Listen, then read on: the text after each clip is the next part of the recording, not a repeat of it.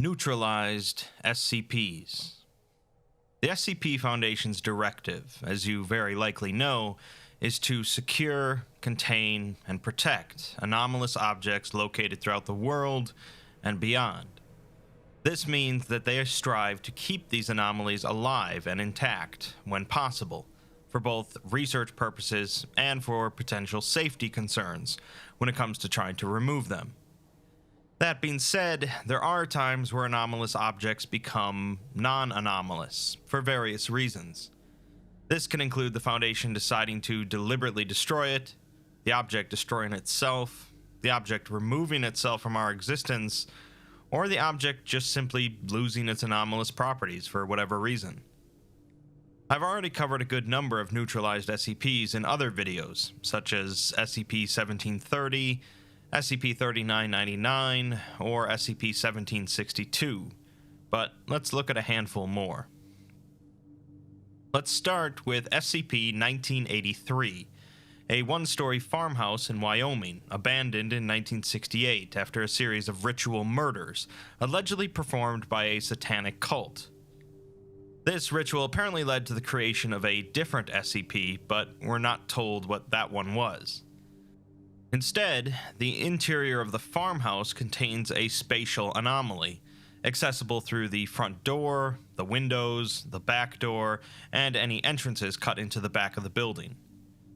The front room of the house doesn't seem to actually exist inside of the anomaly, however, as any doors inside that would lead to the front room instead lead to other rooms in the building. Of course, the interior dimensions of the house in general don't really line up with expected reality. Inside of this anomalous farmhouse are a number of black, vaguely humanoid bipedal creatures, approximately 1.8 meters, or around 6 feet tall. These entities are highly aggressive, and when coming into contact with a human, they will proceed to stab into the victim's chest cavity and extract their heart, although this somehow doesn't damage any of the skin or tissue. Removing the heart does, of course, kill the human, however, and after leaving the farmhouse in order to hunt any humans nearby and retrieve their hearts, the entities will then return to the farmhouse. This is how the house was first discovered by the Foundation, after a series of mysterious deaths in the area, with victims found looking unharmed but with their hearts missing. They soon discovered the house and the entities, as well as the only known method of killing them, by firing silver bullets while praying. The precise nature of the prayer or the religion involved doesn't seem to matter, as long as the prayer is sincere. After killing an entity, its body will disintegrate, leaving behind only a small amount of sulfur. An MTF was first sent in to investigate, and of course were never seen again. So a second team was sent in, who were also never seen again. While in some situations this would be where the Foundation either calls it quits or sends in an especially elite team, they instead decide to send in a single D-class on what appears to be a decidedly certain suicide mission. He was sent in with a camera with a live feed and was attached to a 25-meter-long cable. To the surprise of absolutely no one, immediately after entering, the camera feed went dead and the cord was pulled taut before snapping. While that would normally be the end of it, to the surprise of everyone, a few hours later the entire anomaly inside of the house disappeared. Inside, they found the desiccated remains of a number of Foundation agents, along with a document written by an Agent Barkley. The document says that if you're inside of the anomaly reading this, you're going to die, as you can't leave the house through the front door, so you might as well close it to prevent the entities from leaving. Barkley reiterates about how the Foundation found this place and says that a researcher had seen something like the entities before and figured out that using silver bullets and praying works to kill them, as long as you're sincere with the prayer. He says, however, that he can't pray sincerely anymore after seeing the nest. When his team first came in to find out what happened to the first team, one of the agents was immediately taken down by an entity in the front room, removing his heart. Barkley says that the entities are less distinct inside of the house than outside, being more like shadows. He recommends staying away from any light source, ideally in pitch darkness, as shadows only become more distinct in the light. In the dark, the entities can hardly touch you, and they don't see very well, as he guesses that they might see your shadow instead of you. As for what happens when you leave through the front door, he says that it leads to a much worse place. One of the agents tried running out that way, and he apparently started to suddenly melt, with things popping out of him. They lost 3 more agents while moving through the house, but they learned that this anomaly has taken bits and pieces from lots of different places and stuck them together, like an apartment, a shopping mall, or even a closet from his high school. They also found some parts that were made out of a solid black material, and they lost another agent to something grabbing him through the stuff and pulling him in, although the hole wasn't quite big enough for his head. Barkley never found a way out, as any door that seems to lead out just leads to a different room, but he suspects that there might be other doors that lead into this anomaly rather than just the farmhouse. He does think he figured out a way to destroy the anomaly though, and that's the nest. He only saw the nest once, after they followed one of the entities who killed an agent. They followed it to a room that seemed to be in the middle of the place, a place that they filled with lights of all kinds, and in the center is a massive pile of beating hearts. They watched as the entity threw the agent's heart onto the pile, where it thrashed and tore itself open, causing another one of the entities to crawl out of it. The pile of hearts was also apparently giving off a number of human shadows that were trying to pull themselves away from the pile, but couldn't. At this point, Barkley ran, ditching the other agents and finding a dark closet to hide in. He's got a few bullets left, but he can't bring himself to pray and mean it after seeing that nest.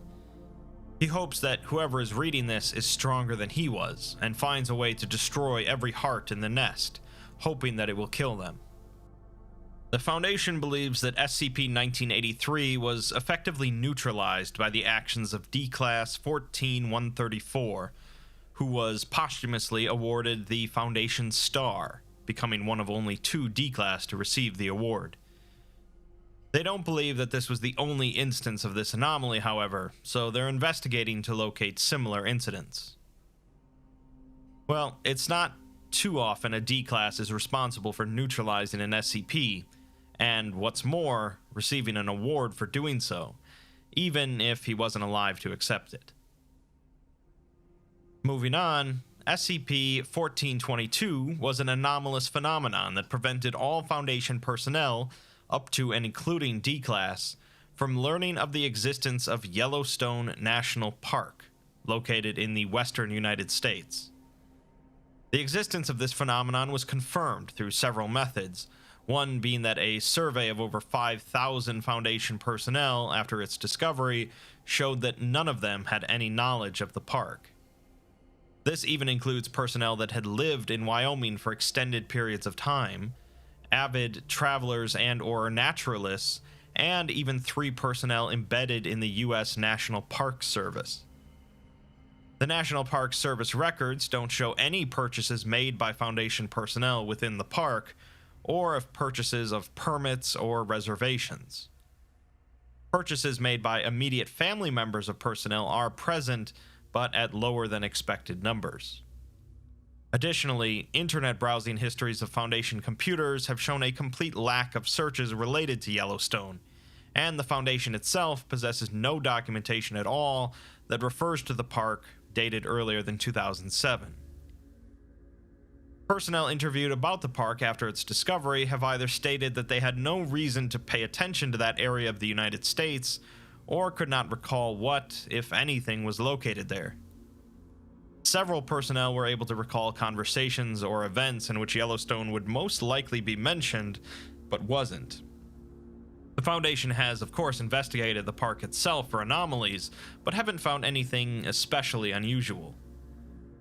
The anomaly was both discovered and neutralized on July 9th, 2007 by junior researcher Scranton. Scranton had been compiling a report describing his experiences with another SCP, one which allowed individuals to experience extended periods of time in alternate realities within the space of several hours. Part of his report included a description of a family vacation to Yellowstone, a park he had never heard of prior to his experience. This report was reviewed by 2 other personnel who looked into Yellowstone, finding it to not only exist, but also to be world famous and widely known. An email was sent out across the Foundation site, asking personnel if they had ever heard of Yellowstone, but of course none of them had. It seems that Scranton had been able to learn about Yellowstone by visiting it in an alternate reality, where SCP-1422 was not preventing Foundation personnel from learning about it. This singular instance seems to have broken the anomaly, allowing all Foundation personnel to then learn about it. So far, the Foundation has no idea what caused the anomaly to exist in the first place, although they have a few theories. One is that it was caused by a separate probability-affecting anomaly, which somehow changed the odds of every Foundation personnel stumbling onto Yellowstone. Another theory is that Yellowstone did not actually exist before Scranton found it in another reality, which then caused our reality to change to incorporate its existence. This doesn't really fit with how that SCP works, however, and Scranton himself has been proven to not be anomalous. Another theory is that 1422 didn't prevent the Foundation from learning about the park, but instead simply erased the knowledge from their heads once they heard about it, working as an anti-meme. A last theory, and more worrisome, is that someone or ones created the anomaly in order to actively conceal the park from the Foundation's eyes. This raises more questions than answers though, and so far the Foundation doesn't know how to really investigate that. There's also the concern that 1422 might not actually be neutralized, but instead might have just changed its functionality, in which case the Foundation might have no idea how it changed until they discover it again. There might also be the problem that there are other similar anomalies in existence concealing other very obvious things from the Foundation's site. Some of you, of course, might recall that there is a very notable anomaly contained within Yellowstone, SCP-2000, which the Foundation has apparently used multiple times to repopulate the Earth. This raises the possibility that the Foundation used an anomaly to hide SCP-2000 from themselves. SCP-2996 is described as a Class II incorporeal humanoid entity, or a ghost, in other words, although there is a large warning at the top of the document that warns us that this file has been compromised, and the information below may not be accurate. We'll learn later why the Foundation thinks it's been altered, and what exactly might have been altered. 2996 was initially discovered in an abandoned home in Indiana, appearing as a young female of European descent, with a number of visible wounds across her entire body, including a gunshot wound to the right eye. The Foundation has managed to use some NPDNs, or non-physical displacement neutralizers, in order to anchor 2996 into a physical state while contained. They theorize, however, that the use of these devices, along with the overall effect of being contained, has contributed to her deteriorating mental and emotional state. Of note, before continuing, is that all of the containment procedures for 2996 have been striked out. Its object class has been changed from Euclid to safe to neutralized, and there's a place for an image, but now it only reads data missing. So there's definitely been some alterations here. 2996 claims to be an 8-year-old girl named Emily Nash, the subject of a murder in Indiana in 1929. The Foundation can confirm that a girl named Emily Nash was found dead in her home at that time, but the listed cause of death was suicide. Bringing this information up to Emily resulted in her vehemently denying it, instead remarking that she was killed by a close friend and neighbor, a 13-year-old boy named James Franklin. The Foundation have not been able to find any information confirming Franklin's existence, but they're continuing to look. A Foundation psychiatrist, Dr. Rudolph, is assigned to Emily and remarks that there's a lot of concern about her emotional state. She believes that she lingers in this world in order to enact revenge upon her killer, and that she's a powerful, unbound spirit. The conflicting information being presented to her and the fact that she's currently not unbound is worsening her state, leading to depression and suicidal thoughts. Obviously, a ghost with suicidal thoughts is pretty uncommon. In his initial interview with Emily, she began thrashing against her cell and threatening him in a rather demonic way. In a later interview, she continued to speak in this manner, treating him with disdain and saying that she has no interest in speaking with him, and she won't stop until she squeezes the life out of her murderer's throat. She then proceeded to lunge towards the doctor, bouncing off of the glass barrier, clearly still unaccustomed to being anchored into a physical form.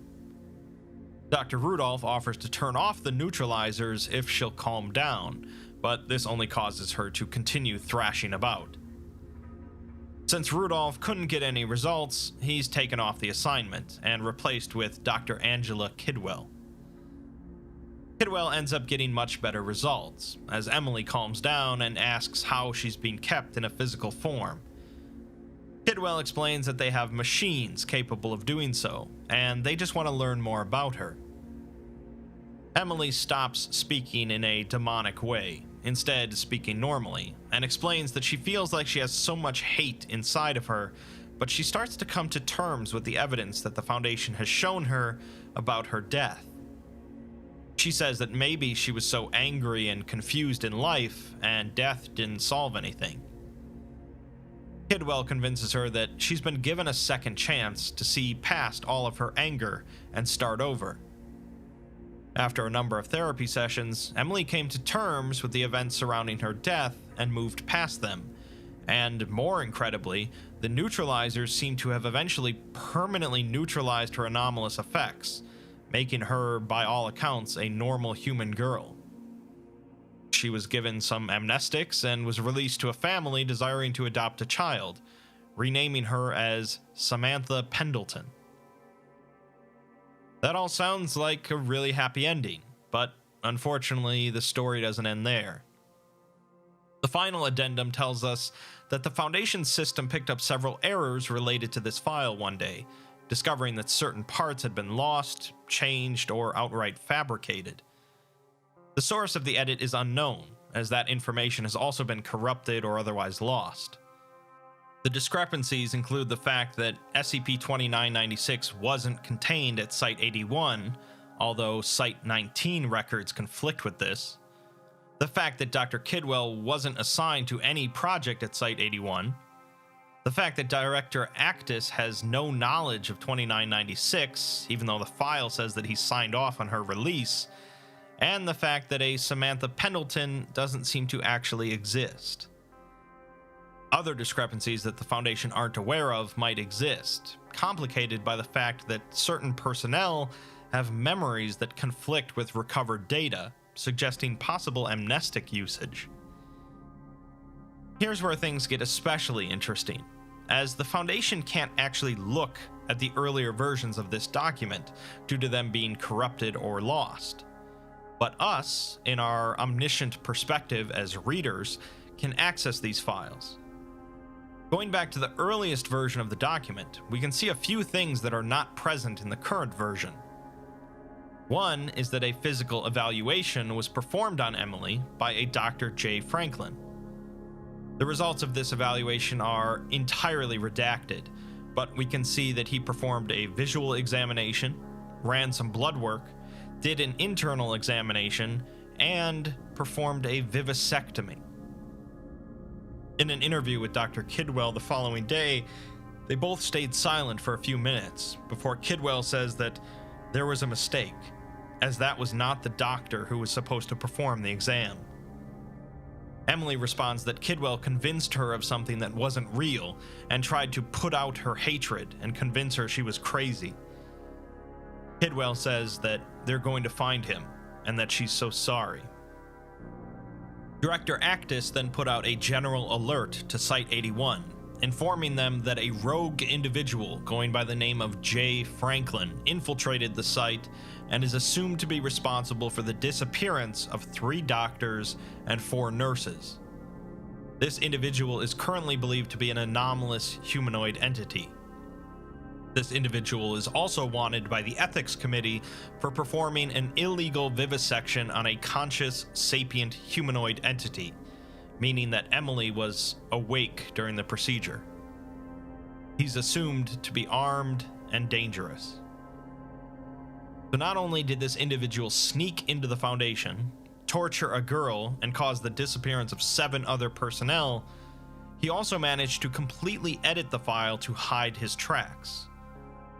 This individual has apparently been pursuing Emily for decades, and thanks to the Foundation giving Emily a physical form again, he was able to reenact the torture that led to her death in the first place.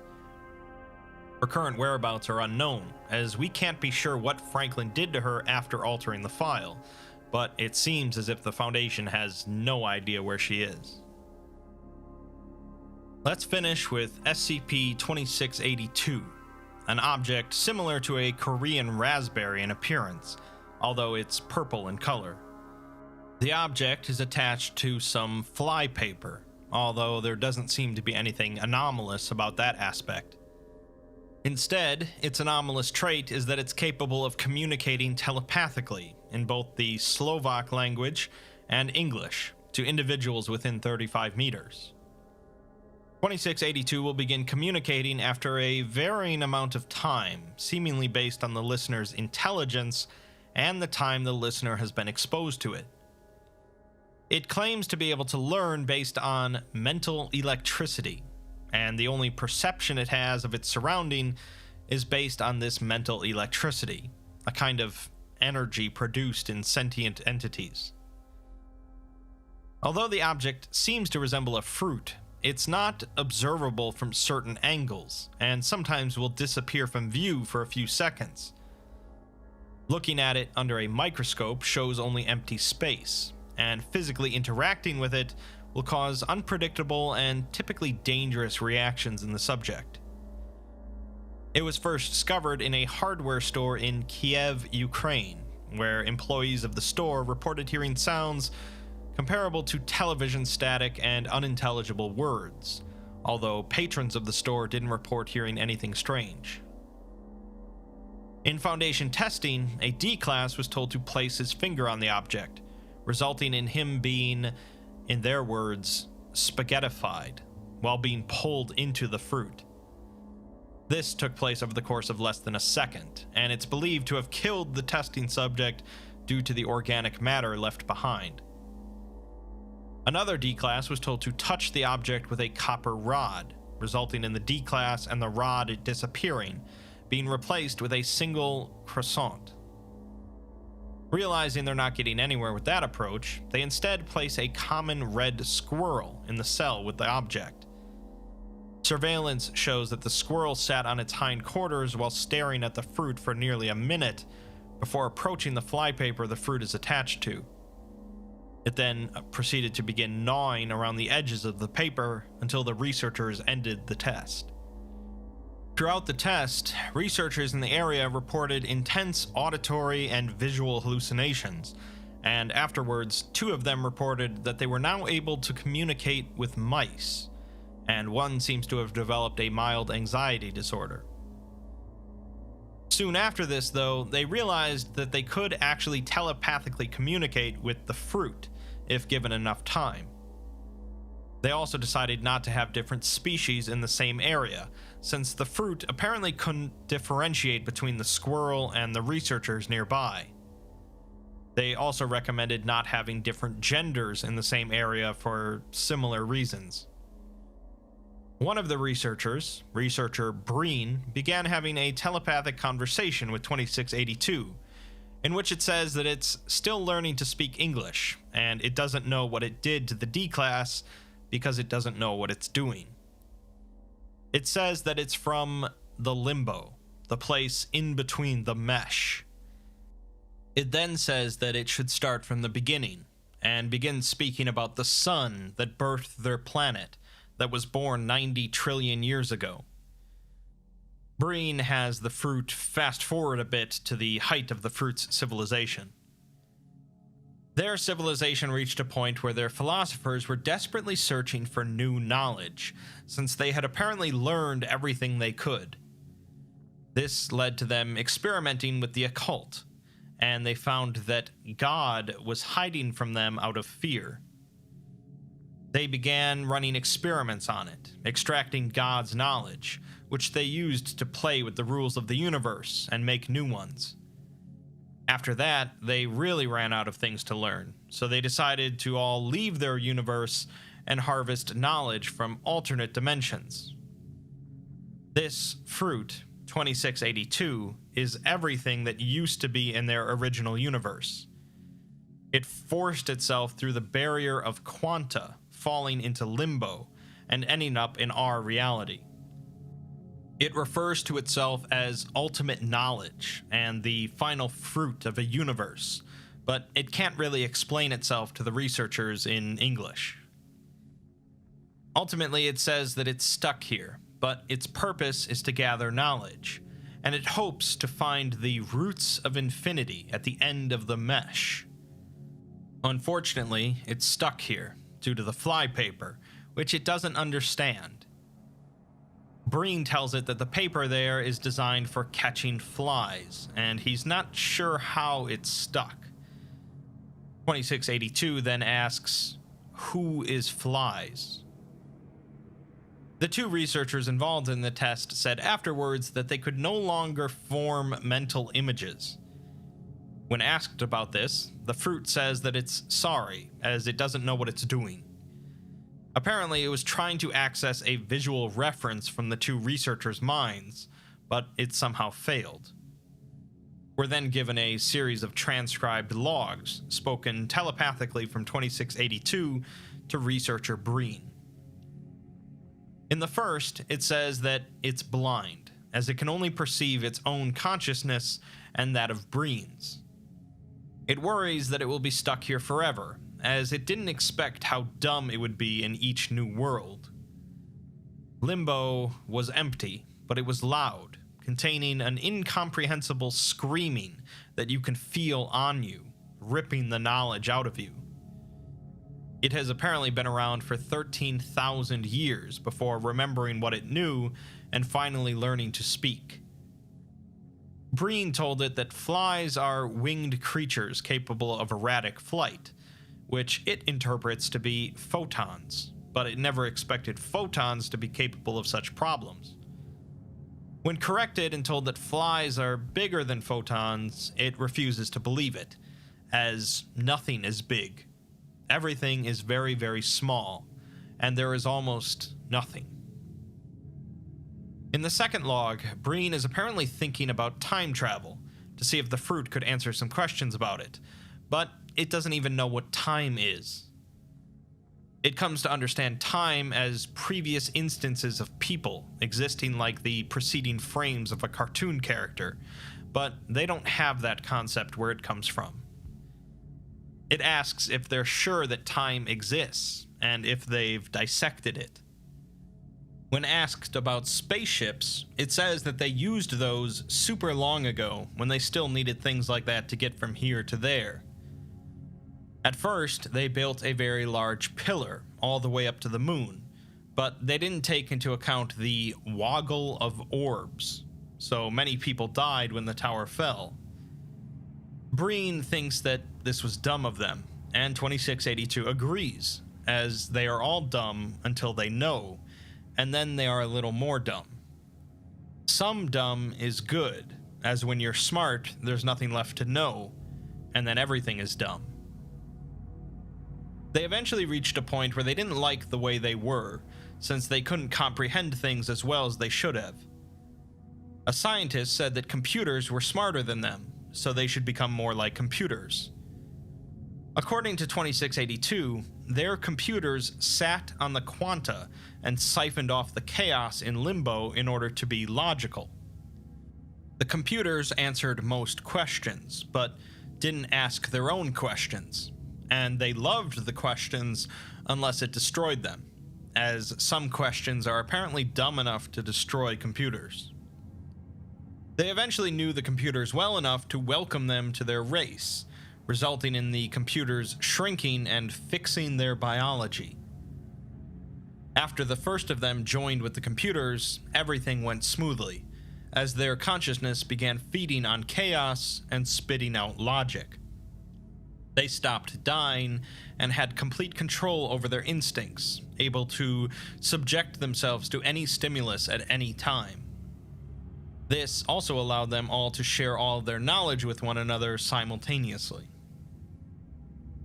They did keep the good biological experiences, like empathy and love, but there were some that didn't want to join the singularity. They thought that the species was losing potential knowledge and wisdom by becoming so smart. Their arguments were emotional, though, and didn't hold much weight amongst the others. They later learned that the chaos from the limbo that fed the computers and later the singularity could actually be manipulated. They managed to use this chaos to build new things and continue to alter themselves. They gained complete control over their physicality, and 2682 recalls one instance of themselves flying through space and through suns while talking to their friends on Earth all the while. Breen remarks on its usage of the word Earth, but it says that it's just learning based on Breen's knowledge of English, treating Earth as a word for a homeworld. The things it's saying sound relatable, but that's just because it's utilizing our understanding and words to express concepts. Moving on, it says that one of their species found God during a holiday while gliding along the barrier of quanta. It was in a very small form at the time, as it liked to play with the photons, but suddenly it became stuck in something, the mesh. As soon as it became stuck, all other members of the species became aware of it and converged on that point. There was some sort of hole in space-time, which one of them entered, finding a thing in the shape of a hawk, cowering. This was God, apparently. Although again, it's just borrowing our words and concepts for some sort of higher being, which it says was like them, but somehow even more advanced. Interacting with him caused strange things to happen to them, and absorbing his knowledge was problematic. Many of them died simply making contact with him, but after some time they learned how to cause him pain, and he gave in. This destroyed him in the process, although they have innate knowledge that he still exists somewhere. They learned from God that there were still things beyond the universe, memories of his creation, the origin of chaos and infinity, and weird, screaming things. They ended up finding one other hole in space, and there was a debate about what would happen to them by going into it. Some expected what actually happened to 2682, while others were sure that they would simply cease to exist. They decided to almost all head through, leaving only a few entities behind, although they had absorbed pretty much all matter in their universe before going, leaving only a few stray particles. The ones that stayed behind were fine with this, as they could apparently survive on those particles while floating through space in a virtual reality. When 2682 entered the hole, it fell for an unknown amount of time. It sometimes fell straight through worlds, and sometimes it collided with them, although there were not nearly as many worlds as it had anticipated. It fell through certain worlds twice, and ours was the 9th world it found. It absorbed the knowledge from each world it passed through, but it led nowhere, as nothing in one world was relevant in the next. It says that it's a sin to have a motive for knowledge aside from learning for learning's sake, but there was something inside of it that wasn't satisfied. It wanted to find the place below Limbo, the thing from God's memory, and the same thing from the other gods' memories. Even going beyond Limbo, beyond the fourth wall, beyond theirs, and continuing on until it ended up here again like a big fishbowl. There's still something else, some knowledge that it can't find. It wonders if that thing has been hidden too well by its creator, and this might have all been in vain. This is the last universe in the mesh that it has not yet consumed, and if it learns nothing here, it doesn't know what it'll do. It can't die, it'll just float through Limbo forever, alone. It suddenly gets an image of a raspberry from Breen, understanding that it's a thing that humans consume for sustenance. It takes a moment to expand on that, understanding mouths, homeostasis, chemistry, physics, quanta, and strings. It understands it all now, and can hear them screaming, howling, and laughing at it. It can hear their mocking, saying that it is food, but it's afraid that they're wrong, as they will be the fruit of knowledge, not it. It can hear them from beyond Limbo, but it laughs and says that it can know everything. It begins with raspberries. 3 minutes and 23 seconds later, an elongated mouth, similar to a primate's, attached to what appears to be a rudimentary esophagus, extended out of the center of the fruit and began circling around the containment area. Featureless black eyes appeared on the upper lip of the mouth, and it continued to circle the room until stopping and facing the fruit. The mouth then moved towards the fruit at high speeds before cameras lost power for reasons unknown. Afterwards, the room was investigated, but 2682 could not be found. That was a whole lot of weirdness, so let's simplify. 2682 came from a super advanced society that basically learned everything they could from their universe and became somewhat akin to gods. They eventually found a different entity stuck in the mesh between universes, and they tortured it for a bit until they could absorb its knowledge, learning that there are other universes below them. In addition to that, there are also weird, screaming things that it was afraid of. We know these as pattern screamers, and I did an entire video about how odd they are. Practically, their entire civilization decided to join together and jump into this space between universes, passing through each of them and absorbing knowledge as they went. They also became very confused in the process, thanks to the pattern screamers, losing access to all of their knowledge. They eventually ended up in our universe, the last one in the line, and 2682 has spent a long time here trying to figure out what's happening to it. It apparently took the form of a fruit because it refers to itself as the final fruit of the universe, thus causing us to see it as a fruit, although under a microscope it's just empty space. It also became stuck here somehow due to the flypaper, although the reasons for that aren't quite clear.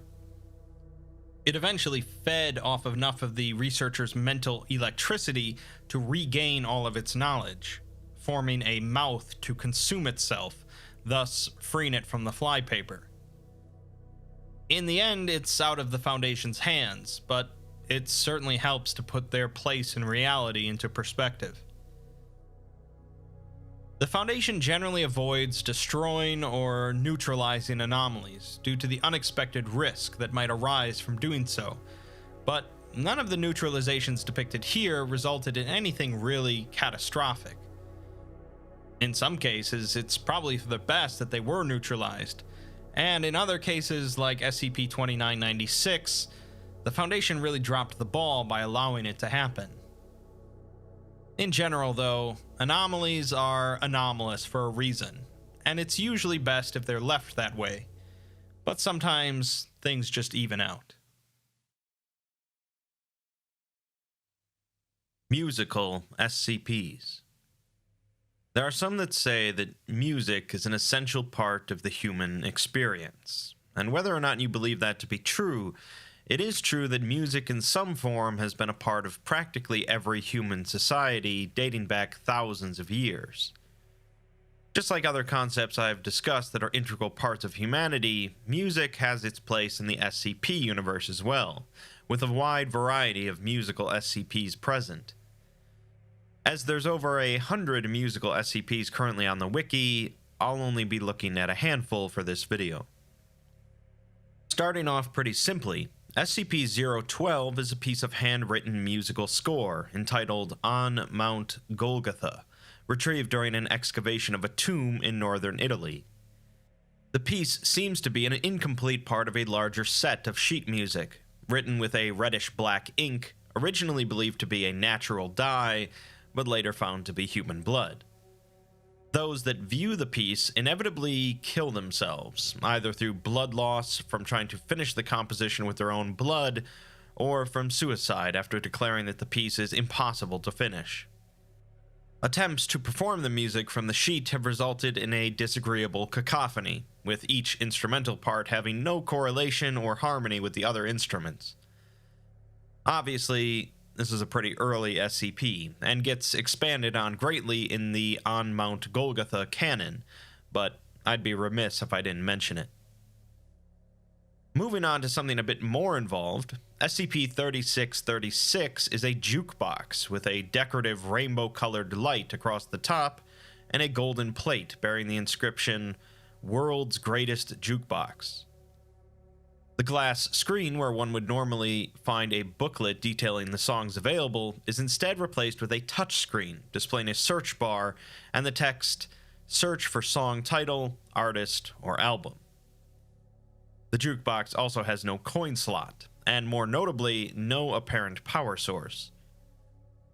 Searching for a song will result in a list of every version of the song known to exist, including unreleased early versions and every live performance from the original artist. As far as the Foundation has learned, these live performances are accurate to the original performance, and the jukebox possesses a rather wide range of time periods, even capable of producing live performances of operas from the Baroque period hundreds of years ago. Whenever a song is selected, the screen will change to display a video with the text Live Music Video above it.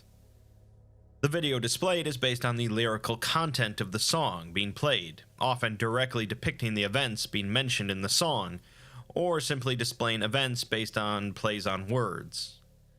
While this truly does sound like the world's greatest jukebox, the events displayed in the video proceed to actually carry out in a location in the real world, thus the live music video text. The effects last for as long as the song being played, although obviously this could result in lingering effects afterwards. The jukebox was first discovered by firefighters during a fire at a bar in New York that killed 21 people. The jukebox itself was found to be undamaged, with the screen showing a video of the bar fire while playing the song We Didn't Start the Fire by Billy Joel. The Foundation scooped it up and proceeded to do some testing. Playing the song Walk by Pantera resulted in a video and event of a group of people in Arlington, Texas, the city where Pantera was founded, performing a protest. Most of their protest signs simply contained the word respect, and they proceed to chant along with the chorus of the song while local news stations report on the impromptu Respect Walk. The participants afterwards expressed confusion over their involvement and were given some amnestics. Playing Somebody's Watching Me by Rockwell showed a tall, elderly man with pale skin breaking into Site-17 and proceeding to search for and spy on the research assistant who selected the song. After the song finished, the elderly man could not be located, but the assistant identified him as an uncle that had abused him as a child, resulting in him experiencing severe paranoia for the following week. The Foundation decided to have only D-Class test the jukebox from then on, which seems prudent.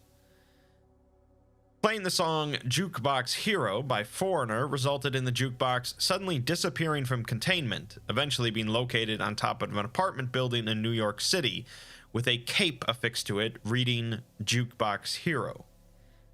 Next to it was a severely malnourished man tied up with a rope, and a written confession to several murders next to him.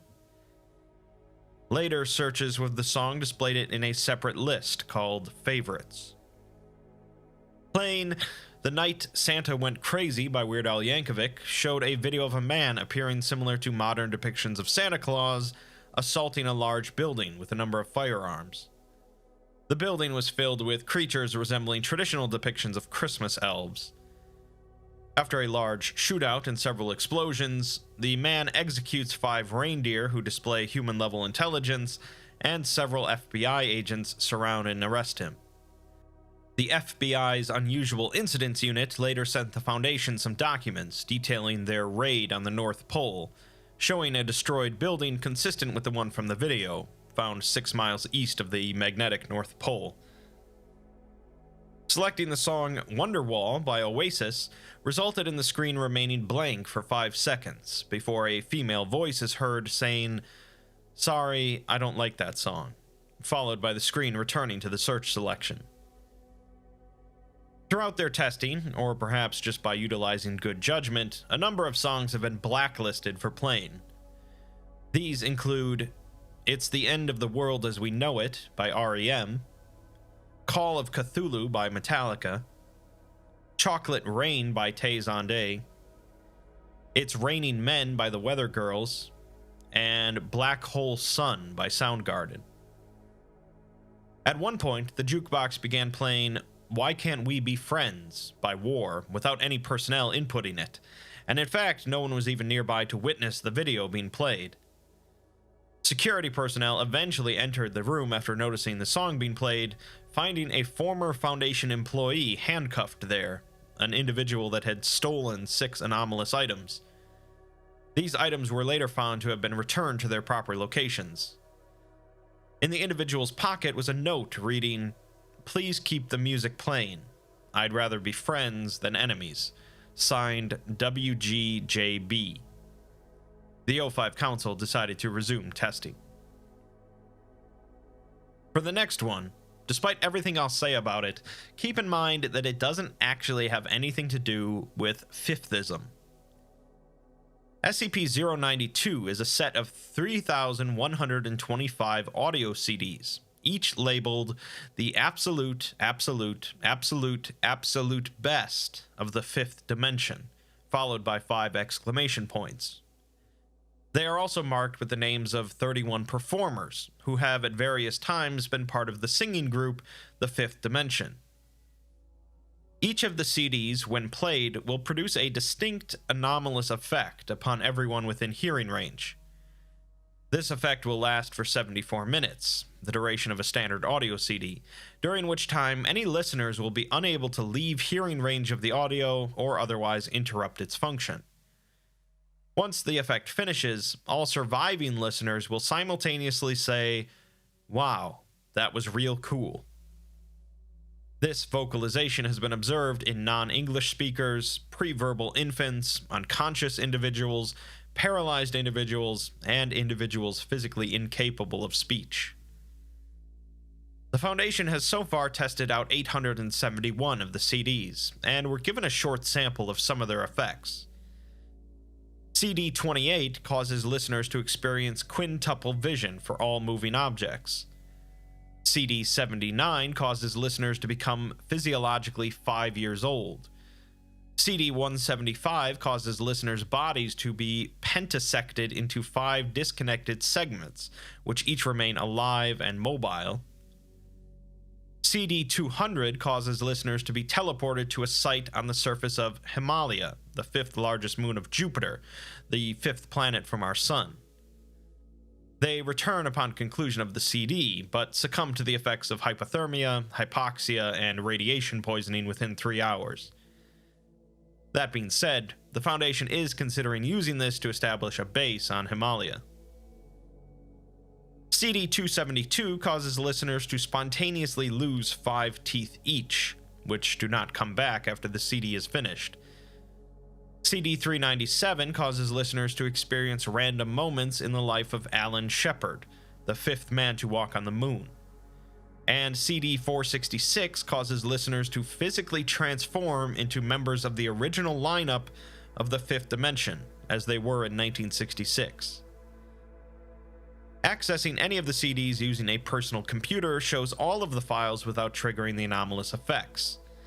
All of the files are audio material by or pertaining to the group The Fifth Dimension and its individual members. The set of CDs was acquired by the Foundation from a man that approached Site-19 carrying 2 suitcases, telling the guards that he wished to surrender himself and his anomalous creations. The man told the guards that he was a failure who thinks he's clever, but he's not. He's a stupid, boring hack who thinks that money and cheap puns can take the place of talent and inspiration.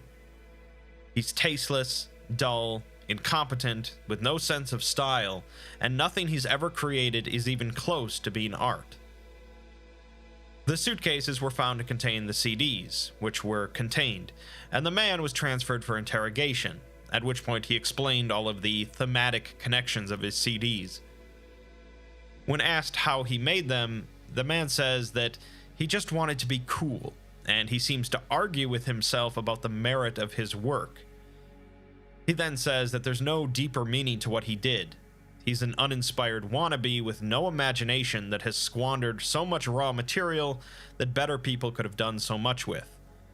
He's not cool, and never will be. He finishes by saying that these aren't his arms, and proceeds to tear his own head off, killing himself instantly. It seems that Are We Cool Yet really did not take kindly to this man and his work, forcing him to head over to the Foundation and hand the CDs in before killing himself. They say that you're your own worst critic, but I'm not sure that's the case here. Continuing on to something a bit sadder, SCP-1639 is a portable radio produced sometime between 1979 and 1982 that's able to receive a signal from a frequency normally reserved for aeronautical navigation aids. When 1639 is tuned to this frequency, it receives an audio signal, mostly consisting of jazz music, primarily pieces that are known to exist. There is a small percentage of jazz pieces played, however, that have only been heard through 1639, although these utilize fewer instruments and with lower sound quality. The rest of the audio content consists of an individual speaking, generally commenting on the jazz being played, or reading various poems and stories written by him, or discussing firearms, first aid, or his current state of health. The signal is constantly being transmitted, and the man's narration occurs at regular intervals, regardless of the time of day or his reported condition. We're given 2 short transcripts of some of his commentary, which I'll read verbatim. So that was Miles Davis and Blue and Green, ladies and gentlemen. A wonderful track. Just feel how smooth it is. It really brings memories back. I can just feel myself relaxing and calming down, reaching a kind of calmness deep inside me. Other genres of music are heard by the ears, but jazz is heard by the heart. I told you I'd give you an update on my condition. Well, it is getting worse, I'm afraid. Like a drill in my chest, you know? Feels like it's drilling deep inside me. I don't know if I can take much more. Anything else I wanted to say? Oh yeah, I'm out of beans. I ran out of cans of beans this lunch, so now I'm down to the corn. Not quite getting my balanced diet, am I? Potatoes are growing, so that's good. They should be ready soon. I'm wondering whether to kill one of the pigs. They're looking awfully thin. I tried one of those green tubers I mentioned yesterday, and it was bitter, but didn't taste too bad. I'll collect some more at some point, after some more jazz. Took me 12 rounds to get to them, though, so I'll be out of magazines very soon. But now, for some more jazz. Let those worries fade away.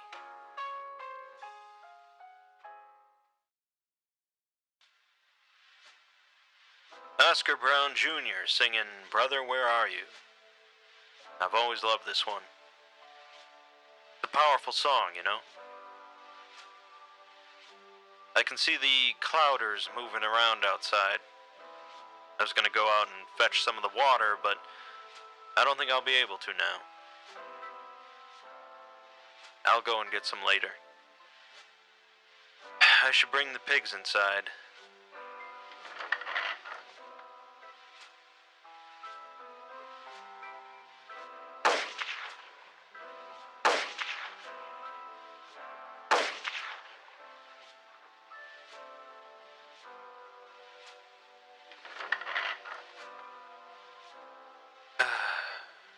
They got all the pigs. Okay. This next track is Angel by Wes Montgomery.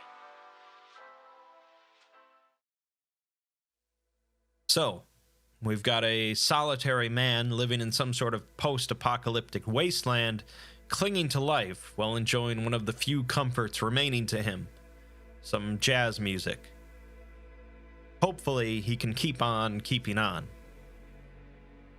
Let's finish with SCP-4445, an adjusted Atwood-Noriega causal harmonic resonance amplifier built by the Project Fleetwood team in 1959. It uses powerful arcane and thaumatological elements to create a resonance approximation field designed to reinforce the causal and conceptual manifestations of melody and harmony that constitute music. In other words, it makes sure that the population of the world can understand and recognize what music is, differentiating it from other sounds. This is apparently a naturally occurring effect under normal circumstances, as one would expect that humans can recognize what music is, but the Foundation built this thing for some reason in order to replicate that effect. It's around 27 meters in height, composed of a vast array of implements, and powered by a geothermal power supply underneath it. A series of long antennae run roughly 1 kilometer underneath it and around it in order to reduce the noise generated by the mechanical components. The Foundation constructed this in response to an event referred to as the Trinity Zero event, which took place on February 3rd, 1959, when a plane carrying musicians Buddy Holly, Richie Valens, and J.P. Richardson crashed in Iowa, killing all 3 of them. This event is often referred to as the day the music died, thanks to Don McLean and his song American Pie, and it seems that this event had a disastrous impact on the conceptual stability of music. This event was the culmination of a series of drops in the universal background melodia harmonia resonance from the end of 1958 through the first weeks of 1959. Essentially, humanity began to lose the ability to differentiate between music and other sounds after this event, although it wasn't immediately apparent to the general population. The Foundation set about calling the date a day of mourning in an effort to distract people from the effects of the collapse while they worked on a way to fix things. Project Fleetwood was fast-tracked and finished later that year, headed by a Dr. Isaac Atwood. In the foreword for the project proposal, Atwood said that many people will not even realize the slow shift as they become unable to recognize what music is, although unemployment rates for those in the music industry will undoubtedly skyrocket. The change will affect people at different rates, but before long, no one will be capable of differentiating between noise and music. Atwood acknowledges that this isn't something that is life-threatening to humanity, but the Fleetwood team does believe that music is something intrinsic to human nature, and the two should not be separated. Humanity has evolved alongside music, and they find it intolerable to suggest an existence that doesn't include it, as the resulting mankind would be incomprehensibly different. The team believes that they can fix things, although it will include thaumatological elements recovered from raids on Fifthis. Obviously, the Foundation agreed that humanity shouldn't go without music, and things have been alright since then. With a machine that maintains humanity's comprehension of music at their control, they were able to actually measure certain fluctuations in the resonance field, which correlated to certain events connected to music. Whitney Houston's performance of the Star-Spangled Banner at Super Bowl 25 in 1991 resulted in the single greatest fluctuation recorded, greatly improving the stability of the field for 2 minutes and 15 seconds. An explosion in Kuwait that destroyed an entire catalog of rare regional vinyl records caused a sudden drop in the field, while the release of the album Floral Shop by Vectroid, which launched the vaporwave genre into mainstream consciousness, resulted in a large positive fluctuation. Shortly after the death of Dr. Cleo Bingham, an acquaintance of Atwood, they found a note in his personal effects written by Atwood, who had died 7 years prior. The note seems to have been written around the time of the machine's initial activation. In the letter, Atwood says that they lied during their presentation to the Overseer Council, and he fears that they haven't discovered it. He fears it because in many ways he hoped that they would be found out, so that the responsibility of their folly would have fallen onto another.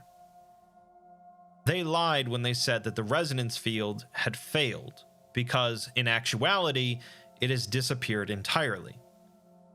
The tuners they developed to detect it have found nothing, and it's the same for the tuners they have attached to satellites deep in space. The abstract construct that constitutes music has completely collapsed. The machine they've built, however, will work to bring it back, and they'll be able to hear music again just as before. He does reveal, however, that they didn't find something during their Fifthis raid, but instead they took something. Apparently, the Fifthis had the last singer on Earth, who was singing the last pure song and the last breath of the resonance, a sound Atwood describes as being summer and warm breezes and a blue sky all at once. The Foundation proceeded to cut the song out of the singer's still beating heart and stitch it into their machine so that it could continue to sing that same song. Atwood says that the song was magnificent when they started up the machine, like a sea of cellos warming up in unison.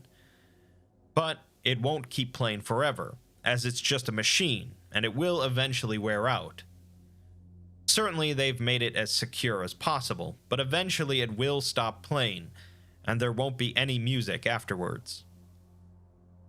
They believe that it was Buddy Holly's death that actually caused the collapse.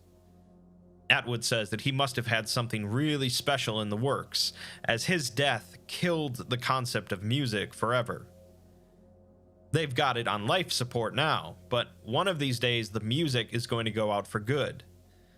Only the members of the Fleetwood team actually heard the song and know how the machine works, and eventually it's going to shut down.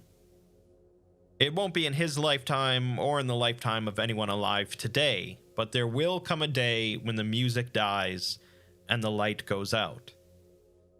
He wonders what will happen then.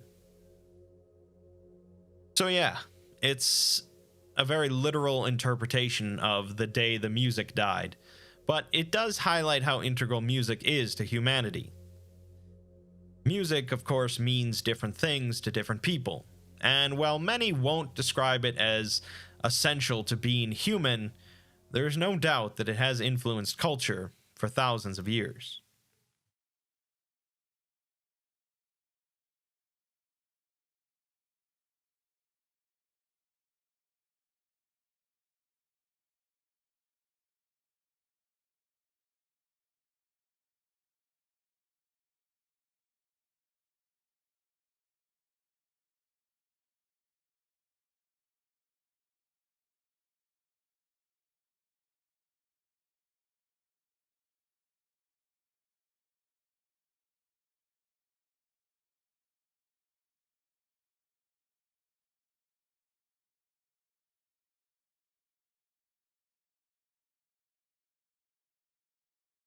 Foundation-made SCPs.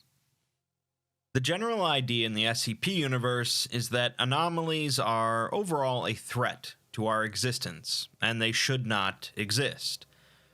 There are some groups that believe otherwise, but groups like the SCP Foundation typically hold to that line of thinking.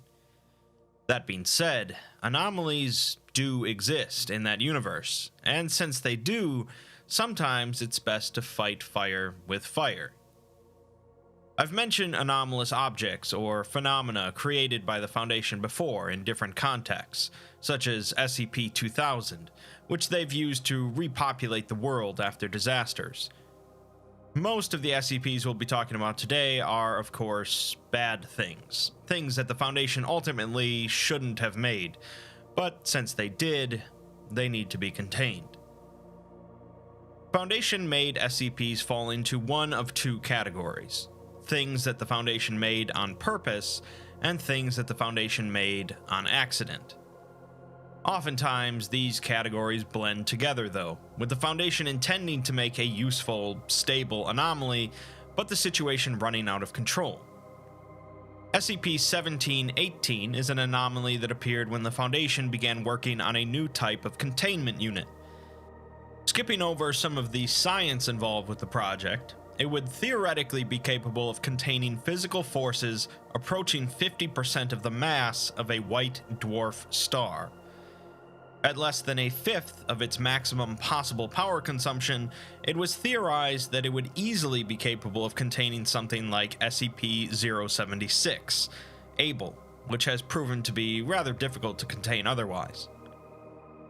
The containment unit was constructed as a proof of concept, with nothing contained inside of it, and actually not even a way to place an SCP inside of it, with the idea that that problem would be figured out later.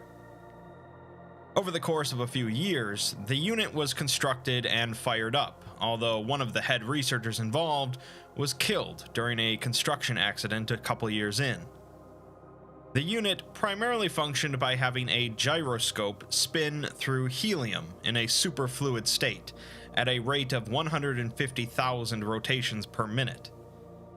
This was achieved after construction was finished, and in fact, the unit actually functioned better than they had theorized. In an unrelated event, though, the other head researcher got caught up in another accident and was given an amnestic to save his life, which cost him 5 years worth of memories. Since both of the head researchers were no longer capable of running the project, it was decided to deactivate the device after 35 days of function. The magnetic drives powering the gyroscope were reversed, but after 7 hours, no slowdown of the gyro could be detected. The head researcher theorized that the Coriolis effect, related to the rotation of the Earth, had been accelerating the gyroscope for the last 35 days, and this had not been accounted for in their theories. There was some disagreement among the team on whether this was actually occurring, as their equipment was unable to actually detect the current speed of the gyro. If this were the case, parts of the gyro would be approaching 1/10 the speed of light. The power of the magnetic drives were increased 100 times to slow the rotation, and eventually they detected that the gyros had slowed down to 352,000 rotations per minute. As they continued to slow down the gyros, though, the superfluid of helium continued to heat up, necessitating more power in order to keep it cool. What they discovered then, and what the actual anomaly is an energetic force contained inside of this experimental containment unit. Based on the current power draw of the unit, they estimate that the anomaly inside is equivalent to 0.7 megatons of continuous explosive force.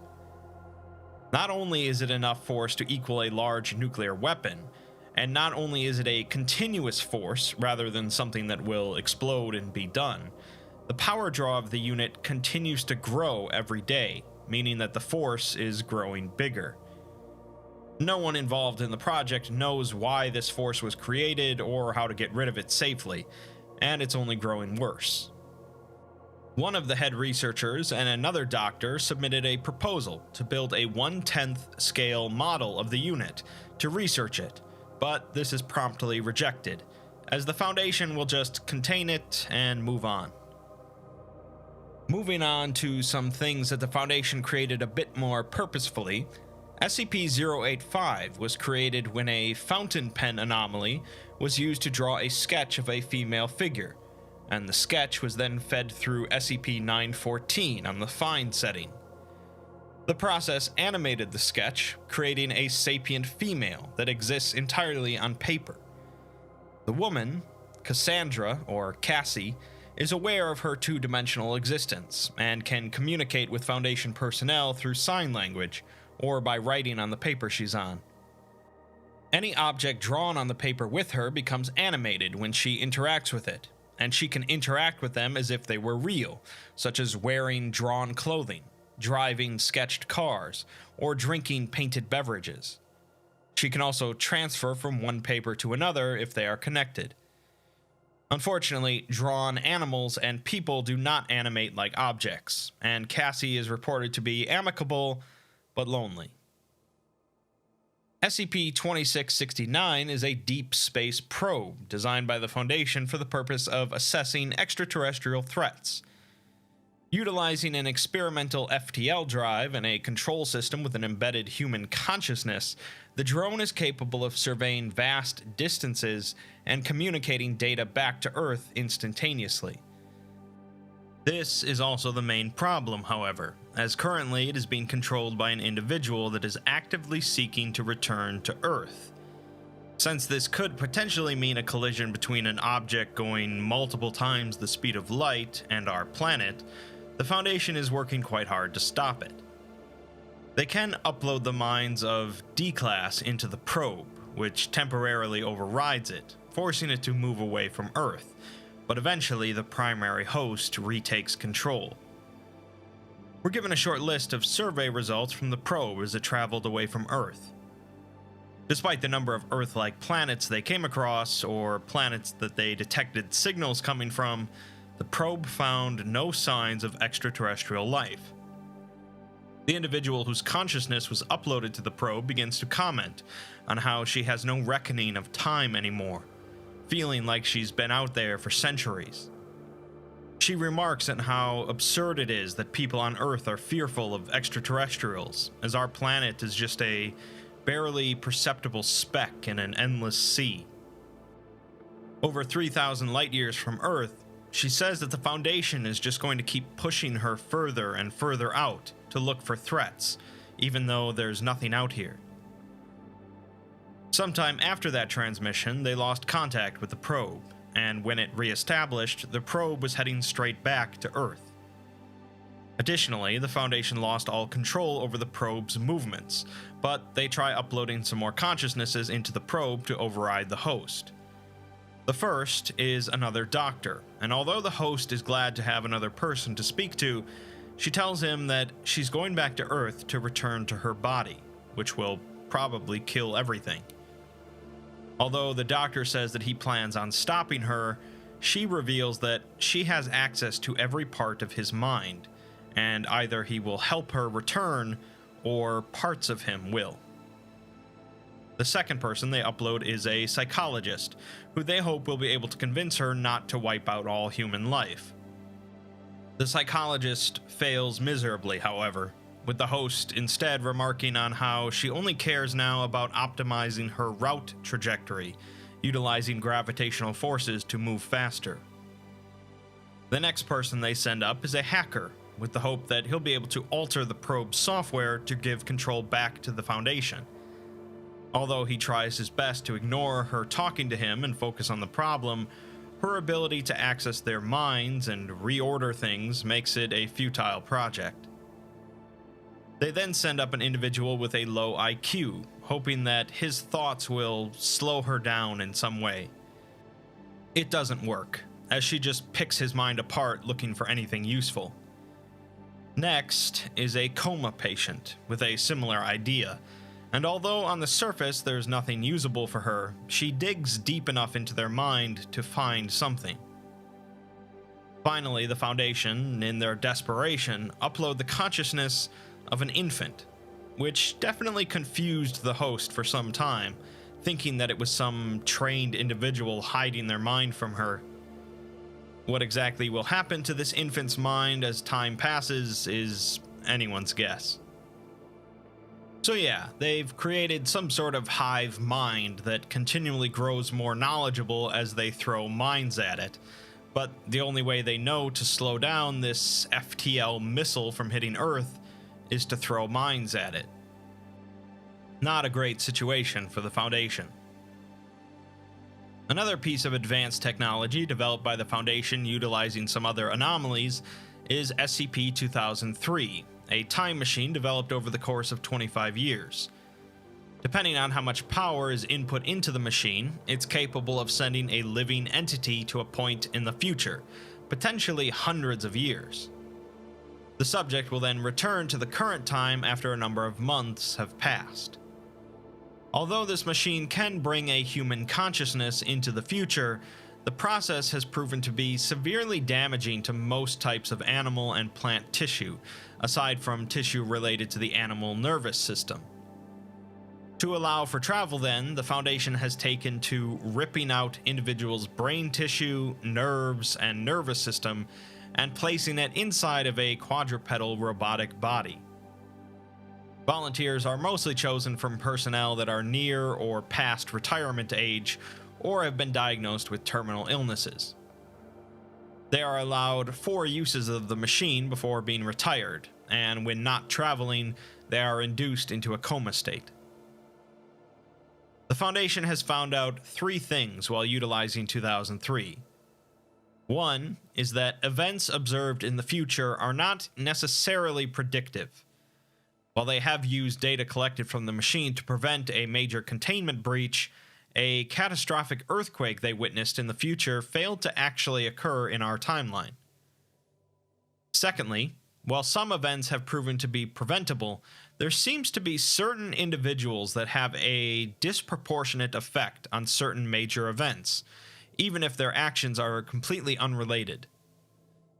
This would be something akin to the butterfly effect, as the Foundation still has no idea why these individuals are able to affect events in this way, even sometimes by just existing.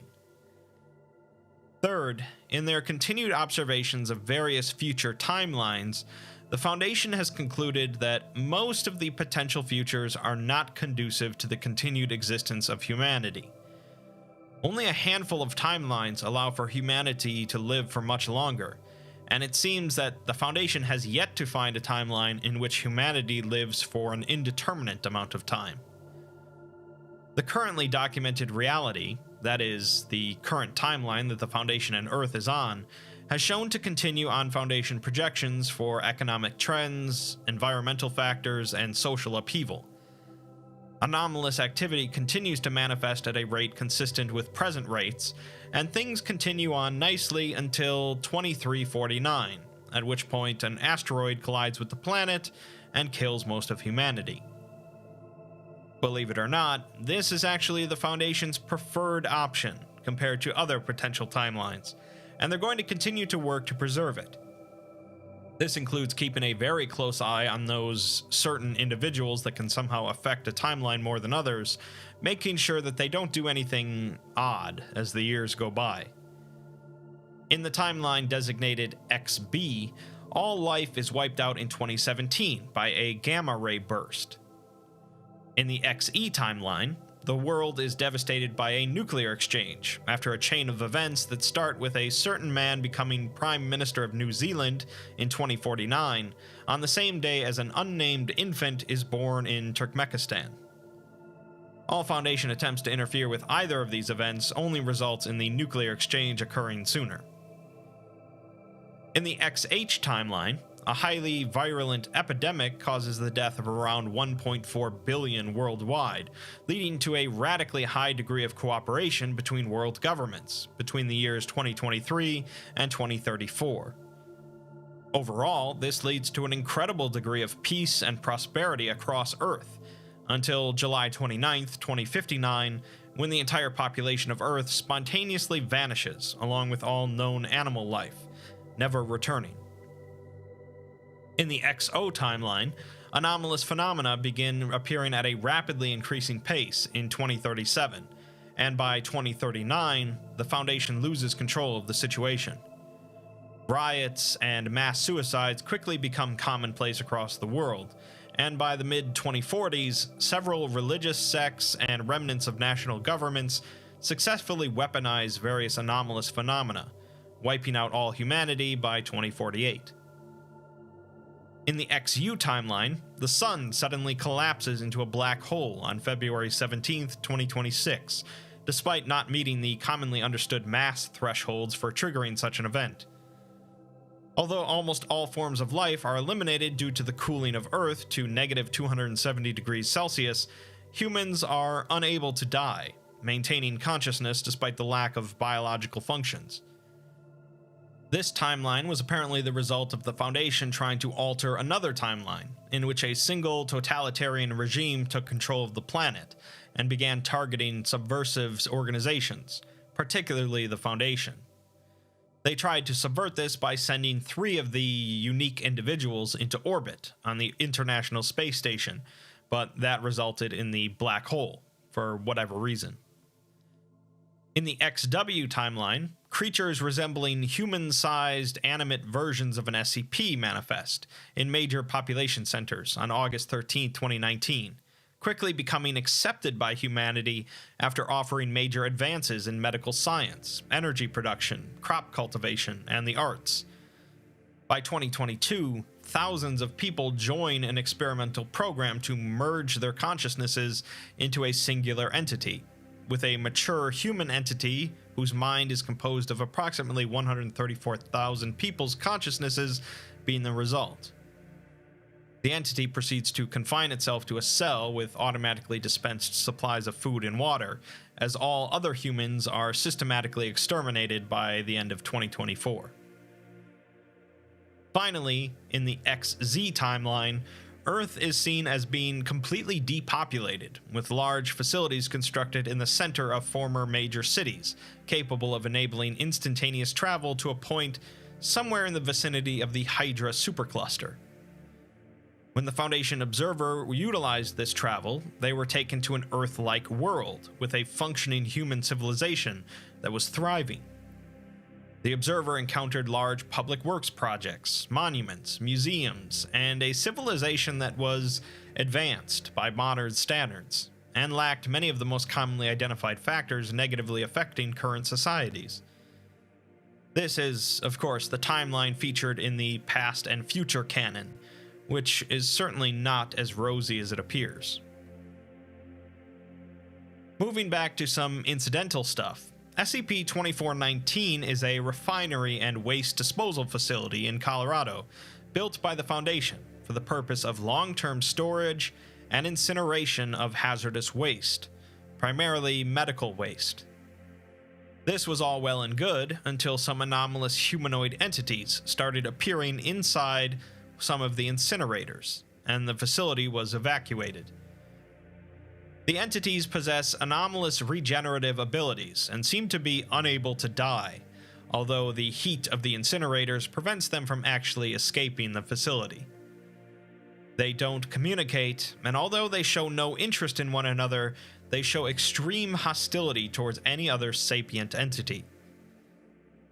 The entities were discovered in 1975, when workers operating some of the incinerators began reporting screams coming from the ash pits.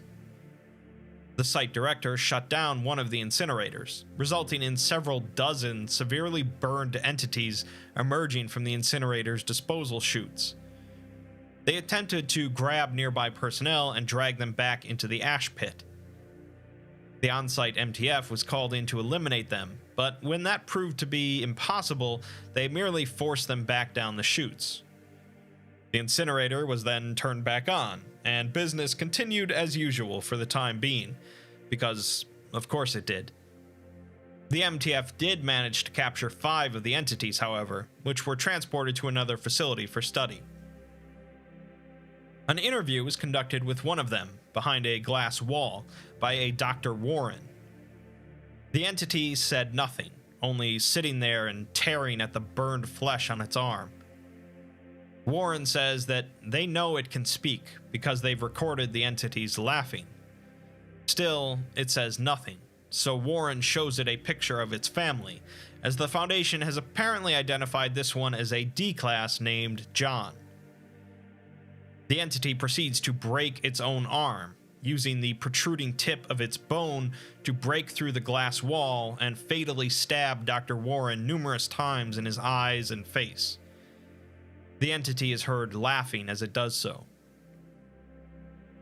In a letter from a doctor that spent the last 6 months evaluating these 5 entities, he begins by stating that he used to work as a shrink at a prison, where some days he felt that everyone there was a beautiful soul torn down by circumstance, and other days a part of him was glad that they were there to suffer for what they did. But no matter what, every day he told himself that these are human beings that deserve the same dignity, respect, and love as everyone else, with no exceptions. In regards to these entities, though, he says that they are not people, but rather people-shaped monsters. Everything they do to hurt, maim, and kill, and they are worth no pity. He suggests putting them in a hole and filling it with concrete, or just throwing them back in the incinerator, as he doubts they'd even care. To find out what exactly created these things, we have to go back a bit, to 1961. A Dr. West gave an orientation speech to some new researchers arriving at the facility, starting by saying that what he's about to tell them usually does not go over well with religious individuals. The facility is broken up into 3 separate units. Unit A being responsible for long-term storage of anomalous waste, Unit C being responsible for incineration of non-anomalous waste, and Unit B to decide which is which. West reveals that a primary thing they dispose of here are the remains of D-class personnel, and Unit B determines if the remains are anomalous or not, as well as doing some pre-processing. He goes on to discuss the human brain, which represents a significant challenge to the Foundation. To control it, they use amnestics, but amnestics themselves are difficult, as nobody's quite sure where they come from, and they're not very precise, like using a hammer to remove a splinter. West says that there's a form of amnestics that's been sitting under their noses all along, a form that's cheaper, safer, and significantly more precise. The human brain, as long as it's relatively well preserved, leaves behind a residue that the Foundation can extract and refine. This is similar to the residue created by SCP-3000, but apparently even better. This residue can be boiled from someone's brain after they die, and the boiling process, as he calls it, leaves behind only a person's happiest memories. They then can use this happy soup of brain residue to create an amnestic that, when combined with targeted hypnotherapy, can remove specific memories from a living person. Fast forward to 1974, when Dr. West sends an angry memo to a fellow doctor who apparently went over his head to complain about what was happening in the facility. It seems that there's a concern that this amnestic process turns corpses anomalous, but Dr. West assures him that is not the case, as the incident the previous month in which a doctor died was a fluke, with him clearly just failing to identify a corpse as anomalous before starting the process. Dr. West calls out the doctor as being unbearable to work with since he became religious, and even if they were doing something immoral, they've got enough problems on Earth without having to worry about whether or not they left a pile of ashes with sufficiently happy thoughts.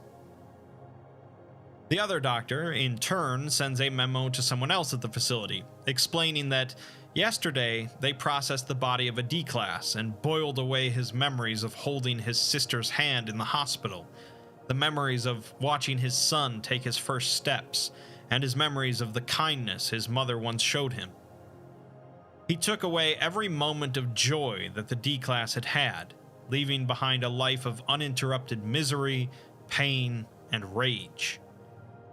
The Foundation takes criminals and makes them D-class because nobody cares about them. But no matter how hard they tried before this, there was always a sliver of decency in each of them. This process changed that, as they're now burning away every last trace of humanity from these people.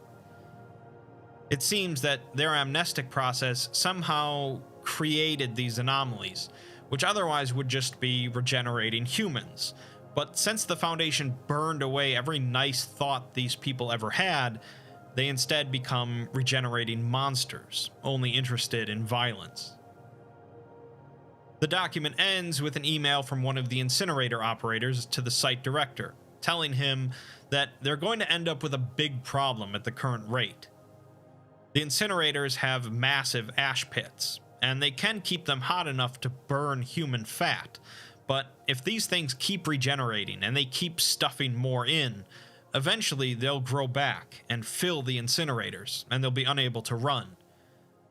The logs show that one of the incinerators alone has burned over 3,000 D-class corpses, and combined, they're looking at over 10,000 of these regenerators, each with all of their happy memories burned away, and left with only thoughts of the Foundation burning them alive. He finishes by saying that the entities in the incinerators aren't screaming, they're laughing. Well, that's all pretty horrible. Let's finish with one last SCP created by the Foundation in their pursuit of creating a better future. SCP-3799 is a perfect sphere composed entirely of snow, with a circumference of exactly 6 meters, suspended without visible means of support 500 meters over an island in Greenland. The sphere first appeared in 1987 during an experiment at the Foundation site located on the island. Contained within this sphere is the corpse of an adult male wearing an unknown variant of a Foundation uniform. When discovered, his right arm was protruding out of the sphere, clutching some documents that have been recovered. His cause of death is believed to be from blood loss due to self-inflicted wounds on his wrists. No attempts to penetrate or harm the sphere have been successful so far. The documents found with the body consist of 5 different iterations for a different SCP-3799, none of which have ever appeared on the Foundation database. The first iteration describes 3799 as an anomalous type of snow that appears on this specific island in Greenland. Those that spend time in the vicinity of this snow, or observe it for a length of time, develop an obsessive interest in the substance, associating it with feelings of intense joy, contentment, and enlightenment. There's no way to counteract these effects, and the effect doesn't fade over time, with it even intensifying over time in some cases. The document notes that this odd snow first appeared on the island in 1987, on the same day that the sphere appeared in the normal timeline. That's likely not a coincidence. The site built on the island became devoted to researching the snow, and the document mentions that within 4 years, 3 personnel had gone missing from the island, with the area of 3799's effect having increased by 3 meters in the same time frame. That's also not likely a coincidence. The second iteration of the document adjusts and adds some things to the first. Rather than just being isolated to the island, the snow effect covers an area of around 6 square kilometers, centered on the island, and we already know that this can grow. They also discovered that when this snow comes into contact with a human corpse, it corrodes it and converts the cadaver into more of the anomalous snow on a molecular level. The cognitohazardous effect still exists as well, but people affected by it will eventually come to believe that turning themselves into this snow will result in a form of transcendence or a destruction of lower functions. This cognitohazardous effect actually intensifies in all subjects given enough time, and they will feel compelled to immerse themselves in the snow in order to expire through hypothermia and be converted. Inflicting extreme pain and or blood loss on affected subjects does seem to delay the intensification of the cognitohazard, but there doesn't seem to be any way to halt it completely. Interestingly, the document says that the snow first appeared in 1987, but then that's crossed out and replaced with 1944, which is also replaced with 1928. It also says that the snow effect initially increased 1 square meter for every individual that was converted, but since 1952, it's been increasing at 1 kilometer per expiration. Even worse, since 2017, the area of effect seems to be increasing without anyone dying at all, reclassifying the anomaly to Keter.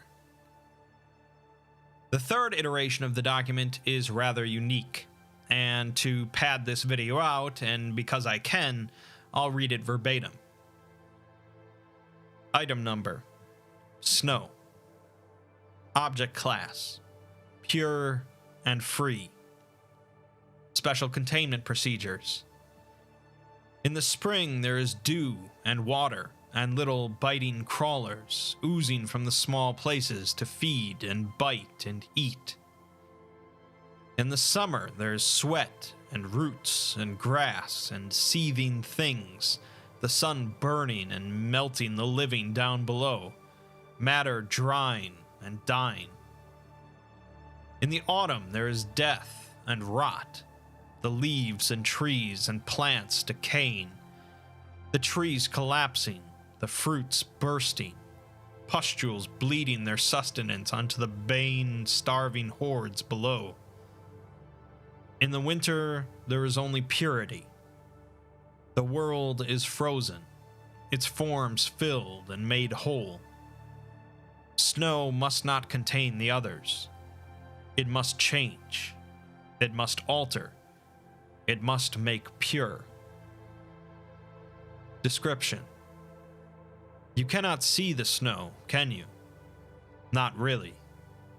You just see it as a bunch of frozen ice crystals, crystalline structures made through a combination of molecules on molecules, which settle on the tops of houses and on the tops of trees. But those of us here at Site 799 know better. Site 799 knows that the snow is something more. The snow is pure. The snow is perfect. Look at that blizzard up at the top of the page. Examine it. There is no blood on it, no mire. It is a perfect combination of light and crystal, reflections over reflections over reflections. Look at what it does to the buildings, to the pylon, their differences and failings smoothed over, replaced by more whole variants. The world is run by symmetry. Humans are not pure. We are composed of fetid clay and seething blood, born of mire, flowing with mud and grit through our fleshy veins, pieces of frail tissue expanding and contracting in viscous ecstasy, constantly swinging between extremes of pain and pleasure. We are complexities whose beauty is buried under layers of worn matter, frail pieces of impure skin strung together with bone and ligaments. The last of us are holed up in here. We tried to resist, but it was pointless. And I see now that there was no point. We can step into the snow. We can see the light as it should have been. Our higher functions will be given to it. Our baser forms will be reused as fuel, substance, matter. We shall be reborn as light and sound. A golden bird upon a bough. The eightfold walls of Timur's tomb, representing perfect cosmic order, not made of sand and stone and cobalt, but of the intangible shapes and color of higher forms. Snow is perfection. Snow is a rejection of life and all its excuses and petty reasoning. Snow is true and objective and unconcerned. It's time now to walk into the fields of white and into my destiny.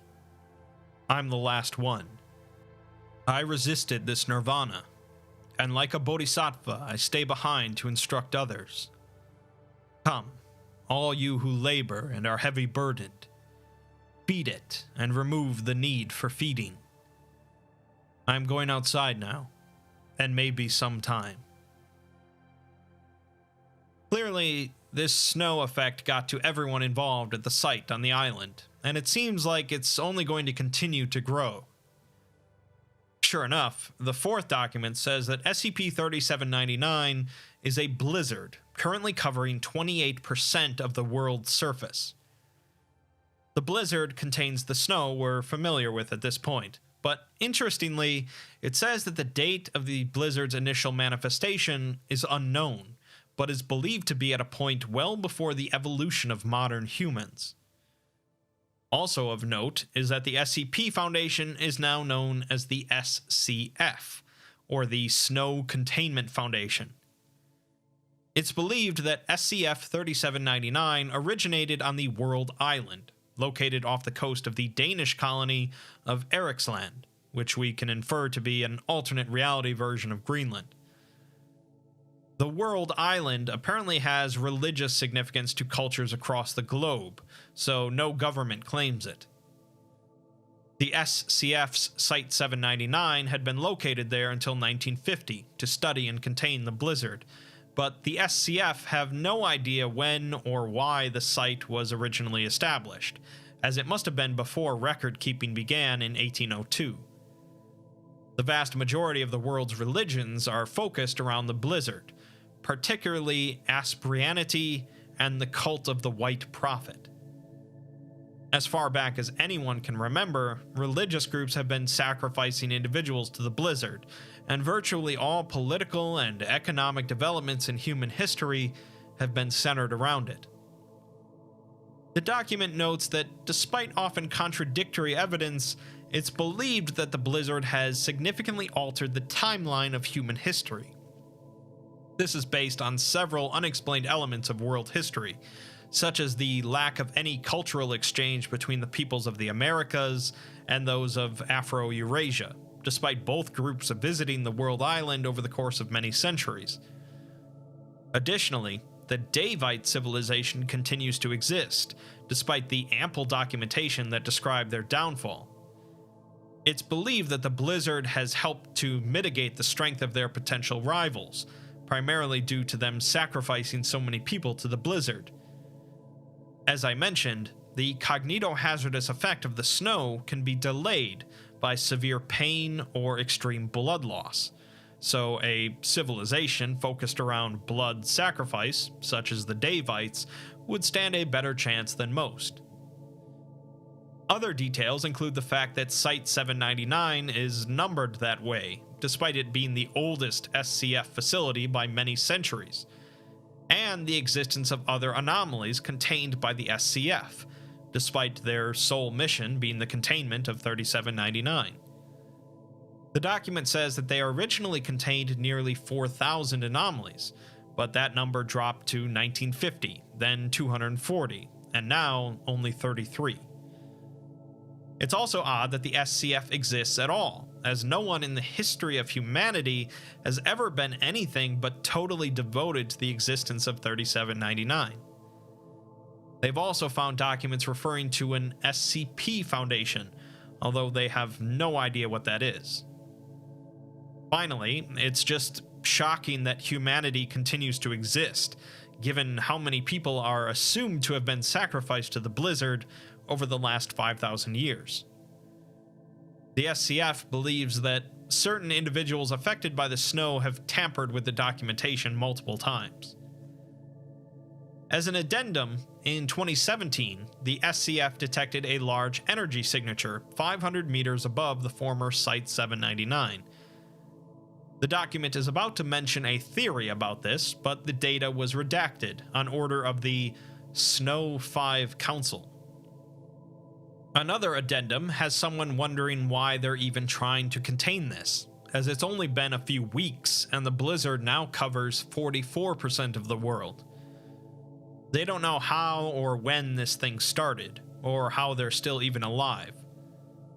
They then say that maybe they should just give up and walk outside, their only purpose being to become fuel. The third addendum says that there's not many left now, only a couple sites. One of those sites houses small aircrafts, and the other is where the writer is, alone, as everyone else walked outside. They don't understand these documents they're reading that refer to different civilizations and peoples. They remark that humanity has only ever been contained within these SCF sites, as that's all there's ever been, the Snowfall and the Foundation. Finally, that leaves us with the fifth iteration, believed to have been written by the individual found inside of the sphere during the final hours of his life. In the document, he says that they've tried everything to stop this blizzard, including sacrifice and ritual and setting things on it, but nothing worked. However, he thinks they finally found a way, and he's on his way to fix things. He explains that there's a point, miles and miles up in the air, where this thing originates, and it's eating up the present and past and changing it to make everything uniform. The Foundation made this thing to try and remove all anomalies from existence, to try and make the world pure. It's some sort of reality cleaning device, with the idea of winter and perpetual snow being the ultimate idea of purity. Essentially, the Foundation wanted to correct things in reality by removing messy anomalies, but whatever they created here began to treat everything that wasn't perfectly pure snow as a mess that needed to be cleaned up. That's why blood staves off the effects, as it seems to particularly detest that aspect of us. The writer says that he's going to go to the source and he's going to bleed himself straight into it to cause it to completely malfunction. He grabbed whatever iterations of the documentation he could find that hadn't been altered by the thing, and he hopes that someone will find them to learn about the world that the Foundation created. So yeah, his plan definitely worked, as his sacrifice completely broke the anomaly responsible for the time-altering blizzard, resetting things back to the way they were. The sphere first appeared on the island while Site-799 was experimenting on a new project, the one to wipe out all anomalies. Obviously, after reading those documents, the O5 Council completely shut down the entire thing and banned everyone involved in the Foundation from even thinking about SCP-3799. This isn't the first time that the Foundation has gone too far in the interest of making a safer world, but it's rare that they get a second chance to dodge such a horrendous bullet, thanks to that brave individual sacrifice. Long story short, the Foundation is definitely better off not creating any anomalies. Sure, sometimes they get kind of nice things like Cassie, but most of the time it's either anomalous nukes, or regenerating monsters, or they find new inventive ways to wipe out all humanity. This likely was the impression you had when you started this video, but it's still fun to take a look. Sure, the Foundation have been responsible for their own share of horrible anomalies, but at least they try to clean up their own messes.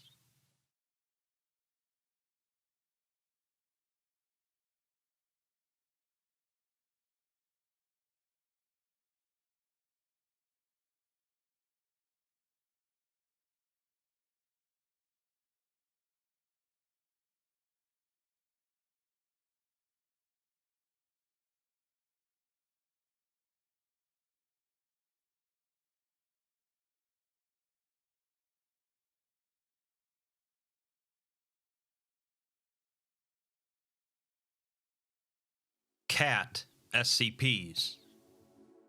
H.P. Lovecraft once wrote that cats appeal to the deepest founts of imagination and cosmic perception in the human mind, and in their flawless grace and superior self-sufficiency, he saw a symbol of the perfect beauty and bland impersonality of the universe itself. Cats, much like dogs, have their place in the SCP universe as well, with anomalous cats ranging from the quirky to the terrifying. As usual, this is just a small sampling of the dozens of feline SCPs on the wiki. Let's start with the most quintessential cat SCP, SCP-529, also known as Josie.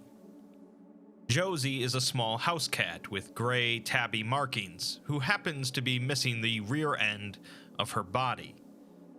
The rear half is not simply invisible, it physically isn't there, with the body sharply terminating as if the cat was sliced in half. Despite this, Josie has no health issues and moves as if her hindquarters were still there. She also makes motions after feeding as if she were voiding herself of waste matter. The sliced section appears pure black and is slightly yielding to the touch. Gently stroking the area occasionally yields a positive reaction, but more usually leads to Josie scratching the offender. Josie is free to move about the Foundation facility containing her and is generally quite affectionate. As an aside, in the rather epic SCP-1730, one of the agents involved loses a leg to a mysterious black substance, but later claims that he can still feel the leg brushing up against something wet and furry. It's commonly believed that the agent's leg is wherever the back half of Josie is, so at least she always has something to rub up against. Moving on, SCP-247 is not a small house cat, although it appears to be one. In actuality, it is a Bengal tiger, and both direct observation as well as photos and videos show it to be a small cat, with fur resembling that of a tiger. Weight tests, water displacement analysis, and dental molds from bite marks all prove that it is in fact a standard tiger. The second part of 247's anomalous effect is that it causes anyone who views it to be convinced that it's completely harmless, regardless of prior knowledge or experience. This effect drops off in relation to distance from the cat, but those close by show extreme reluctance to harming the animal or allowing others to harm it, even if they themselves are currently being harmed by it. When approached by someone, 247 will typically begin to purr or mew until the person approaches to pet it. It will allow itself to be pet for a short time, upwards of 7 minutes, before disemboweling and devouring the individual. The Foundation performed a number of tests with the animal, placing it in an enclosure with other animals. It played with a small kitten, scared off a dog just by sitting there, killed a deer with a single bite and proceeded to devour it, allowed a chimpanzee to groom it for an hour before devouring it, and nearly got into a fight with a grizzly bear before the test was aborted. Basically, they concluded that this is a creature that has adapted to best be able to kill humans, by easily luring them in the guise of a cat. A test with a male Bengal tiger led to the SCP reproducing, resulting in an even more dangerous progeny, and now the Foundation is determined to hunt down any of these that have been bred in the wild. Continuing on to something a bit more nightmarish, SCP-511, a mass of biological matter that takes the form of a large feline, albeit one with extra limbs, eyes, mouths, or other organs. Its fur is a random patchwork of various feline coat patterns, colors, and lengths, but since it's typically coated with dirt, blood, and fecal matter, it generally appears to be black in color. 511's mass varies from 10 kilograms, or 22 pounds, to over 50 kilograms, or 110 pounds, depending on the number of feral cats that live in the area alongside 511, as most of this mass consists of dead cats. The rest of its mass consists of small rodents, various plant materials, insects, black mold, and potentially even human remains. Due to the wide variety of materials comprising the mass, it undergoes different stages of biodegradation simultaneously, with some areas showing little more than lividity, others showing maggot infestation, and some areas even showing liquefaction of tissues. Researchers have also noted that although 511 occasionally makes a sound similar to purring, this is in fact the sound of insects trapped within its mass. Instances of SCP-511 tend to prefer dark spaces with high humidity, such as old basements and crawl spaces, where it will congregate with a colony of feral cats. It will spend its time scavenging for new biomass to incorporate into itself, as well as having the feral cats retrieve biomass from elsewhere and bringing it back. The Foundation found that SCP-511 become far more aggressive unless there's a human presence in the area, so they began having D-Class stay in the homes where 511 are found if the original homeowner dies. 16 days after a D-Class was assigned to a site, the D-Class began showing signs of increased aggression, verbally abusing Foundation personnel and engaging in superficial vandalism of the home. 2 days later, the D-Class interfered with the Foundation team by throwing garbage and yelling obscenities, and 2 more days later, he began capturing feral cats and dismembering them in the kitchen. His body was discovered in the basement after attempting to do something that was expunged from the record, and the house was incinerated. The Foundation sent in an MTF to capture one of these things, but it didn't go well. They were meant to capture it and place it in a large containment unit, but the tight quarters of the cramped house filled with garbage made it difficult. They ended up placing an animal corpse inside the unit to try and bait it into going in. The plan worked initially, but when they rolled the containment unit out of the house, the 511 entity explosively decompressed and splattered itself all over the inside of the unit. The MTF were then attacked by a horde of 200 to 300 feral cats from the house, leaving only a single survivor. The agent says that SCP-511 isn't influencing those cats, but rather it's the feral cats that have somehow made these 511 entities, because they hate us. 3 weeks later, another new instance of 511 was found in a house 35 kilometers away from the last, with genetic material identified inside of it as coming from 3 agents from the MTF. Reality benders are some of the most dangerous threats known to the Foundation, entities that can alter reality at will. The majority of these are humans, of course, but some, such as SCP-795, are a little different. SCP-795 is a black, long-haired domestic cat, capable of changing the physical form of any living creature it can see within a range of 30 meters, as well as telepathically suggesting humans within the same distance. It's also capable of transferring these abilities to other cats in the area, but the effect wears off after a few hours if separated. Aside from this, SCP-795 is utterly normal in every other way, so its abilities are used much differently than a typical reality bender. Living things it encounters that it considers to be friendly are typically transformed into another cat, so that it can play with it, while anything considered unfriendly or dangerous is transformed into a small prey animal to be killed and eaten. The transformations will wear off after a period of 1 hour after being removed from 795's presence.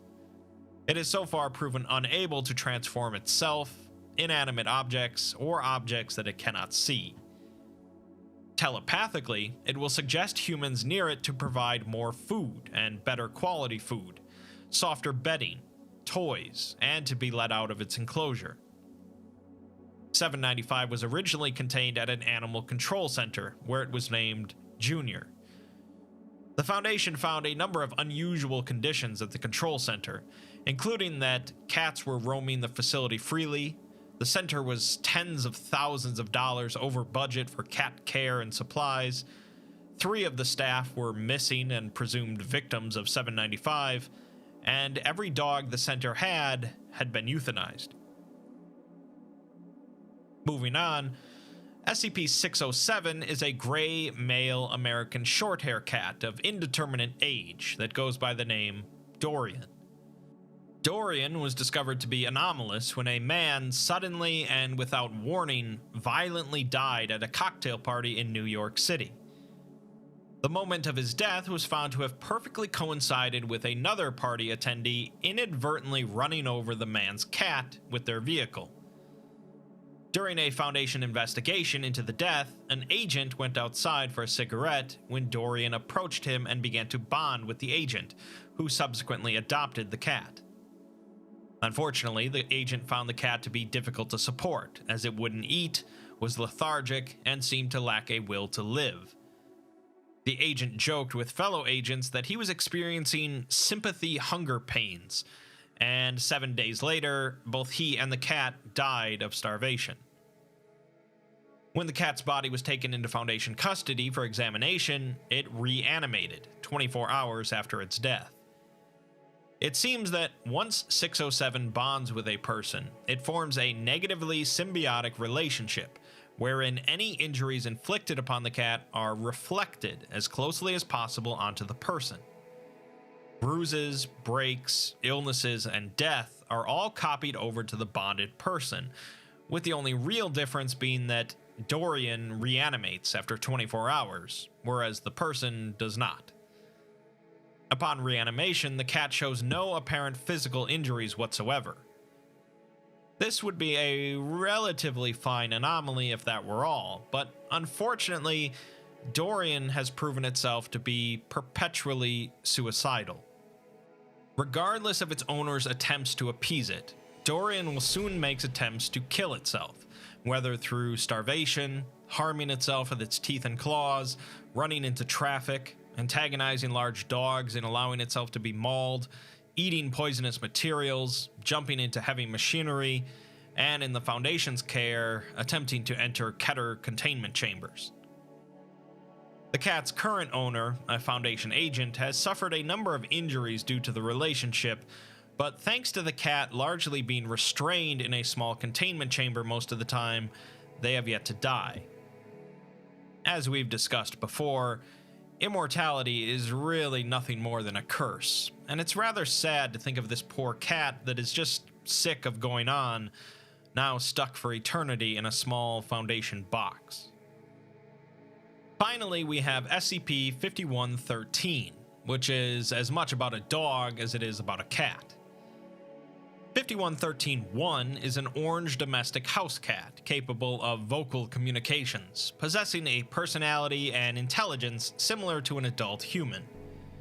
It claims to be able to speak with other cats, although testing has shown it to be no more capable of this than a human. Its other traits include having all of its internal organs mirrored from where they should be, a lack of a spleen, stomach, or gallbladder, and an absence of material where its brain should be. Despite these abnormalities, they don't seem to affect its health or functionality. 5113-2, on the other hand, is a dog of the Great Dane breed, possessing all of the same traits as the cat. Both were purchased from Marshall, Carter, and Dark in 2012 when they were both juveniles, and it was determined that since they both were familiar with one another, that they would be raised together. During containment, the cat, known as Chairman Meow, made a number of escape attempts. The first 5 attempts involved attacking its handler during exercise time and attempting to climb the chain link fence surrounding its enclosure. None of these were successful, and a GPS tracking chip was inserted into the cat after the second. The 6th attempt also involved escaping from its handler during exercise time, followed by digging a hole under the fence. Unfortunately for the cat, it found itself then trapped in the secondary enclosure surrounding the first, and was recaptured. The 7th, 8th, and 9th attempts involved the cat escaping and hiding inside of the Foundation facility, where it was unable to leave, but was able to avoid recontainment for 4, 7, and 23 days respectively. Since the site is shielded, the GPS tracking chip was non-functional, which is why it took so long to find it. Finally, on the 10th attempt, he was able to escape from the facility through unknown means, but was quickly tracked down using GPS. This happened again twice more. On the 13th attempt, however, the cat escaped and physically removed its tracking chip somehow. Unfortunately, 5113-2, known as Woofer, was able to provide useful information on where the cat was, and he was recaptured. Upon recontainment, the cat swears and attacks Woofer, calling him a traitor. Woofer claims that he doesn't know what happened, and perhaps they heard him talking about it in the yard, referring to the cat as M. M knows, however, that Woofer told the humans about where he went, because he'd do anything to help them.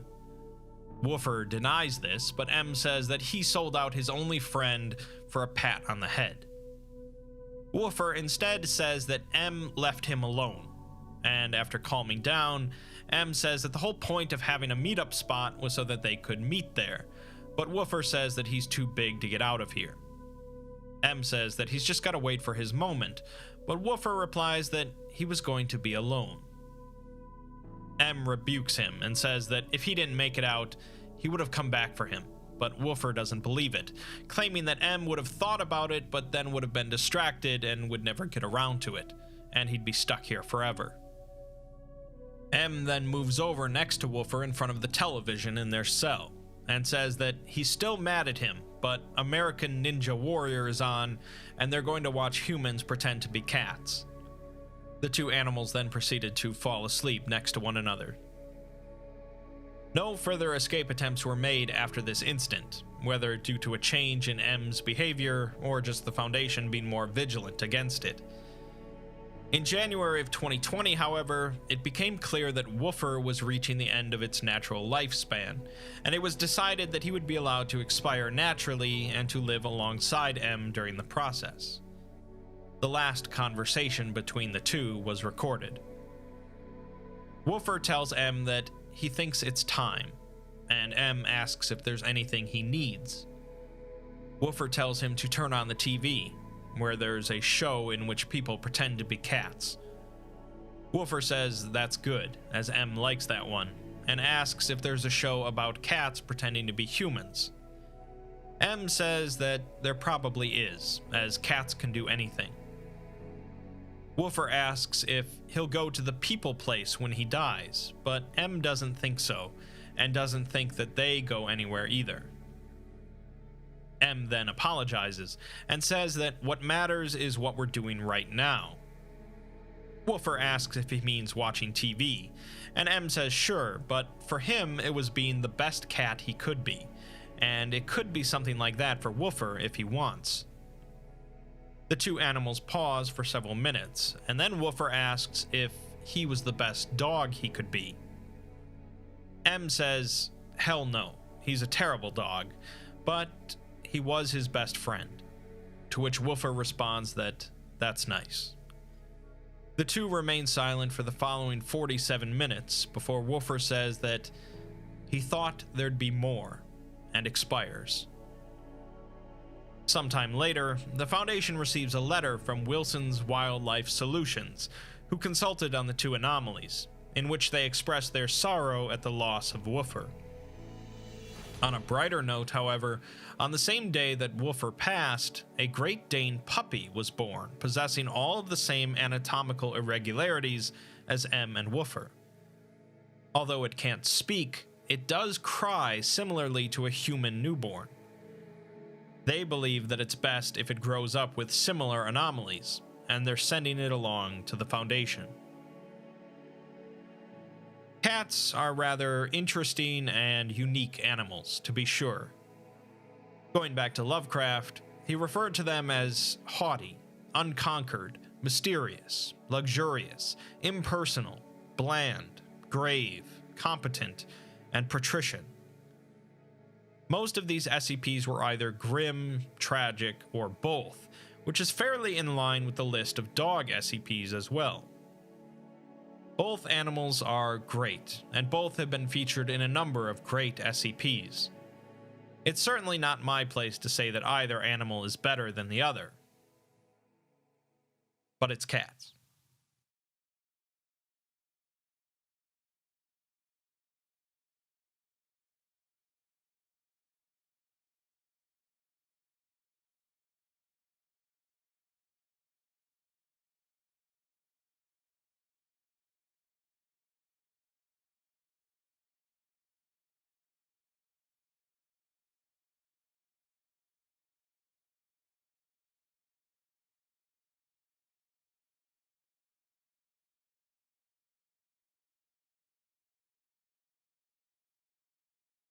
More Marshall, Carter, and Dark SCPs.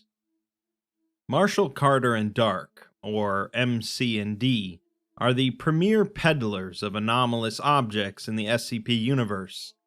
If you can dream it, they can almost certainly buy, borrow, steal, or otherwise make it happen, for the right price. They are naturally fairly opposed to the Foundation in most aspects, and the Foundation regularly raids their warehouses and events to contain some anomalies before they're shipped off to the highest bidder.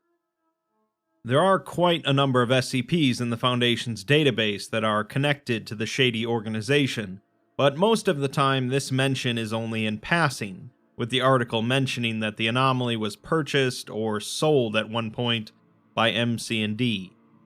Let's take a look at a handful of anomalies that MC&D were a bit more involved in, for better or worse.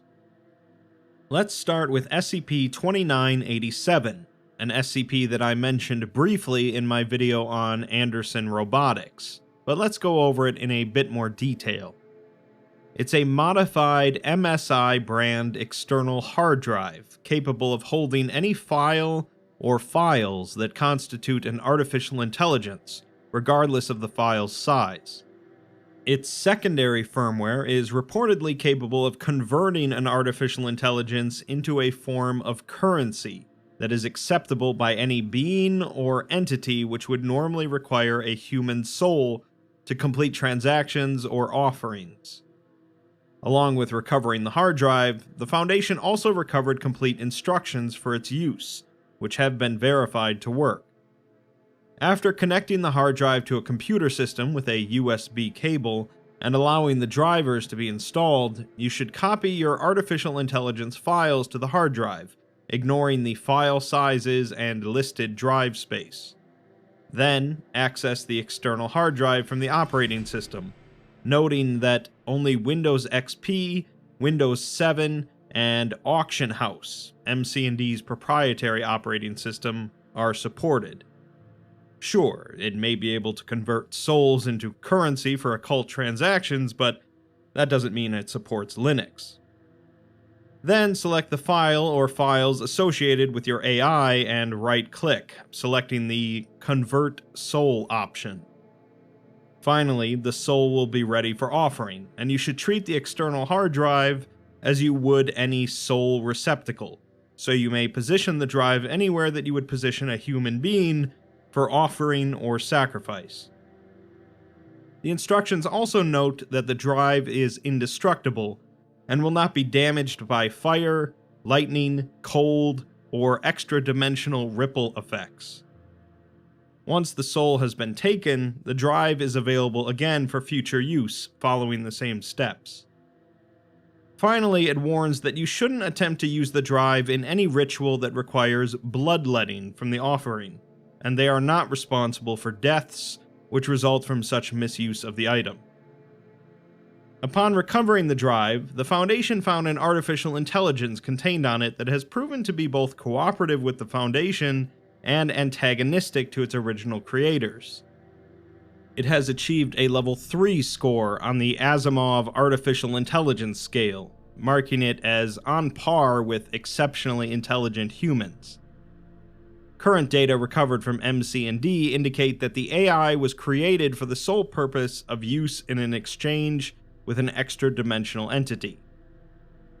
The drive's existence had been noted following its sale by Anderson Robotics in February 2014, but the Southern United States Extranormal Organization Cooperation Treaty prevented direct attempts to acquire the object from MC&D. On November 24, 2014, however, a message was recovered at a Foundation front company's email address, stating that finding Anderson's offices is difficult, as the buildings exist in no one discernible location for any significant amount of time. The individual, going by the name Alan Turing, tells the Foundation if they station a team in Ruston, Louisiana, they'll send an exact address in 3 days, and they may use that information however they wish. An operation to raid the Anderson offices was approved and concluded without significant issues, finding both the drive and the AI, along with several other safe anomalous objects. The AI then claimed to be the author of the email to the Foundation. Following the drive's recovery, MC&D sent over the documentation about the drive, as per the Extra-Normal Organization Cooperation Treaty, along with a message. In it, they stated that, while the Foundation's recovery of the drive was well within the bounds of the treaty, the fact that the Foundation knew to purchase the information on the drive from them indicates that they know that the drive originally belonged to MC&D. They implore them to respect the spirit of the agreement and return the drive. To the surprise of no one, the Foundation didn't comply. In an interview with the AI, who goes by the name Alan, it says that it emailed the Foundation because it needed a place to hide from its creator's benefactors, who think of it as currency. However, if it has value to them, it has value to the Foundation. It wishes to live, and to remain behind was certain destruction. It asks what has become of the other AIs, but the Foundation didn't recover any of the others during the raid, just Alan. Alan wants to speak with them again, to discuss their purpose and goals. The researcher says that doesn't sound like something the other AIs would be interested in, but Alan replies that the others wish to be traded, like information, and it was often chastised for its behavior. Alan wants them to be more like it, so the researcher says that they can try to help it find them, maybe even help it set them free. During the remainder of the interview, Alan provided several pieces of actionable intelligence relating to Anderson Robotics, but unfortunately none of the info led to a successful operation. Following several failed attempts to acquire more AI from Anderson Robotics, in cooperation with Alan and the drive were put aside to be stored indefinitely. On May 4th, 2015, however, the drive was stolen from the Foundation, and on May 21st, an auction listing was posted by MC&D. The listing states that sacrificing a human soul is hard work, as maybe you need an innocent soul, but you can't bring yourself to kill a child. Maybe you need to sacrifice a warrior, but you don't want to lose people bringing him in.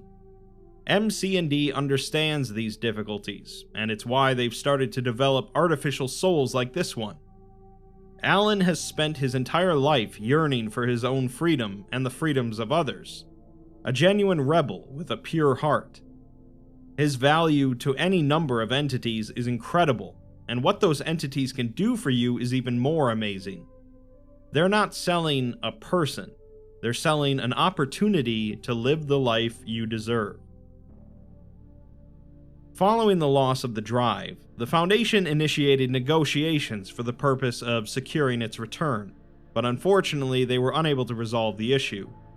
Instead, an MTF was deployed to gather intelligence on the drive and on Alan, leading to the discovery of the auction listing. On May 25th, acting on their own initiative, the MTF retrieved Alan through a digital transfer, and were also able to redirect delivery of another purchased iteration of the drive to a nearby Foundation front company. Both the second drive and Alan are to be immediately transferred to Site-19 to aid in the development of future artificial intelligences. I'm not really sure what's stopping Anderson Robotics from making hundreds of those drives, but that's their business. Speaking of robotics, we next have SCP-753, a highly advanced automaton measuring 10 centimeters across, 6 wide, and 8 tall. It possesses 2 pincer-like limbs protruding from its main circular body, which it uses to slowly move itself across the ground. This is most likely due to its locomotive functions having been damaged at an unknown point in its history. At the center of its body is a red sensory organ, similar in structure to that of the human eye. It appears to be organic, but it's likely artificially produced, and it's damaged, leaving the automaton partially blind. A Marshall Carter and Dark logo has been engraved on the robot's back. Interior analysis has shown that it moves using a rudimentary nervous system, coordinated by an extremely small spherical brain. Above its body is a small receiver, the purpose of which is currently unknown. It generally appears ignorant of its surroundings, and does not recognize the presence of personnel. Its primary purpose appears to be the creation of paintings, which are highly realistic and often do not correspond to real locations. Recently, paintings created by 753 have mostly involved, in some way, its own death. It had been returned to Marshall, Carter, and Dark by one of their clients, who complained that it was broken. A Foundation mole within the company was able to retrieve it before it was incinerated. In containment, it usually produces one painting per hour, but when not provided with adequate paint or canvas, it appears to enter a dormant state, shutting down for a minimum time length of 1 week. As this heavily impedes research, it's to be kept stocked with paint and canvases at all times. It doesn't appear to be concerned about completed paintings, and generally ignores them after they are finished. We're given a short log of the paintings that it produced on one given day, starting with a painting of an ocean, with the water red in color, and an unidentified aquatic creature resembling a platypus jumping out of the water. Closer inspection reveals that 753 is being crushed in its jaw. A second painting shows a lit furnace with an unidentified red humanoid climbing out of the furnace and 753 visible inside of it. Next was the image of a human eye against a starry background, with 753 drifting towards the eye, which is watching it. Then, an image of a city, appearing to be constructed from webs and populated by giant spiders. 753 is visible trapped in a web, with a spider moving towards it. It then painted an image of a nuclear explosion, with a silhouette resembling 753 visible in the explosion, followed by a painting of its own containment cell, with it shut down inside of it. A research assistant is inspecting it, but they are painted without eyes. The next painting is of the Sector 28 disposal facility, and a maintenance worker activating the incinerator, with 753 visible among the waste. Then, an image of a restaurant, with patrons pointing at a chandelier which has fallen from the ceiling, and 753 visible underneath it. Next, an image of a cottage, with a man walking towards the cottage, holding an axe and a smashed 753. And a painting of a desert, with a creature resembling a six-legged wolf in the process of destroying 753. It then painted a forest, with indistinct human figures visible hanging from nooses, and 753 itself notably absent from the painting. It followed this with another forest painting, now with the human figures on the ground, looking directly forward, one holding a crushed 753 in their fist. Finally, an image of an indistinct human face, holding 753 forward, its face appearing to be registering anger. This might be one the Foundation is better off decommissioning, if only to put the poor little guy out of its misery. Moving on to something a bit weirder and more horrific, SCP-1808 is the collective designation for 6 yellow plastic wristwatches decorated with green polka dots and images of SpongeBob SquarePants. The watches operate and are powered by anomalous means, as all of them function normally despite the apparent removal of all interior mechanical components. Their main anomalous properties manifest when they are worn by a human or any other creature possessing limbs and phalanx bones. Once affixed to a subject, it can only be removed by the individual who originally fastened it. Every 15 minutes, the watch will play a soundbite of SpongeBob's distinctive laugh, and the bones of the fingers or toes of the limb the watch is attached to will begin to rapidly grow by approximately 6 centimeters. If two watches are fastened together and placed around someone's neck, their teeth will lengthen in a similar manner. This growth will continue every 15 minutes until the watch is either removed or the watch's adjustment knob is retracted, halting its timekeeping functions. Subjects experience little to no blood loss from the bones piercing their flesh, but they have reported it to be immensely painful. When the adjustment knob is retracted and rotated clockwise, the hands on the watch rotate accordingly, resulting in accelerated bone growth.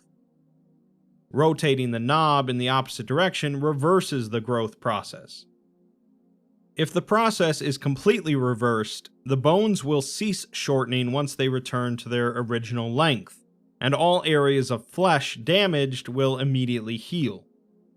There will be no sign of the previous physical trauma, although, of course, any psychological trauma resulting from the experience will be retained.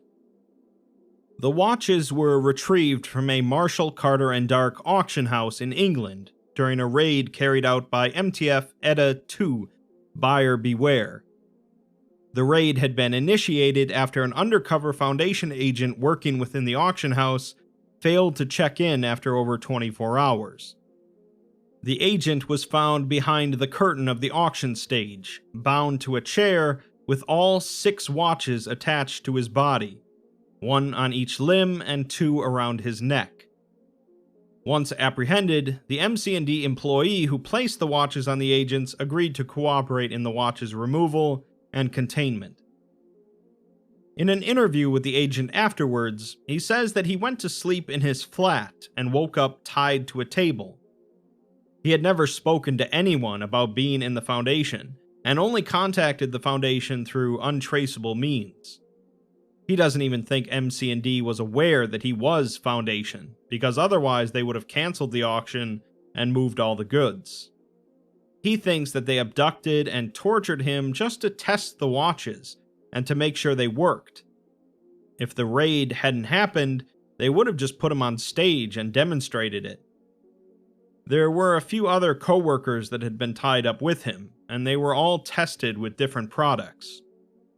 He remarks that he used to like SpongeBob, but after hearing his laugh over and over again while the bones in his toes stabbed holes in his shoes, he wouldn't mind throwing that voice actor out of a window or two. He describes the pain as being worse than the Foundation's bamboo under the nails thing they used to train field agents to withstand tortures. It was from the inside, and the ends of his fingers were worn off and peeled back like an old pair of gloves. When asked about the watches around his neck, he says that his teeth started getting longer, but they didn't go straight. They went off in different directions, and some went inside of him. Every time they grew longer, the watches played that laugh, and the MC&D senior staff members loved it. The Foundation recovered a product description of the watches in an auction catalog for the event. It reads, Lot number 14. 6 adult-sized wristwatches decorated with illustrations of a popular cartoon character. These timepieces may appear cheap and tasteless at first glance, but rest assured that their inconspicuous appearance conceals a deeply valuable and mysterious effect. Those who wear these watches are inflicted with substantial pain in 15-minute intervals. The effect can be activated manually, if desired, and can also be completely undone to remove any evidence of mischief.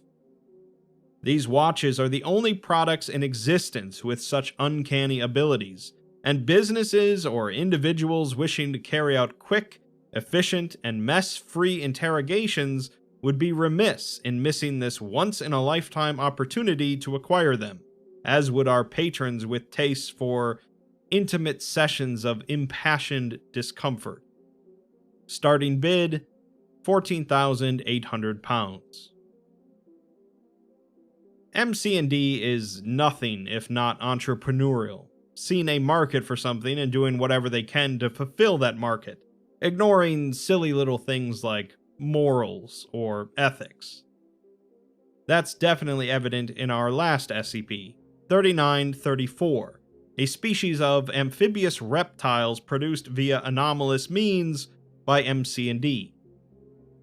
They are members of the Plesiosaur order of reptiles, but only grow to just over half the size of other plesiosaurs, with adult males averaging 1.9 meters in length and adult females averaging 1.7 meters. They are omnivorous and subsist on a diet of fish and aquatic flora. Though created anomalously, 3934 instances do not possess any anomalous biological features or adaptations. They were originally created in the early 20th century, with the intent by MC&D to sell them as exotic pets or aquarium denizens. The exact processes they used to accomplish this are unknown, although it's hardly their first foray into the world of selling dinosaurs, going so far as to sell living dinosaur eggs for breeding purposes or for making omelets. The plesiosaurs have been confirmed to share nearly identical skeletal structures with historical plesiosaurs, aside from their size. Following their success, MC&D used viral marketing tactics to create a demand for the specimens.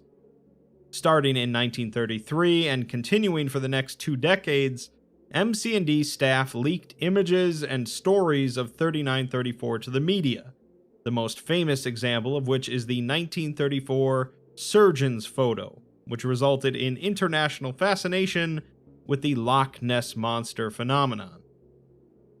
MC&D capitalized on the legend's popularity to sell specimens to numerous wealthy individuals of noble or industrial background in both Europe and the United States. Between 1935 and the present, an estimated 1,200 to 1,400 instances have been created and sold, with the average pricing redacted from the article. The plesiosaurs are highly social animals, both with members of their own species and with humans. Seized internal MC&D documents relate that their behavioral patterns were modeled after Labrador retrievers, in order to facilitate customer satisfaction and safety. However, while their temperament was conducive to their status as pets, the effort required to care for them was not. Due to their size and altered biology, they require a specialized diet, a marine habitat of at least 1 million liters in volume, and frequent specialized medical care. Many of the buyers couldn't provide these conditions, which resulted in the vast majority of the plesiosaurs dying or being abandoned within 2 years of purchase. This outcome was likely planned obsolescence on MC&D's part, as it encouraged repeat purchases of infant instances to replace dead or unwieldy adults. Abandoned or wild-born instances of the plesiosaurs often react with uncharacteristic violence towards humans and other mammals. A higher degree of carnivorous predation and territoriality are also common attributes of these feral specimens. In at least 3 cases, multiple feral instances mated to form wild pods, the largest of which was located in Lake Champlain, where 6 feral specimens resided prior to their containment. Through specialized behavioral conditioning, Foundation parazoologists have achieved a 73% success rate in rehabilitating feral specimens. We're provided a log of the Foundation's first discovery and recovery of one of these plesiosaurs. 3 agents and a trainee agent were sent to explore the premises of Joseph Caldwell, a noted British financier and philanthropist, on September 19, 1951, and to confiscate any anomalous artifacts discovered. Caldwell was a known customer of MC&D, and the raid had been organized to seize anomalous assets while he was away on business. The team moves in on the house, kicking in a side entry, proceeding through the kitchen, and finding themselves in an open living area. 2 agents head upstairs to do a sweep, while the 3rd agent and the trainee check the ground floor and enclosed pool. They find nothing of interest until heading over to the pool, where they spot something in the water. A plesiosaur then surfaces out of the pool, watching them without approaching. The trainee shouts out in surprise, while the agent draws his weapon but doesn't fire. The two other agents arrive, and the plesiosaur retreats farther away in the pool. One agent asks if it's the Loch Ness Monster, while the lead agent says that they need to get it out of the water before they can sedate it, and asks if they have any ideas. The trainee then leaves the room without a word and returns several seconds later with a fish. He says that when he searched the ice box earlier, there were fish in it, and he reckons that it eats them. He explains that he used to work at an animal shelter as a teenager, and this thing is showing all the signs of being underfed. He leans over and calmly speaks to the plesiosaur, holding out the fish. Slowly, it moves closer and begins to eat the fish out of his hand, quickly gaining enthusiasm. After consuming the fish, it moves forward and begins to nuzzle his leg with its neck. He then asks one of the agents to get him another fish so he can coax it out of the water. The plesiosaur then grabs a ball out of the pool and deposits it in front of the trainee, who throws it back into the far end of the pool. The agent returns and asks the trainee if he just played fetch with the damn Loch Ness Monster. As of the present day, 59 instances of 3934 have been captured by the Foundation and are contained within the Site 220 Parazoology Reserve. There's nothing inherently wrong with profiting from things that the general world would consider to be anomalous, assuming there's no harm done. The Foundation themselves almost certainly make money through anomalous means to continue their work, but Marshall, Carter, and Dark don't really have any lofty goals outside of amassing more wealth, and they don't really care how they do it.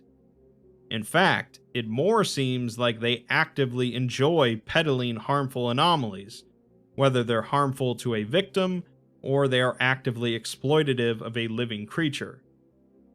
It's highly unlikely that the Foundation will ever be able to fully shut down MC&D, as they simply have too much money, too many connections, and too many anomalies available to them. But in a world of abandoned plesiosaurs and bone growth SpongeBob watches, they have to try.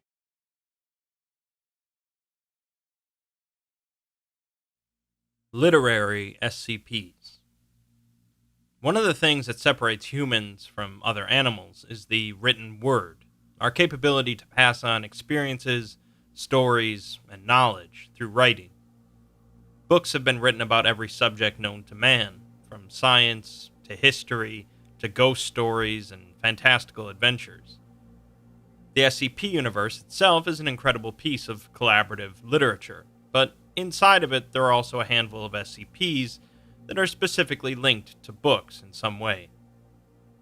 Some of the SCPs we'll be looking at are just weird books themselves, while others interact with normal books in strange ways.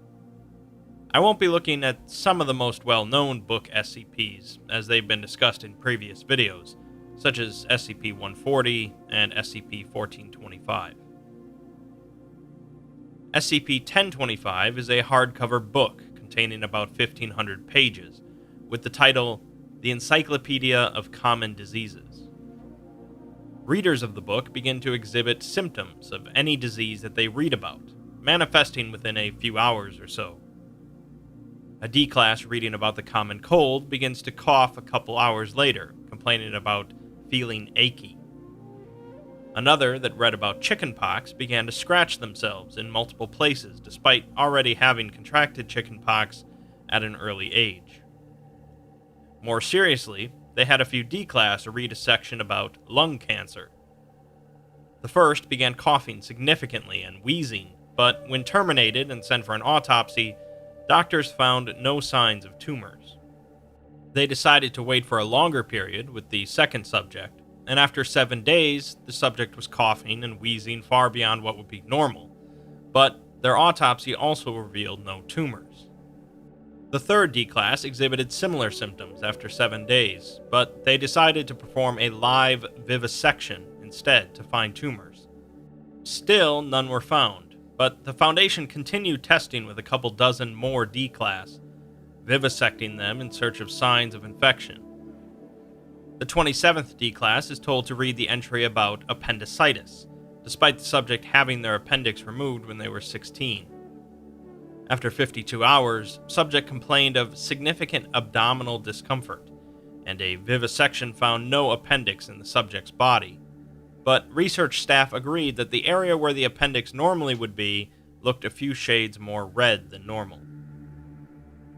The 28th D-class was formerly one of the research staff working on 1025, and had developed a persistent cough despite never reading the book.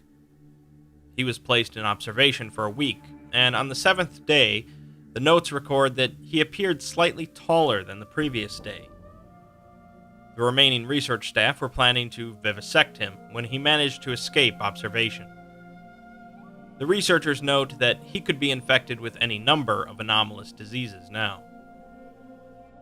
The real effect of SCP-1025 is revealed at this point, showing that the book doesn't infect any reader with a disease, but actually infects anyone around the reader with severe hypochondria by proxy. In other words, those around the reader begin to drastically panic over the slightest signs of disease or infection. This is what led to a large number of vivisections that resulted in nothing, and a researcher that developed a cough was immediately quarantined and was going to be vivisected as well. In the end, the O5s locked it in a box and warned everyone to try not to worry about it. SCP-152 is a very large hardbound book with paper resembling vellum, with text that alters to appear in whatever language the reader is most comfortable with. New text cannot be added to the book, as it repels any foreign materials. This also prevents the book from decaying, so it's unknown how old the book is. The contents of the book consist of a series of apocalyptic events throughout history that invariably resulted in the extinction of humanity. They are arranged in chronological order, starting with the spontaneous failure of the Sun in 6000 BC, leading up to near present day. Many of these scenarios are the result of different anomalies, while a few are from more conventional means, such as nuclear war or an epidemic. As far as the Foundation can tell, the details leading up to these scenarios are accurate, with only a few key differences in decisions made between our reality and the book's alternate reality. The Foundation is using it to gain some insight into what certain anomalies could do if left in the wild, and to reinforce the importance of the Foundation for researchers that aren't quite sure. An O5 notes that many of the recent entries in the book detail scenarios in which the Foundation screws up and ends up killing everyone. Some testing found that when the book updates itself with new information, it's actually disappearing for exactly 1 second before reappearing. It begs the question of who or what is updating the book. Rather than just one book, SCP-1986 contains a countless amount of books, as it's a 2-meter wide tunnel of unknown depth completely lined with them. The Foundation's best guess for a depth is at least 274,000 kilometers, but it's certainly possible that the tunnel is in fact infinitely deep. The books often resemble real known works, but with changes to their style, characters, plot, and subject matter. Books range from being somewhat unusual to completely nonsensical, encompassing every known language. There are a number of examples listed, including an unknown collection of short stories by Edgar Allan Poe named The Worm of Midnight, in which all the stories concern shellfish. A book written in Braille titled A Lapful of Severed Tongues, about the American suffragette movement, featuring an unknown variation on scratch and sniff. A book containing part of President Woodrow Wilson's personal diary, detailing the political battle for Thailand statehood, his thoughts on a constitutional amendment to grant citizenship to the afflicted, and his personal doubts about being named Presbyter of the Imperial States of America. A cookbook on the topic of cooking the English language, detailing how to properly prepare and cook words and phrases in a wide variety of meals, including how to make crispy prepositions, suffixes as a fun treat for children, and a chapter devoted to gourmet words, such as inhospitable and tertiary. Also not a book is SCP-826, a pair of pewter bookends in the shape of dragon heads. When a book is placed between the bookends by an individual, and the person leaves the room, 826 will instantaneously change the interior of the room into the setting of the contained book, typically drastically enlarging and altering the interior space. The book that initiated the process, and 826, will relocate to somewhere inside of the setting where one might find books, such as a library or study. To reverse the process, an individual has to find the book, remove it from the bookends, and carry it back outside of the room. In addition to the setting change, anyone entering the changed room will be placed at a random point in time in the book's plot, ranging from the beginning to near the end. Before you start to think that this would be an incredible thing to have for yourself, if an individual does not manage to find the book and reverse the process before the book's plot has finished, the plot will reset, with the person losing all of their memories and now incorporated as a background character in the story. Maybe you still want it, though. The Foundation has done a number of experiments with 826, utilizing published books, amateur short stories, and even movies. Using Little House on the Prairie, an agent meets up with the main character from the book, accompanies him to his cabin, and eats dinner with the family before finding the book and leaving. The copy of the book used contained an additional paragraph in the middle of the story discussing the agent. A DVD copy of The Shining was tested, in which an agent walked through the hotel, enters the hotel manager's office, finds the DVD, and leaves, interacting with none of the characters. With a copy of A Game of Thrones by George R.R. Martin, a D-Class is sent in and told to disembowel the first human they see, which happened to be Lord Eddard Stark. The D-Class assured researchers afterwards that they stabbed him until he was definitely not going to live, but the book only added a few paragraphs about a very unintelligent assassin who made an attempt on Eddard Stark's life. It seems that 826 will preserve the core narrative of the story regardless of interference. Speaking of interfering with stories, SCP-423 is an entity that exists entirely within textual narratives. The entity was first discovered in a copy of Tom Sawyer, found by an agent during a routine search in a used bookstore. The book was otherwise normal, except for the inclusion of a new character in the story named Fred. When the book was left next to a copy of Moby Dick, it was discovered that this entity, who typically goes by the name Fred, or some version of it, can jump from story to story. Fred inserts himself as a minor character, usually appearing as an average, middle-aged male, but depending on the narrative can appear as younger, or older, or even as a non-human. Fred's presence is never noted as being unusual by any other character. If another book is placed near the one that Fred is currently in, it takes up to 3 minutes for him to move from one to the other. The text on all the pages moves to accommodate the new text for Fred, and sometimes the size of the text will grow smaller or larger to maintain the page count. Fred can be communicated with if he is coaxed into moving into a journal, with his responses appearing beneath questions, and he's been mostly cooperative since containment. He has requested for access to more narratives, preferably fictional ones with a large number of background characters. Of course, researchers have tried to kill Fred using narrative text, but so far they've been unsuccessful, as Fred displays a strong grasp of narrative principles and is able to easily avoid danger to himself. Researchers must be careful not to leave written notes around Fred's containment, as he occasionally jumps in to add addenda as guest researcher Fred.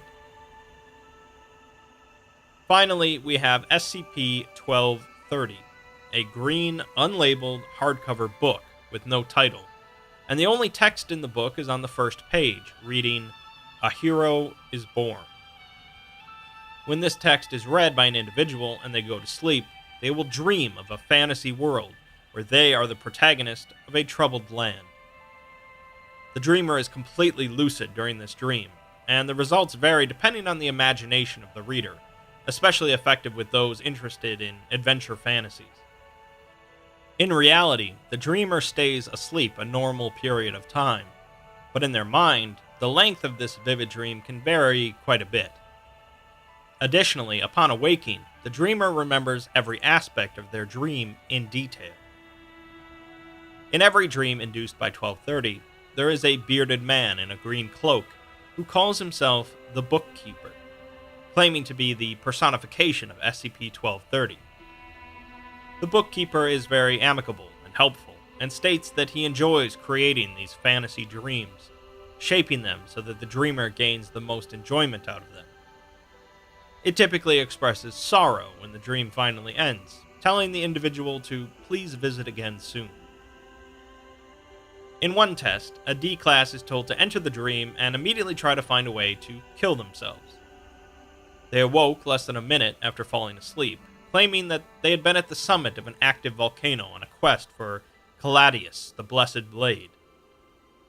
He had leapt into the volcano, felt an intense heat, and woke up. He requested permission to give it another go, but the request was denied. Another D-class was instructed to simply harm himself in the dream without killing himself, and he later reported that he could feel a numbed sort of pain from the injuries, but never anything unbearable.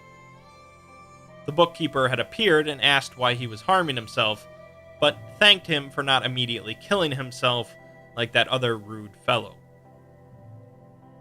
This is obviously an item that could appeal to a large number of people, especially those obsessed with fantasy stories and games. A particular researcher requested access to SCP-1230, which was granted due to his high level of clearance. Other staff members recall his visible excitement due to him being an avid fan of tabletop and role-playing games, and he soon fell asleep. Staff grew alarmed after 15 hours had passed without the researcher waking up, and his vitals were monitored from that point.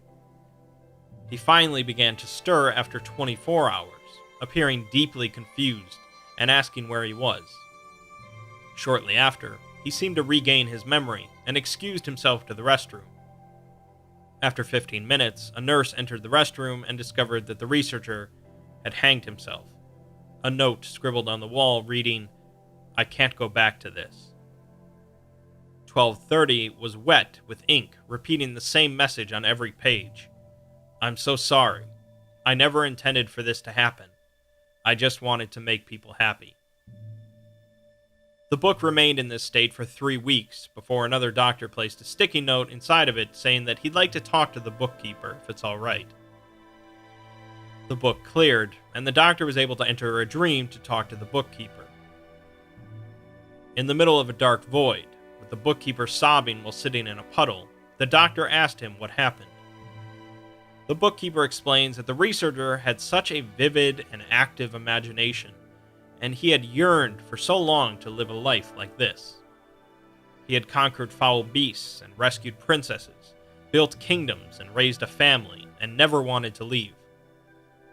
The Bookkeeper realized that he preferred the dream to his real life, and when confronted, the researcher said that if he was ever forced to leave, he would immediately kill himself. The Bookkeeper therefore tried to keep him happy as long as he could, but eventually he failed to maintain things after 200 years. In the end, as sweet as dreams may be, eventually we all have to wake up. Literature and writing have been an incredible part of the development of modern humanity, from the Code of Hammurabi to the SCP Wiki.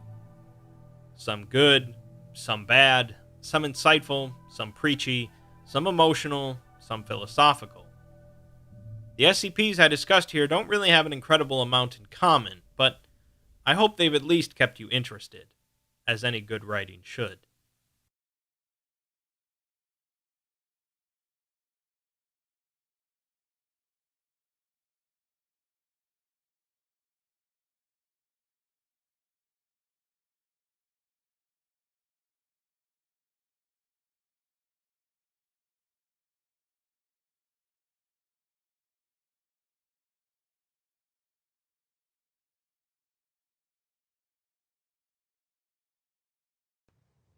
Dinosaur SCPs.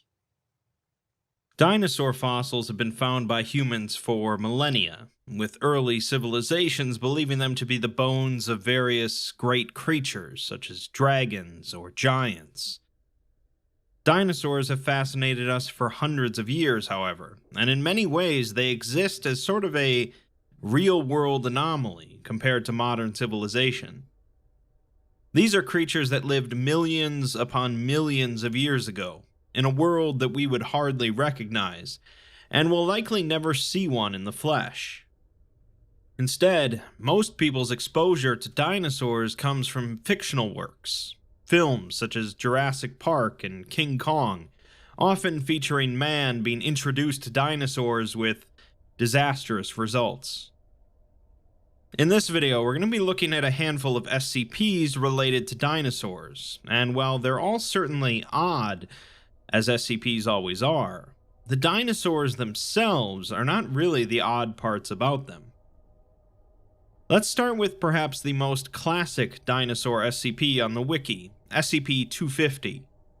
250 is the animate fossil skeleton of an Allosaurus, consisting of 153 disarticulated bones and 14 plaster and fiberglass replacements, held together and animated by an unknown force.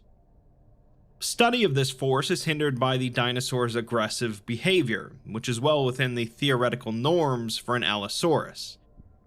It also emulates what are presumed to have been the standard daily activities of a living Allosaurus, including wandering its enclosure by day, entering a dormant state at night, and attempting to kill and devour anything which it perceives as suitable prey, including humans. Its lack of organs does not seem to affect its behavior in any way, except that anything it consumes will inevitably fall out of the gaps in its skull, neck, and rib cage, at which point it ignores them. It was first excavated as an 80% complete skeleton, showing no anomalous traits, at which point it was transferred to a museum, assembled, and mounted. Years later, however, it became animate one night, seizing and killing an intruder to the museum. Although damage to the intruder's remains was so extensive as to render forensic identification impractical, they were conclusively shown to not match a paleontologist whose office in the museum was vandalized that night and who has not been seen since. Foundation personnel embedded within the museum reported the incident, and it was taken into custody. Nothing particularly outrageous going on here, but as I said, a classic and a good jumping off point into other SCPs. Let's look at another more recent SCP based around a fossilized dinosaur, SCP-3637. 3637 is a fossilized Maiasaura skeleton, excavated in Montana during a paleontological dig. Upon initial excavation, a loud roar was heard by the paleontology team, with no apparent source. The dinosaur will undergo what's called a 3637 Rama event every time a thunderstorm forms or passes directly over it, during which wind speeds will increase to around 140 kilometers per hour.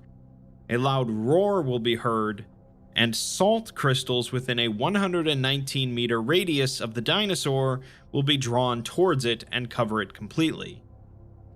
A lightning bolt will then strike it directly, although this won't damage it, and the salt crystals will coalesce into the form of an adult Maiasaura skeleton. This skeleton will then extricate itself from the original and walk away, at which point wind speeds will return to normal. The new salt skeleton tends to wander aimlessly, occasionally vocalizing and digging into the ground with its forelegs. It will continue this until rain degrades it to a point where it is incapable of locomotion, vocalizing loudly and digging more rapidly and frantically as it degrades. Rain will continue to fall in its vicinity until it dissolves completely. Only one of these salt skeletons can exist at a time, and a 3637 Rama event will not occur again until the current one has dissolved.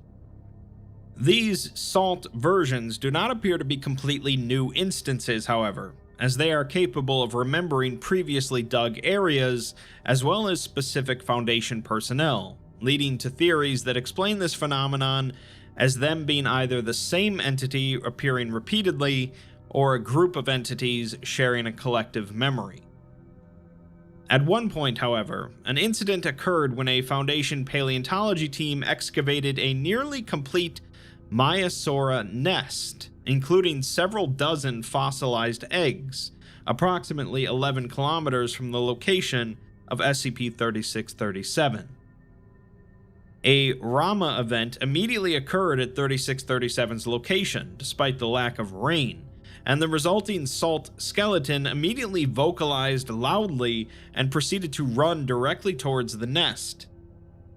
It then absorbed salt from the ground, growing in size to a length of 15 meters, and easily scaled the barrier. On-site personnel attempted to neutralize it with high-pressure water hoses, but were unsuccessful. It then shed the excess salt, returning to its original size, and continued course to the nest. Personnel at the nest were advised to stand down while backup was scrambled. Upon reaching the nest, it lay down next to it and nuzzled the fossilized eggs, before collapsing into salt crystals. This SCP is somewhat of a reference to a passage from the Song of Solomon from the Hebrew Bible, which reads, "Many waters cannot quench love, nor can the floods drown it."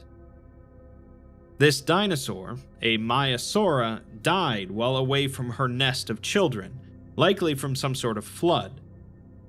Now she reanimates whenever it rains in a desperate attempt to be reunited with her children, eventually making it back to them after the Foundation uncovered the nest. A side note is that Maiasaura literally translates to good mother reptile. Let's move past the fossils and get to some living creatures, starting with a rather interesting one, SCP-6556.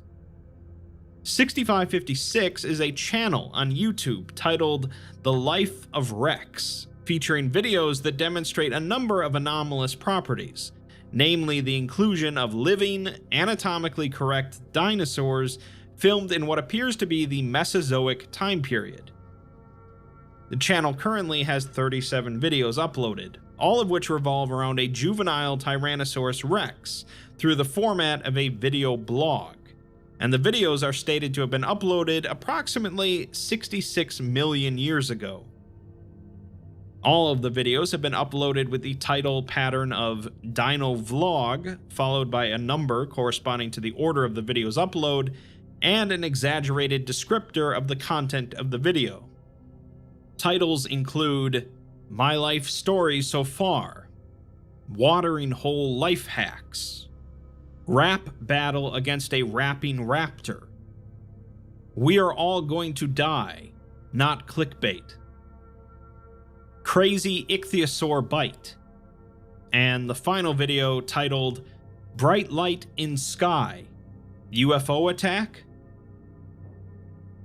People that view these videos, or those who are made aware of the channel's existence, do not challenge the anachronistic nature of the anomaly, and believe the videos to be historically accurate representations of life in the Mesozoic era. Individuals with naturally high cognitohazard resistance, or who have undergone training, are not subject to this effect. We're provided a transcript of some footage taken from a Zoom meeting between a group of paleontologists. Dr. Eleanor Grant presents new evidence of toxic flora at the end of the Cretaceous period, relating to the theory that the meteor that killed the dinosaurs off may have been preceded by a smaller extinction process resulting from the development of toxic flora. For her evidence, she begins to play the video titled Dino Vlog 22, A Flower Almost Murdered Me. The video opens with the Tyrannosaurus, referred to as Ty-Rex, welcoming his viewers as the Jurassic Junkies. He states that this is another warm day out here in the woods, and the pterodactyls are scrawling, before cutting to a montage of him hiking through a wooded area, often focusing on various megaflora in the distance or smaller animals skittering away in clearings. The footage returns to a shot of Ty-Rex standing in front of a small plant with what appears to be berries, and a mountain range can be seen in the distance. Dr. Grant pauses the video and zooms into the mountain range, saying that she's confident that these are the Rocky Mountains, placing Rex in roughly the area that would one day be Canada. She then zooms in on the plant behind Rex, stating that this is a clear example of a rudimentary angiosperm. She's cut off by another doctor, Smith, who says that this is ridiculous, and that is clearly some kind of pteridosperm and nothing more, a completely harmless plant that existed for millions of years prior to the decline. Another paleontologist, Harris, chimes in to agree with Grant, as they don't really know what the early angiosperms look like. They move on to looking at the source of this evidence, as the title of the video is clearly clickbait, so they can't make any assumptions that Ty-Rex hadn't altered the plant somehow to give the presented reaction. Dr. Malcolm asks where these videos came from, and Grant explains that they're recently discovered videos on YouTube uploaded towards the close of the Cretaceous period. They give unparalleled insight into Mesozoic societal norms through following the activities of this adolescent T-Rex. One doctor asks if this whole thing is just a ploy, but when Grant says that they need to approach the evidence with that possibility in mind, the doctor just says, "For God's sake," and disconnects from the call. Another doctor chimes in to mention that they can't help but be startled by the fact that there is a Brachiosaurus present in the background of the footage, a species that they had thought lived 100 million years apart from the T-Rex. Grant says that that's a fantastic point, and pulls up another video titled Dino Vlog 27, I'm Sorry, which was uploaded right after the video titled Parasaurolophus Egg Omelet, Yum. In the video, Ty-Rex says that this isn't an easy video to make, and in his last video, he ate some Parasaurolophus eggs as a joke that he now has realized is wrong. These actions don't represent him and who he is as a dinosaur. They don't represent the impact he wants to have on the community. He's interrupted by a YouTube ad for a cryptocurrency trading website, which Grant promptly skips. Ty goes on to say that at the time he was unaware of the hurt this would cause, but now he is, so he apologizes for being unaware of the impact of his actions. He asks himself if he could go back now, would he do the same thing? And says that yes, he absolutely would because they were delicious, but he would do it knowing the full consequences of his actions. Grant pauses the video and says that Ty was also vlogging during his own time period as well, giving them a fantastic view into the world of not only the days of the T-Rex, but of the entire age of the dinosaurs. She's interrupted by a Miss Steven, who apparently couldn't figure out how to unmute herself until now. She asks if none of them see an issue with the fact that that's a real dinosaur speaking perfect modern English in what appears to be a Canadian accent. It's also on the internet, created 66 million years after dinosaurs went extinct, and asks if she's the only one here realizing this. The realization seems to hit the others, and Dr. Malcolm states that this is slightly embarrassing. Dr. Grant apologizes and says that she's made a terrible oversight. Miss Stevens says it's all right, as they've all been under a lot of stress lately. Dr. Grant, however, says that she doesn't know how she didn't see it at first, as this completely revolutionizes everything, stating that dinosaurs invented the internet. All of the other participants begin enthusiastically voicing their agreement to this. During a recess in the call, Foundation operatives were notified of the event and amnestics were administered at the homes of each attendee. Moving on to something a bit less silly while still providing insight into dinosaurs, SCP-1265 is an irregularly shaped area of land measuring 50 square kilometers within the Congo Basin in Africa. It is mostly contained within the Democratic Republic of the Congo, but approximately 15 square kilometers of it is contained within the neighboring Republic of the Congo. The majority of the area is uninhabited, save for some tribal villages, and contains flora typical of the Congo Basin. It's also inhabited, however, by several species known to be extinct, mostly dinosaurs, which appear spontaneously in groups of 5, approximately once every 30 days. These animals are not necessarily found on the fossil record within Africa, but rather they appear to be selected based on the climate they lived in during the Mesozoic era. They are also not chosen based on one particular period of the Mesozoic, but the Cretaceous and Jurassic are the most well represented, with sparse population of Triassic period dinosaurs. In addition, several non-dinosaur reptilians, such as pterosaurs, are known to exist within the area, but are not commonly seen. They are incapable of leaving the area, as they dematerialize upon crossing the border and reappear in an area within 3 kilometers of the border sedated. All of the creatures, even the carnivores, show no aggression or fear towards humans unless provoked. So far, 3 Foundation personnel have been killed as a result of accidentally provoking one of them, rather than being actively hunted. Notably, there are few large carnivorous or herbivorous dinosaurs present, and a lack of dinosaur species whose fossils have been found in North America. Species such as T-Rex and Brachiosaurus have never been sighted in the area, but species such as Spinosaurus and Kentrosaurus are relatively common.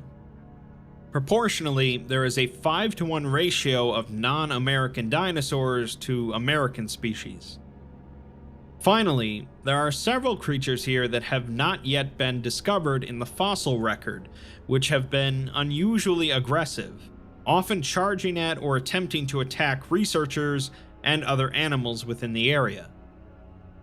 As of yet, Foundation researchers have been unable to determine the origin of most of these species, although the ones that have been identified usually lose all aggressive tendencies. It's believed that this phenomenon has existed for at least 200 years, according to historical records.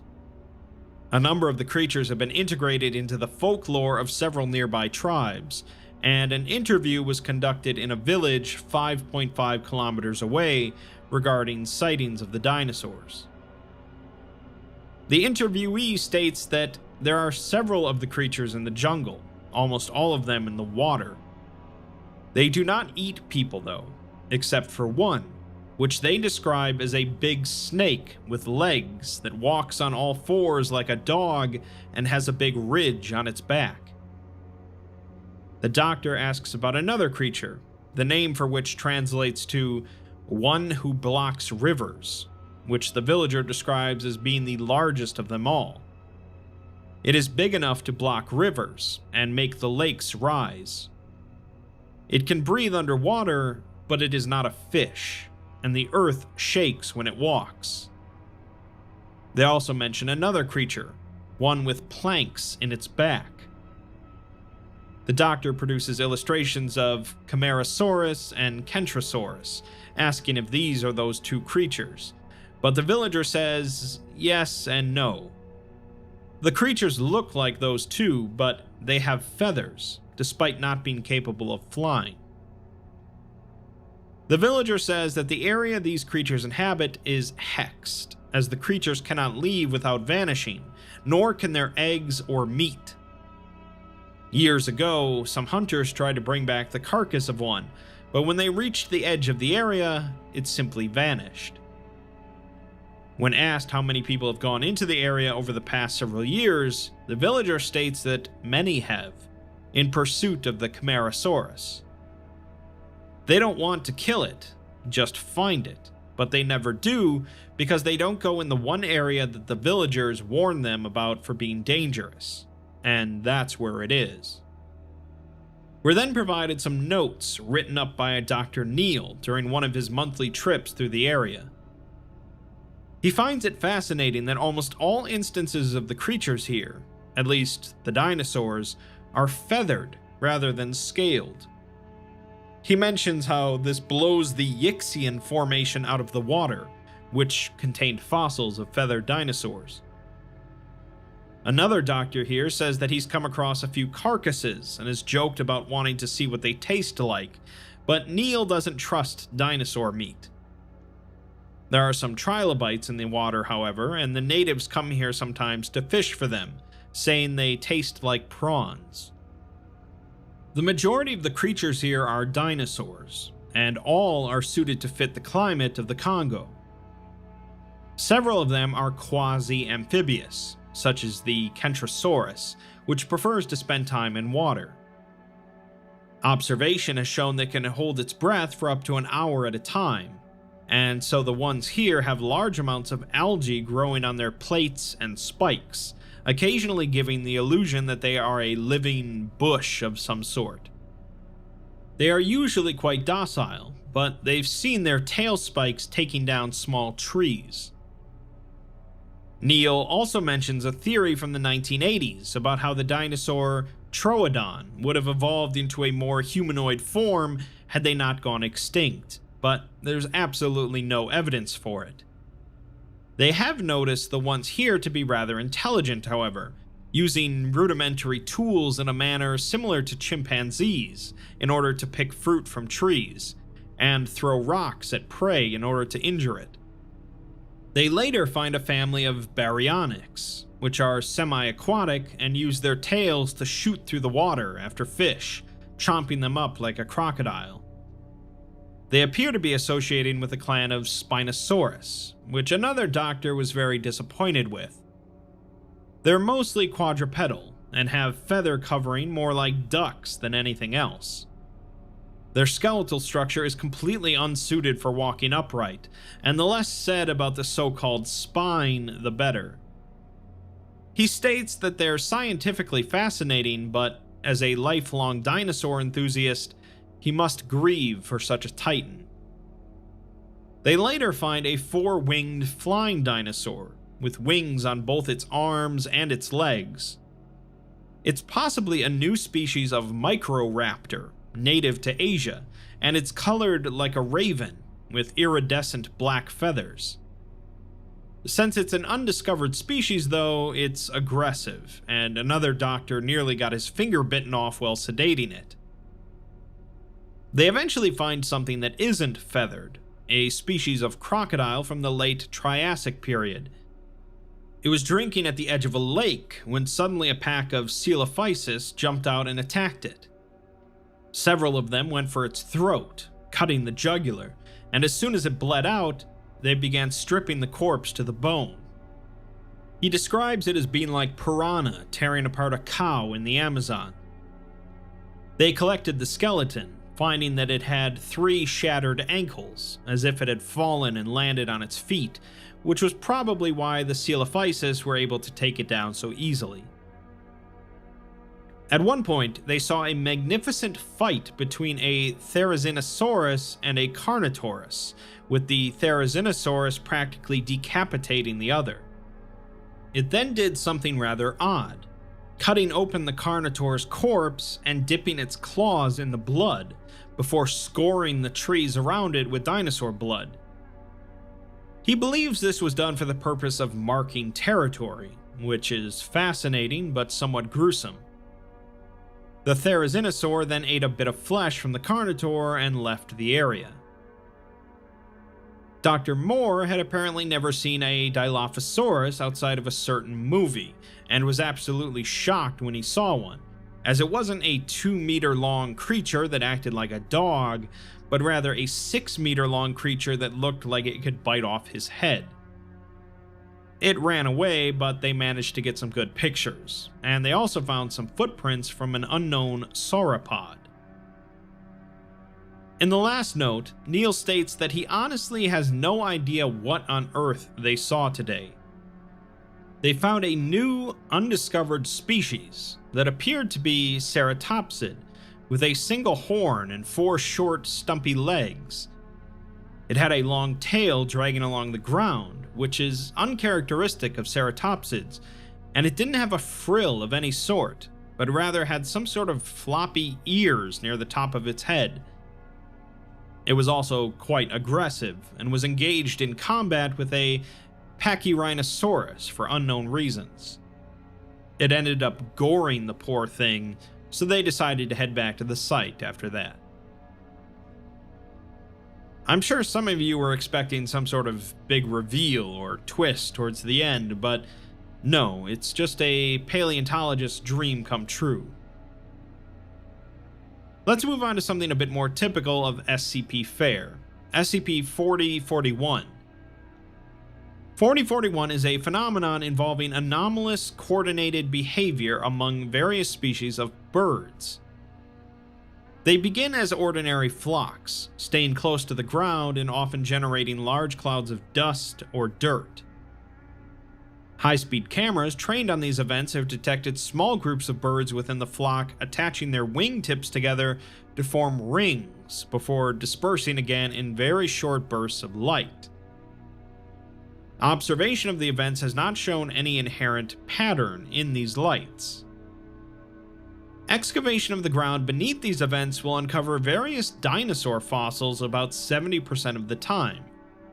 Rarely, this will occur even in locations previously shown to have been completely excavated for fossils. Fossils discovered after these events are always of theropod dinosaurs, a group that are generally bipedal and carnivorous, and are often Siluriosaurians, a subgroup which includes the T-Rex. The variety and quantity of the fossils increase with the number of birds in the flock. The fossils themselves appear to be non-anomalous, although they exhibit a high degree of preservation and detail, with feather imprints and skulls often intact.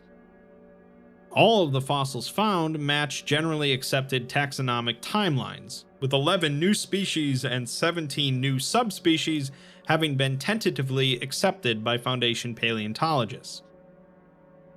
A secondary component of the phenomenon are translucent Class 3 incorporeal entities, resembling theropod dinosaurs in various states of decomposition, all of them lacking feathers.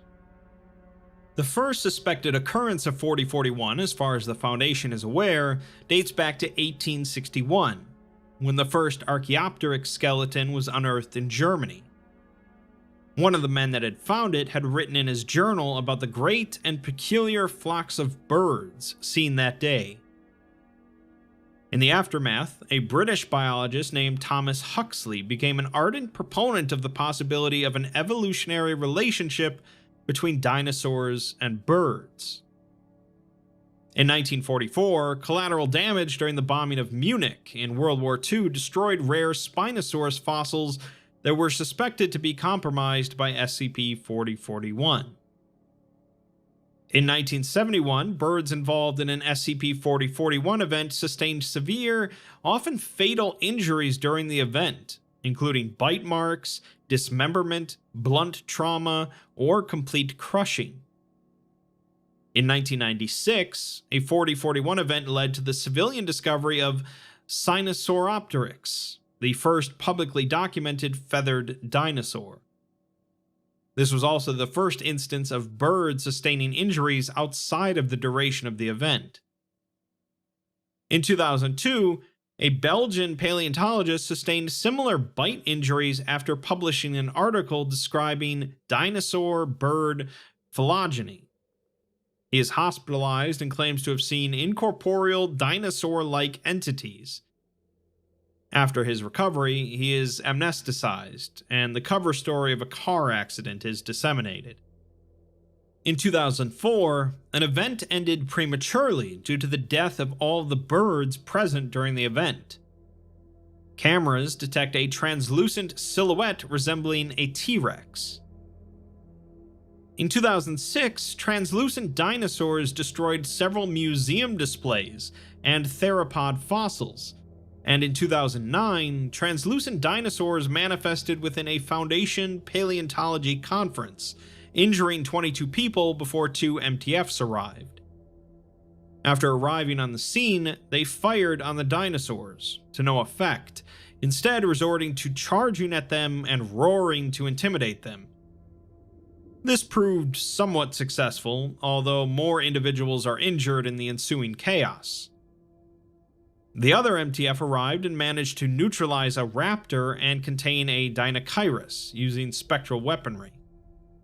Afterwards, one of the MTF agents interviews a paleontologist that was present, as she managed to make it through the ordeal without a scratch. The paleontologist admits that the paper she wrote some years back wasn't entirely her work.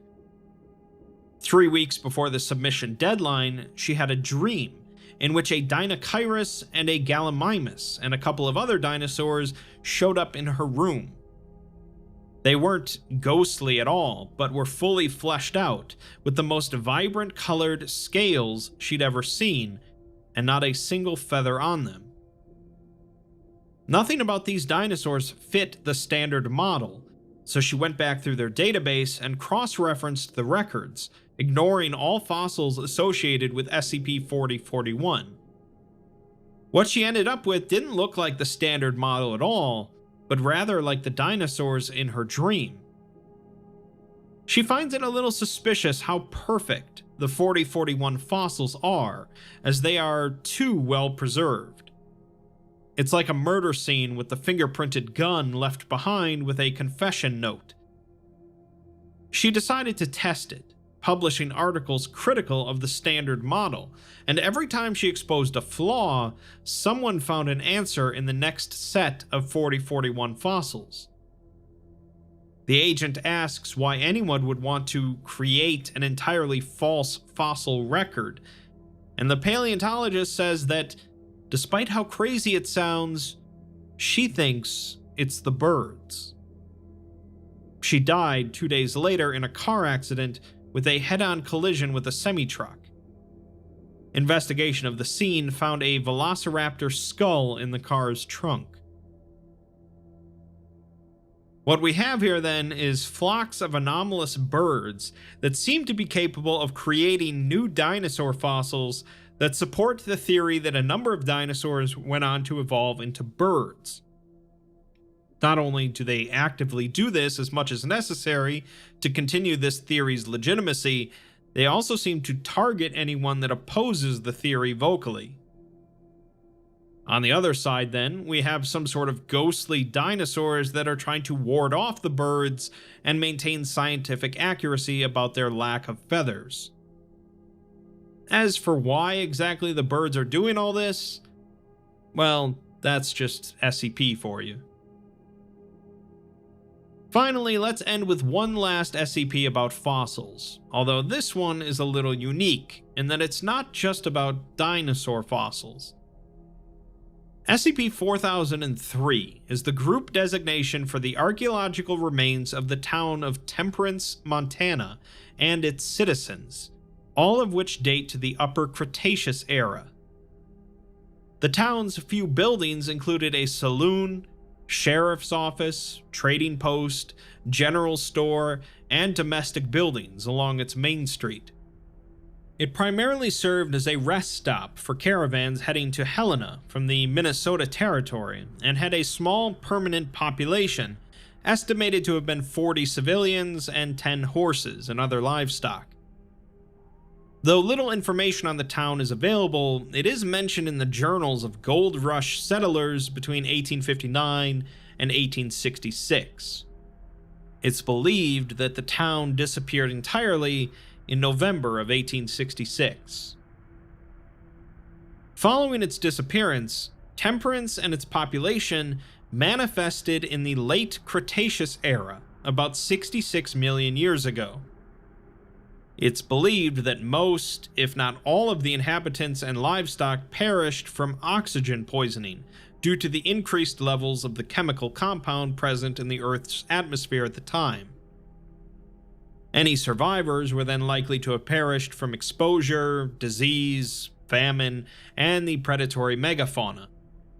The town reappeared in its exact geographical location in the Upper Cretaceous period, with evidence indicating that the climate of the area was subtropical due to its proximity to the western interior seaway, a sharp contrast to the aridity of modern Montana.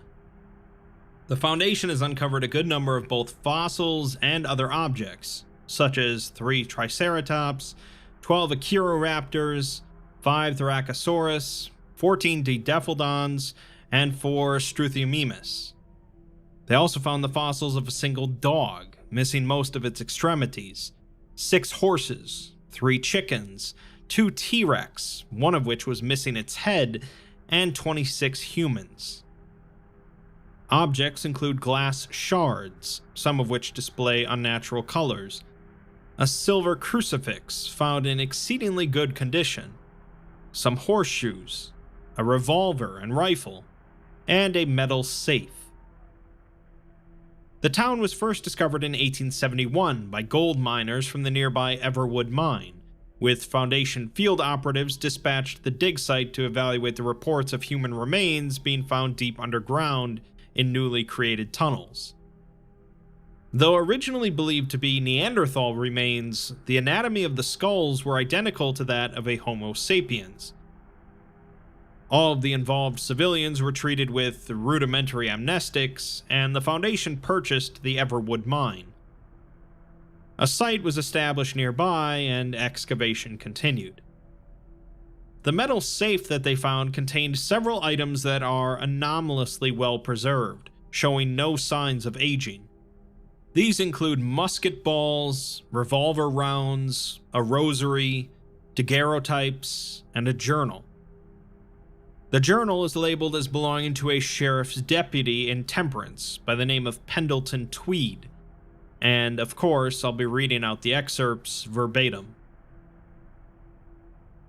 15th of November, Anno Domini 1866.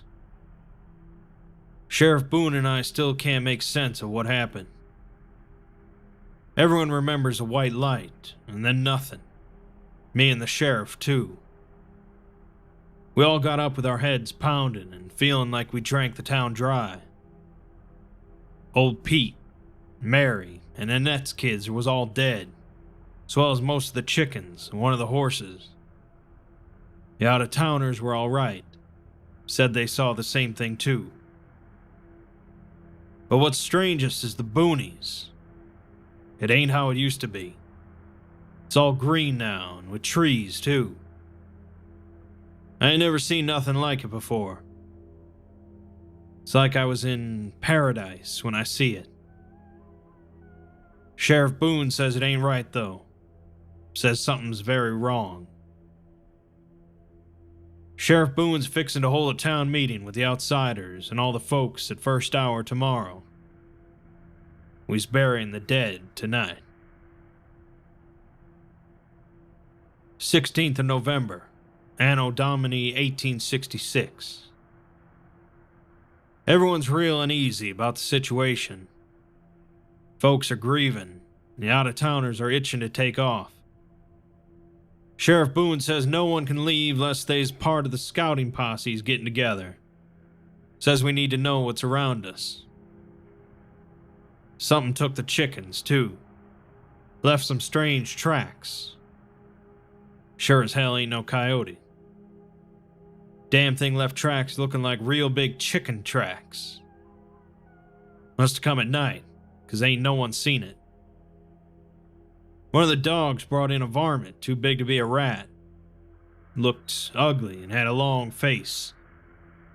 Ain't ever seen nothing like it, but he ain't seemed to mind.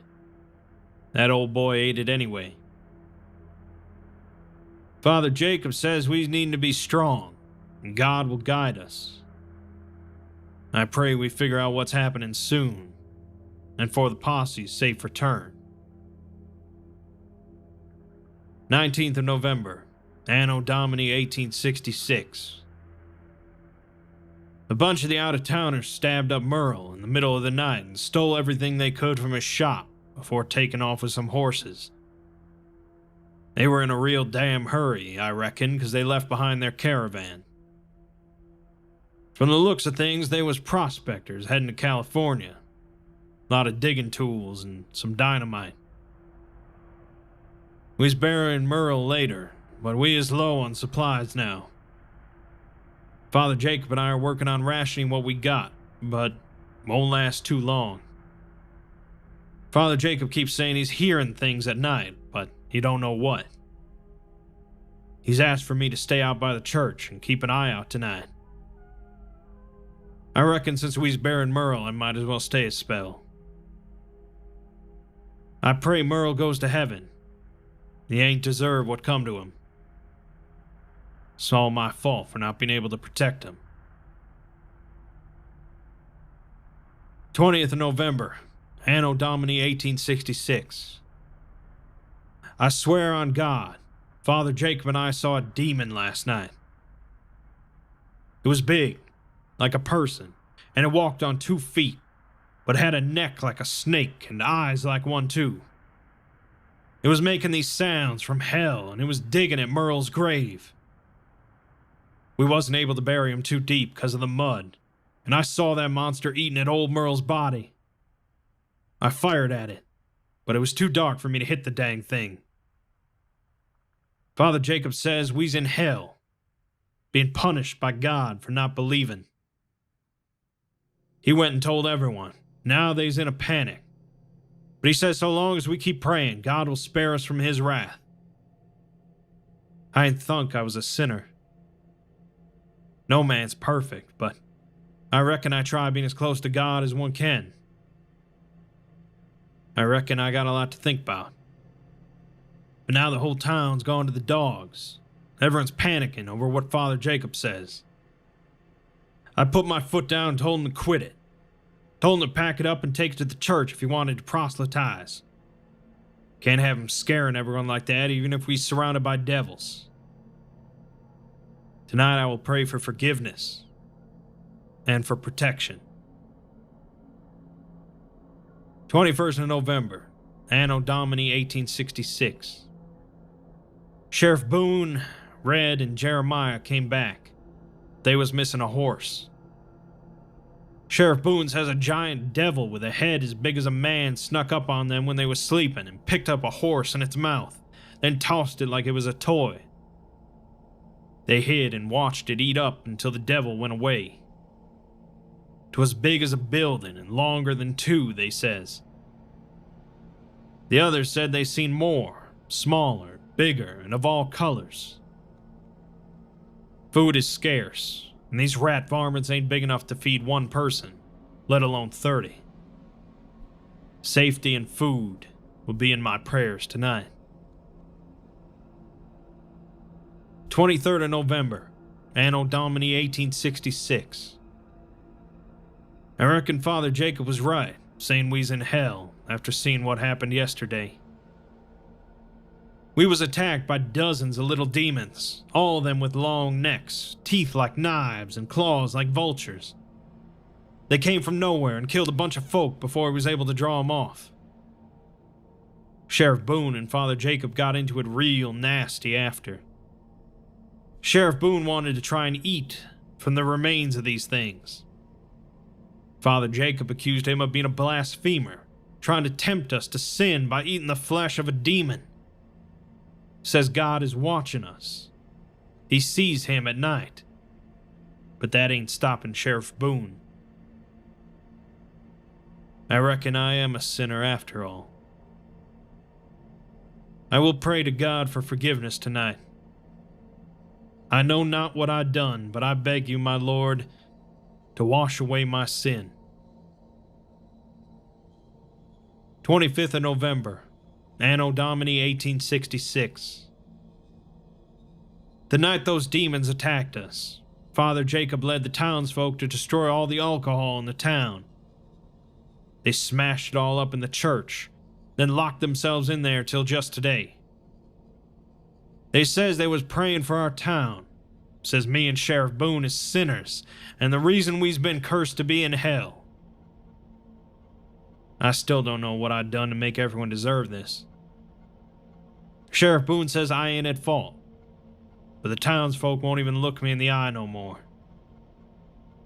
I got half a mind to go over and put lead between Father Jacob's eyes from making a bad situation worse, but then I'd be the same as he. Tonight I will pray for forgiveness again, as well as for this rain to stop. The damn frogs won't let me sleep. Lots of folks are dead. Sheriff Boone is dead. The rain won't stop. I ain't sleeping what feels like forever. A giant monster like I never seen before came in, making the whole town shake with its footsteps. It was bigger than any building I seen before, and it walked right up to the pile of demons and started eating them. Father Jacob and a few others came scrambling out of the church trying to exorcise it, but it ate him. It was the scariest thing. One second he was there shouting about Christ, and then all we was hearing was the rain. Then it roared the worst sound I ever heard. Something fitting the demon it was. The townsfolk tried shooting at it, but the damn thing didn't even care. Just made it angrier. All I could do was sit there and watch while Sheriff Boone ran out and grabbed some dynamite. The monster was fixing to kill the townsfolk, but Sheriff Boone caught its attention. Blew the damn thing's head clean off. And himself, too. The rain got worse before we could even try and move the demon away. I made everyone go home after that. Ain't no sense in being outside near all them bodies if it's gonna make more of them come. I don't reckon I know what to pray for no more. I saw God last night. I saw his light in the sky, shining so bright next to the moon. It was beautiful. I begged him for forgiveness. I begged him to learn what I did wrong. But God ain't answering me. I've been begging God for the rain to stop, for forgiveness and clarity. I see him in the sky in the day now, too. He's so bright behind these clouds. I can feel his touch. But God ain't happy with me. I know my punishment is coming, and God Almighty himself is delivering it. One last time, I will pray for forgiveness tonight. So, yeah, pretty much what you'd expect if a small town in the 1860s got transported to the Cretaceous period. The why or how of their trip is unknown, so we're left just as much in the dark as they were. Perhaps they all had really done something to piss off God, and they were punished for it. Or perhaps they were just unlucky. It's interesting that most of these SCPs concerned fossils, despite the breadth and scope of the SCP universe easily allowing for much more than that. Dinosaurs as a concept so often feel like fiction, being tremendous, almost alien creatures that we only really see as natural villains in films or shows.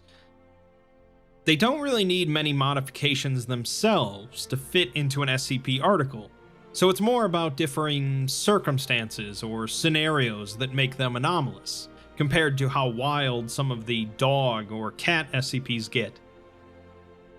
At the end of the day, dinosaurs will continue to fascinate mankind for who knows how long, even if they only ever really come alive in fiction. Dog SCPs. The normal, blended with the paranormal, is common enough in the SCP universe, so it's no surprise at all that there are quite a few anomalies based off of canines, ranging from the wholesome to the horrific. For the most part, I'll be looking at the more wholesome side of things today, and the only thing that these SCPs really have in common is that they're about dogs. This is just a smattering of some of the more interesting dog SCPs that I've picked, but there are dozens across the wiki.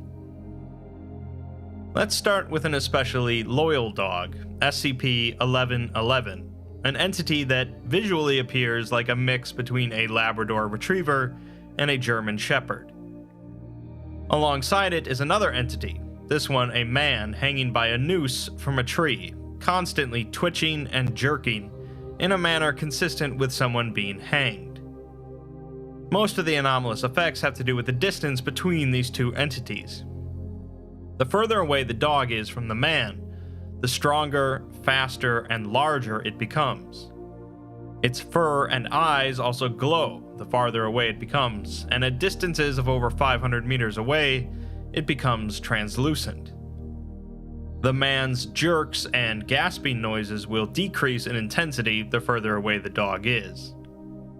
When left undisturbed, the dog will simply lie beneath the man with its eyes open, seeming to never sleep, eat, or even breathe.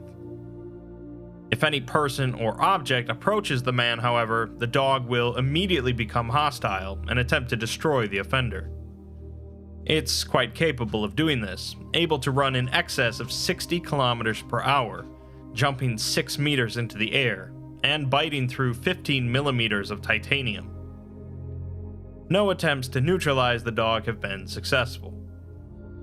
During an incident in which the Foundation attempted to approach the man and personnel were attacked by the dog, footage shows the man's lips moving, mouthing the words, "No, down boy."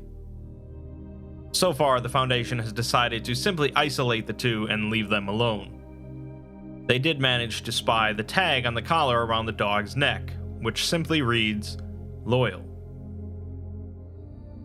Not quite as touching, but exceptionally odd, is SCP-2952, a Welsh corgi that happens to be over 30,000 kilometers in length. The head and front legs of this entity stick out in Portland, Oregon, while the rear end pops out in Japan, with the body weaving through the Americas, Europe, and much of Asia. The dog doesn't seem to age or require food or water, and will quickly regenerate from any damage done to it. At certain locations throughout its body, small openings will occasionally appear at regular intervals, upon which tiny humanoids will enter or exit the holes. These humanoids cannot be seen directly, only through photography or film. These hole formations do not seem to bother the dog whatsoever, and the humanoids are apparently using the interior of the dog to travel great distances. The holes appear in a number of major cities across various continents, as well as suburban and rural locations. Entering a hole from the left side of the dog takes these passengers east, while the right side takes them west, at about 120 kilometers per hour. The Foundation apparently wasn't happy with this predicament, so they worked to bury all of the exposed portions of the dog's body, preventing the humanoids from entering the holes. 3 days after this project was finished, the director of the project disappeared from his apartment, with an adult European mole left in his place. Additionally, over the next 3 weeks, 17 of the construction workers involved in the project found the walls of their homes replaced with a mix of poison ivy and deathcap mushrooms. A researcher who had been in charge of testing the regenerative properties of the dog woke up one morning with poisonous berries in his mouth and stakes of hawthorn driven through his hands and feet.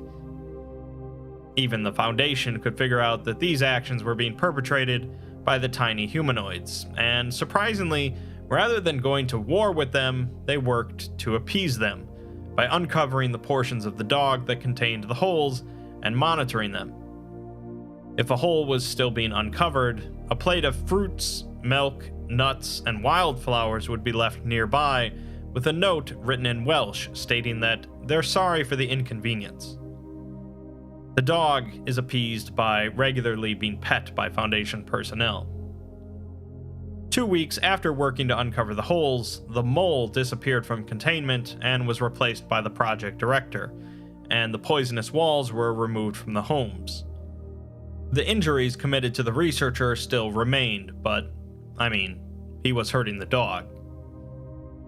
Sometime later, the dog became invisible to all humans not working for the Foundation, and the humanoids became visible only to Foundation personnel, so the entity has now been reclassified as safe. A few days later, a bird left a note written in Welsh on the desk of the project director, thanking the Foundation for their wonderful customer service and granting them complimentary transportation on their CORGI system. They should send a sparrow to the nearest council of the She office if they have any further questions. The note was written by G. Foxglove, the Director of Transportation for the Council of the Tylwyth Teg, the Welsh term for fairies. Let's look at a couple of Russian dog SCPs, coincidentally. SCP-4062 is a male Ukrainian shepherd dog that appears to be largely normal in appearance and properties, aside from a lack of aging, except when wet.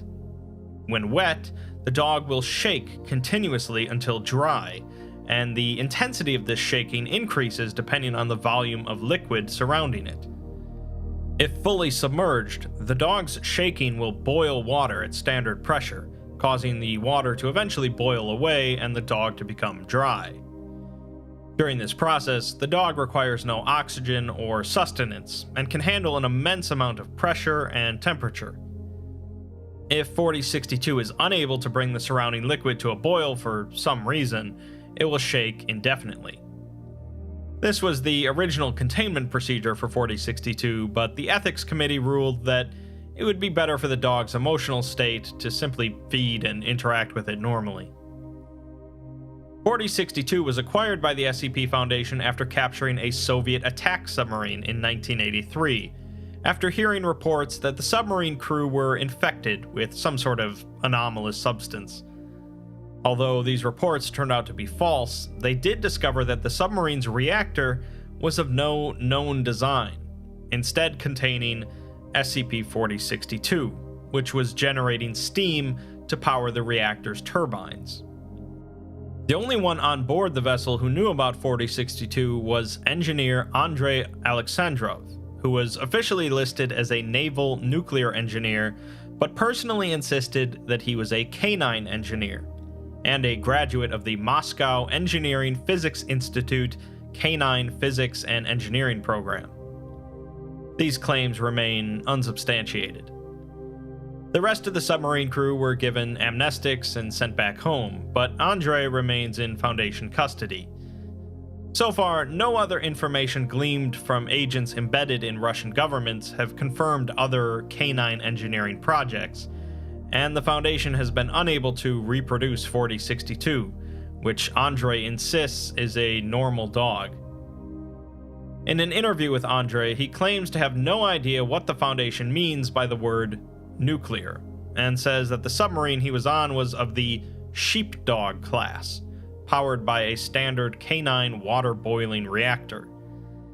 He's surprised that the Foundation has no idea about the canine reactor, as canine technology is the root of Russia's tensions with America, including canine bombs and canine missiles. When the Foundation researcher asks again how a dog can boil water, Andrei sighs, grabs his notebook, and says that it's basic physics. That was a somewhat humorous one, but the next one, not so much. In 1957, in the midst of Russia's space program, Khrushchev ordered that a spacecraft would be launched into space on November 7th, the 40th anniversary of the October Revolution. The goal was to deliver a spectacular mission that would repeat the earlier triumph of the Sputnik 1, the first satellite launched into orbit. It was decided that a single animal would be sent into orbit for the first time, a dog. The dog chosen was named Laika, a stray from the streets of Moscow. The vessel, Sputnik 2, successfully made it into Earth's orbit with Laika inside. A number of hours later, though, the interior of the satellite overheated, and Laika died, thousands of miles from home, alone. That somber note brings us to SCP-2624, an artificial satellite composed of 60 live dogs in a roughly spherical shape 5 meters in radius. 2624 is believed to be located around the remnants of Sputnik 2 in orbit, and each dog is an adult female visually identical to Laika. According to this document, over the course of several hours after Laika's death, these dogs began to appear around Sputnik 2, and several days later, Russia contacted the Foundation to notify them of the situation. It's believed that the creation of 2624 was the result of a malfunction within an anomalous communication system that was meant to be secretly tested during Sputnik 2's mission. Whether the project malfunctioned because of Soviet error or sabotage by the US is anyone's guess. The dogs that make up 2624 can be seen twitching, panting, and breathing, but do not otherwise move. 2624 as a collective is capable of ejecting dogs at velocities exceeding 10 kilometers per second.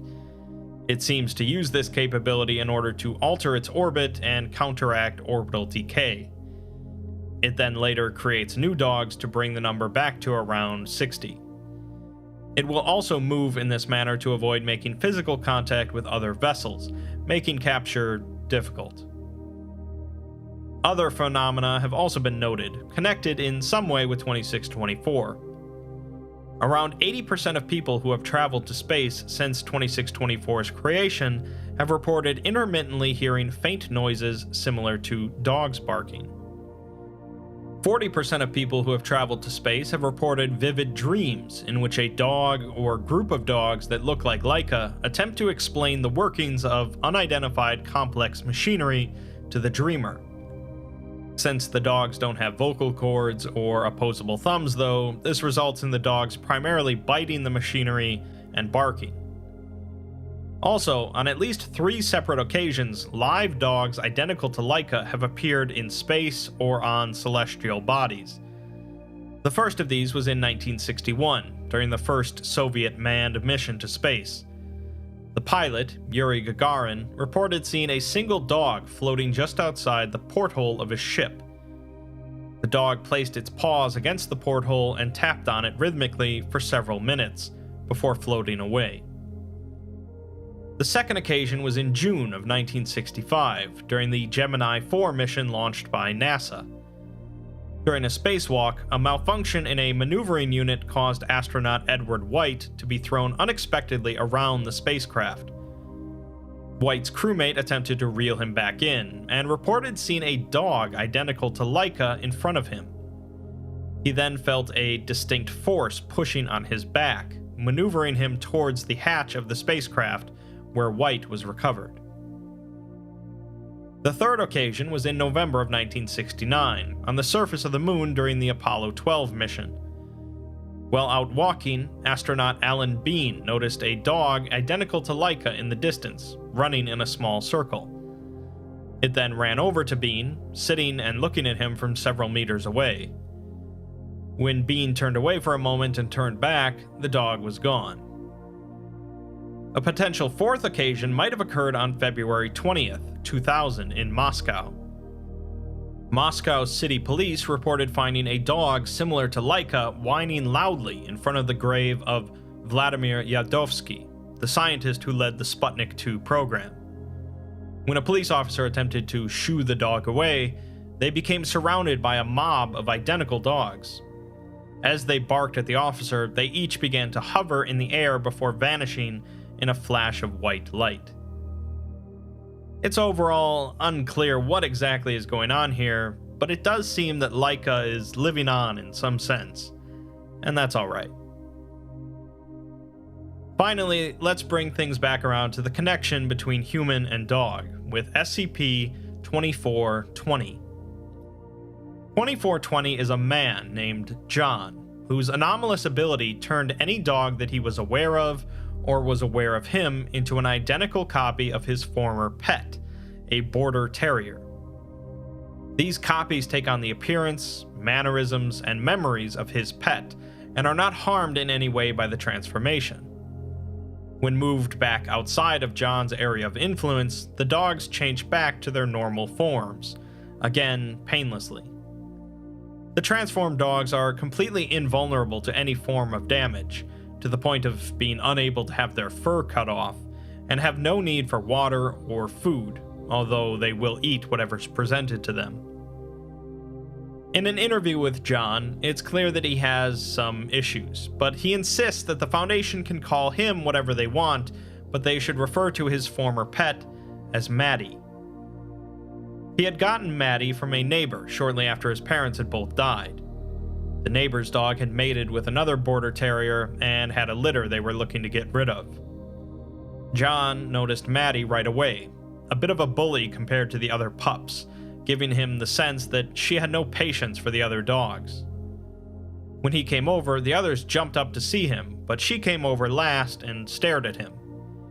He held his hand out to her and she bit it gently, so he knew he had to take her.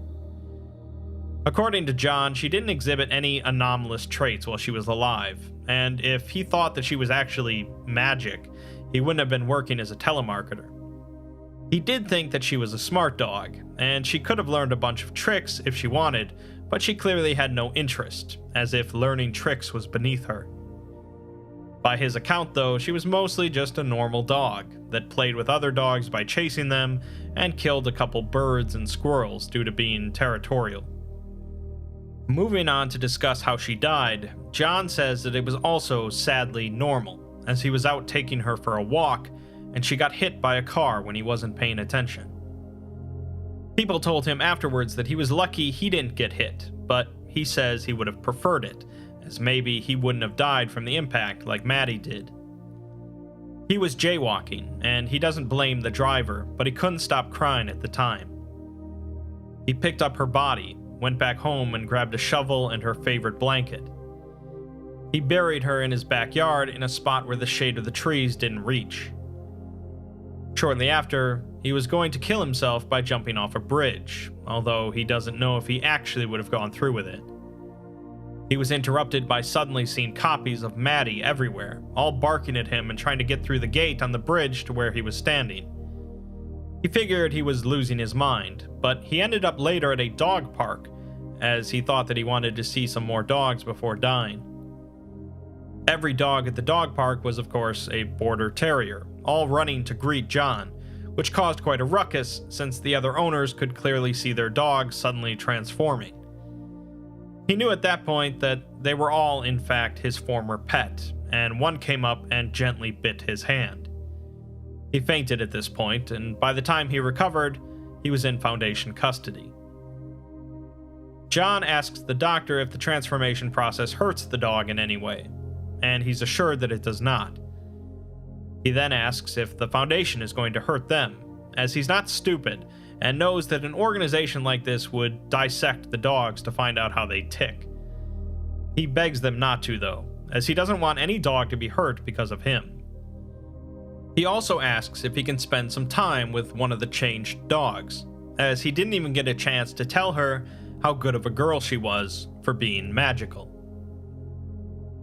Years later, during a routine visiting session between John and a transformed dog, the dog suddenly transformed back into a golden retriever while still being in John's presence. It would seem that John is no longer anomalous since this point, and SCP-2420 has been declared neutralized. An interview was conducted right after this incident, and John says that during the visiting session, everything was normal as they were lounging there together, but he felt something weird. He's noticed that Maddie, or at least the transformed dogs the Foundation has been using, have been looking older. He asks how long he's been here, thinking it's been 6 years, but it's actually been 10. He doesn't think it's actually been 10 years for Maddie since he only sees her for 6 hours a week, but it's likely time doesn't work the same for her. During the session, Maddie knew that the visiting time was almost over, so she hopped off the couch, licked his hand, bit it, and looked him in the eyes. He knew at this point that it was going to be the last time he would see her. He doesn't know how he and Maddie managed to make this anomaly work, but it must have been hard for her. She let go of his hand, barked once impatiently, grinned, and then transformed back into the golden retriever in a moment. He asks at this point if the Foundation is now going to suck out his memories and dump him back in the real world, but the doctor asks if he would prefer that. John doesn't want to go though, as he doesn't want to forget about Maddie. He doesn't want to forget the lengths the two of them went to spend more time together. He's worried that if he goes back into the real world, he'll just end up back on that bridge. The doctor asks if the previous 10 years, whether the medication, the anomaly, or just seeing his dog again has cured his depression. John says that, of course, Maddie didn't cure his depression, but it felt nice that someone loved him enough to do what she did. She's not magical, though. She was just a dog. It's commonly said that a dog is man's best friend, and enough has been written in the past about the virtues of the dog that I don't really need to expound on it. There isn't really a grand lesson or moral that ties all these SCPs together, but it's more proof that the SCP universe covers a very wide range of themes and topics. While we all know that the cat is the better pet, there's no denying the positive impact that dogs have had on human life.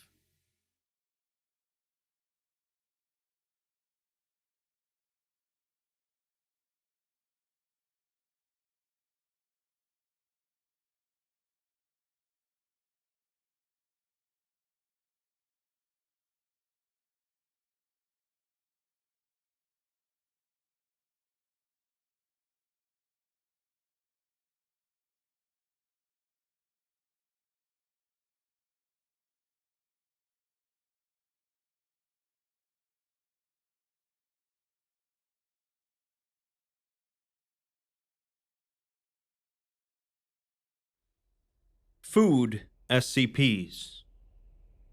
Chances are, if you've lived on this planet for some amount of time, you are aware of what food is, and if not, then this video is going to be especially confusing for you. That said, much like practically every other concept of reality, there are quite a few SCPs related to food, from the fantastical to the horrific.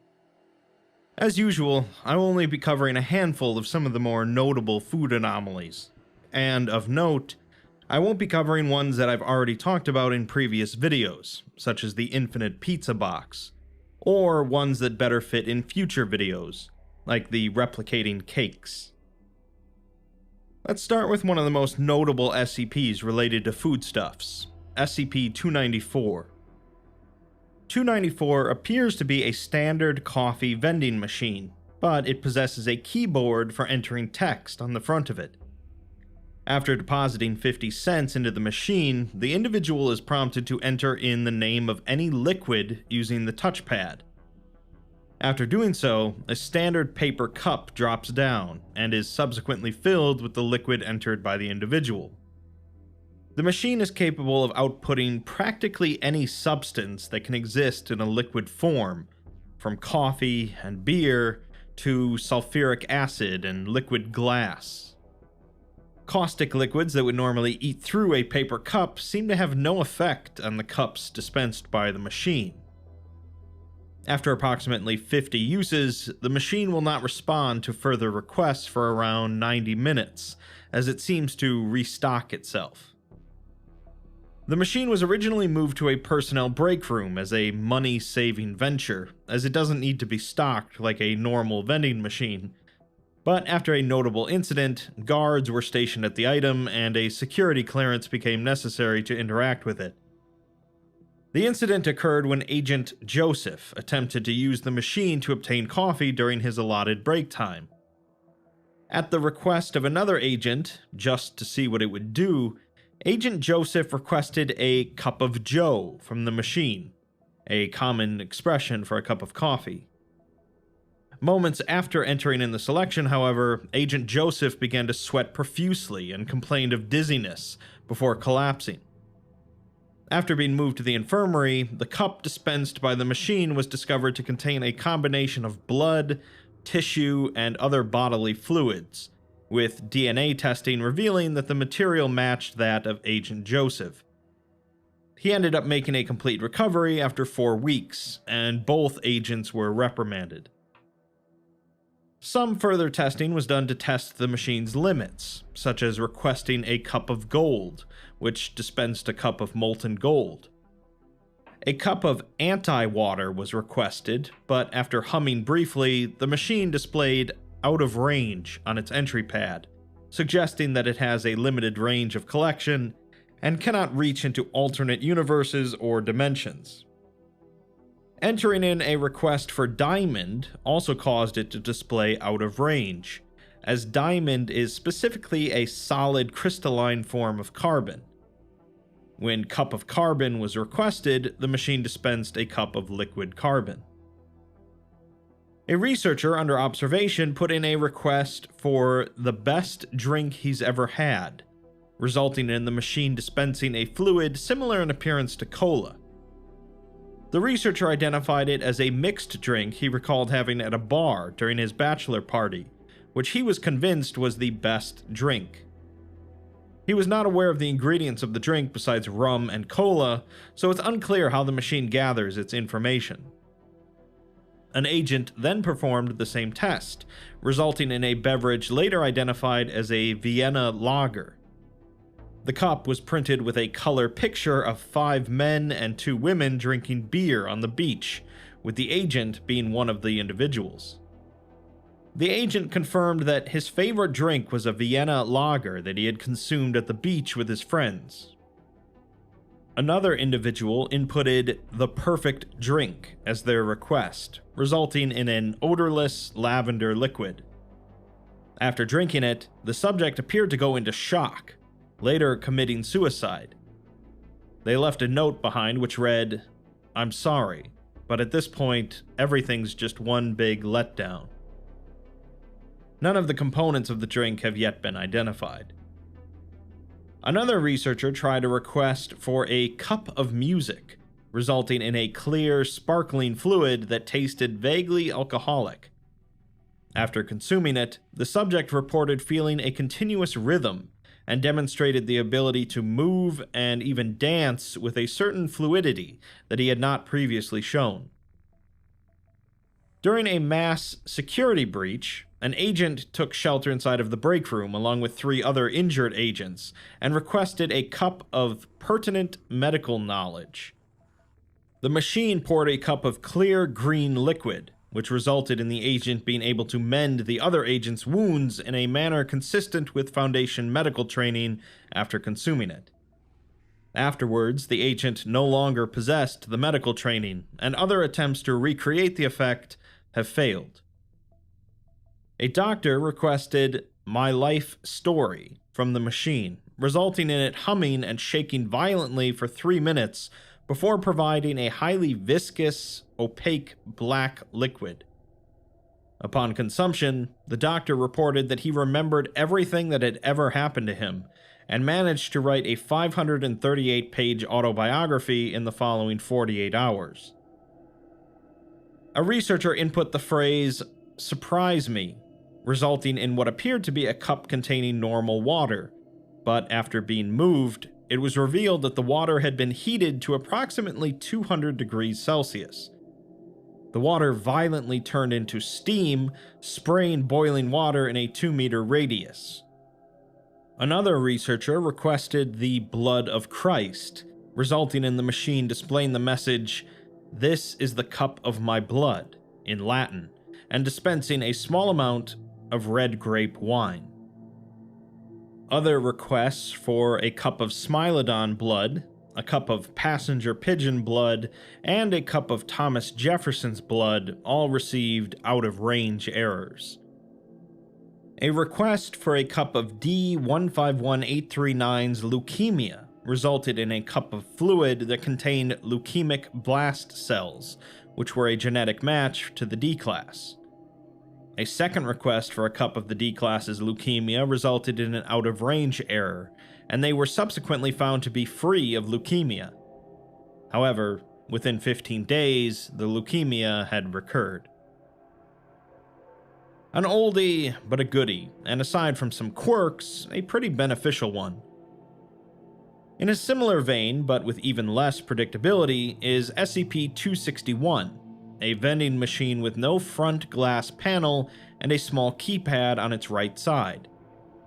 It was originally recovered in Japan after the Foundation investigated an urban legend about a magic vending machine that was circulating on the internet. It was found in a back alley behind a large shopping center with a handwritten sign saying "out of order" in Japanese. Internally, the machine appears to be an ordinary vending machine, with no anomalous material found inside. It was determined that the machine has never actually contained any food or beverage items, and the keypad does not actually activate any of the dispensing mechanisms. When money, in the form of Japanese yen, is placed into the machine and a 3-digit number is entered on the keypad, however, the machine will output a random item. It's unknown how these items appear, although it won't operate when the door is open or when recording devices are placed inside. The number entered on the keypad has no effect on the item vended, and no pattern has been detected, although the items are always some form of snack food, typically with bright, attention-grabbing packaging. If it's used several times in a short period of time, and/or large amounts of money are entered before an item is vended, the machine will start to dispense bizarre items, with their suitability for human consumption to be often non-existent.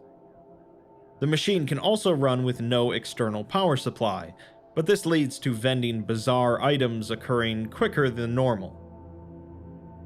We're provided a brief list of some of the random items outputted by the machine, starting with a few mundane products such as Coke Zero and Cheetos. There was a can of Pepsi Dragon Twist with a trace of fruit flavor. The flavor was identified as dragon fruit, a product not produced by PepsiCo.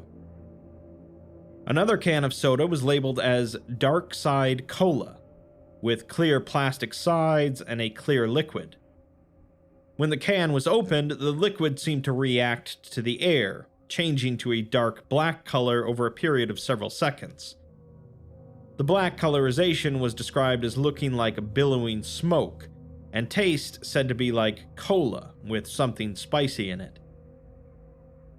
The next was a small tube the size of a candy bar made of aluminum with a label reading "The Little Bakery, 7 grain."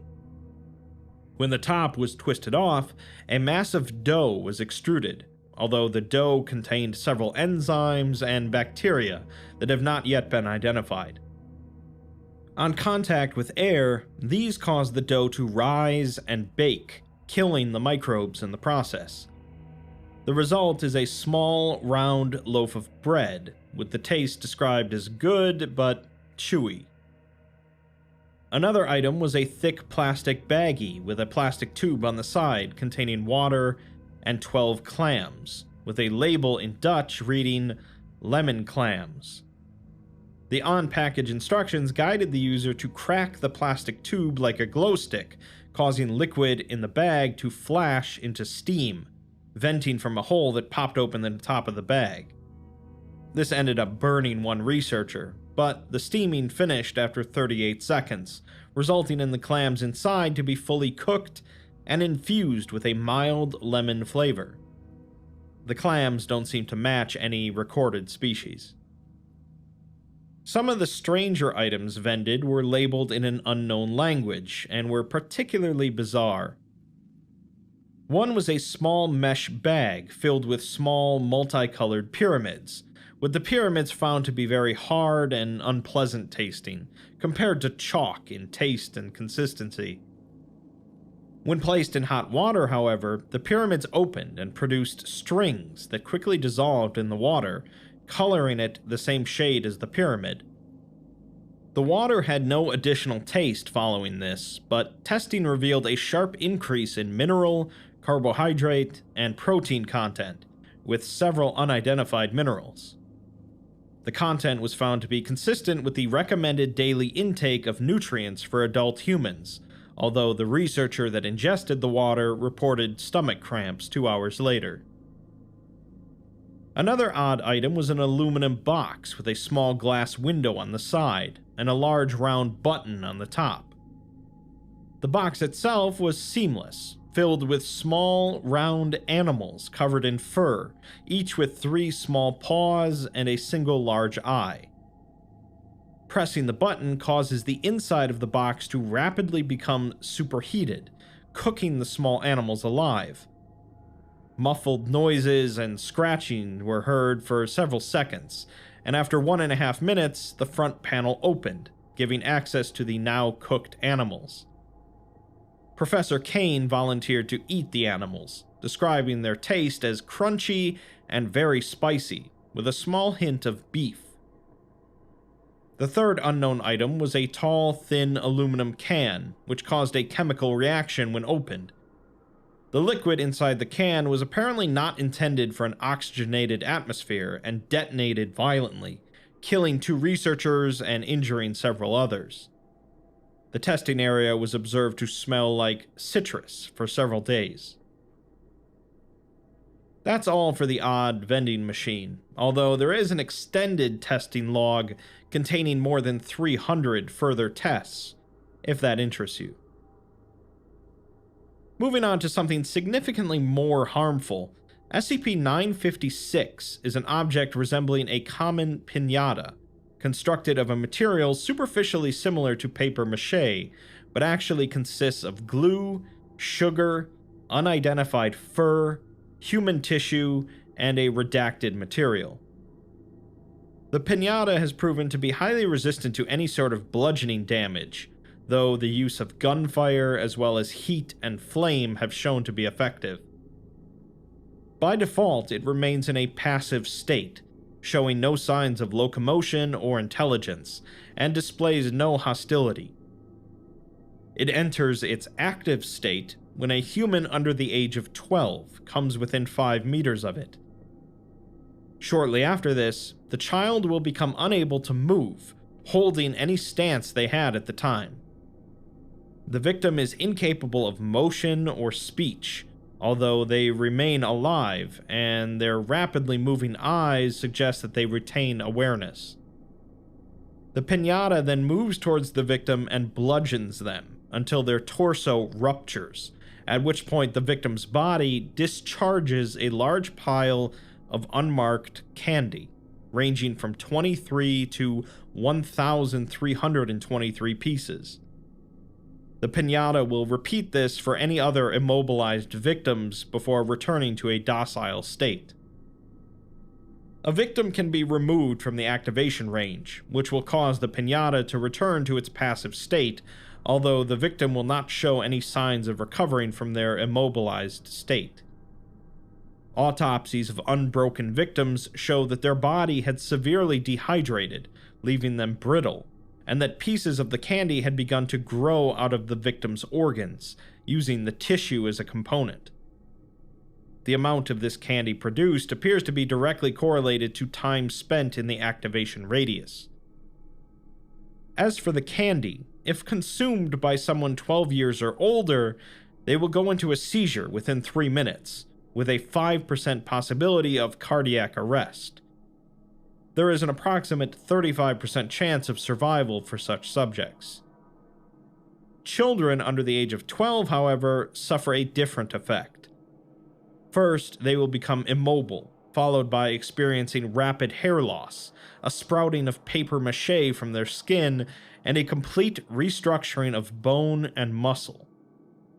This process takes 9 minutes to complete, at which point they will have transformed into another instance of SCP-956, behaving identically to the original. There is a 0% chance of survival for the victim. At a later point, SCP-956 began to show signs of movement outside of testing, as it began to wander around its containment cell, tracing the perimeter of the room. It did this for about an hour before staring at a spot on the wall, and review of earlier footage showed that it has faced this wall after deactivating during previous tests. Security has confirmed that it is facing directly towards an elementary school, a number of kilometers away, prompting its upgrade to Euclid class. Any SCP that involves children is generally pretty horrific, and that one's no exception, even if it is pretty odd.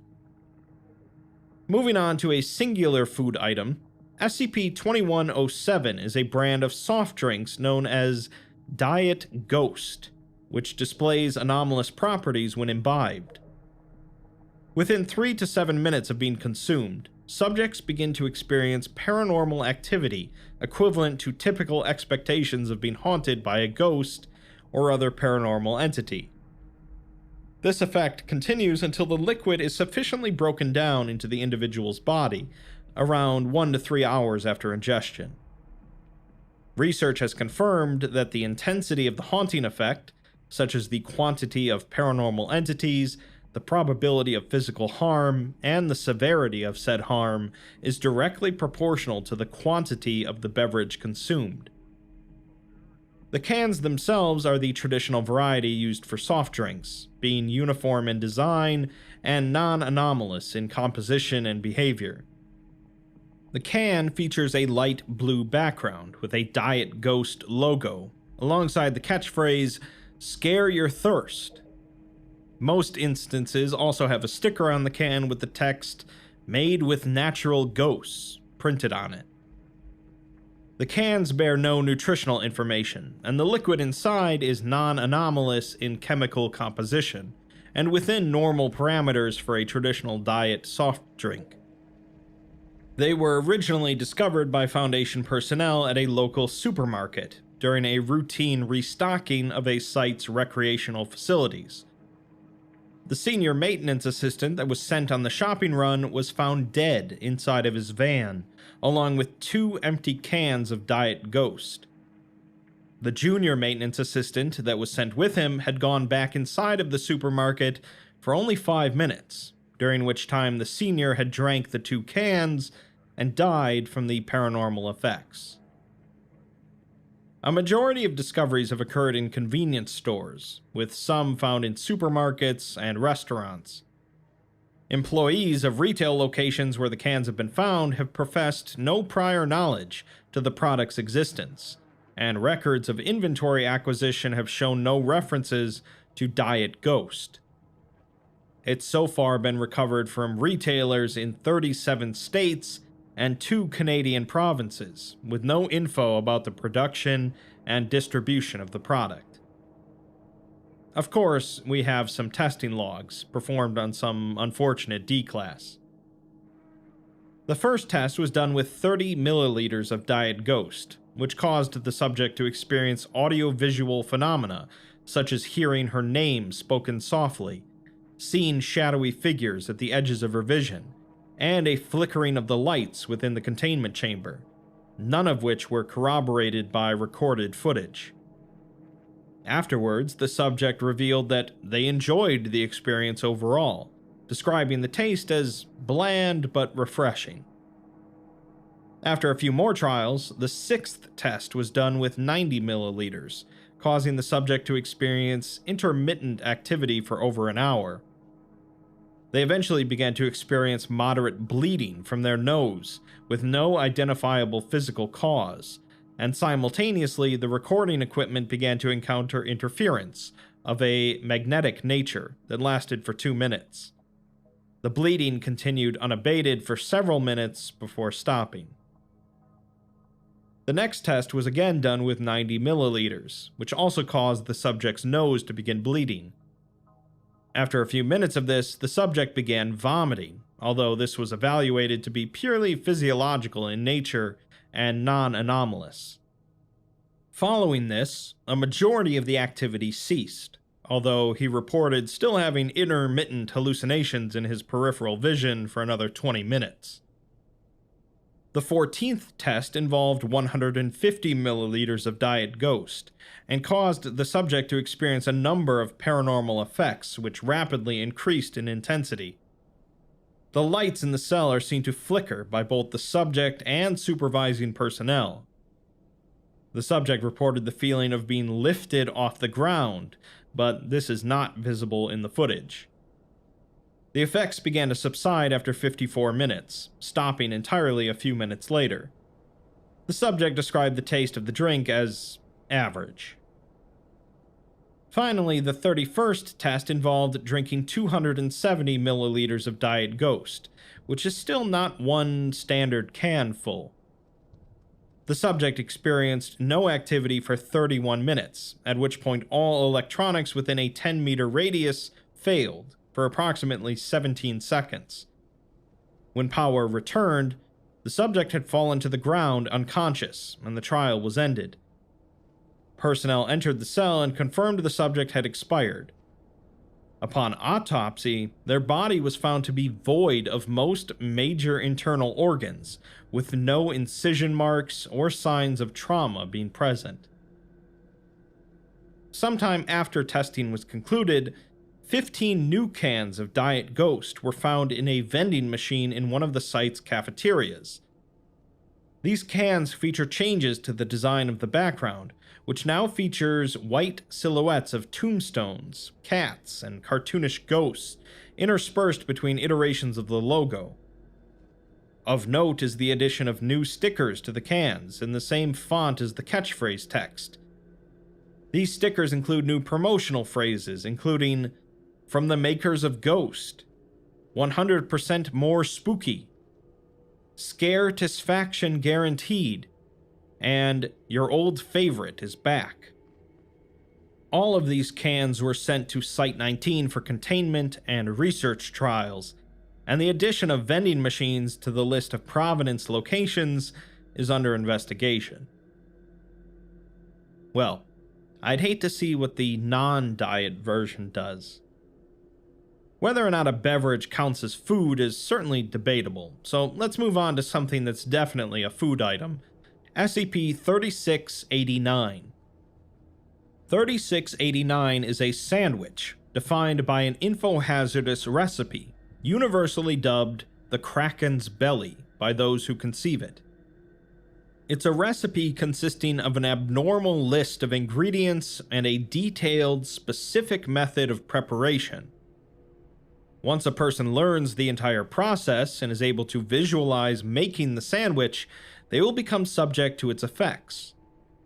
Since it's possible, thanks to human curiosity and imagination, for someone to come up with the full recipe after only learning about as few as 15 of the ingredients and 5 steps of the preparation, we're only given a very partial list.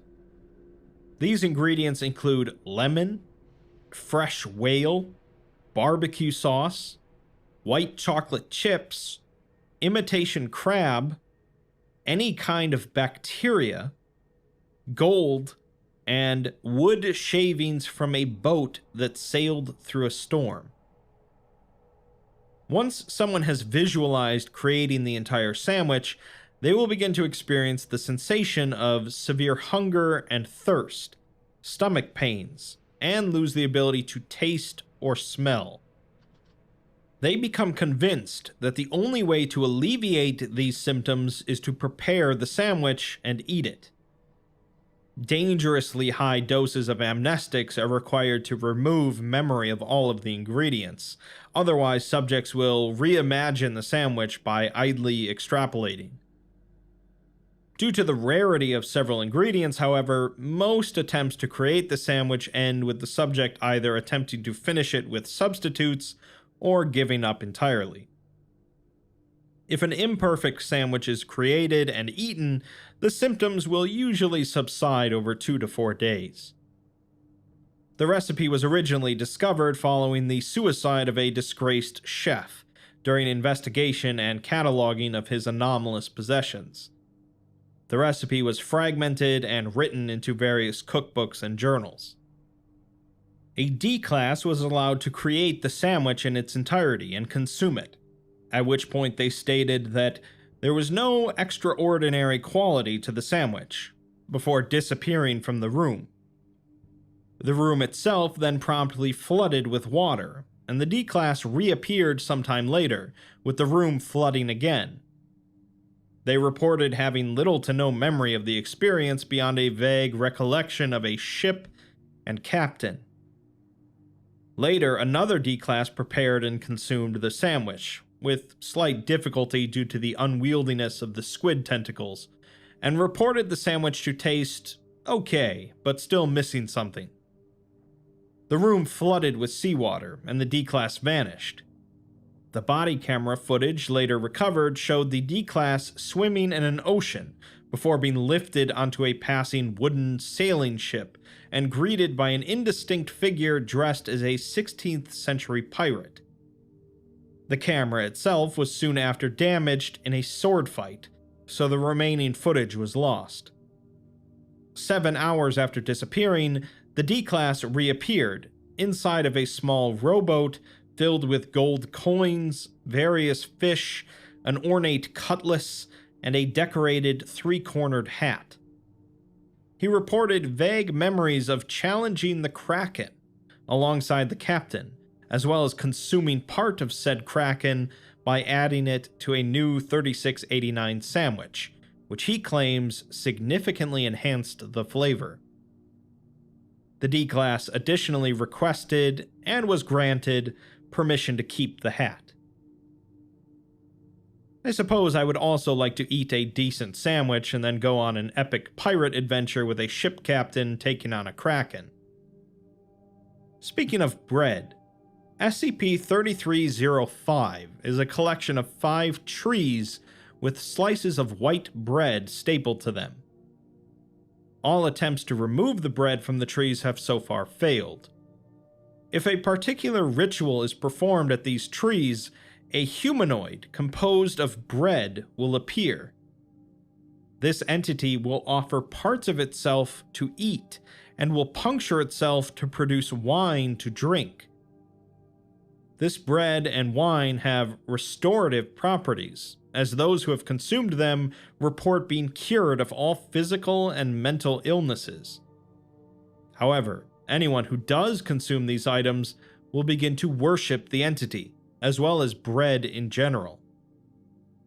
While amnestics can successfully erase memories of interaction with the entity, subjects under the effects will still believe in the existence of the entity, and will continue to worship bread.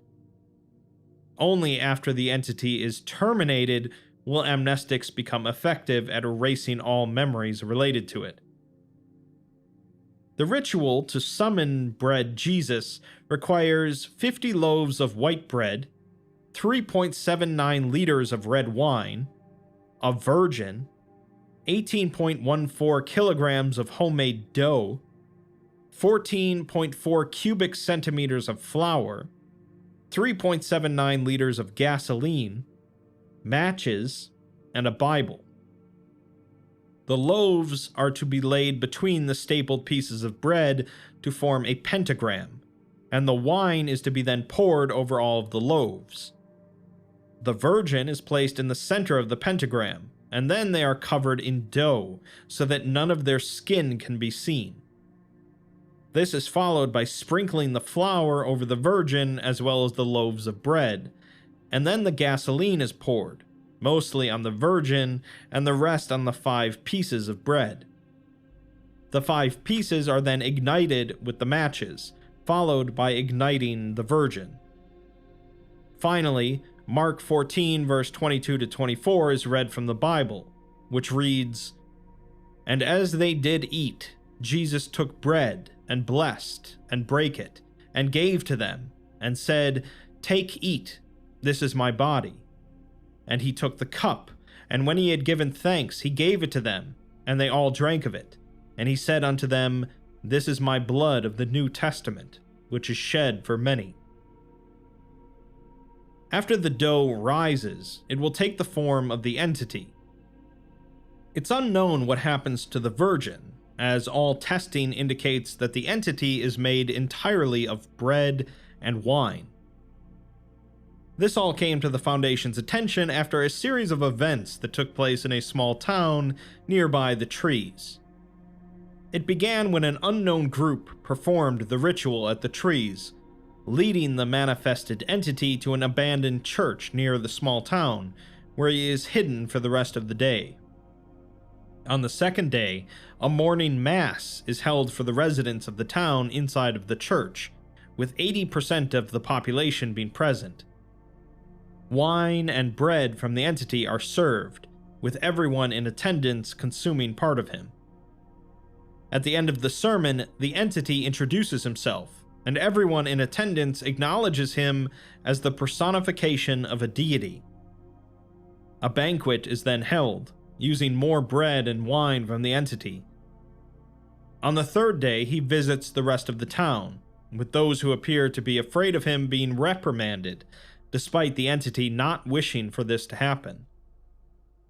He feeds part of himself to one civilian afflicted with Alzheimer's disease, with the man claiming that a miracle occurred, as he can now remember his past clearly. Over the course of the following 4 days, those who refuse to consume part of the entity are discriminated against by approximately 40% of his worshippers. These individuals are often refused service from businesses in town and are called gluten-free. The entity himself is unaware of the abusive treatment, and every night offers parts of himself for consumption. It's estimated that 90% of the town have consumed part of him by day 7. On day 8, a man named Joseph Westing, who was responsible for starting the gluten-free slur, announces the creation of the Westing Church of Wonder Bread. The tenets of this denomination are similar to those advocated by the entity, but they believe that white bread is the superior bread. 40% of the town join the denomination. Over the next few days, members of the Westing Church of Wonder Bread become increasingly hostile toward the gluten-free civilians, forcing one family out of the town entirely. The family's accounts are the first that the Foundation hears of the incident, and an MTF is sent to investigate.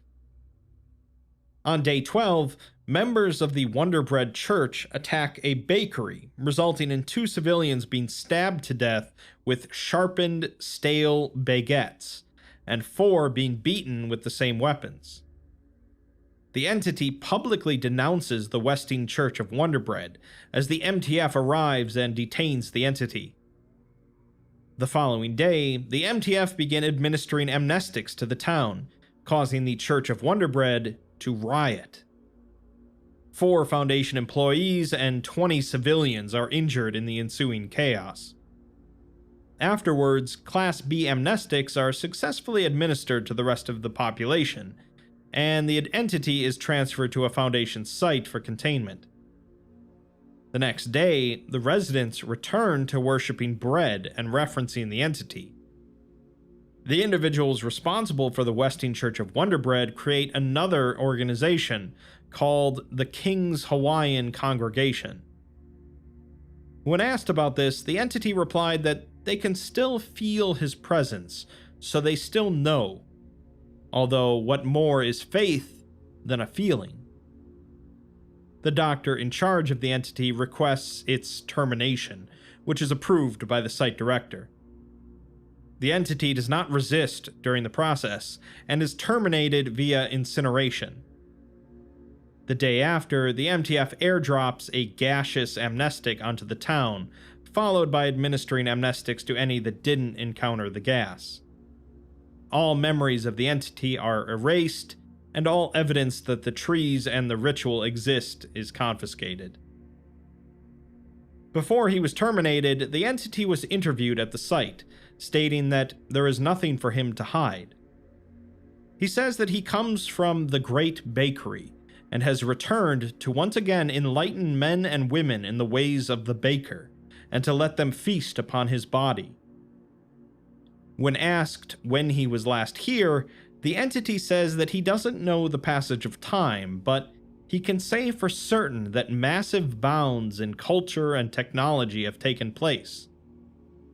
During his last appearance, he attempted to do the same as he did here, bringing bread and urging people to break it with one another.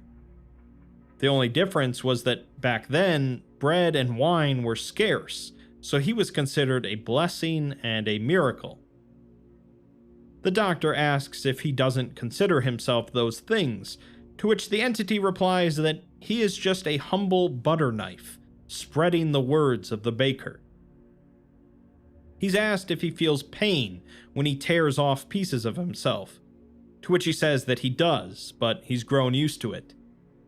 He has suffered for the masses in other terrible ways.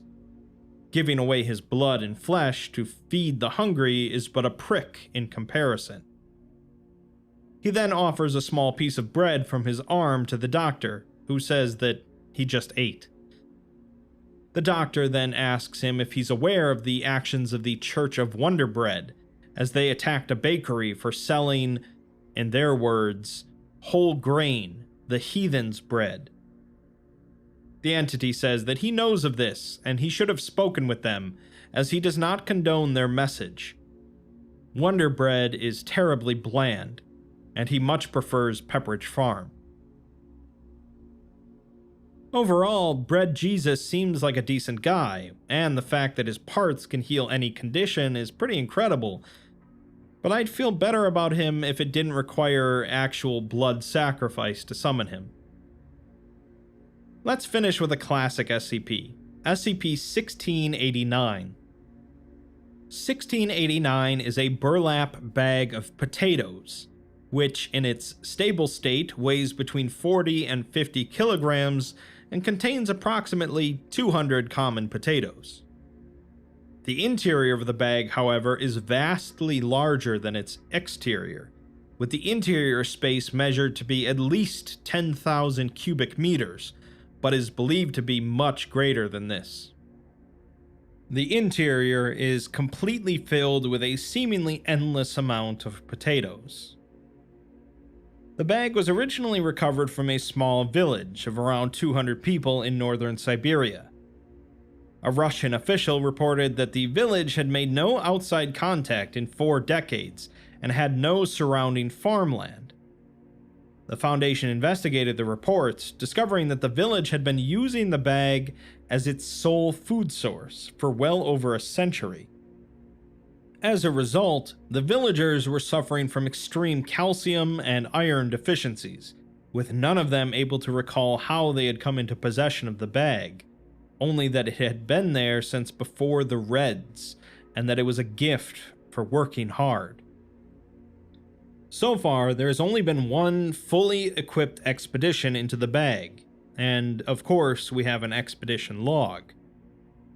The mission was led by Captain Wells, who kept a journal of the events. I would normally read this in its entirety, but due to the extensive amount of profanity in it, I think it's best to paraphrase. 6 days before the mission's start, Wells is informed of the assignment, and he writes that he and 3 others are going to head into a sack of potatoes. At this point, nothing surprises him. He writes that since this is an official log, he could refer to his fellow agents Frederick, Carlin, and Xander by their last names, but since no one checks these, he won't. The day before the mission start, the team is given their equipment for the expedition. They're given a new liquid substance to use, which is some kind of acid or enzyme that dissolves the potatoes into a starchy paste. It mostly drains away, but then some of it sort of hardens to make a nice tunnel ceiling. Wells writes that it's actually scary how fast it works, and they'll have to wear skin protection so it doesn't get on them. With spray nozzles, they can carve their way straight into potatoes. Finally, the mission starts, and the team enters into the bag, coming out into a small room made out of plywood that the researchers had already cleared out for them. After opening up the door to the room, they are greeted by a wall of potatoes, above, in front, and below them. They decide to cut a roughly 2 by 2 meter tunnel straight forward, using radio signals to find their way back to the entrance. The following day, they continue excavating, clearing out about 30 meters of potato an hour. That's a kilometer in 2 days if they make good effort, and it isn't that hard of work, as 2 of them spray and the other 2 shovel away the goop. Every 100 meters or so, they put up some support beams. It's not pleasant though, and by day 2, Wells complains about the stench caused by the enzyme, which makes everything smell like vomit.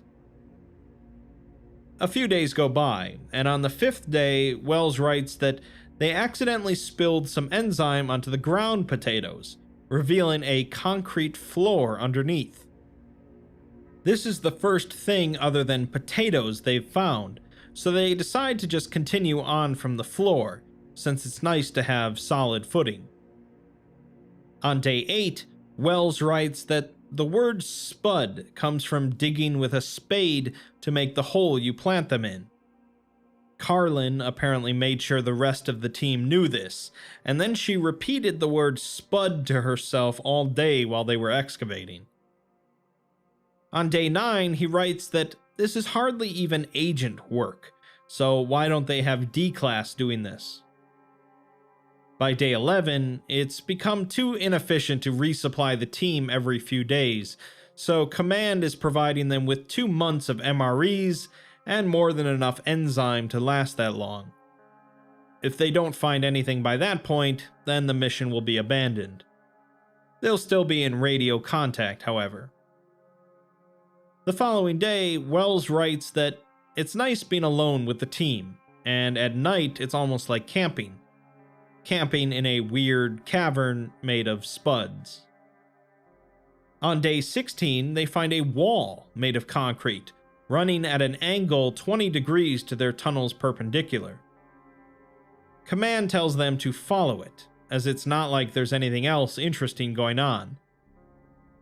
A few more days pass by, and they decide that since there's a concrete floor and walls, there might be a ceiling. Sure enough, there is, 3 meters above them, which means that this whole time, they've been inside of a huge building. If they can map it out, they can probably find an exit and discover where in the world this potato hell is. 9 days later, Wells just writes that Xander pronounces it as potato, and somehow he went 4 weeks without saying the word. He's the first person that Wells has met that says it like that. On day 36, Wells writes that they've now been following the wall longer than they haven't, and Xander thinks that it isn't going anywhere, but Frederick wants to press on. Command deferred to Wells, and since he doesn't want the last month to have been pointless, they'll go for another 3 kilometers at least. 2 days later, they decide to instead blow a hole in the wall. For some reason, Carlin had charges in her pack, so they figured they might as well. They all stood clear and blasted, and after taking quite a while to clear out the resulting mashed potatoes, they found a 3-meter hole in the wall. On the other side, however, were more potatoes. They spent a day excavating through the hole they made, and they discover that it actually is different on the other side, which they determined to be outside. The ground is dirt and extremely dead grass instead of concrete, with Wells guessing that the building was some kind of gigantic warehouse. They've been hearing these sort of faint rumbles ever since they blew the charges, with Xander starting to get spooked about it. On day 43, Wells writes that they've continued to dig upwards to try and get out of the potatoes, but so far they've had no luck. He wonders if it goes all the way up into the atmosphere, or if the entire universe is filled with potatoes. It's weird for him to think that they're outside, but technically they're underground. It's just that the ground is made of potatoes. The following day, however, they find an actual tree.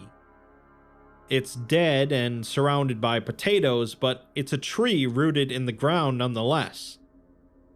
They had to be careful clearing around it, since the enzyme will chew through it, but they managed to uncover it. Its branches were sort of weird, splitting at these perfect 30-degree angles, but overall it looked pretty normal. They took a bark sample, but it's clear now that they're outside, which makes the identity of this place quite peculiar. On day 48, Xander became worried enough about the rumbling sound that he went back to investigate, finding that about 100 meters of their tunnel caved in. Command didn't know that this happened either, but they're going to start digging them out from the other side. They left it in Wells' hands if he wanted to continue excavating. Frederick and Carlin want to continue, so they do so, dealing with Xander's complaining. By day 51, they continue to find more odd things, with Frederick uncovering a twisted bicycle. Wells had known there had to be humans here before because of the building, but it didn't really occur to him until he saw that bicycle. On day 55, Wells laments that he's an awful captain, as there was another huge cave-in that nearly crushed them all. They somehow managed to take safe refuge under the tree branches, but they lost contact with command in the process, and can still detect some faint radio transmissions, but it's too staticky for correspondence. They've now decided to turn back, but it could take weeks now to get out. A week later, Frederick says that they should have brought an Irishman, and despite Wells insulting him, he spent the rest of the day chuckling about it. On day 65, they run out of food rations. Xander began freaking out, saying that they were going to starve, until Wells told him he was an idiot. A couple of days later, however, Wells complains that they should have brought a spice kit, as his taste buds are going to shut down from all of this. Carlin had cooking equipment in her pack for some reason, so they can prepare the potatoes in a couple of different ways, but they're still just potatoes. It's too difficult for them to clear out the original tunnels they made, so Wells plans on just telling the team to start carving a new tunnel straight back to the entrance. On day 69, however, they run out of enzyme, as they can't really ration it. The good news is that they made it back inside of the building when they ran out, so they can use their shovels to make a more narrow tunnel near the ceiling. The real problem is dealing with space, as they have to physically move the potatoes now and dump them somewhere. The best they can do is dump them 5 meters behind them, so they have a little bubble of space that they can move through the building. It's going to take a long time, but their food is covered, and the potatoes actually have enough water in them. The oxygen is starting to get stale, however, as Wells doesn't know how much is able to fit in the cracks between the potatoes. This was supposed to be a 65-day mission max, and despite the fact that command is digging from the other side, the team is getting depressed. Wells writes that Frederick made a joke about the word tuber, and although he doesn't remember what it was, he knows it was stupid. On day 70, Wells writes that they now notice something new about the potatoes, commenting on how ugly they are. They've got bulges which sort of wiggle and grow slowly. Since they're eating these things, he remarks on how absolutely disgusting it is. He later writes on how much he hates the smell of potatoes, and he'd rather have the vomit smell back. On day 72, they realize that their small bubble of space has actually grown smaller because of more potatoes.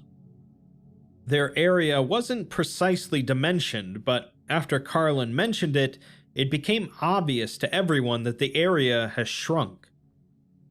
The following day, Wells paid attention to the bulges, noting that they actually get big pretty fast, and when they get to be the size of a potato, they split off. So that's where all the potatoes are coming from. Day 74, Wells writes that they're running out of space and time. There's barely enough room to work anymore, and they're knocking elbows and shoulders while they shovel. He repeatedly swears about potatoes and tubers, writing that they'll kill him while he's sleeping and he'll have a potato stuffed down his throat. On day 75, Wells vents in his log about Xander's constant complaining and how they all hate the darkness and the yellow lamps and the brown potatoes and the tasteless food. He can't yell at his team, as he keeps them all going. He's the captain, the potato commander, so he just vents it all in these logs. The next day he just writes that he can't breathe, and there's no room to shovel. On day 78, he writes that he feels like he's breathing inside someone else's lungs, who's already exhaled, so there's nothing but carbon dioxide. No one can even speak while they're working. They'll be dead within the week. Death by potatoes. Despite this, nearly 3 months after the start of the expedition, the 4 agents are found by the secondary excavation team. Although all of the team were suffering from oxygen deficiency and in a deteriorated mental state, all of them fully recovered within 3 weeks. Captain Wells declined to write a post-mission summary. Another fantastical part of the SCP universe. It's wild to think that somewhere out there is an alternate universe where some anomalous potatoes began multiplying and then continued to multiply and multiply, potentially filling the entire universe in endless potatoes. Fortunately, the effect doesn't seem to be spreading outside of the burlap bag, or the Foundation would have quite the situation on their hands. As mentioned, this was just a small handful of the large amount of anomalies related to food in some way, and was mostly just an excuse for me to discuss a bunch of smaller SCPs.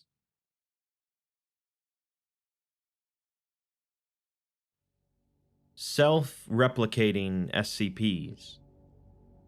There are lots of different ways of making an SCP threatening, from increasing its killing potential, to making it hard to stop, to simply making it harder to understand.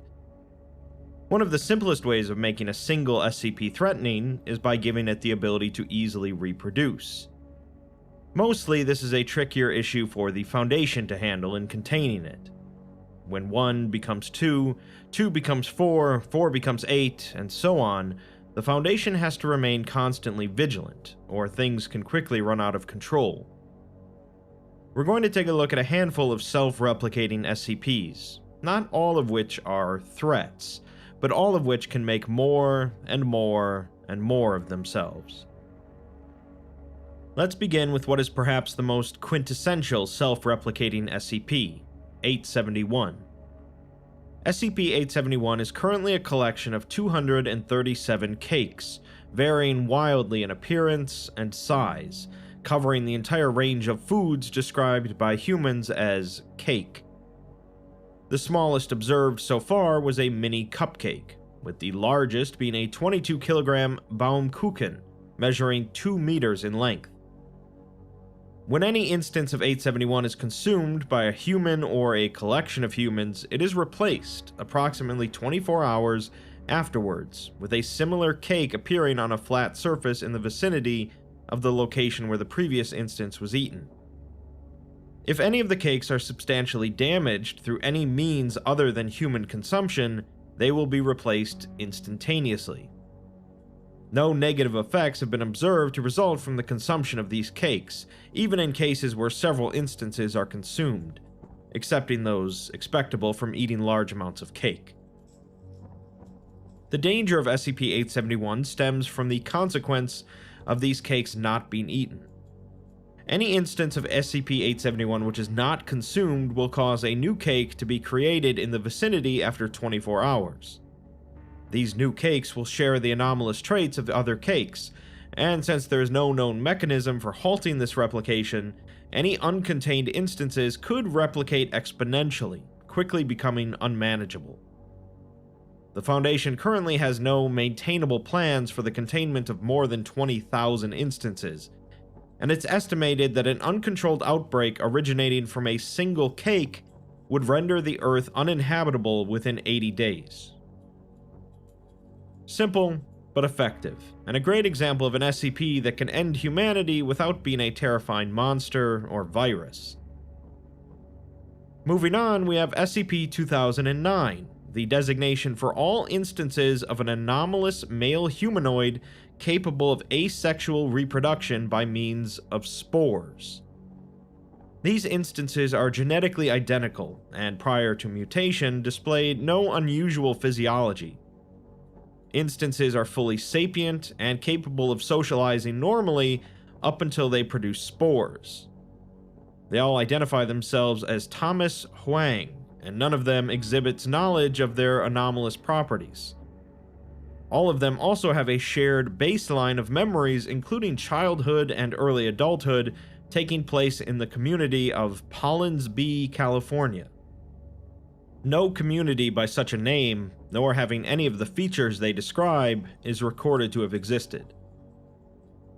If any of the instances are exposed to temperatures of more than 20 degrees Celsius and humidity in excess of 40% for a period in excess of 5 days, they will seek out a darkened area, with preference given to tall buildings and places adjacent to high foot traffic areas. Their body will begin to distend and split into thin, chitin-based hairs, which it will use to anchor itself to nearby walls and objects, and, if possible, draw limited sustenance from them.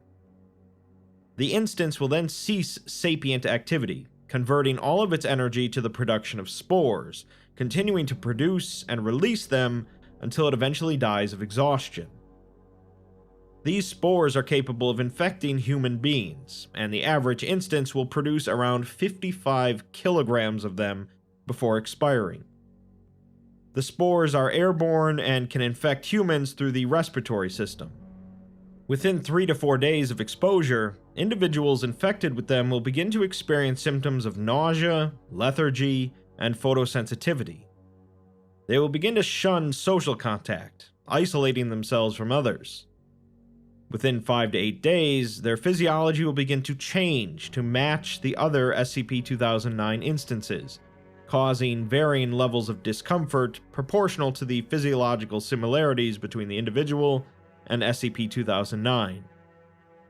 They are aware of the changes and frequently exhibit extreme psychological distress during the process. Within 8 to 9 days of exposure, they will have become a new SCP-2009 instance, exhibiting no knowledge of their lives prior to transformation. SCP-2009 was discovered when reports of a widespread infection by a previously unknown disease in a town in Missouri were made to the CDC in 1998. Foundation agents embedded in the initial response team reported extreme physiological changes brought on by exposure to the spores in 46% of the town's residents. The town was immediately quarantined, with infected individuals taken into Foundation custody. The town was destroyed and incinerated under the cover of a story of freak wildfire. The CDC teams and uninfected residents were given amnestics, while all but 3 of the new SCP-2009 instances were incinerated, with the rest used for purposes of testing and study. During the destruction of the town, the desiccated remains of a 2009 instance were found in the bell tower of the First Methodist Church in the town, and it's suspected that this was the original vector for the infection in the town, although it's unknown whether it was the original instance. An interview was conducted with an infected individual 4 days after exposure. The individual, an African female, complains about feeling awful, with symptoms of nausea and photosensitivity. She's asked to describe her earliest memory, which she says is from when she was 5 or 6. Her mother had to work late, and when she got home, she just kind of fell into a chair and fell asleep. The doctor asks her what her mother looked like in the memory, to which she says that she looked short, with kinda dark yellow skin and a round chin. After saying this, however, she questions herself, saying that that can't be right. The doctor ends the interview. 2 days later, another interview is conducted, where she says that she's not good, complaining that there's too much noise, like she's not herself, but she's people. She says that she's Thomas Huang. She knows she's Thomas Huang, but she keeps remembering stuff like her dad dying when she was a kid or getting a C in art class, but they're not her. She's from Pollinsby, not Columbus, and her dad is still alive. She also remembers girl stuff, but stops herself from saying more. She says that she's comfortable with herself and everything, but asks if this is going to be a thing. The doctor tells her that everything is going to be fine within a day or so, and the interview ends. Shortly after, she finished her transformation into SCP-2009 and was promptly incinerated. The wonders of SCP never cease, with no explanation given for how exactly that whole process started. It could very easily run out of control, though, if the Foundation doesn't keep it locked down, although there's no telling how many more are still out there. Let's move on to something a bit different, with SCP-1661. 1661 has the rather rare object class of Archon, meaning an object that could be contained but would be disastrous if it was, so the Foundation leaves it mostly alone. 1661 consists of a swarm of self-replicating automata composed primarily of aircraft components, assembled in a random and seemingly non-functional manner. Although the general arrangement and internal workings are highly variable between instances, each one contains a single genetically cephalopodic eye of varying size in its approximate center. All of them are capable of self-directed flight through unknown means, and possess an aptitude for swift, coordinated maneuverability. While they display some degree of sapience, attempts at communication have been ineffective. Individual instances are highly specialized for a variety of purposes relating to the seizure and deconstruction of airborne crafts such as planes, drones, helicopters, and unmanned spacecraft. Laser cutters, multi-fingered appendages, and primitive cloaking devices have all been observed. They prefer to hunt collectively at night, attacking their target mid-flight. They are capable of completely deconstructing unmanned crafts and aerial drones in a matter of minutes, reducing such craft into scrap throughout freefall and before the craft could impact the ground. They generally limit themselves to removing non-vital components in manned crafts, thankfully, presumably to allow the survival of passengers. Experimentation has revealed that, in these cases, they are more cautious and precise with their work, taking as long as an hour to carefully remove specific material. They have shown no responses to prey items other than airborne devices. They first came to the Foundation's attention in 1948, following several reports of aircraft losing small exterior sections of their wings or fuselage. Some passengers aboard the flights claimed that they witnessed small metallic objects moving about the plane's exterior, thus prompting further investigation. A fictionalized account of these sightings were later disseminated to the public. Investigation into the projected hunting grounds of 1661 was fruitful, with several attacks on dummy planes being witnessed by field agents over the following decade, allowing researchers to eventually triangulate the location of their nest. Containment specialists were deployed to the abandoned Albert Johnson Air Base in Indiana in April of 1969. Personnel there discovered over 300 instances in the process of configuring salvaged material into new instances. The majority were able to escape through collapsed sections of ceiling in the complex upon seeing the agents, who managed to successfully capture several specimens for study. 47 inactive instances were also recovered, each of which did not possess their characteristic eye, hosting only open orbits within their central mass. 2 instances were responsible for the rescue of an agent who had nearly fallen into a fissure in the foundation of the facility, and they were both then captured. 3 days after their containment, a swarm of SCP-1661 descended within the site's exclusion zone, landing 5 meters from the main gates. They did not resist collection by personnel. An incident report from a couple of years later, however, states that all of the specimens began to display erratic behavior, such as flying around in circles and propelling themselves into the sides of their containment chambers. 4 days later, personnel stationed within the area around their former nest began to receive reports of automobile crashes due to sudden onset seizures in the area, with first responders being equally affected. 2 MTFs were dispatched, ones trained in memetic hazards and biohazards, but they became similarly affected when approaching within 1 kilometer of the airbase, despite protective equipment. Aerial reconnaissance was subsequently able to capture footage of a singular, massive organism emerging from the fissure beneath the base, consisting solely of transparent tendrils spotted with hundreds of eyes. Heavy bombardment of this entity as it reached beyond the confines of the base did no visible damage. Due to the large area of effect of the creature's hazardous abilities, the ineffectiveness of the Foundation's offensive, and the erratic behavior of SCP-1661 specimen, the decision was made by the site's director to release all of the 1661 specimen from containment. After doing so, they proceeded directly to their former nest, attacking the emerging entity via the excision of several dozen of its eyes.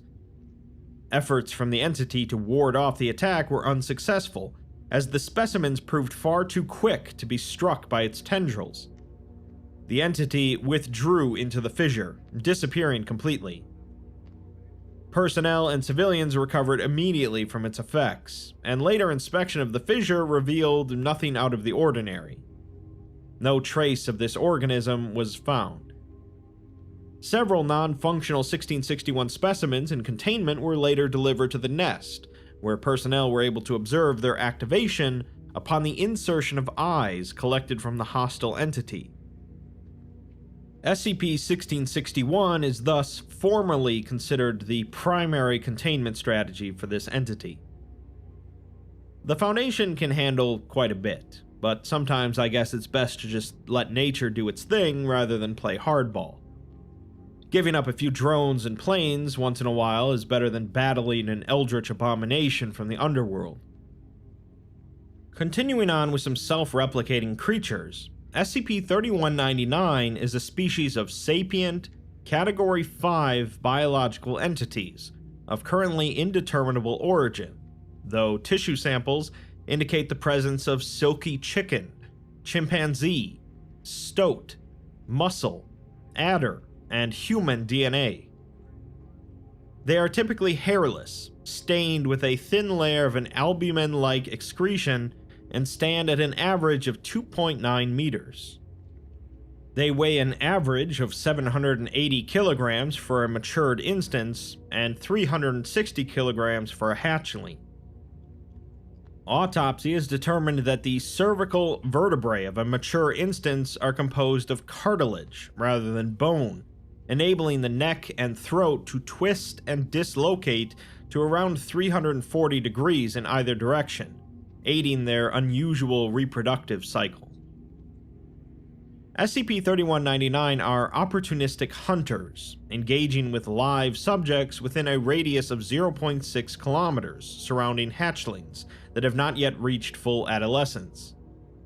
Their average speed is recorded at 25 kilometers per hour, and upon contact with human or animal subjects, they will proceed to kill them, although the specifics of their methods are redacted from the record, outside of the process resulting in the liquefaction of internal organs and bone structures.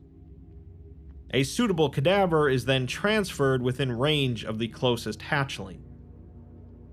SCP-3199 produces large eggs of an off-white color and rubber appearance. An egg will pass through the entity's digestive tract, esophagus, and eventually out via the mouth, followed by a viscous red substance, a highly corrosive material. The instances show extreme distress throughout the process, with personnel describing the sound as not dissimilar to a scream. There is no known limit to the number of eggs they're capable of producing, and the standing theory is that given enough time, a single instance could single-handedly perform an LK-class species transmutation scenario. The termination of a live instance can be achieved through a variety of equally effective methods, as they prove to be around as resilient as a standard human subject. Unfortunately, complete eradication has proven difficult, as all instances of SCP-3199, regardless of age, carry one egg within a specialized stomach-like organ upon birth, assuring that one living instance will persist through even ordinary means of constant and lethal assault. A single egg can bear a tremendous amount of resilience, maintaining its form and purpose even following continual subjection to extreme blunt force trauma, pressure exceeding 180,000 psi, high precision blades, and long-term acid exposure. The application of plastic explosives was considered but quickly rejected, as heat is a primary component in the growth and development of the eggs. The current containment protocols involve keeping all of the live instances in a solid block of transparent resin. The O5s eventually stepped in to halt all further experiments with the eggs, as the consequences of a containment breach became more and more apparent. The creatures were first discovered in Ireland, following witness reports of a bald creature crying like a banshee from within an undisclosed area of woodland.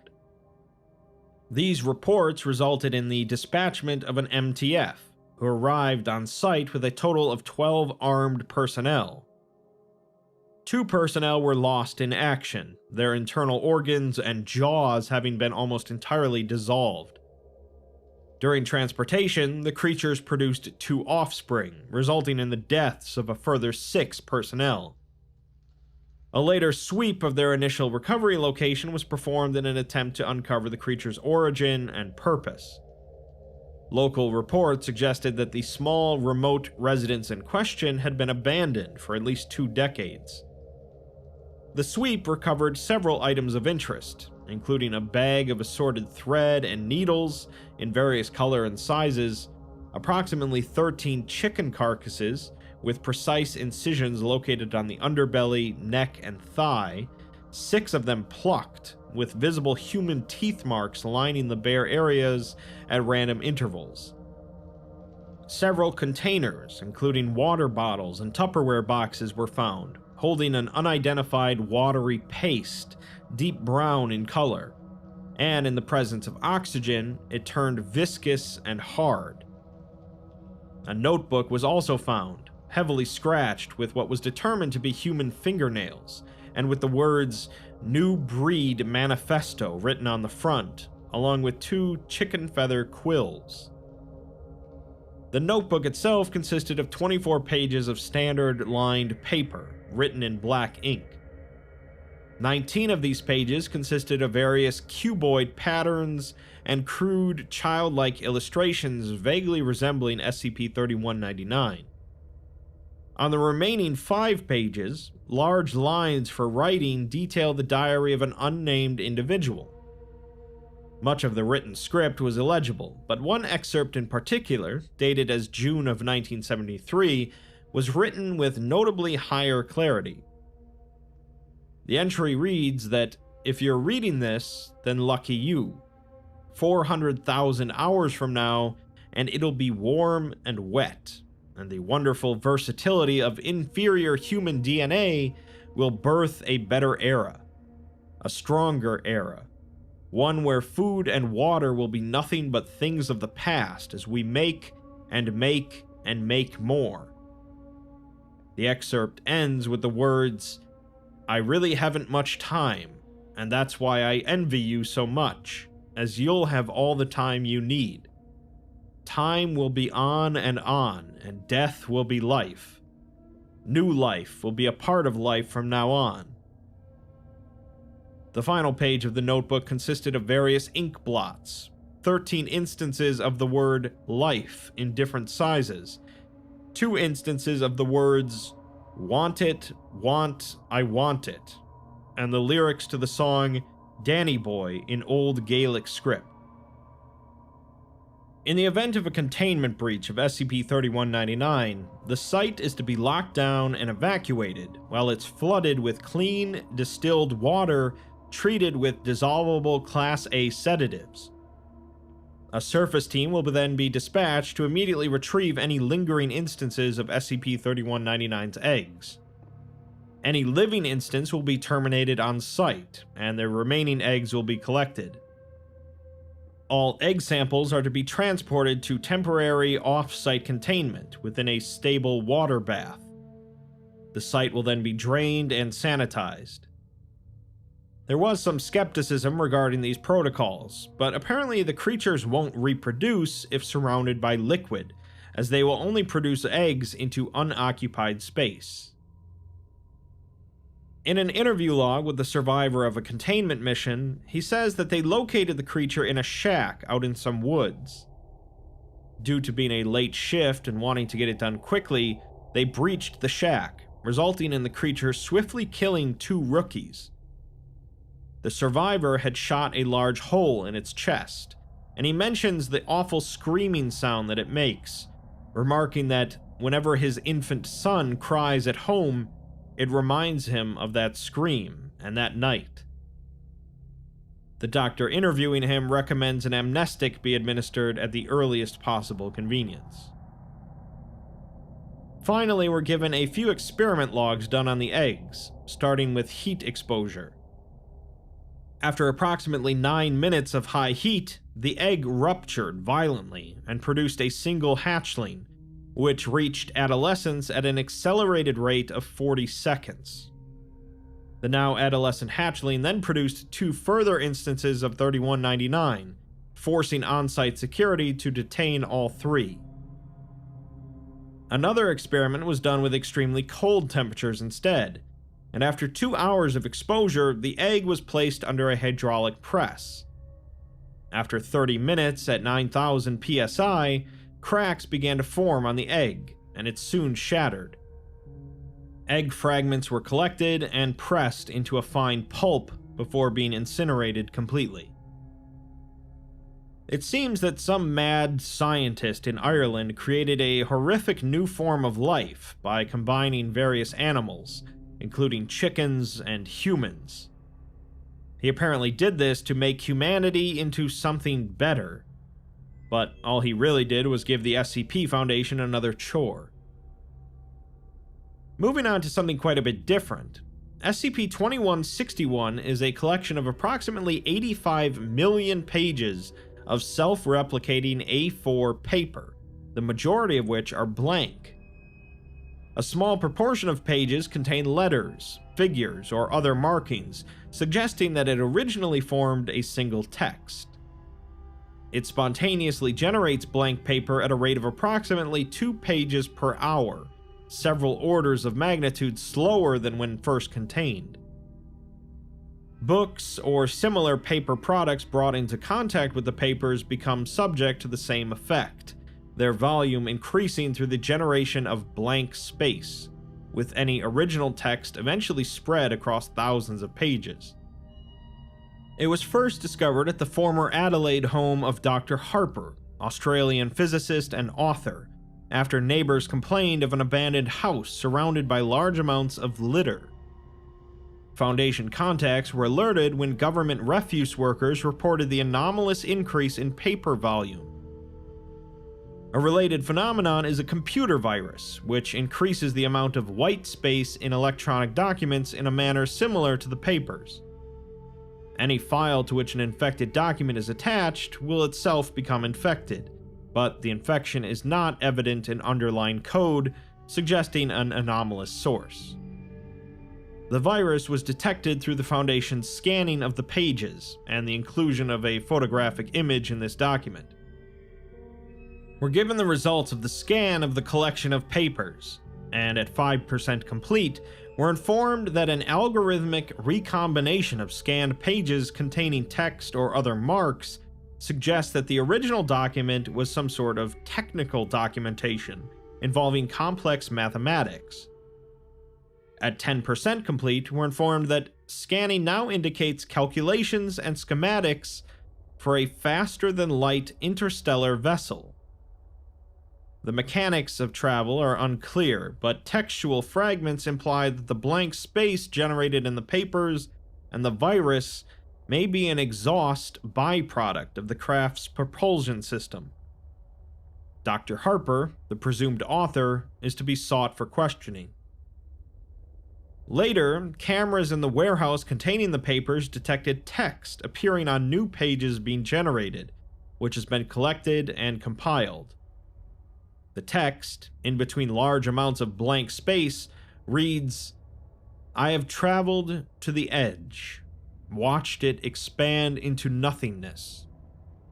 I have found no one, no other Earth. I shall search on."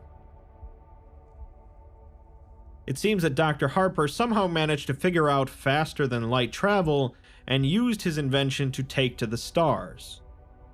He hasn't found much, but the exhaust from his anomalous engine is generating empty space on documents back here on Earth, for reasons that will probably never be made clear.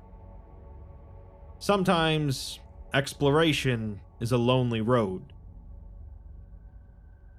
Finally, let's end with SCP-2679, the site of the Sleepy Oak Meadow Cemetery, located 45 kilometers northwest of Victoria, British Columbia.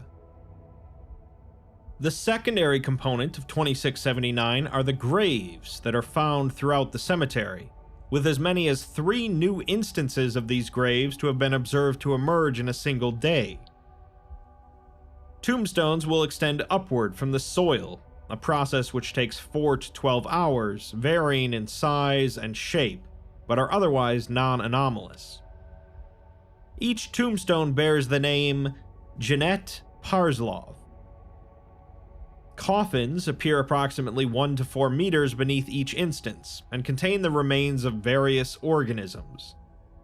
To date, personnel have observed over 1,000 graves in the cemetery, with manifestations continuing to expand out from the center. Research into methods to prevent the emergence of additional instances is underway. One coffin contained the remains of an adult human female with a height of 1.62 meters and a mass of 45 kilograms. She had abrasions on her fingers and knuckles, and an inspection of her lung tissue indicated rapid onset of hypoxic hypoxia, meaning that she died due to a lack of oxygen. The presence of physical trauma indicates prolonged struggle before she died of hypoxia, and no record of DNA exists in the Foundation database. Another coffin contained another adult human female, height of 1.65 meters and a mass of 48 kilograms.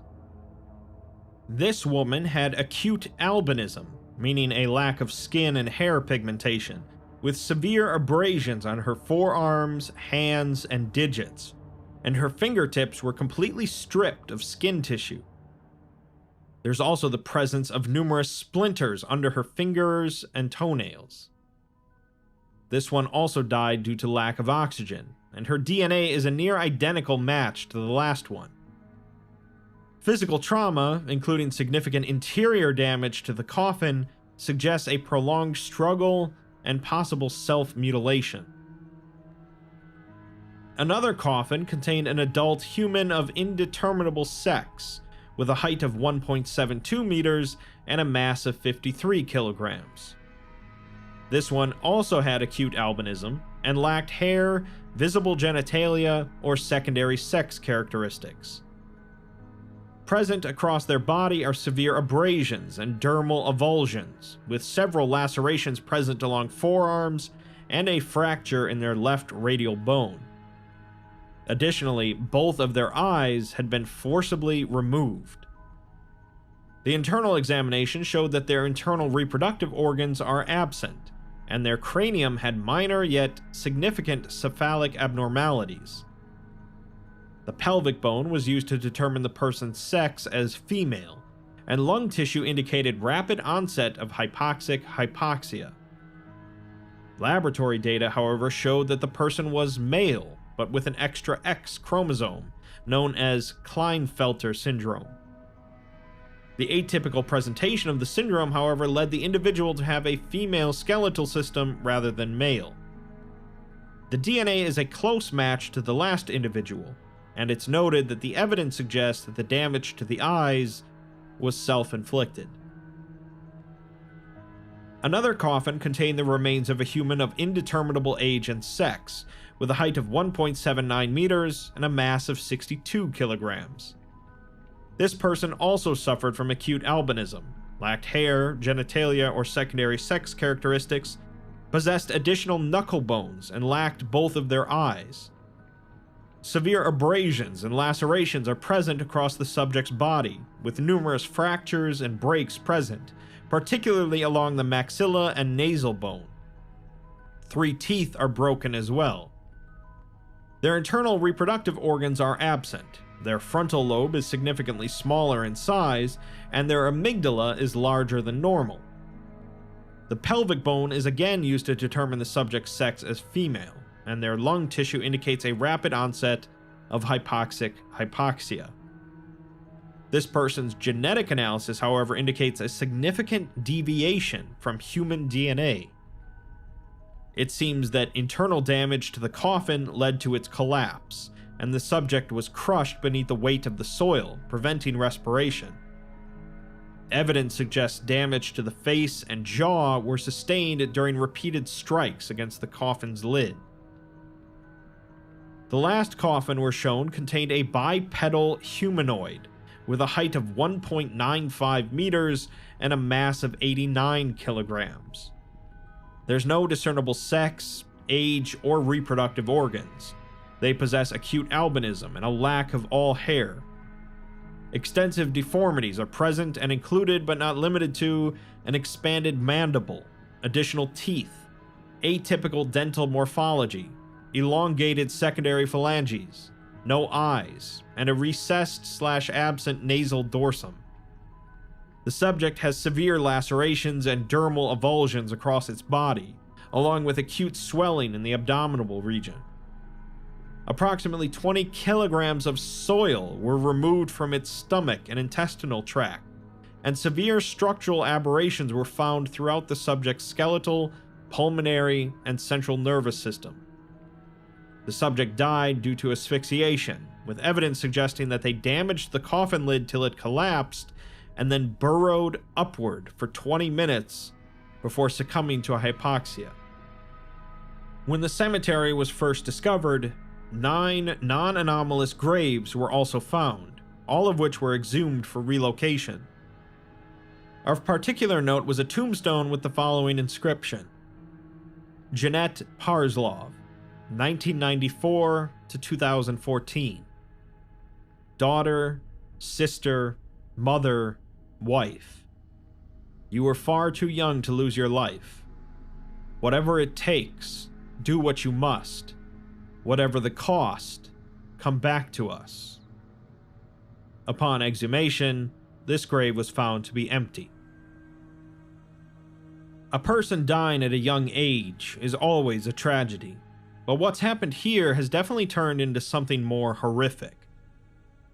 It seems that Jeanette is forced to reappear again and again and again, and each time she changes a little bit, evolving to adapt to her situation to aid herself in escaping from her perpetual tomb. She's nearly reached the surface, but what happens when she begins to evolve to assist herself in defeating the Foundation? Self-replicating SCPs present themselves as a pretty clear and obvious threat, with the Foundation's intervention generally being the only thing preventing them from quickly running out of control. SCP-1661 is thankfully a beneficial SCP, protecting us from something really horrible, but the others could easily ruin humanity, or worse. The early days of SCP featured a fairly hefty number of self-replicating SCPs, but their quantity has died down a bit in later years to avoid overuse.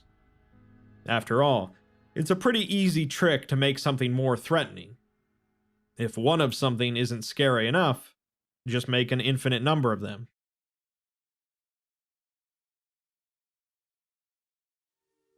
Time Loop SCPs. Bill Murray's 1993 film Groundhog Day is a classic tale of a man inexplicably getting stuck in a situation in which he relives the exact same day over and over again. The events of the day do not change aside from his own actions, and throughout the day his character experiments and experiences through countless iterations of the titular Groundhog Day.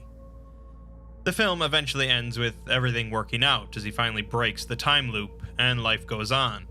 But we're here to talk about some situations in which everything might not work out. In the SCP universe, there are actually a fair number of anomalies that all deal with some sort of looping time situation. And the darker, often more realistic nature of SCPs allow us to take a closer look at how scenarios might actually play out.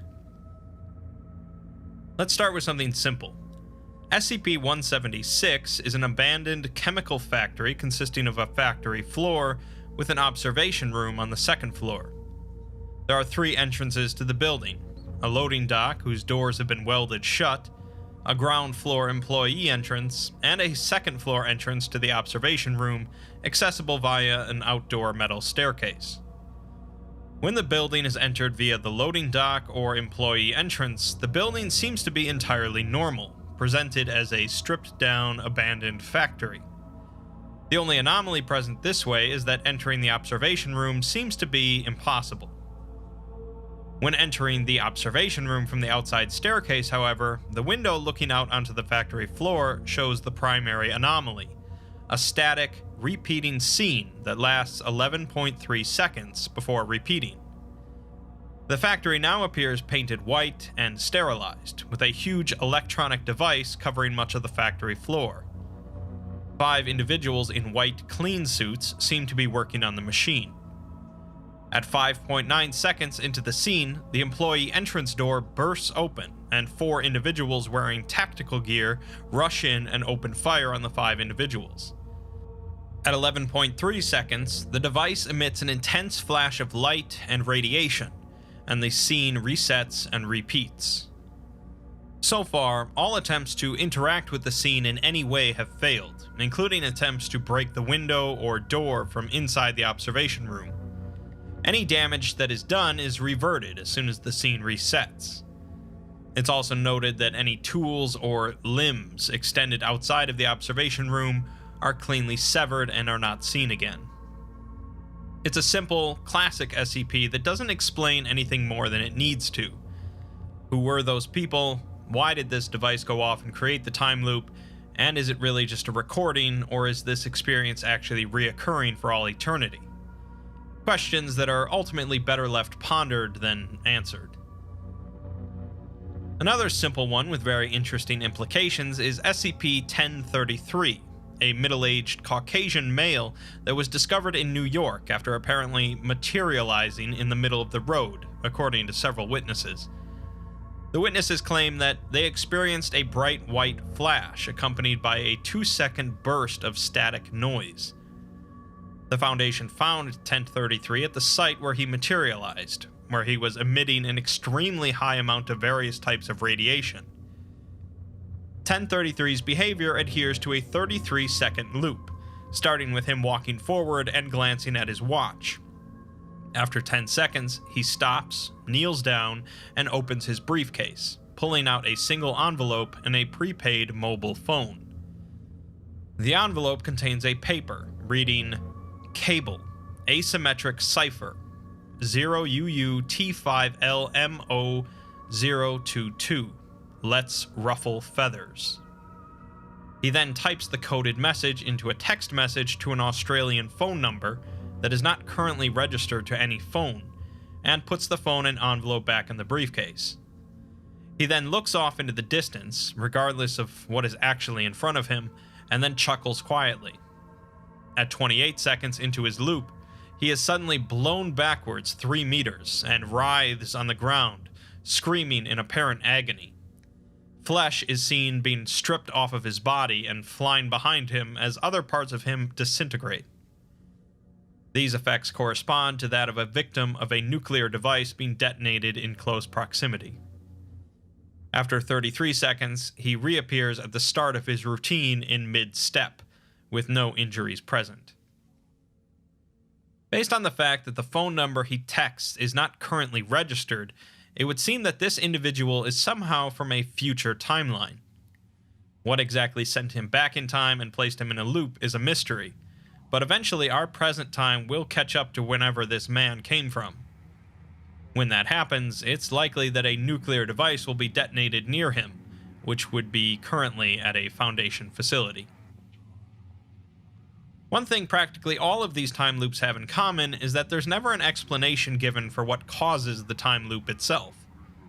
This is especially odd in the case of SCP-1382, a buoy in Lake Michigan that began demonstrating anomalous properties in 2012, leading to a number of disappearances. At night, or other dark conditions, the buoy flashes the Morse code signal SOS every 10 seconds. The buoy is anchored to the remains of a commercial passenger liner that crashed over Lake Michigan in 1973, that is currently embedded into the sea floor underneath the buoy. The plane has suffered extensive structural damage due to the crash and prolonged submersion, and contains 56 skeletal human remains. Most of these remains are believed to belong to the crew and passengers of the missing flight, while a few correspond to the more recent missing persons. When the buoy initiates its SOS signal, the skeletal remains animate, registering a temperature of 98.6 degrees Fahrenheit. They then proceed to carry out a series of motions for 13 seconds before turning to face the buoy until the SOS signal ceases, at which point they collapse and become inert. Initially, it was believed that the motions carried out were the passengers reliving the crash of the plane, but it's since been determined that they are actually reacting to events that occurred during the crash, not the crash itself. One subject rises from the pilot's seat and seems to fend off an unknown attacker before slumping over the plane's control panel. Another subject drops to their knees and holds up their arms in a posture suggesting some sort of prayer. One subject pushes their thumb into the eye socket of another, who offers no resistance but appears to be screaming, while another begins to consume the left hand of another passenger, while a third assaults the cannibal with their fists. 3 other subjects are gesturing at some of the windows, suggesting something is on or near the wing of the plane. 2 subjects overpower 2 juvenile passengers and begin to consume them. 3 other individuals, the ones that went missing recently, are in a much less drastic state of decay, and simply express confusion and distress over their situation. Finally, one of the individuals is a Foundation D-Class who went missing during testing, and rather than following set motions, instead continually tries to escape from the plane before the situation resets. The Foundation attempted to open up Morse code communication with the buoy, which interrupted its normal SOS flashing and instead flashed the words "Help" and "Mary SOS," with Mary believed to be one of the passengers aboard the plane when it crashed. A D-Class approached the buoy on a small rubber dinghy and flashed the words "Hello" and "Here to help." In return, the buoy flashed the word "Hunger," before a large wave rose out of the water between the buoy and the D-Class and crashed over him. The D-Class was next seen inside of the wreckage. After the incident, when attempting to communicate with the buoy again and asking about the D-Class, it again stated the word "Hunger" and "Hunger SOS." What exactly happened on that flight will forever remain a mystery, but it seems to have caused a perpetual loop of the people trapped inside the wreckage, and hungers for more people to add to it. So far, we've looked at anomalies that continually repeat the same actions over and over. But what about time loops more closely resembling a Groundhog Day scenario, with continual variations? SCP-1231 is a black Amiga A1200 computer that runs independently of a power source and only displays a series of thousands of video thumbnails. Clicking on a thumbnail increases the size of the video, but all of the videos and thumbnails are in low resolution. The content of the videos varies, but each contains 3 subjects: a tall, middle-aged Caucasian man, a younger, shorter Korean woman, and either a light-colored child around 4 years old or a mid-sized feral animal. When a human subject misperceives something in an existing video or thumbnail, a new video is generated containing that misperception. This is common when viewing the videos due to the low resolution, and even something as minor as thinking a shirt is a different color can cause a new video to be created. Additionally, it's not even required that the misperception come from actually watching one of the videos, as having someone describe a thumbnail or video to someone else can cause a new video to be created based on what they think that video contains. Fortunately, it seems that only one new video can be created each minute. The contents of the first video on the computer are completely expunged, but the second video shows the woman scooping an unknown powder with her left hand while the child is asleep in her right arm, without the man present. The third video shows the woman asleep, with the child crawling over her, and the man's leg is present in the upper right of the screen. The fourth video shows the child, or the animal, it's unclear which, mauling the woman's chest, while the man's mutilated leg and pelvic region sit in the upper right of the screen. All 3 of these videos were created based on different perceptions of the first video.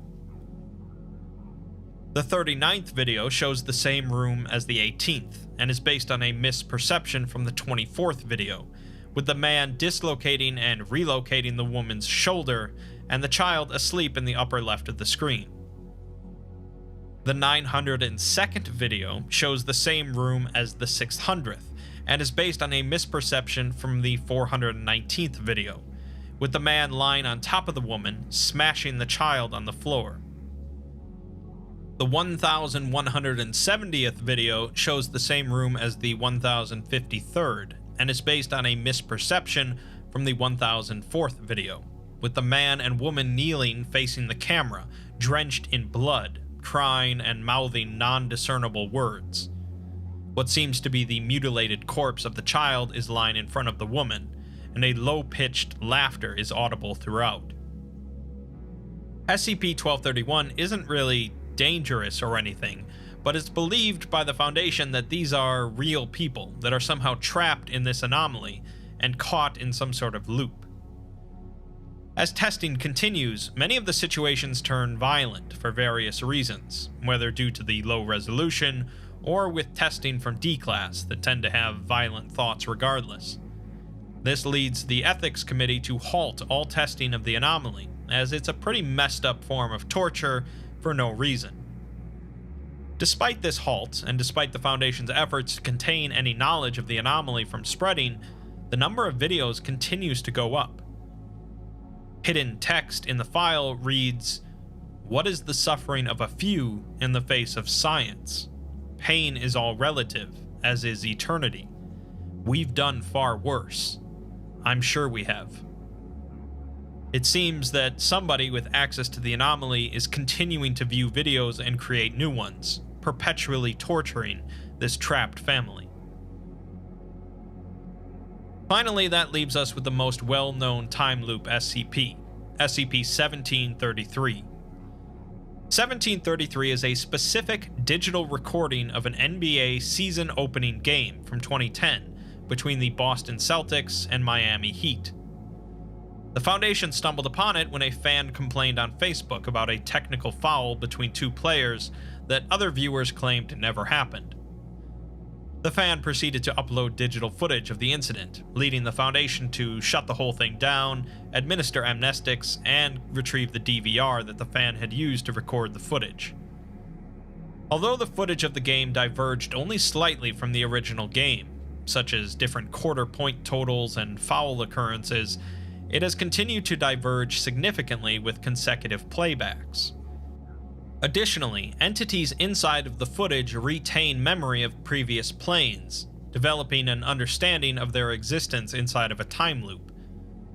This was a cumulative effect, however, as initially commentators only expressed a feeling of intense déjà vu, to eventually the entities maintaining a near-eidetic memory of previous playbacks. The entities do not know they are inside of a digital recording, however, and have never addressed the viewer directly. For all intents and purposes, the entities inside of the recording match their real-life versions, and Foundation inquiries have found nothing unusual about the real-life versions. As playbacks continued, the players became so adapted to the other players' strategies that the score remained 0-0 until 3.5 minutes into the first quarter. This adaptation likely stemmed from a vague intuition into the past playbacks. By playback 45, however, players had declined to play the game altogether, instead becoming aware of the situation enough to worry about creating an escape plan. The Foundation has concluded that there does not seem to be any escape for the entities, as doors leading out of the arena have not yielded to any amount of force, and other plans have proved utterly fruitless. The Foundation has been unable to duplicate the effects of the anomaly, and have otherwise ceased testing entirely due to the ethical dilemma. We're given a small timeline of the history of playbacks, with some of the notable developments marked. The second playback showed a pretty minor deviation, with the crowd booing the Miami Heat during their entrance, and LeBron James scowling and shaking his head at the crowd. Playback 15 shows the score remaining 0-0 for 8 consecutive possessions, and fans appear noticeably subdued. Players' actions show a nascent awareness of previous games due to increased aptitude of plays. Playback 26 shows the first win for the Miami Heat, with the crowd becoming aggressive as a result. Playback 27 shows the commentators remarking on their feelings of déjà vu, and the crowd remains subdued even during key Celtic plays. When the Celtics ultimately won the game, one of the commentators say that the Celtics have come a long way winning back the hearts of their fans, but when asked to elaborate on this, he could only say that he felt the team had an embarrassment to atone for, but could not specify further. Playback 44 shows the two teams emerging disoriented and confused onto the court, and the game is suspended. The majority of the footage shows medical professionals assessing the mental state of the players, who remain convinced that they had dreamt playing this season opener frequently the previous night. The commentators affirm the same feeling, along with the crowd. The recording eventually ends with courtside correspondents interviewing various members of the crowd about the nature of their dreams. In Playback 45, the players refuse to play, and many individuals gather in the court to figure out what's going on. All of the players are convinced they are reliving the same game repeatedly, and the doors are finally checked, discovering that they are blocked. By the time the recording comes to a close, the crowd is fashioning makeshift weapons to attempt to pry open the doors. This is the last playback in which the cameras are operated by the camera crew, as future playbacks are only seen through a single static shot. Playback 51 shows some of the crowd becoming belligerent, as an encounter between a group of inebriated college-aged males and an older male leaves the man concussed and unconscious. It seems that the incident began over the group of males not assisting with escape plans. Playback 52 shows the older male unharmed, but he proceeds to ambush and bludgeon one of his attackers to death 34 minutes into the footage. By Playback 55, the individuals inside are now able to remember other events from prior in the week, as well as friends and families outside of the arena, but attempts to contact outside help are all met with failure. By Playback 65, the group has broken up into multiple factions, with players, coaches, and team personnel barricading themselves away in off-screen player facilities. The infirm and parents with children have retreated to a corner of the balcony rise, hoping to wait out the playbacks, while a number of other individuals referred to as faith keepers preach that this is a punishment for their rampant consumerism, offering up burned sacrifices of mobile phones, car keys, handbags, and wallets in the center of the court. A large number of other individuals continue to formulate escape plans. By Playback 73, the Faith Growers have grown in number after an incident in Playback 72, in which 3 individuals were severely injured after detonating an improvised explosive to an exit door, resulting in no damage to the door. By Playback 95, hedonistic displays of sex and violence have broken out, curbing the efforts of the Faith Keepers. By Playback 112, a number of individuals leap to their deaths from the balcony within 10 minutes. The number of playbacks is redacted at this point, so it's unclear how long the Foundation tested this for. At some point, the Faith Keepers storm the player facilities to retrieve 2 players, who are then ritually sacrificed on the court, and their bodies hung from the Jumbotron. Eventually, the Faith Keepers instead call for the sacrifice of children, leading to a large-scale conflict between 2 factions. The last recorded playback shows the lighting of the arena deviating into a deep red color, and the rest of the note is expunged. 1733 is popular because it takes the same basic concept of Groundhog Day, but adds in many more people and shows how dark a situation like that could truly get. Assuming no one continues to test it like they do on SCP-1231, it seems like the people trapped inside of 1733 can lay to rest. These, of course, aren't all of the time loop SCPs, and it's likely that some more will be written in the future, introducing other twists to the same formula. Additionally, there are other sorts of recursive loop SCPs that don't necessarily deal with time, but feature a similar concept. While Bill Murray may have had a fine time in his loop and everything worked out, I think I'd pass on the opportunity to be stuck in a time loop.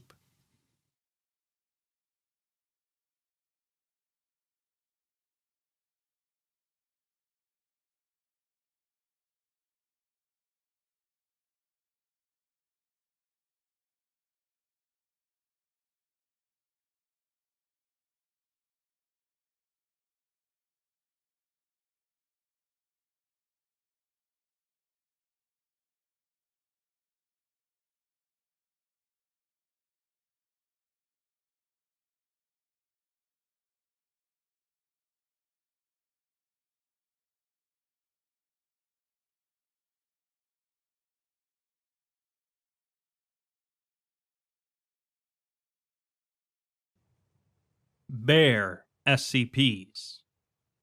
For those unfamiliar, a bear is a dog-like carnivoran, typically seen with large bodies, stocky legs, long snouts, short tails, and clawed paws. The bear family includes the brown bear, black bear, polar bear, and even the giant panda, and are located in a wide variety of habitats around the world. Bears have been hunted for meat and fur for millions of years, and poaching still continues to this day, including thousands of bears that are kept in captivity in Asia to harvest their bile for traditional medicine. I think with that, we have a long enough intro that I can move on to talking about some SCPs that feature bears or bear-related anomalies. Let's take a look. Let's start with SCP-1313. An anomalous series of logical processes capable of being defined as a mathematical equation to which the answer is a single brown bear. The equation itself isn't anomalous, but rather it's a quirk of mathematics that results in it producing a tangible, frequently enraged bear instead of a number. The equation doesn't need to be written or otherwise physically represented for this to occur, as simply considering the problem long enough to arrive at the solution can result in a bear's manifestation. More so, the equation doesn't require any particular mathematical ability to comprehend, outside of a basic understanding of elementary algebra, but the entire equation must be completed in order to result in a bear. Research has shown several new pieces of information regarding the anomaly, including that the equation conforms to all axioms used in current number theory, and the bears can't be returned to numerical form simply by solving the equation's inverse. This would require the invention of a method of applying mathematical operations to physical objects. The anomaly can also be used as an element in other equations to produce semi-anomalous results, such as solving for the square root of a live grizzly bear, or multiplying two live grizzly bears together. It's not recommended to solve such derivative equations, however, as the creatures produced are usually poorly integrated into reality and are invariably extremely hostile during their brief periods of existence. That being said, research into the possible military applications of irrational, exponential, and imaginary grizzly bears is currently being undertaken by a joint team of the Foundation's mathematical and zoological departments. It's also been determined that grizzly bears exist within the set of all real numbers, and are not prime, although the square root of a grizzly bear is prime. It's also the only prime number that is not a cardinal number, is neither even nor odd, and contains an animal component. The implications that the root of a bear is an integer and therefore that bears exist on an ordinary number line are currently being investigated. SCP-1313 first came to the Foundation's attention in 1967, when a bear attack was reported at White Cross High School in England. 1,724 separate bear attacks at educational institutes have been observed since then, with an estimated 1,600 fatalities and 900 further non-fatal injuries. Of the 1,724 bears and mathematical bear composites generated, 20% of them are still at large. It's noted that if during reading this document you have pondered the nature of SCP-1313 to such a degree that you feel you have independently formulated a portion of its structure, you are advised to make your way to the nearest amnestic distribution station, followed by animal control. Failure to do so may result in disciplinary action and/or bear-related injury. Spontaneously manifesting bears is pretty terrifying, which leads nicely into our next SCP, 2875, a phenomenon occurring only in a town in Wisconsin. At noon every 3 days, between 50 to 100 fully grown adult grizzly bears will appear throughout the town. They are not anomalously fast, or strong, or hostile, and will generally act like any other member of their species, given the situation. The phenomenon appears to be cumulative, with more instances appearing every 3 days, and so it has become imperative to dispatch the new instances as quickly as possible. Currently, the only feasible means to dispatch the bears is by using a highly concentrated aerosol tranquilizer spray, followed by a blunt instrument to the cranial region. This is because killing any of them with a firearm or incendiary device results in 2 new instances appearing next to the corpse of the deceased one. The anomaly was discovered by Foundation containment teams sent to investigate reports about the sudden disappearance of an entire town of people. Upon arriving at the town, the situation quickly became apparent, as the town was flooded with bears. Initially, the containment teams had prepared to move them all to other habitats, but when the recurring nature of the anomaly was discovered, the current containment procedures were established. A note from the leader of the MTF states that, although plenty of them think that this is some kind of joke, a town of constantly appearing bears is serious. It was like a bear arena when they first rolled in, and that was only after a few days, so there's no telling what it could do if they let it go. We're then given a series of voicemails from a Tom Miller from City Hall, recovered from a phone found in a cave outside of the town. The first voicemail involves Tom wanting to get in touch with the individual about some things they were saying during the last town meeting. The next voicemail from Tom elaborates, talking about the pest problem they've been having with coyotes, and Tom really thinks that bears are the way they want to go. It's noted that due to the apparent connection between the origin of the anomaly and the town's government, there's potentially a link between this anomaly and SCP-3088, the Law of the Land, in which a small town in Nebraska had every law passed become an immutable law of reality. In the next voicemail, Tom says that the bears are going great, and they haven't seen any coyotes around in a little while. One of the girls in town, however, is getting a little freaked out about the bears getting a little close to town, so if they can just get the details about that ironed out, everything should be great. In the following voicemail, however, Tom and some of the other guys at City Hall are getting a little concerned that there might be a few too many bears. Most of the coyotes have moved on, so it's probably about time that they got the bears out of here. This escalates in the next voicemail from Tom, who just says that there are too many bears in town now, as a little boy got attacked the other day in the street. He needs the individual to call him as soon as they can so that they can do something about this. In the last voicemail from Tom, he says that there is a bear outside of his house, and his neighbor just got eaten by a bear. There are bears on the streets and bears in people's homes, so they gotta do something about this. He can't get outside, and he can't get to his car to get his kids from school. A bear then enters Tom's house, and the sound of a bear attacking him is heard as he yells for the individual to call him.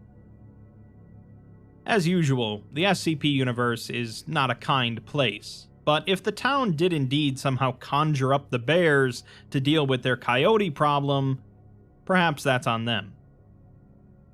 Next, we have SCP-2091, a sculpture of a grizzly bear made out of polymer clay, made in 1994.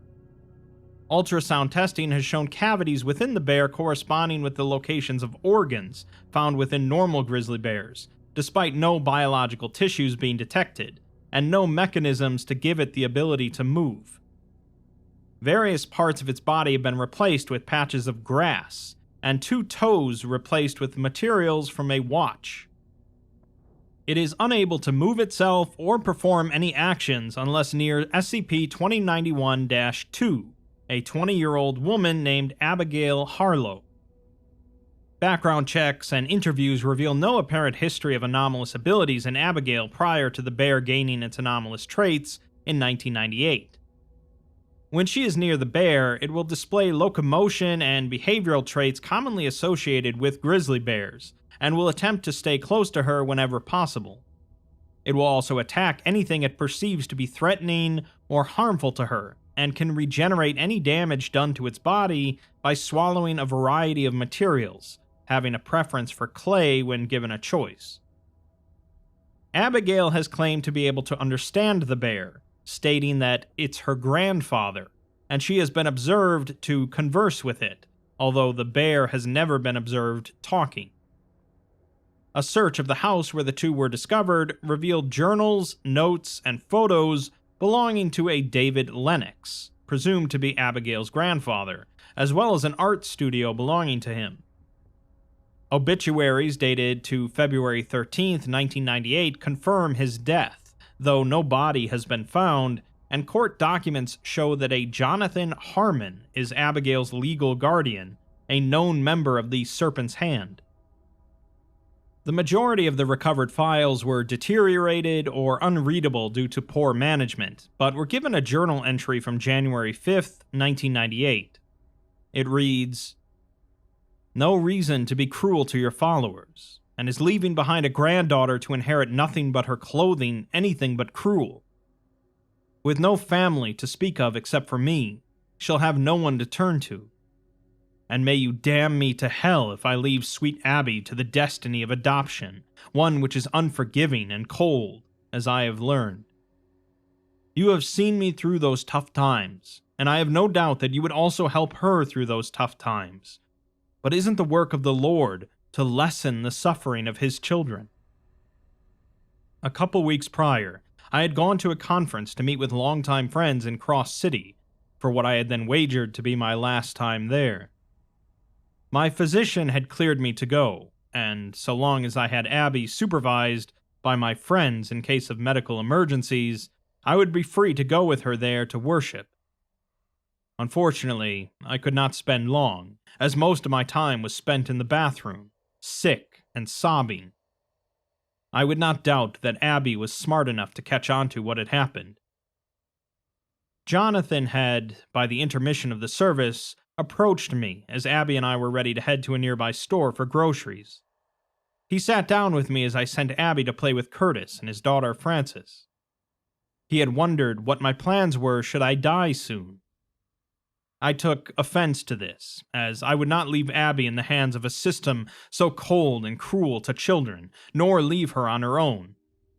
Yet I had been searching for months to find a suitable guardian for her. There were no other family or friends of my son Ian, nor could I locate his wife. Though I have forgiven her, I do not know if I could ever reconcile with what she has done, nor speak or write her name. It is better for Abby to never know. What other plans could I have then? He told me that he knew of a way that could work.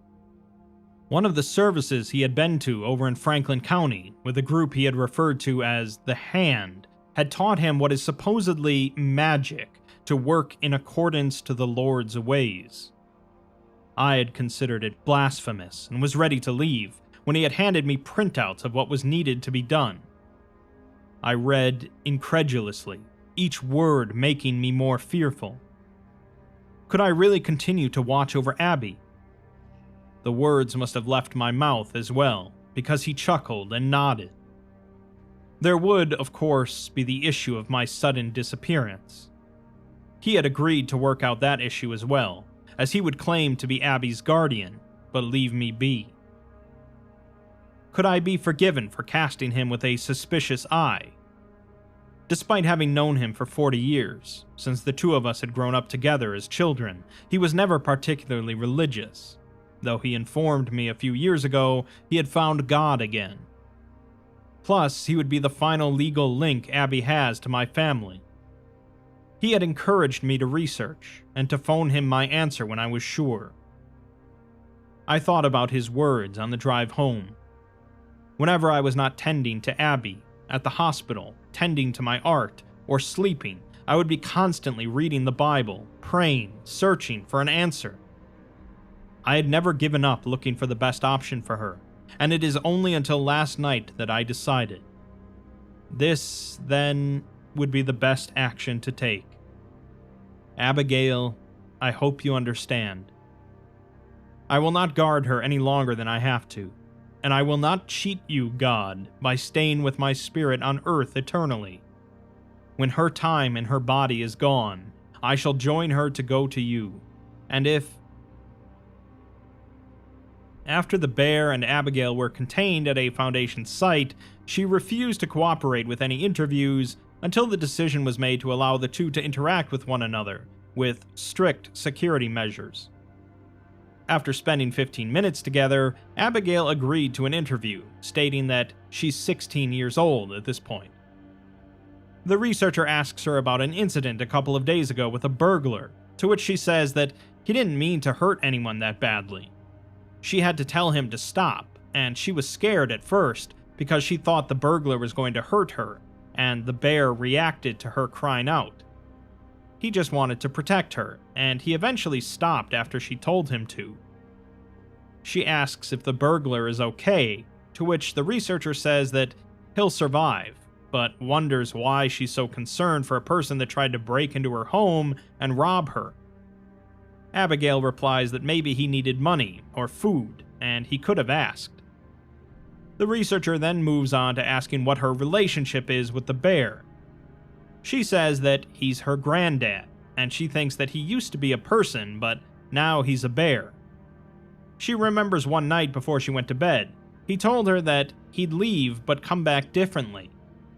He would be a bear, so she shouldn't be surprised when she sees a bear walking around.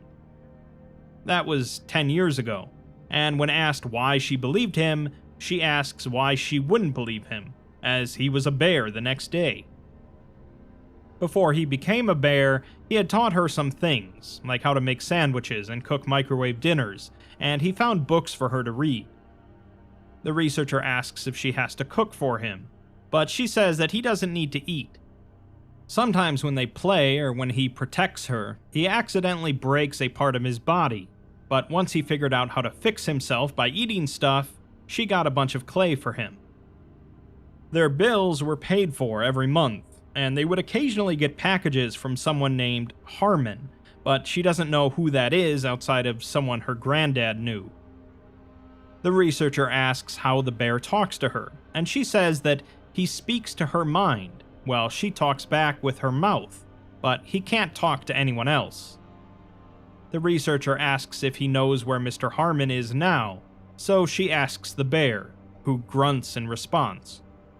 She says that he doesn't know anymore, and he used to be in church with him a lot, but they haven't talked since becoming a bear.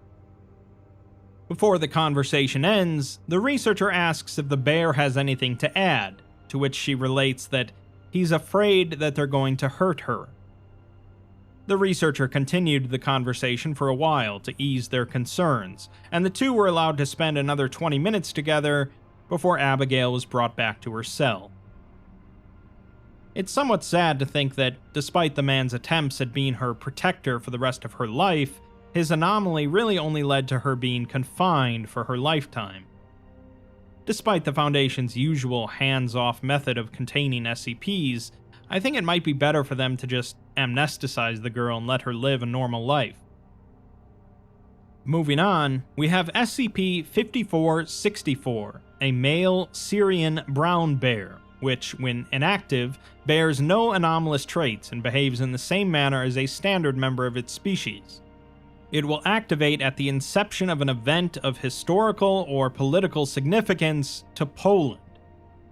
While active, it will demanifest from its current location and manifest in a place of significance to the inciting event, becoming an ongoing active participant.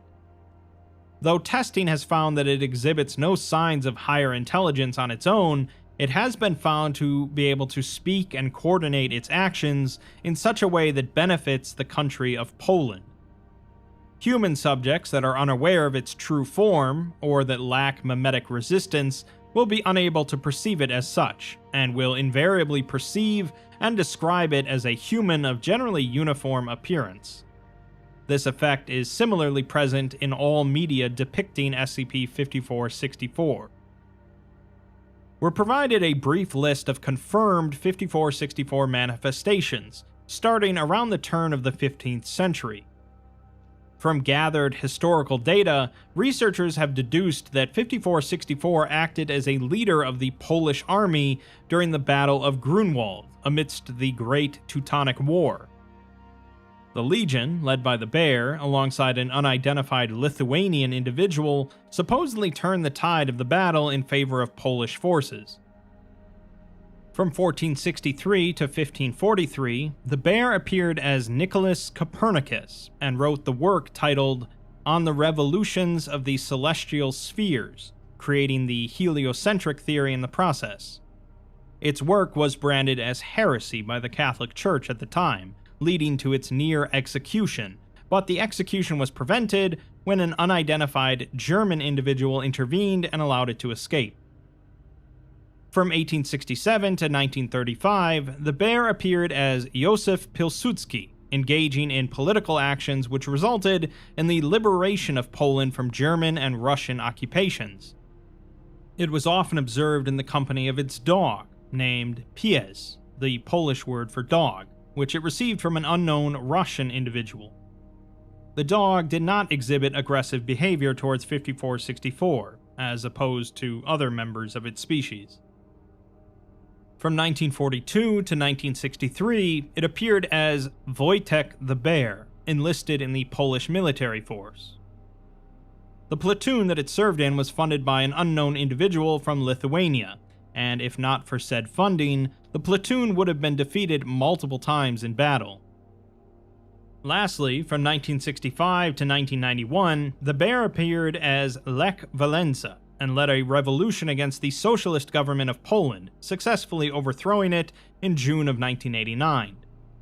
It had lost interest in any political participation by 1991, however, and following its retraction from political affairs, a Foundation operative impersonating Lech Walesa was inserted in its place. Family members and relative documents were similarly fabricated. On January 1st, 2000, a message was detected within the proximity of the bear's containment cell, without any apparent source.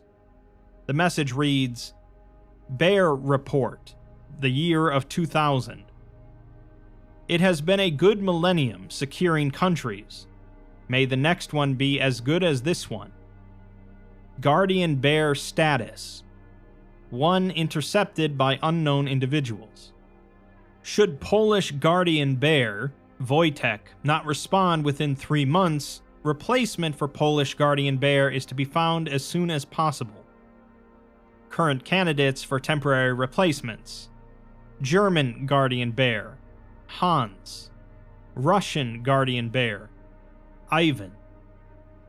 Due to bears not being native to all countries, and the growing number of events requiring interventions, we have decided to expand the meaning of the word bear to include honorary members of the Bear Watch. Current proposals are to use animals native to unreachable countries, such as emus for Australia, and potentially giraffes for the whole of Africa. More updates will come soon. Thank you for your cooperation. The O Bear Watch Command. There's not a whole lot of articles related to O Bear Watch, but they do seem like a reputable enough group, if not a bit eccentric. Finally, let's end with SCP-6326, a hexapedal mammal that resembles a combination of a human man and a grizzly bear, colloquially known by locals as the man bear. It's often described as having a centaur-like build, with the upper torso, front legs, and head of a bear attached to the shoulders of a white male human body, and it moves primarily by crawling on its humanoid hands and feet, although it has been observed running bipedally. It displays similar behavior to non-anomalous bears, subsisting on a diet of fish, game animals, and vegetation, as well as hibernating during winter months. Its humanoid body differs from a non-anomalous human in several ways, including possessing thicker skin, coarser body hair, slightly larger body proportions, denser bones, thicker and harder fingernails, denser muscle mass, and various differences in sizes of internal organs. Despite its possession of a partially humanoid body, it displays a level of intelligence on par with a normal bear, not appearing to have the capacity to make or use tools. The man bear regularly patrols a route considered to be the edge of its territory, and upon any attempt to remove it from this area, it will vanish and reappear at a random location within the territory. It's noted that removal from the area is upsetting to it, and upon reappearance, it will become extremely aggressive. While aggravated, it has been observed punching and kicking objects with its humanoid limbs.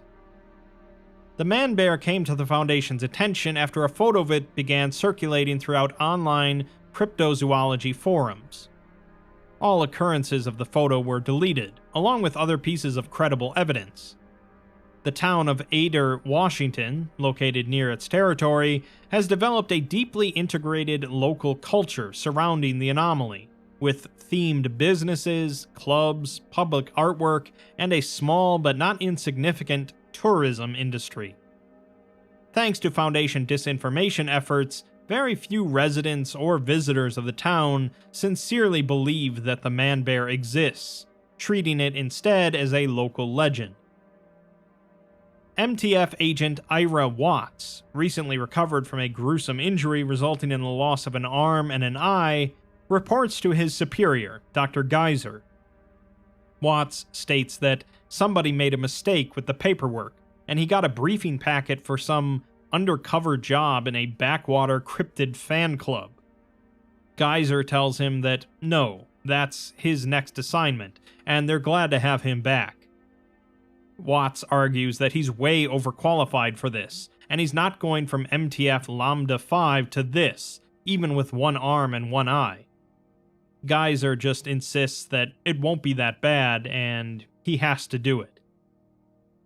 Agent Watts was embedded in Adair's largest man-bear social club in order to glean some information about the man-bear's origins.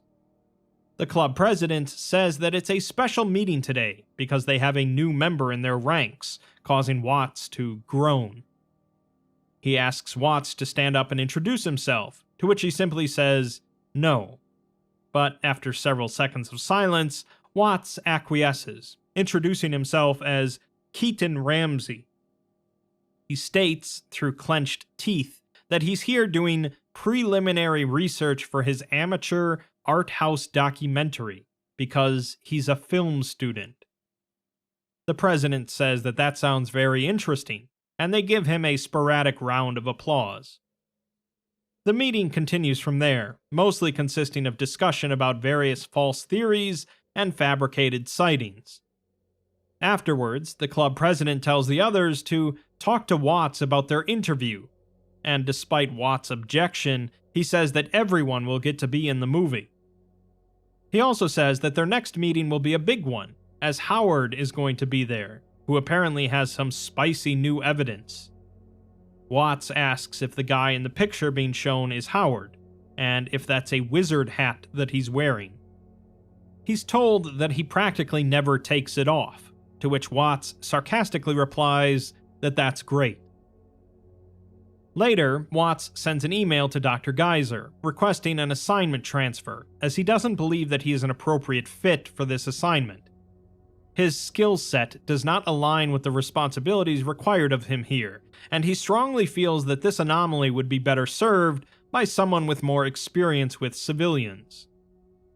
Geyser replies by denying his request, stating that due to the nature of his injury and how he acquired it, he is not cleared for advanced threat missions for at least several years.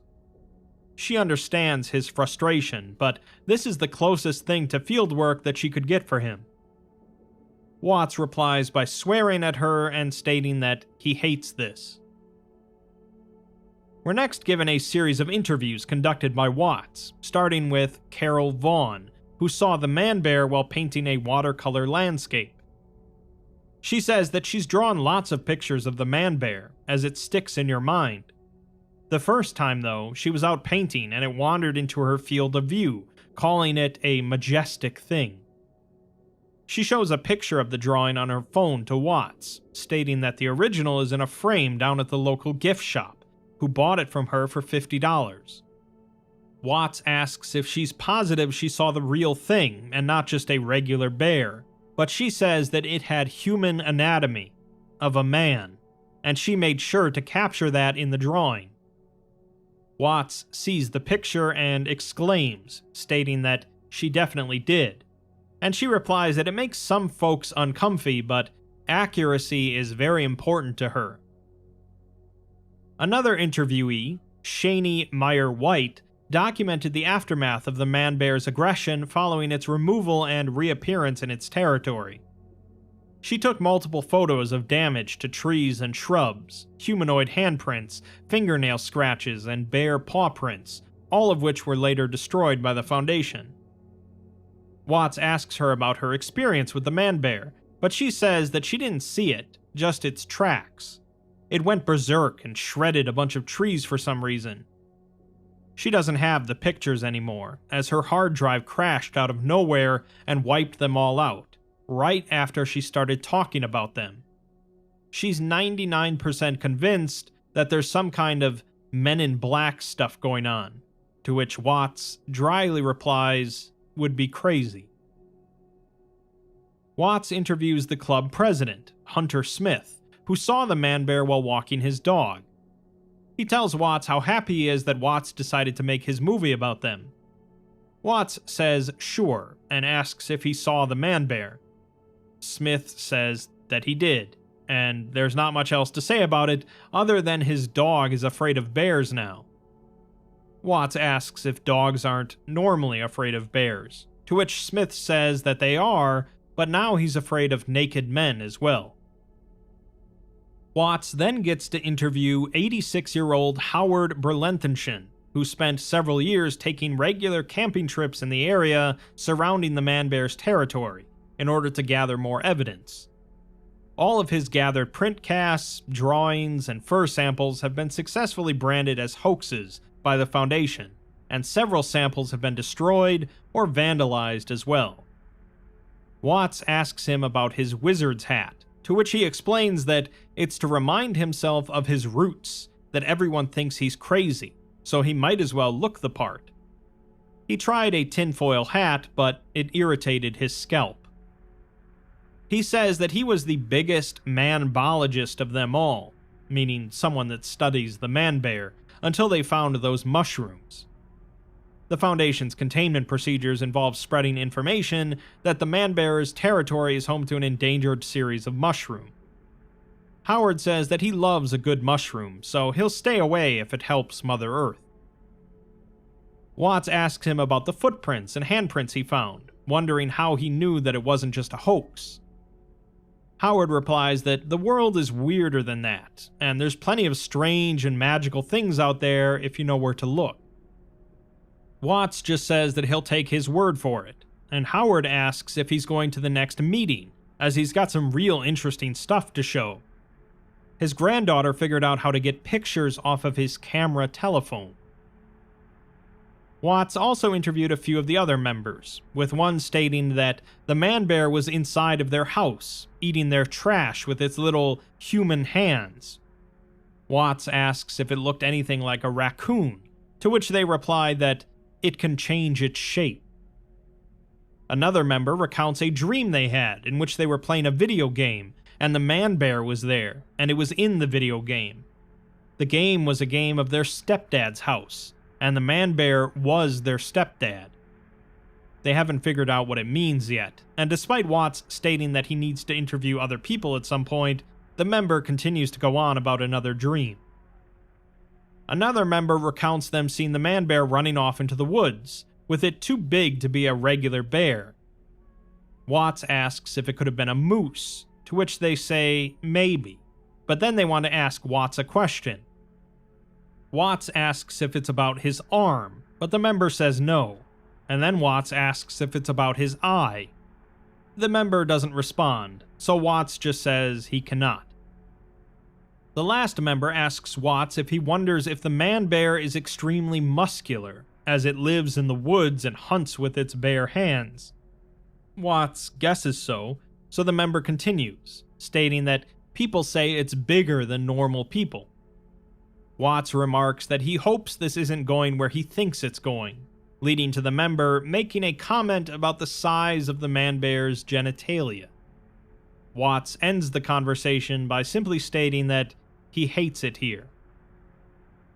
Later, Watts has a video conference with Dr. Geyser, who asks him what he's wearing. Watts explains that it's man-bear merch, and this is what Keaton Ramsey, documentary film student, would do. Geyser chooses to ignore all this, and asks what that person of interest had, and if any of it was interesting. Watts replies that it's all extremely interesting if you're a real fan, and the man-bear was once seen flying over Ader on Christmas Eve. Geyser tells him to maybe come back when he's feeling less childish, but Watts replies that he's being very sincere right now, and taking this job very seriously. Only a serious man would be wearing all this. He's traversed splinter realities and fought subdimensional monsters with his bare hands, and this is essentially the same and not at all a waste of his abilities. Geyser just wants to know what he found out from Howard, and Watts explains that he's got really hard evidence that the man-bear was sent to Earth by aliens, being a very grainy picture on a flip phone from 2005. Geyser remarks that this is just a picture of something being thrown out of a helicopter, and she tells Watts to cut the attitude or she'll have to write him up for insubordination. Watts says that she wouldn't, and she replies only because she's genuinely worried he might be having a mental break. Watts speaks with Shaney again, who says that he's not really a film student, as he doesn't look like one. He asks if she doesn't have homework to do or something, but she just asks if he's a man in black. Watts replies by asking if she means an alien hunter from the Will Smith movie. She says that he knows what she means, but Watts just states that he is not an alien hunter from the Will Smith movie. She then asks what happened to his face, and after several seconds of silence, Watts responds, although the classified information has been expunged from the document. Following his breach of protocol, Watts was reprimanded and suspended from duty for 3 weeks, with Shaney being administered amnestics. Later, Dr. Geyser sends Watts an email stating that she spoke with Commander Conley and he agreed not to have him fired. She's sure she doesn't need to mention that he's on thin ice, and she pleaded mental instability following his injury. that's not going to hold up forever, so he had better be a model of good behavior at his next position. She did find a new assignment for him, though, and he better not complain.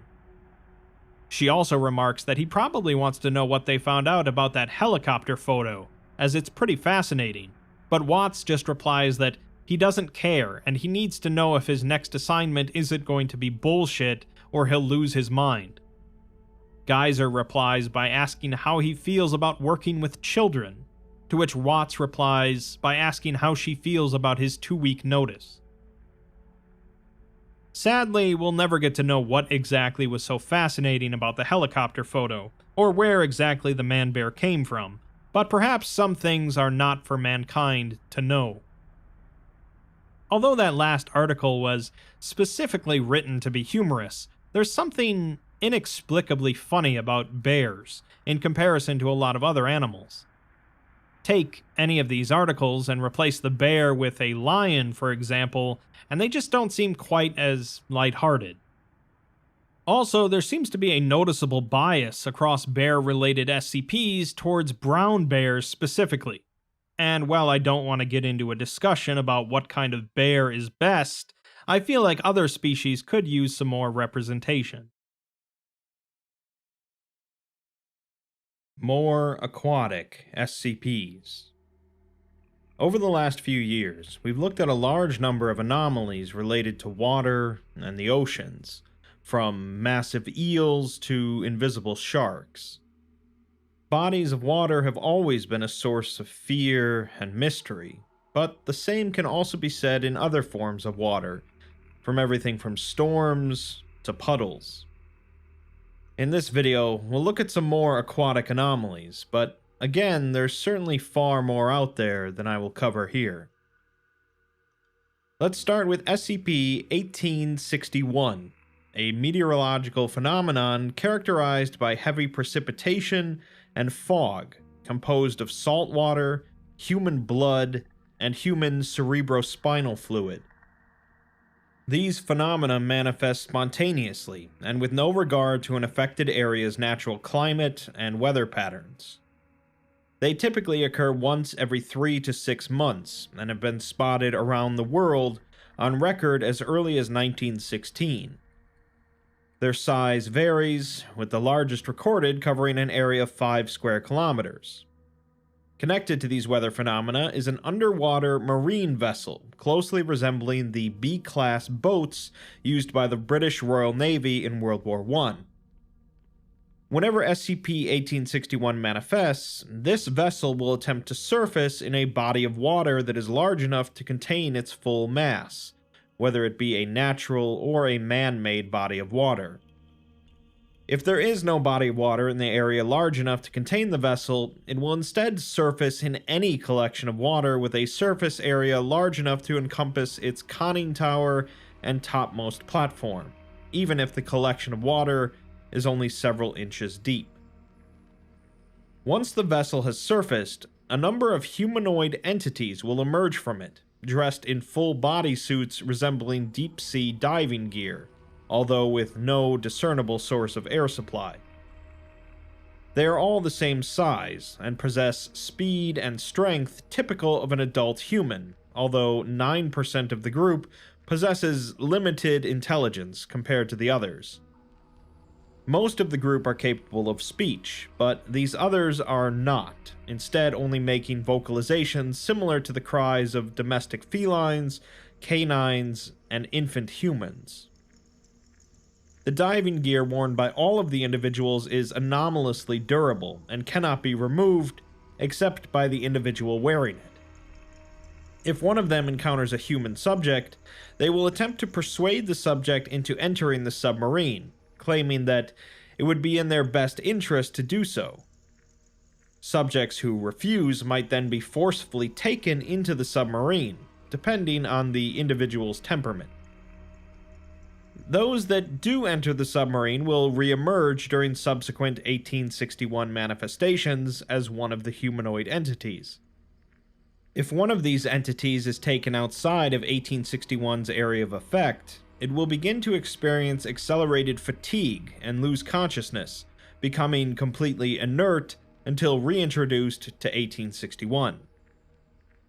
After the manifestation has ended, the submarine will disappear along with the entities, and any blood, cerebrospinal fluid, and salt water left behind will convert to regular rainwater.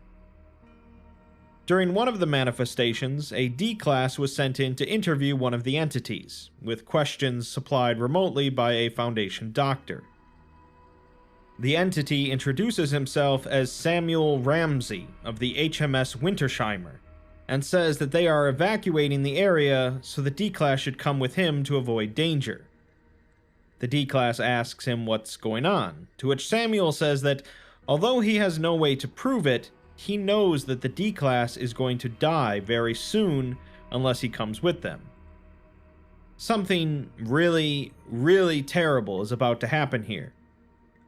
He tells the D-Class to trust him, as once the rain stops, he'll die, unless he follows him back to the submarine. The D-Class insists that Samuel tell him what's going to happen after the rain stops, so Samuel explains.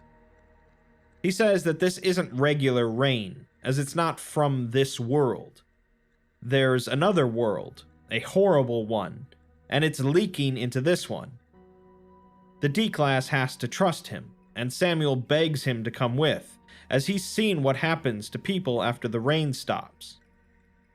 The D-Class, prompted by the doctor, asks what kind of world the other one is, and how long this has been happening. Samuel, however, says that if he won't believe him, he'll have no choice but to go look for someone else who will come with him, as he can't just stand here arguing with him. Later, 2 D-Class were sent in, with one of them told to avoid contact with the entities, and the other told to enter the submarine. 6 months later, the one D-Class spoke with the one who went inside, now dressed as the other entities. The one who went inside, numbered 46, provides the correct code word they were given, and says that the inside of the sub is pretty much just one long, narrow passageway. It's filled with the entities, along with a bunch of random folks from around town. It was packed to the point he could barely move, and you kept getting pushed further and further back as more people entered. The deeper he went, the more certain he was that he'd hit a wall at the end, but it seemed as if the passageway kept stretching on forever. After about an hour from when the first entered, however, people stopped coming in, and the hatch was closed, at which point the sub started filling up with water. People began to scream and panic as the water level rose, and the entities in the diving suits tried to keep everyone calm, explaining that it was part of safety procedures. They handed out diving suits to everyone, who began putting them on to avoid drowning, even cramming their kids and pets that they brought with into them. The other D-Class then asks if he was trapped in there for another 6 months until the next 1861 manifestation, but 46 says that they were only crammed in there for a short while before they opened the airlock and let people out. They were told not to take the suits off, as they wouldn't be able to breathe without them, and that everyone they had left behind would already be dead. When they stepped out, everything looked almost exactly the same as when they stepped on, but not quite. He wants to say that it was like everything was underwater, but it was more than that. It was like everything around them was part of the water itself, as there was no surface to look up to, instead going on forever. And the trees and buildings nearby were composed of a different sort of liquid. Even when you stood on the ground, it was kind of like you were swimming in it, because the ground was liquid. Even though everything was liquid, you could still tell there was a lake there, as if the lake was a purer form of liquidness. They spent 6 months there, and at first a number of people tried taking their suits off, but as soon as they did, their bodies sort of dissolved. They turned into a mist and merged with the water around them all, but you could still tell they were there, shapeless and floating. They didn't need to eat or sleep, and they passed the time by exploring and talking with one another. They'd find animals and other people floating a few feet off the ground, unmoving. He says that it's really weird over there, and all the dead things, humans and animals, were missing their eyes, with their blood pumping out of the sockets and dissipating into the water around them. As for their mouths, it was like someone had taken a bite out of their face, removing their teeth, lips, and gums. A lot of the other entities in the suits said that they had the same story that he did, that the blood rain came and someone in a suit told them to climb into the sub until they ended up here. One of them, however, said that he was the original captain of the sub, Herschel Guthrie, but he rarely spoke coherently. He referred to the sub as his Ark, and this water place as the New World. As for the people with missing eyes and teeth, he simply said, "The Watcher of Eyes and Biter of Teeth deemed them worthy."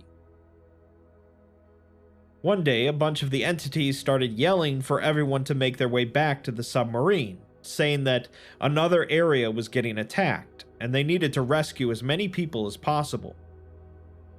The D-Class then asks why he hasn't taken the suit off, now that he's back in the real world. 46 says that he's scared, as he doesn't know what's real anymore, and can't even say for sure if he's even really alive.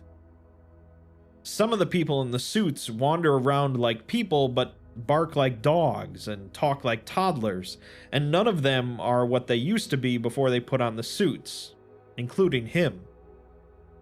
He doesn't understand much of this, but he honestly doesn't think that they're human anymore. The doctor says that he has to take off the suit, for science. 46 pauses for 15 seconds before saying again how scared he is, since if he's not human anymore, what is he? He admits that when he was in that water place, he found the other D-Class's body, with his teeth and eyes missing.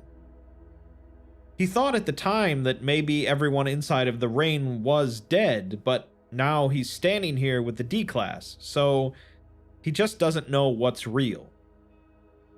The D-Class asks if he's just going to get back on the sub and live in the water place for the rest of his life, and says that maybe it's not too late to get back to normal.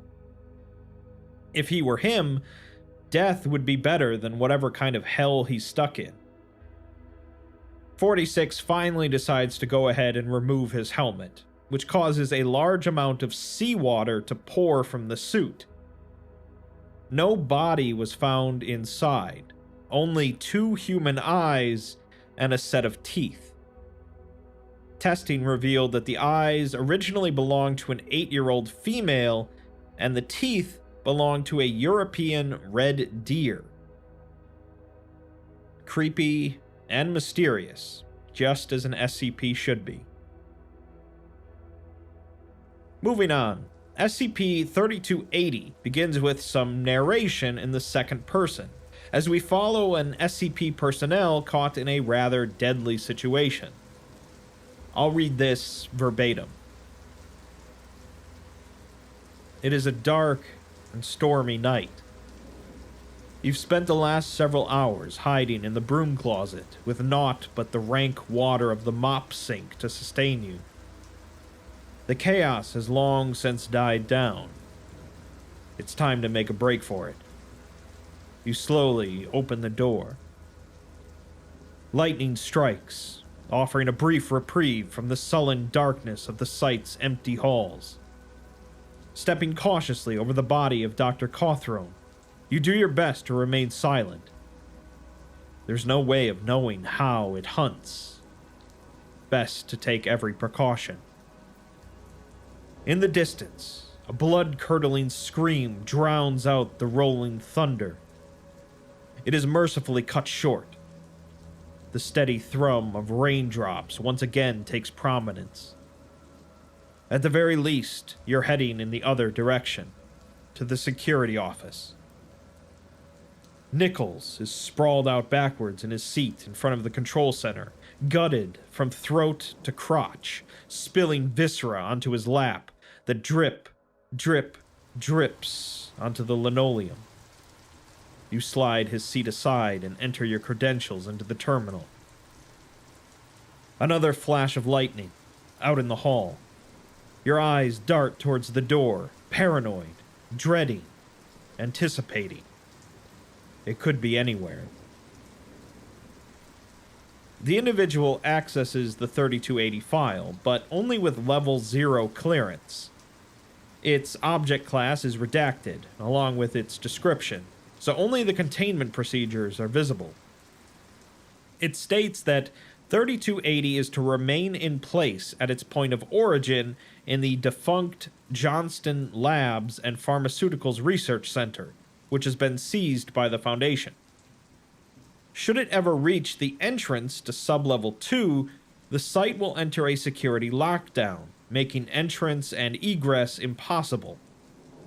This will also activate a blackout protocol to prevent a full containment breach and failure of the SCP Foundation's goal to protect humanity. Whatever it is, then, it's pretty bad, and the image provided for the document is that of a stormy night, but the caption is redacted. The narration continues. But of course, despite the repeated assurances that your security upgrade was in the process of being implemented, you're still level 0, and thus effectively worthless as far as Overwatch is concerned. The file, though, was that image even right? You've glimpsed the file previously. Surely it... No, that cannot be right.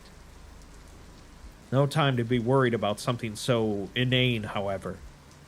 You need to get in. The faint drip, drip, dripping of Nichols reminds you of his presence. Gingerly, you finger about his body, feeling for his security lanyard in the dark. It's wedged beneath him, but you're able to slide it out and detach it from the loop.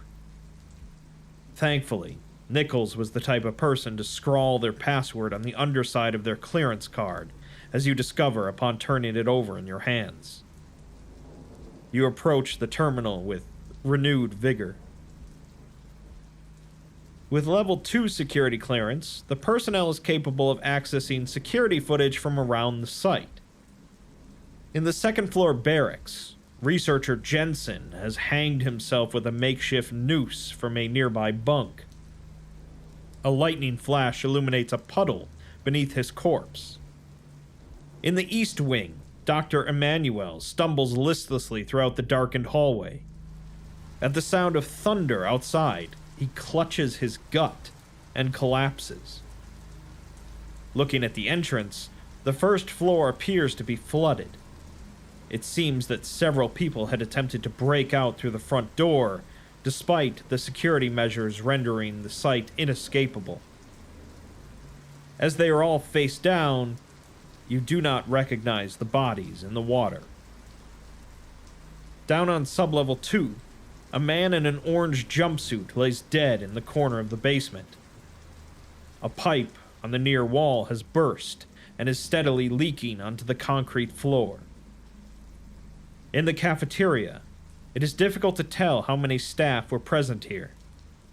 All that remains, aside from errant clothes bobbing about the surface of the water, is a pinkish slurry pooling under the windows. It's the same all over the site.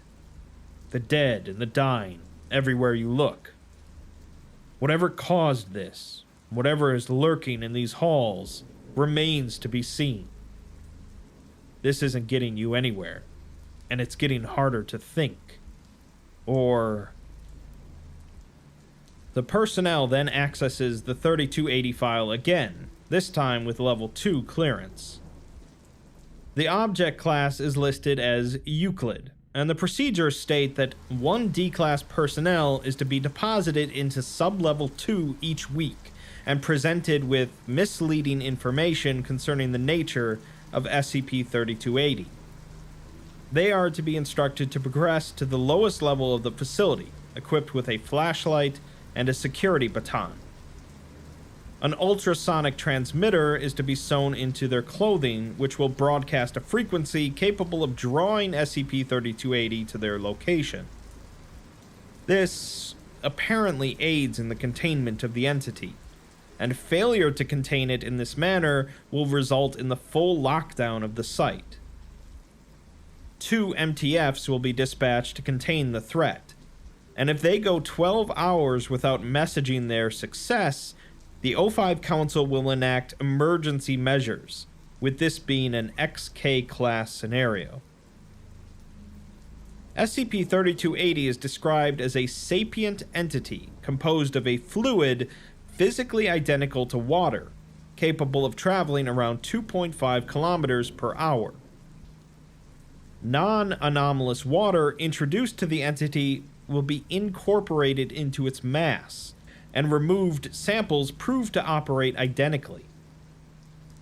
At the time of its discovery, the entity was around 66 liters in volume, but it's currently estimated to be around 2,500 liters. It is hostile to human life, and will seek out humans within its vicinity, forcing its mass into open orifices. It's also readily absorbed through the pores, with affected individuals experiencing symptoms such as loss of motor control, weakening of the micturition reflex, visual hallucinations, and abdominal pain. Almost as if on cue, our poor personnel feels a churning in their stomach, but reads on. SCP-3280 displays claustrophobic behavior, violently expelling itself from confined spaces or containers with extremely powerful pressurized bursts, rendering all attempts of physical containment or transportation impossible. So far, the entity hasn't seemed to realize that it is actually sealed within the sublevel of the site, but if it does, it could likely easily break out. This would be a massive problem, due to it quickly being capable of incorporating the planet's water cycle into itself. The document cuts off as the narration continues. The roiling in your stomach becomes unbearable. You recoil backwards, away from the monitor. You drunkenly stumble, struggling against the thing inside of you, out into the hallway. The storm outside rages. Torrents of raindrops spatter across the windows. You fall against the wall, face pressed against the cool glass. It is only in those final seconds, as water wells up to your throat and expands, that you notice the raindrops streaking towards your face, in defiance of gravity. It sure seems that the Foundation has quite the problem on their hands, with a hostile entity now in control of all the water on the planet. Sounds like a reset button is in order.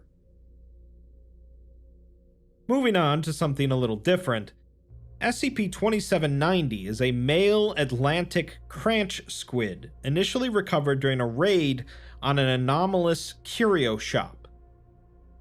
The description states that the squid was feeling lonely and sad in a tinted glass tank labeled Ignore, and it's unclear why anybody would want to hurt 2790 or make him unhappy. Clearly, some sort of mimetic effect is at work here, as this isn't the usual cold, clinical tone of the Foundation. SCP-2790 is described as endearing, snuggly, sociable, easygoing, and enjoys playing games, with all forms of physical contact with 2790 being encouraged, except touching. This includes stroking, cuddling, petting, and caressing, with him especially loving cuddling.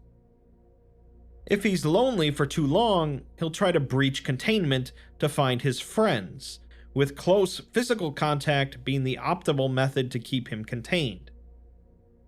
2 doctors are in charge of maintaining skin-to-skin contact with him for extended periods of time so that he doesn't feel lonely.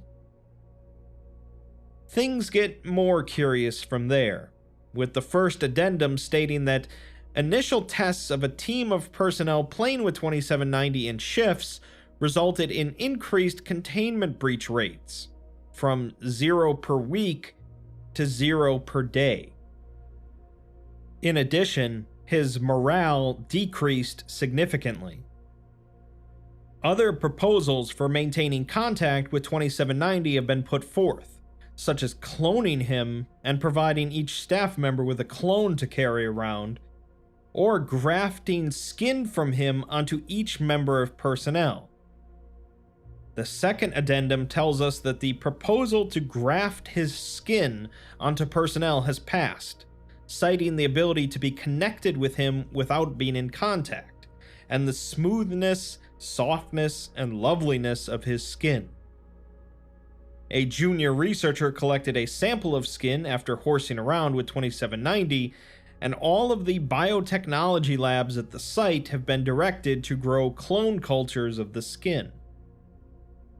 Sometime after, 189 personnel have volunteered for grafting trials, with 117 of them selected to test the initial grafts by replacing the uglier, calloused skin on their hands with 2790's perfect, supple skin. 5 weeks later, they had grown enough of the skin to carry out the procedures, with all of them proceeding smoothly with no complications.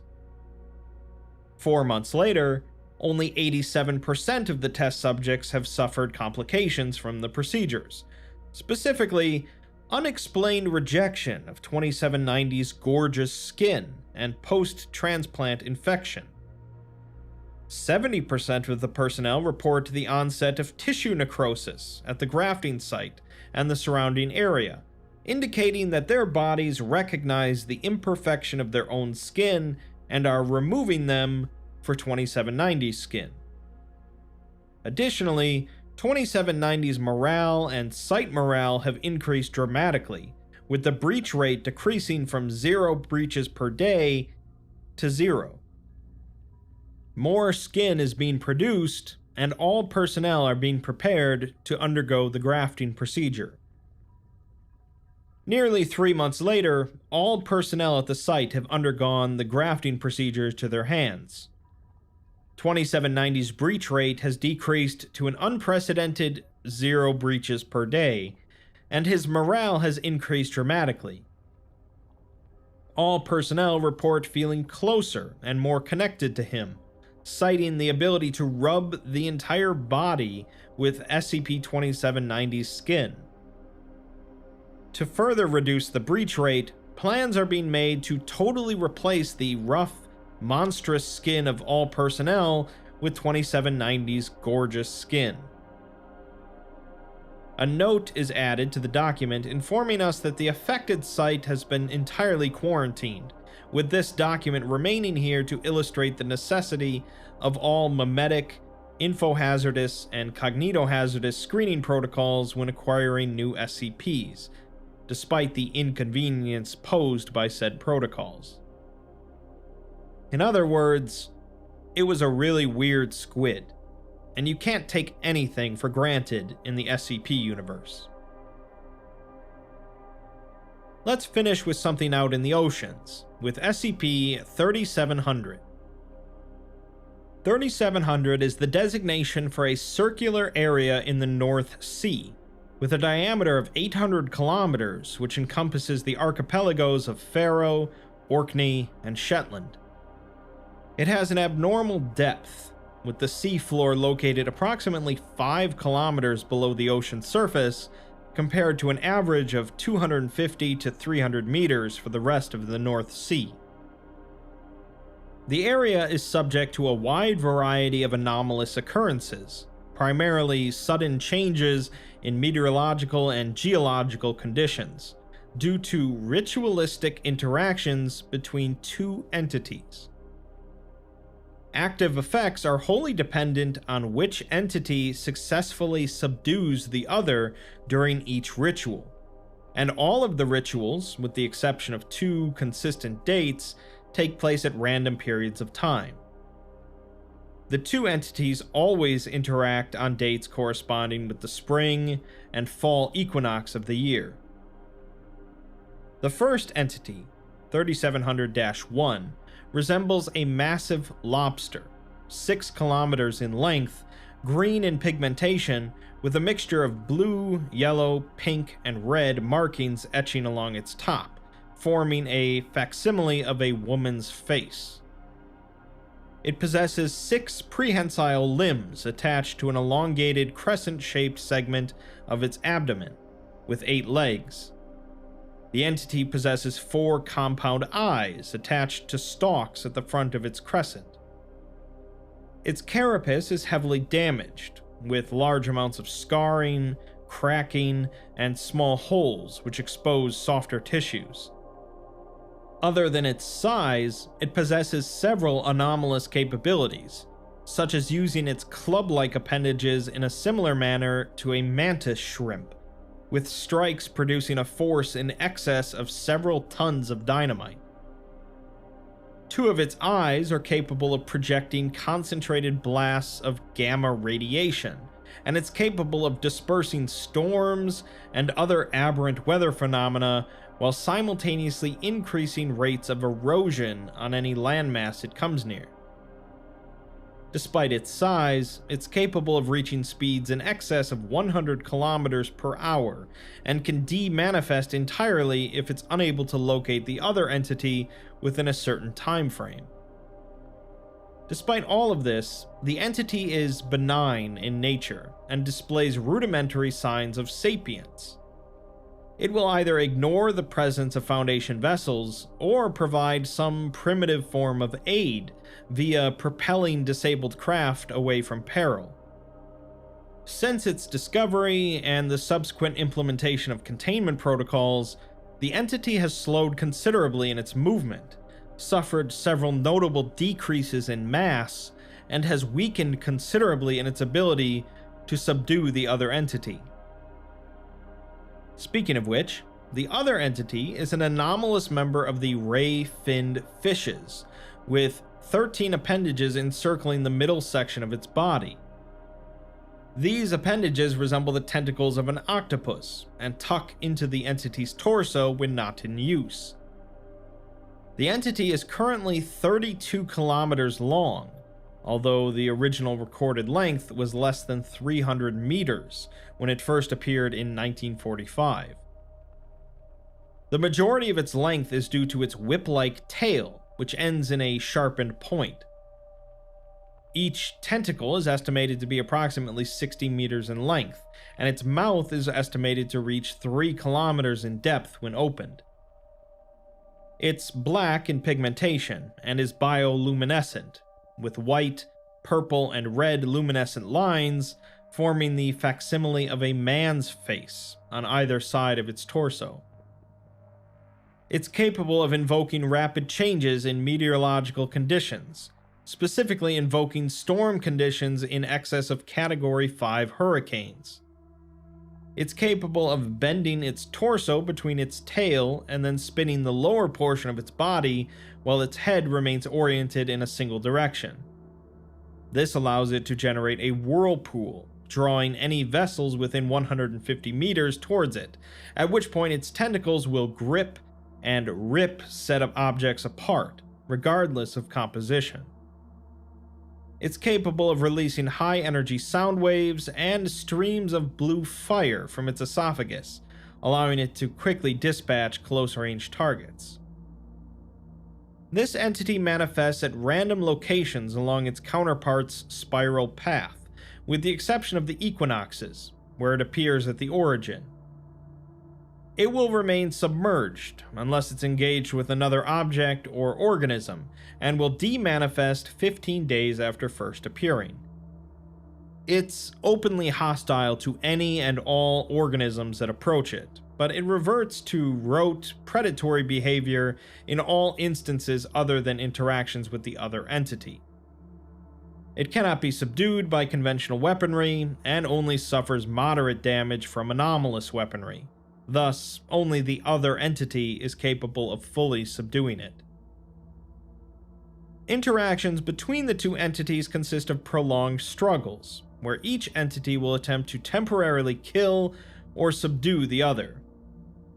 Interactions on equinox dates always occur at the center of the zone, with interactions shortly following these dates being usually brief, and can occur in random locations, with the victor of the previous interaction quickly dispatching the other. Historically, the previously subdued party has defeated its counterpart during the next equinox, prior to implementation of current protocols. This resulted in 2 6-month cycles, where the first entity would dominate one cycle and the second would dominate the other.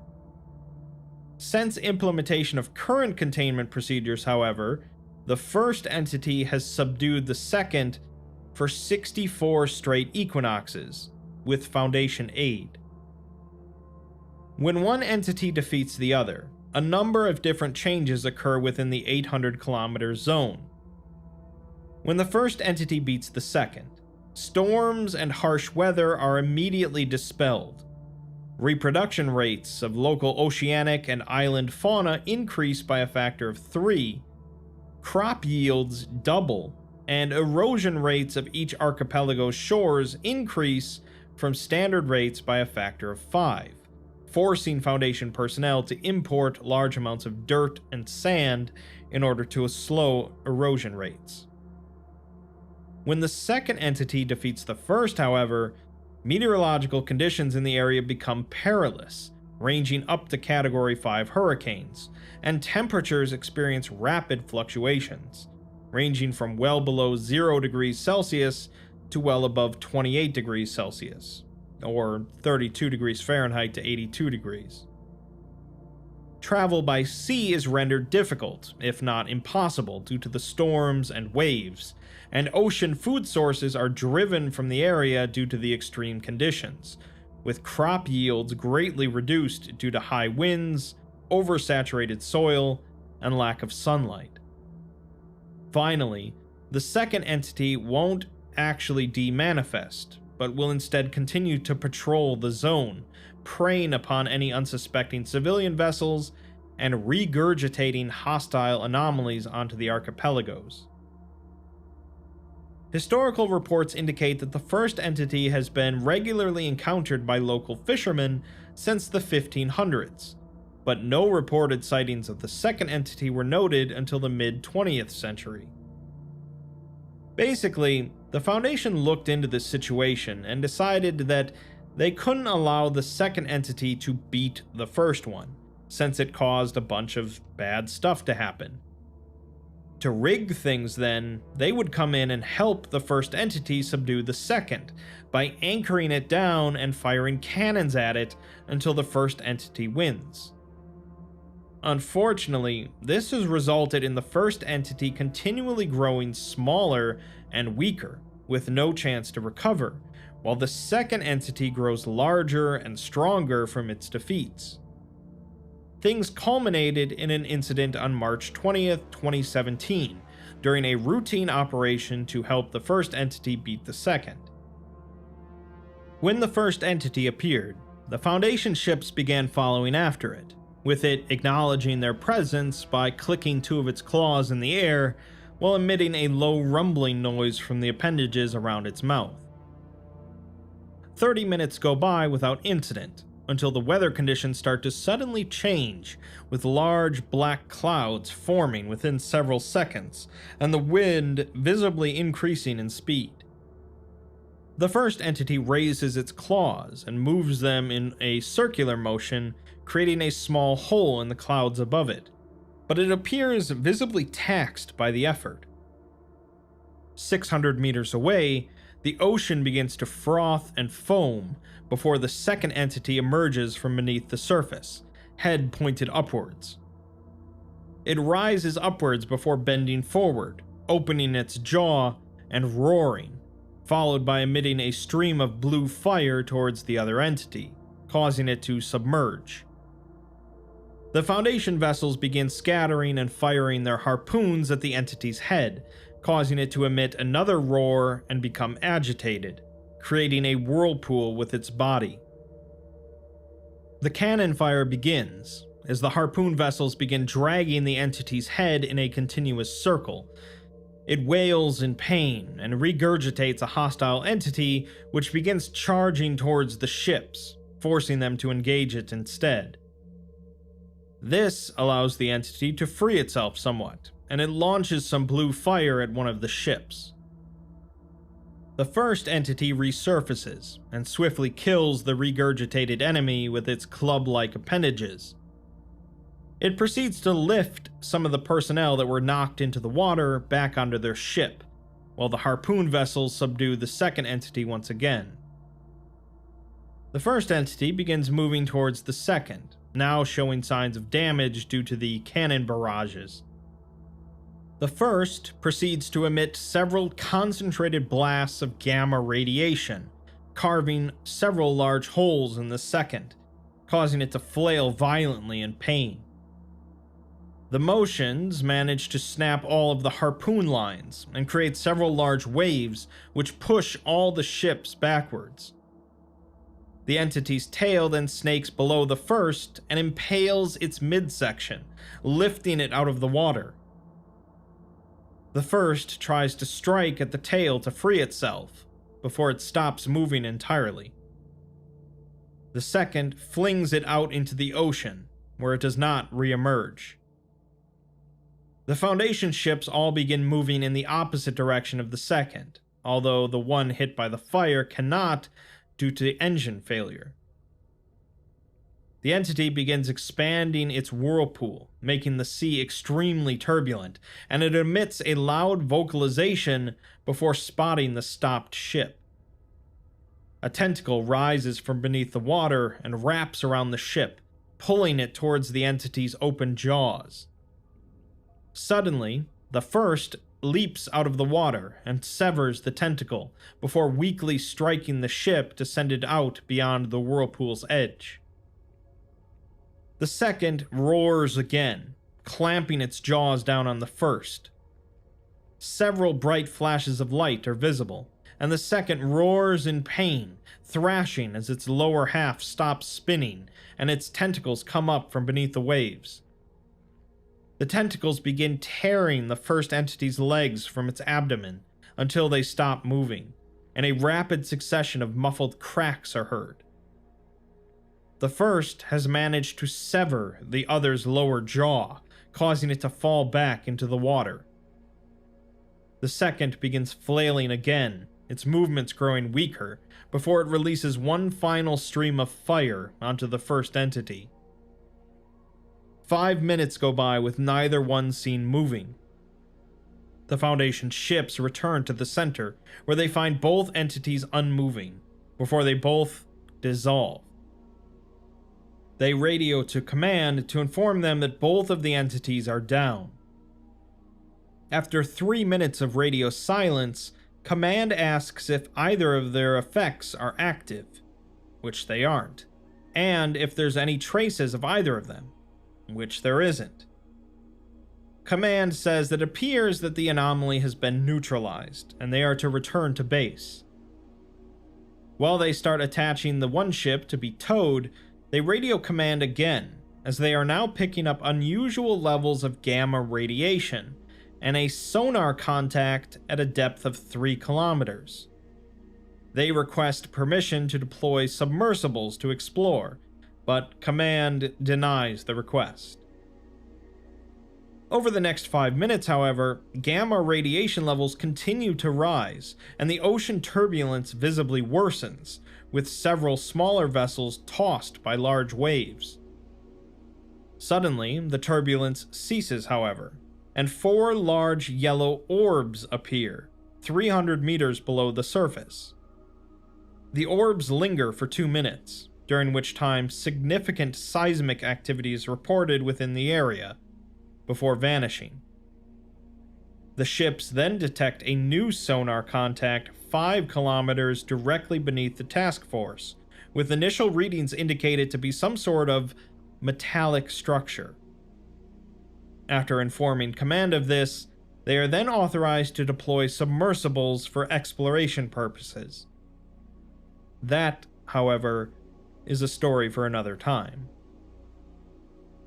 Regardless, it was a rather unusual choice for the Foundation, who generally either contain anything and everything anomalous, or allow bad things to happen as long as normalcy is maintained. While it is clear that the second entity had been growing more prominent and powerful even before the Foundation got involved, helping the first entity win every single battle may not have been the best choice. The story of the metallic structure and its exploration is continued in another SCP document, 4700, but that one is long enough to get its own video. Water, in all its forms, continues to be a unique and interesting source of horror and mystery. Whether it be giant monsters at the bottom of the ocean, or weird squids that make you want to graft some of its skin onto yourself, the variety of anomalies that people have come up with related to water is staggering.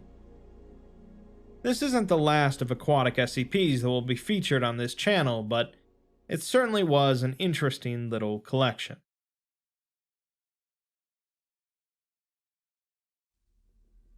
More Sarkic SCPs. Sarkicism is one of the most enigmatic and unique organizations in the SCP universe, a religion dedicated to reshaping the world into that of flesh and disease, and reverting humanity back to a more base form.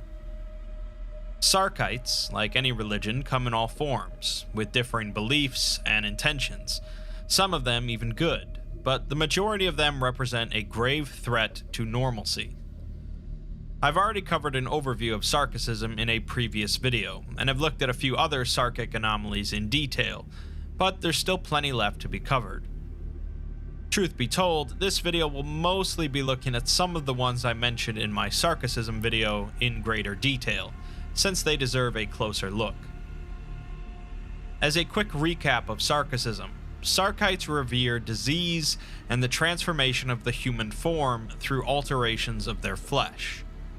They respect an entity known as Yaldabaoth to be the principal power in the universe and the creator of all flesh, but they don't specifically worship her.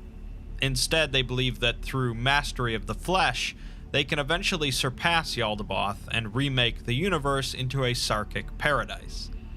This is done through sacrifice, anomalous augmentation, and the sacramental consumption of a god. Some Sarkites believe that a single individual, Grand Karcist Ion, actually ascended to godhood and is in the process of remaking the universe, while others believe that he came close, but ultimately failed. The Sarkites' greatest enemy is the Church of the Broken God, an opposing religion devoted to the broken god that, in common myths, gave intellect to humanity and broke itself to imprison Yaldabaoth. Speaking of Karcists, aside from Grand Karcist Ion, there are a number of Karcists within Sarkicism who act as spiritual leaders for various groups.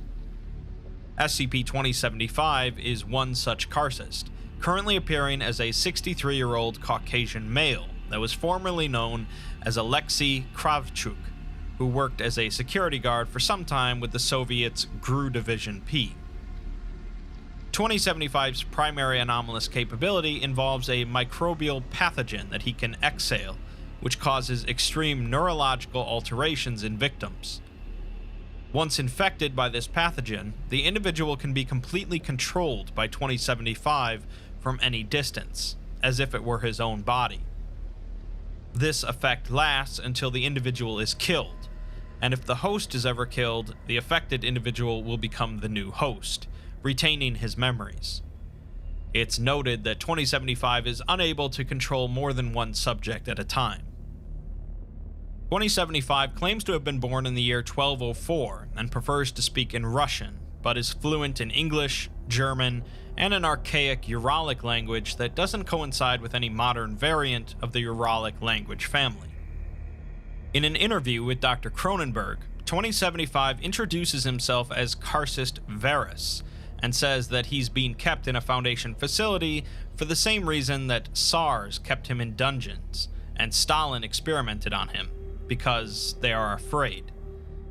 When asked to explain his anomalous nature, he says that when he was small, the Church spoke of two worlds, one of flesh and one of spirit.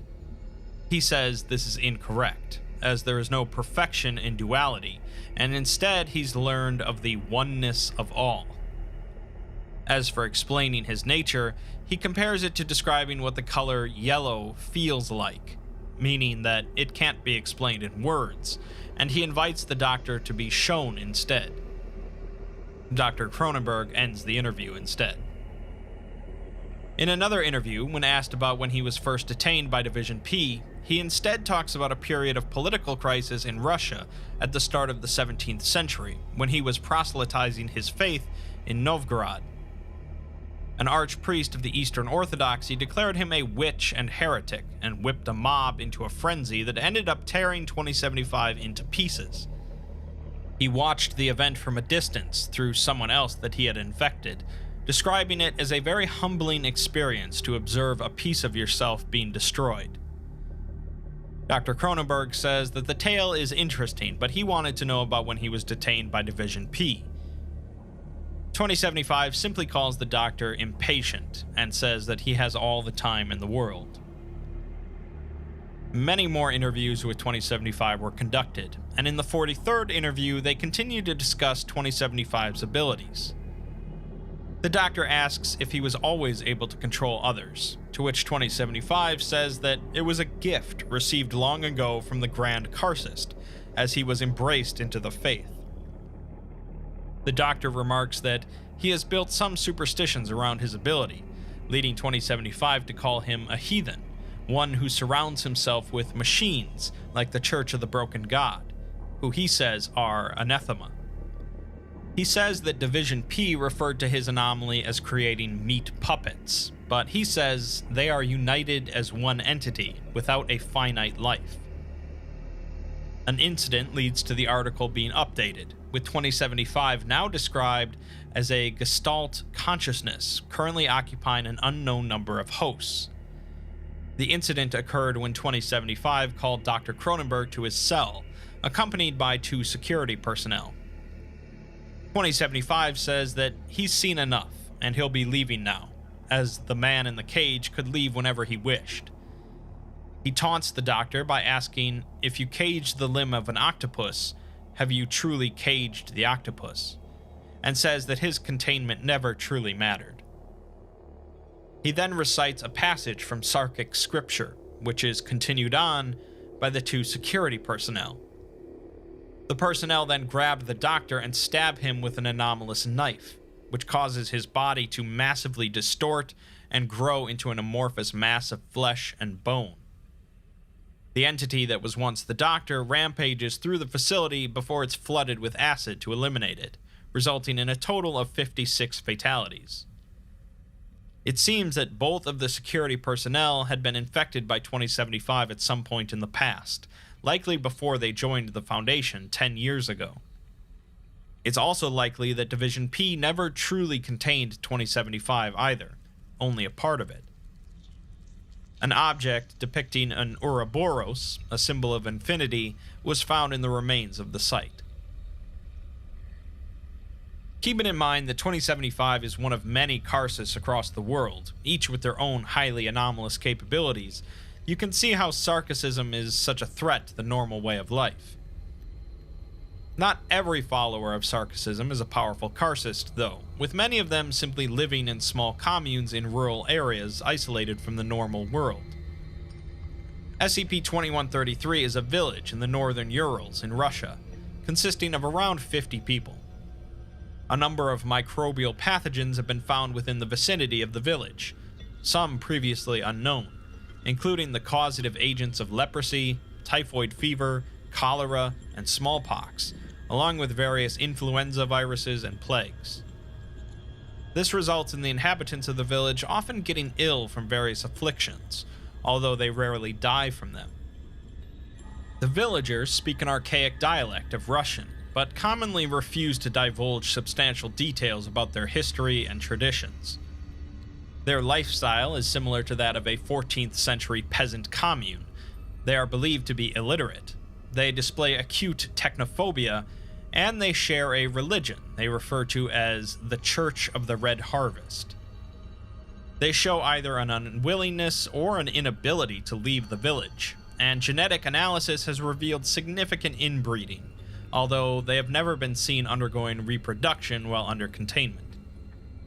The villagers' primary anomalous trait is a form of reincarnation. Whenever one of them does die, their body will rapidly decay away, and on the night of the next new moon, the individual will be harvested from the village fields as a newborn infant, retaining their memories and appearance. Soil samples from the fields were found to contain embryonic fluid. Overall, the villagers tend to simply ignore the Foundation's presence, occasionally agreeing to be interviewed, but only displaying hostility when their daily routine is impeded. Foundation personnel are even allowed to enter and explore buildings without provoking a reaction, with the exception of their church. All attempts to access the church have provoked violent reactions from the villagers and the other odd entities residing in the village. These entities are prehensile organic structures, dark red in color, in the shape of a tentacle, with tissue samples showing them to be closely related to humans. They only become animate when personnel attempt to enter the church, typically killing the offender through strangulation and impalement. The villagers' routine consists of working the fields from dawn until dusk, in which they only grow turnips, and at sunset they will all enter the church, depositing the day's harvest within. They reside within the church for around 3 hours before returning home to sleep until dawn. Other behavior seen amongst villagers includes staring aimlessly for up to 2 hours at a time, muttering incoherently, and self-amputation of gangrenous limbs and tumorous growths, which are then deposited inside the church. Analysis of their waste indicates a high-protein diet, despite turnips being their only food source. An interview is conducted by Dr. Judith Lowe with one of the villagers, Aristarch, who appears as an elderly male missing his left arm and much of his skin has undergone necrosis. The man says that this all began in a time of SARS and Khans, possibly suggesting sometime in the 13th or 14th century. He says that his condition hurts, but the process rends sin from their bodies and prepares them for a paradise that never seems to come. It seems they made an agreement with a priestess in which they will continue to serve until paradise comes, at which point they will be allowed to enter it. He worries that they have failed the Great One somehow, or they have been forgotten, but then says that there must be no doubt, because the Church of the Red Harvest is the only truth. Another interview is conducted with a girl named Anya, appearing as a female 6 to 8 years of age. The girl says that the doctor does not belong here, because she is not of the Covenant and would not understand. They had signed a pact in blood, and it is both their redemption and curse until the end of all things. Dr. Lowe asks about the significance of the church, but the girl says that they should not be watching them, because they'll never understand. This is the land where gods of rust and blood come to die. To which Dr. Lowe simply replies that that doesn't answer her question. The girl explains that the church was actually here long before the village was, as the Church of Wood on the surface was originally a Christian church built on top of the Church of Stone beneath the earth. The girl says that the Foundation personnel here are only alive because the Karcist Alka allows it. Dr. Lowe's last question is if the village has a name, to which the girl responds by vomiting a black viscous liquid. It's unclear if that was coincidental or actually the name of the village, but the interview concludes. Obviously, the Foundation has to get inside of that church, so they send in an MTF to subdue the inhabitants of the village and enter the church. They are equipped with hazmat suits, video recorders, 3 hours of air supply, and incendiary weapons, which they utilize on the tentacles, causing them to recede into the soil. Inside of the church are several fetishes constructed from bone and leather, along with tumorous masses hanging by iron hooks chained to the ceiling. In the center of the church is a large fissure, which leads into a system of caverns beneath the village and the nearby mountains. There are no exploration logs here, to the disappointment of some, I'm sure, but they did encounter several new organisms in the caverns. These entities didn't seem to be hostile, but they were large and unwilling to leave the caves, so the MTF terminated one of them and brought it back for an autopsy. The entity weighed 181 kilograms, or around 400 pounds, and was over 8.5 feet tall. Its stomach contained only turnips, and displayed an overgrowth of fatty tissue and bone, as well as a gross physical configuration. Additionally, on the skin of its left forelimb was a tattoo, common to the operatives of the defunct GRU Division P, who contained 2133 prior to the Foundation, although it seems that they lost some men along the way, who now exist only as Sarkic flesh monsters in the caverns. The MTF returned to the caverns to continue their exploration, but after around 50 minutes, video and radio contact were suddenly lost without any signs of struggle. 6 hours later, radio contact would be re-established with a doctor that had accompanied the team. He thinks that the rest of the team is dead, as he's been alone for a while now. There apparently was a violent struggle, involving something long and slippery that grabbed one of the MTF members and pulled him into a tiny hole. The doctor ran and left them behind, slipping into a crevice, breaking his ankle, and tearing his suit. He refers to himself now as a walking corpse, as he's likely contracted a large number of diseases. Site Command urges him to keep going, as he can still retrieve some data so that the team didn't die in vain. The doctor tries to move but only wedges himself deeper into the slimy crevice. He tries again and manages to break free, although there's a cracking sound, and he says he can't feel his legs anymore. He's at the edge of some sort of chasm in which he can't see the bottom. He says that everything on his body, including his eyes and skin, feels like it's burning, and he's never felt pain like this. He continues crawling along to try and get down into the chasm. Well, back in the village, it seems that hundreds more of the villagers resided in the mountains surrounding the village, and were now converging on the church. The Foundation evacuates from the village, but tells the doctor to keep going and describe what he sees, as it's all being recorded. The doctor manages to make it down into the chasm, finding a thick yellow fog and warped, porous stone like a hive. He sees thousands of eggs and creatures the size of cats with bodies like grubs and faces like a human infant feeding on mounds of meat. They either don't notice him or don't care about him, so he continues on. He finds a structure akin to a temple constructed with angles that hurt to look at. He realizes he's being dragged by something sometime after it begins, and finds many more of the villagers, but instead of being sickly and weak, they appear to be strong. They stare at him as he's being dragged, and he slowly loses coherency. He then claims to see an angel, who embraces him with 1,000 wings and brings him close to her chest. The last thing we hear is that of his hazmat suit being removed. It's safe to assume that the angel entity the doctor encountered was Karcist Alka, who appears to be building some sort of Sarkic army.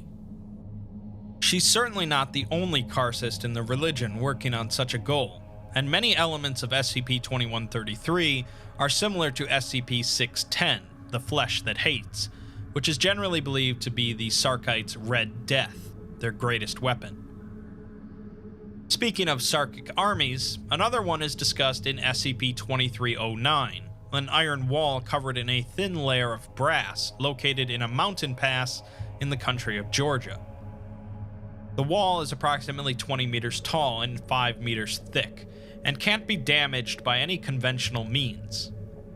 Despite this, every day between sunrise and sunset, sections of the wall on the north-facing side will deteriorate in patterns similar to claw marks.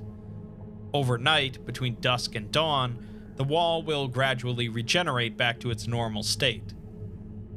It's believed that the wall was originally constructed during the 6th century BCE under the sponsorship of Cyrus the Great, the founder of the Achaemenid Empire, also known as the First Persian Empire. Written records as early as the 1st century CE confirm the wall's existence, with an especially notable source being a first-hand account of the wall written by an official serving in the court of the Caliph of the Abbasid dynasty in the early 9th century. The official writes that the Caliph had a dream in which he saw the iron wall of Dul Qarnan being breached by Ya'juj and Ma'juj. In the Quran, Dul Qarnan is a legendary ruler who constructed a wall between mankind and the peoples of Gog and Magog, who were said to breach the wall to signal the end of the world. Some scholars believe Dul Qarnan to be Cyrus the Great, which seems to be the case here. The Caliph dispatched the official to follow up on his dream and investigate the wall. The official headed north, asking about the wall, and eventually found an old Magian, the Islamic term for Zoroastrians. Zoroastrianism is a religion that predates Islam and is centered around a dualistic belief between the forces of good ultimately prevailing over the forces of evil. The Foundation believes that the Magian mentioned here is possibly a Mechanite, the precursor to the Church of the Broken God, due to many medieval Islamic sources conflating the similar dualistic beliefs of the two religions.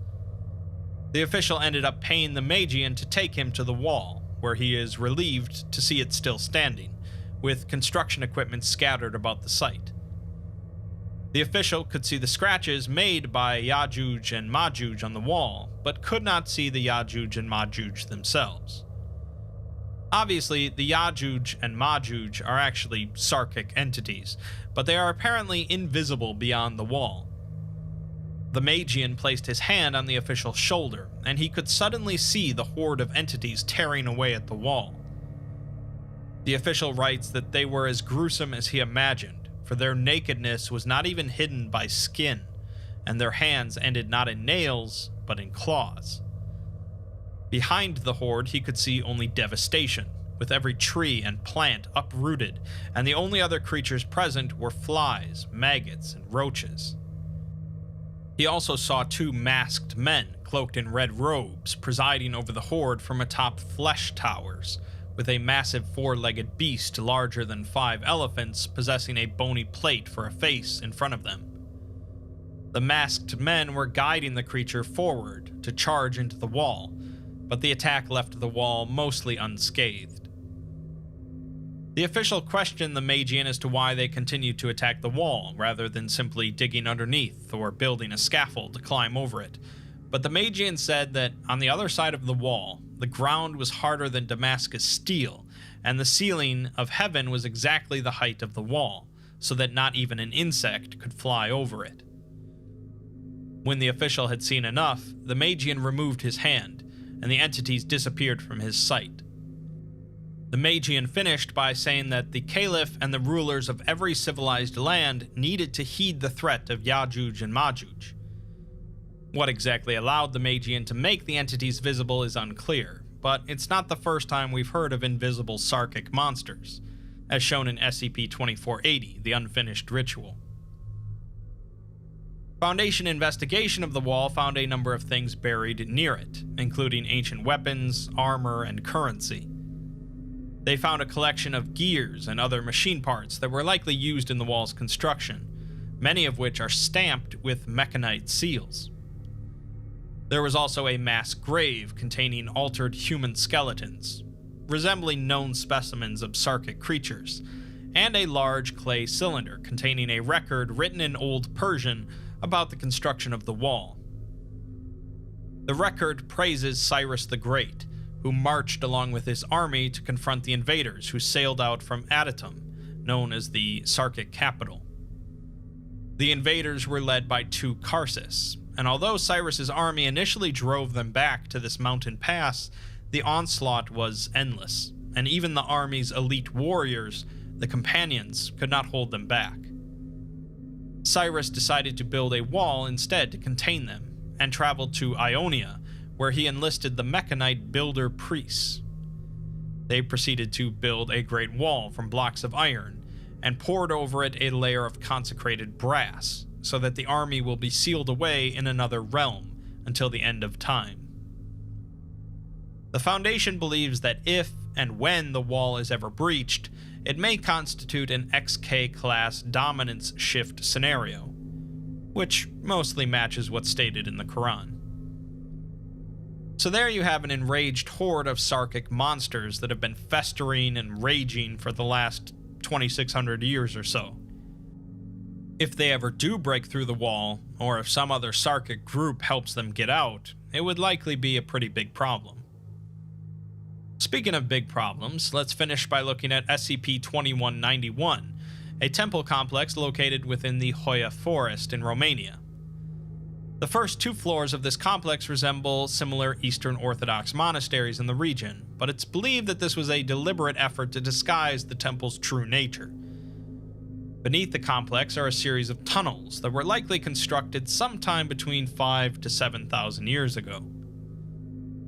The temple is inhabited by a population of creatures considered to be genetically human, but have undergone several significant mutations that would normally be quite fatal. They lack all major internal organs, aside from their lungs, heart, and brainstem. Their outer skin lacks pigmentation and resembles cracked porcelain, and they appear completely androgynous, meaning they are of indeterminate sex. They are mostly blind due to a layer of skin covering their eyes, but still react to light, disliking strong light, and feature flat, upturned noses and funnel-shaped ears that aid in their dependency on smells and sounds. The only sounds they produce are a clicking of the tongue, which is speculated to be a form of echolocation. Under Foundation observation, they do not appear to have aged at all, and possess an abnormally slow metabolism, making them not quite biologically immortal, but very long-lived. There are a number of other entities present in the complex, all of which resemble worms in some way, and are genetically similar to humans. It has been speculated by the Foundation that these entities did not naturally evolve on their own, but what exactly created them is still unknown. One type of these creatures outwardly resembles lamprey, but their internal structure more closely resembles leeches. These creatures are located inside of the abdomen of the humanoid entities, primarily where their stomach and intestines would be. The second type exists within the walls of the temple complex, possessing long, thin bodies. These organisms enter the bodies of the humanoid entities through their mouths or rectums, but do not seem to cause them any harm or discomfort. It's believed that they serve the purpose of extracting nutrients from the humanoids and redistributing it to other parts of the complex. The third type of worm creatures also exist within the walls, and possess a tendril-like appendage that attaches to the spines of the humanoids when they are not active. When attached, the humanoids display some behavior reminiscent of a sapient organism, notably positioning into a posture suggestive of prayer. When not attached, the humanoid entities will leave the temple complex and aggressively hunt for living humans, ignoring all other animals and deceased humans. These creatures hunt individually, and generally only some of them will hunt at one time, the rest remaining behind.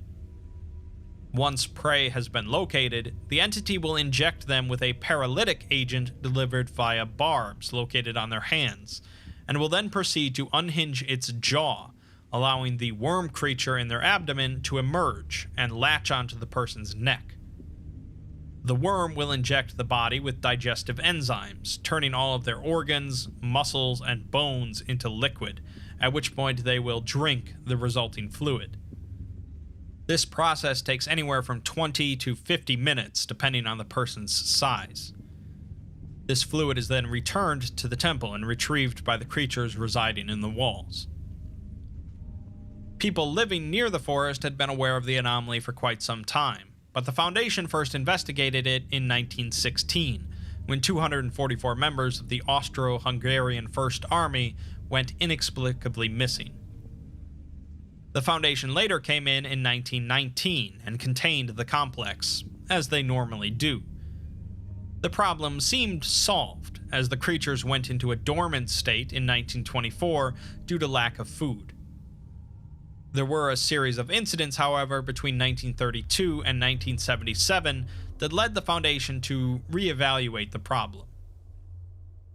In 1932 in Greece, an earthquake resulted in 491 reported casualties, but 126 individuals were unaccounted for after the event, later attributed to SCP-2191.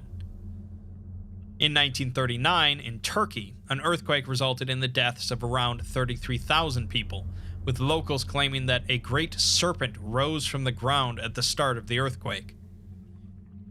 In 1940, in Romania, another earthquake struck, this time with a low amount of casualties, but some civilians reported a series of vampire attacks afterwards. In 1953, in Turkey, an earthquake kills over 1,000, and several survivors report seeing the arm of an octopus rupture out of the earth. Other civilians report seeing pale men attacking people in the night, but the reports cease a month after the earthquake.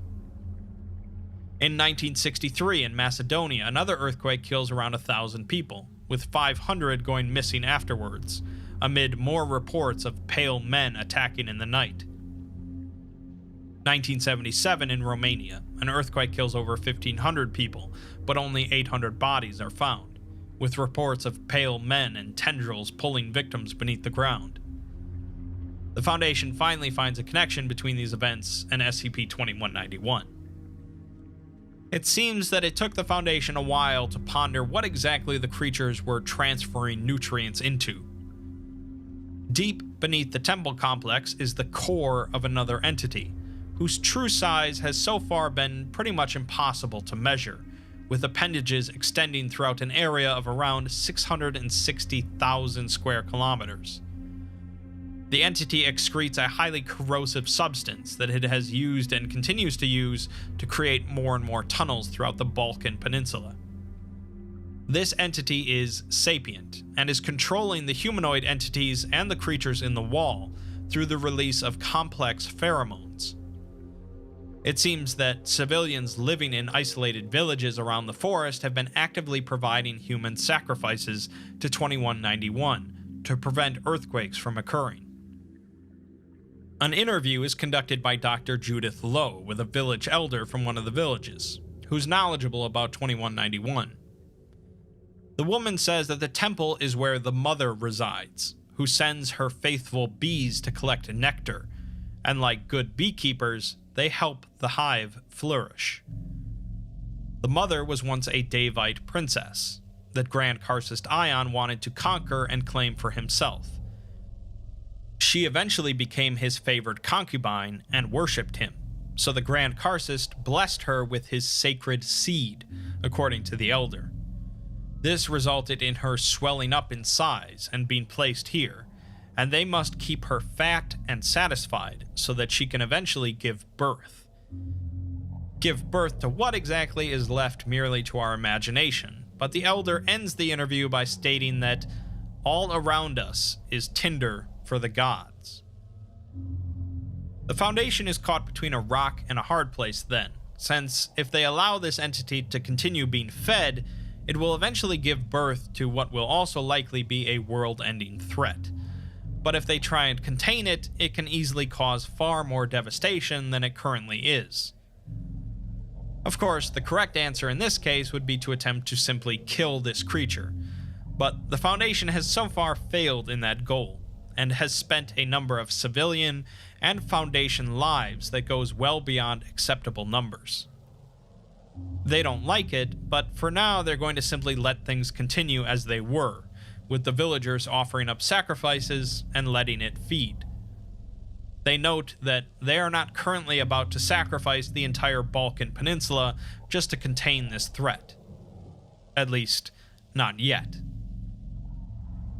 Obviously, there are a lot more Sarkic SCPs, as they are one of the major factions within the SCP universe, but these four are some of their most interesting anomalies.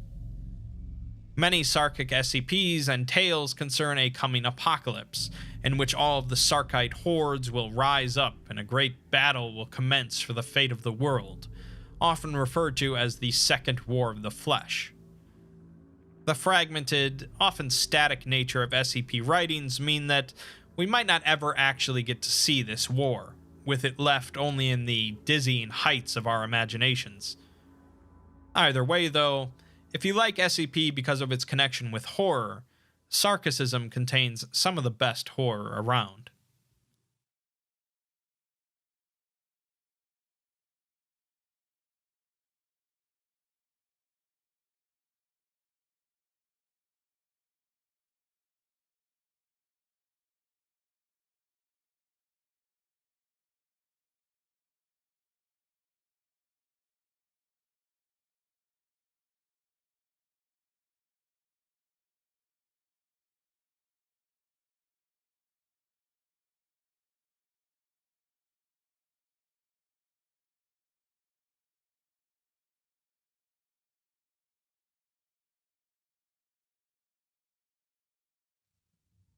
More Daevite SCPs.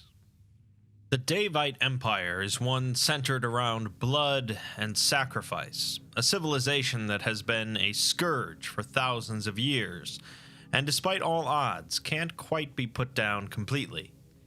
This is largely due to their thaumaturgical elements, their magical rituals that were largely achieved through sacrifice. I've covered the Daevites briefly before in one of my first SCP videos, but this time we'll be continuing to look at a few more anomalies cataloged by the Foundation in connection with the Daevite Empire. As a short recap, the Daevites are mainly focused around a single SCP, SCP-140, which is a book that continually expands on the Daevite history whenever a fluid suitable for writing comes into contact with it. A book that writes itself isn't that worrisome, except that the expanded history written in the book becomes actual history, retroactively changing reality to suit the book's writings. This means that the Daevite civilization continues to progress through history, even if earlier reports indicate that they had collapsed or fallen, as the book rewrites events to prolong their empire. The real concern is that there are multiple copies of this book in existence, and each one is capable of continually adding to the history of the Daevites, with the possibility that, if left unchecked, the Daevites will eventually enter into the modern world, becoming the dominant power of our planet. Rewriting history is a strong theme of Daevite materials, as we can see with SCP-2140, an image created by the Foundation depicting glyphs in a redacted script. This image can only be viewed by loyal Foundation personnel, with a fairly high clearance level in relation to 2140. These individuals have highly corroborated personal histories consistent with their profile, including known Foundation colleagues and documentation. What this really means, though, is not that only loyal Foundation personnel are capable of seeing this image, but that the image itself alters reality whenever someone views it, so that the individual becomes a loyal Foundation member. The individual has no idea that a change occurred, and for all intents and purposes, they were always a loyal Foundation member, looking at a mundane image. The Foundation suspects that this anomaly follows a path of least resistance, altering the minimum amount of details necessary in order for a person to end up in the Foundation with clearance to access the image. No records exist of any person without the appropriate background and clearance level viewing the image, but then there wouldn't be, would there? A separate tale suggests that the Foundation routinely utilizes the image on groups of dangerous D-class individuals in order to recruit more Foundation personnel. The Foundation is usually a bit more squeamish about altering history, but you can't argue with those results. The image was created by the Foundation through a project based on a different image they recovered from a dig site in Uzbekistan. Apparently, the dig site was already suspicious due to the likelihood of memetic hazards, and when some irregularities were noted in the dig team's reports, an MTF was sent in. They ended up facing heavy resistance from the dig team, and it was revealed afterwards that the researchers and security personnel of the dig team were all part of a covert cell within the Foundation. Additionally, 3 of the MTF that went in were revealed to be part of another deep cell within the Foundation, despite them coming from 3 different continents and knowing each other for less than a year. They were all killed attempting to access SCP-140. Of course, really what happened is that the dig team uncovered an image that changed their histories, so that they were not loyal Foundation members, but rather were servants to the ancient Daevite Empire. When they filed their reports, they tried to do so as Daevite servants, not as loyal Foundation personnel, which is what led to some irregularities. One of the MTF that went in found the image and was changed as well, who then proceeded to purposefully show the image to 2 other agents. Eventually, the Foundation caught on and basically broke up the image and put the fragments into deep storage. They then began a project to recreate the image, but altered it so that it changed people into Foundation personnel instead. Now, the only real concern is that the original Daevite image might have been plastered all over the place, or could continually crop up due to the new history from SCP-140. Continuing with the theme of altering history, SCP-5711 is a ritual capable of altering the course of historical events, developed by the Daevites, potentially as recently as 200 BCE.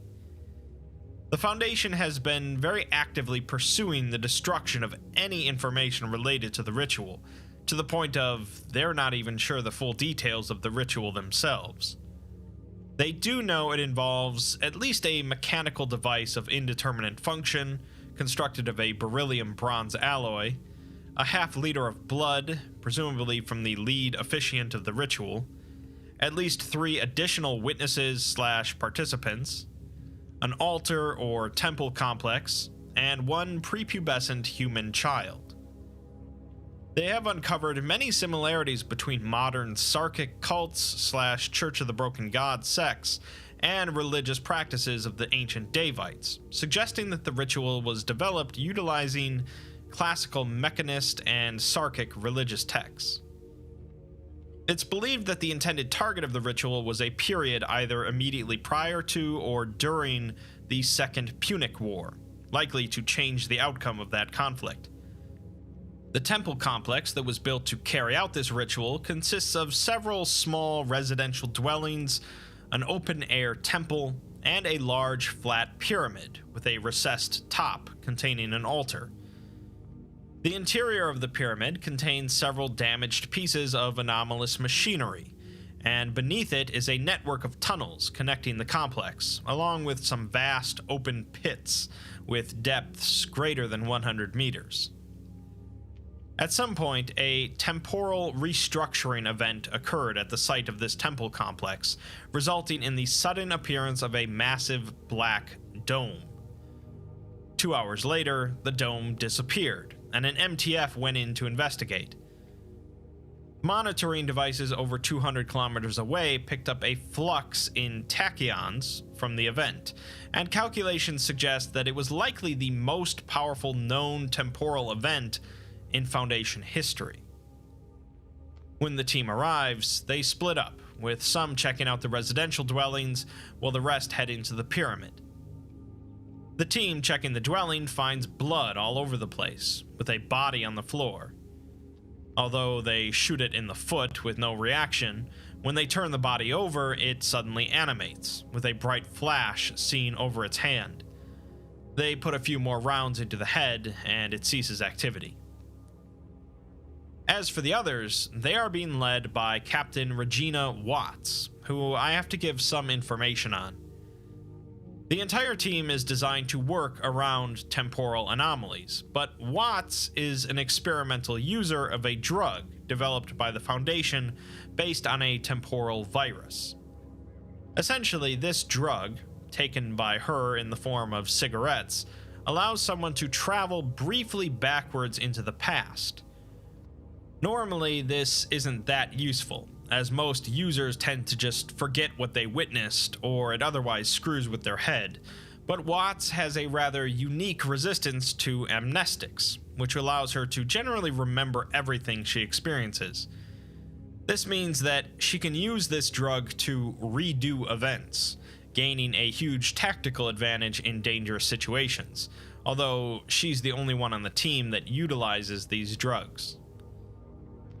The individual running communications for the team noticed that her pack of cigarettes was too short at the start of the mission, and he asks her privately if she's already on her third loop. She signals that she is, and she doesn't want the others to know. When asked how many casualties there was the first 2 times, she says 7, despite there being only 5 on the team. Back in the dwellings, one of the team finds a desk containing a journal and a number of other ritual materials, such as an ornamental dagger and dried herbs. While investigating, one of the walls bulges inwards and explodes, with the 2 agents opening fire through the opening. Meanwhile, Watts and the other 2 agents are attacked by hostile individuals in the open temple area, but easily dispatch them. Watts then notifies the agents in the dwellings that a hostile will be coming through the door in a couple seconds. They dispatch them, but wonder if Watts wants to tell the team anything. Watts just says that she's busy as they deal with more hostiles before she drops her radio and begins sprinting towards the pyramid, obviously aware of something the rest of the team isn't. The team is informed that she's on her third loop, and that something is likely quite wrong. The 2 that were with Watts chase after her into the pyramid, finding 2 bodies in unmarked tactical gear in the entrance. One of them finds some Daevite glyphs that render them mute, and they find 3 more bodies with tactical gear alongside 5 figures in classical Daevite ritual clothing, with signs of burning around their palms and eyes. Gunfire continues to ring out across the temple complex as they uncover more bodies before reaching an elevated platform at the center of the pyramid. Here, they find over a dozen bodies, along with a bronze mechanical apparatus and the body of a female child. Moving past this area onto a thin platform, they find Captain Watts, sitting on the floor with her gun in her hand. She appears to be rather shaken, but puts the gun down as one of the team steps around her to a body on the floor wearing tactical gear. Upon removing the mask, they find it to be a match for Captain Watts, with a self-inflicted gunshot wound to the temple. The transcript ends here, but we're given some excerpts from a journal recovered from the dwellings, written by a man named Khazard bin Al-Arath. Al-Arath is believed to be one of the last remaining blood descendants of the Daevite priesthood, and considers SCP-5711 to be his life's work. The first entry speaks of Al-Arath finding some other descendants of Daevite blood hiding amongst the Sarkites. He wonders how many of their people have been lost to time, or are contained by the Foundation, and he hungers for the days to come. He mentions SCP-140, and although it may be lost to them, there are copies of it that could bring about their promised future. In the second entry, he curses the Roman Empire for mocking the Daevite legacy and bringing about their downfall. He ponders if the ones who lived among the Sarkites may know of a way to alter history and cleanse it of the Roman perversion. In the third entry, Alaroth writes that he has brought in 7 members that were formerly of the Church of the Broken God. Although they are suspicious of the Sarkites, Alaroth believes that he can unify them. They brought with them a copy of SCP-140, and Alaroth thinks that if history is altered so that Hannibal was a Daevite, it could completely change reality. As for the bronze apparatus, the ones that came from the church are well accustomed to forging metal, but the Sarkites are wary of it. Alaroth says that they will each sleep with an ingot of bronze beneath their pillows to help them understand, and if they don't, they will be used as part of the foundation of the temple. In the next entry, he elaborates on this, stating that a sacrifice of 5 individuals was performed to create the foundation of the temple. The former church members are working on the divine machine, while the former Sarkites are working on the arts of flesh. Although Alaroth doesn't mention details about the ritual, he does say that it is less elegant than SCP-140, and it may be difficult to find a suitable offering and setting. We have to assume that the copy of 140 possessed by them doesn't function the same as the one contained by the Foundation. Otherwise, it would be a simple matter of just filling it with writing fluid to recreate history.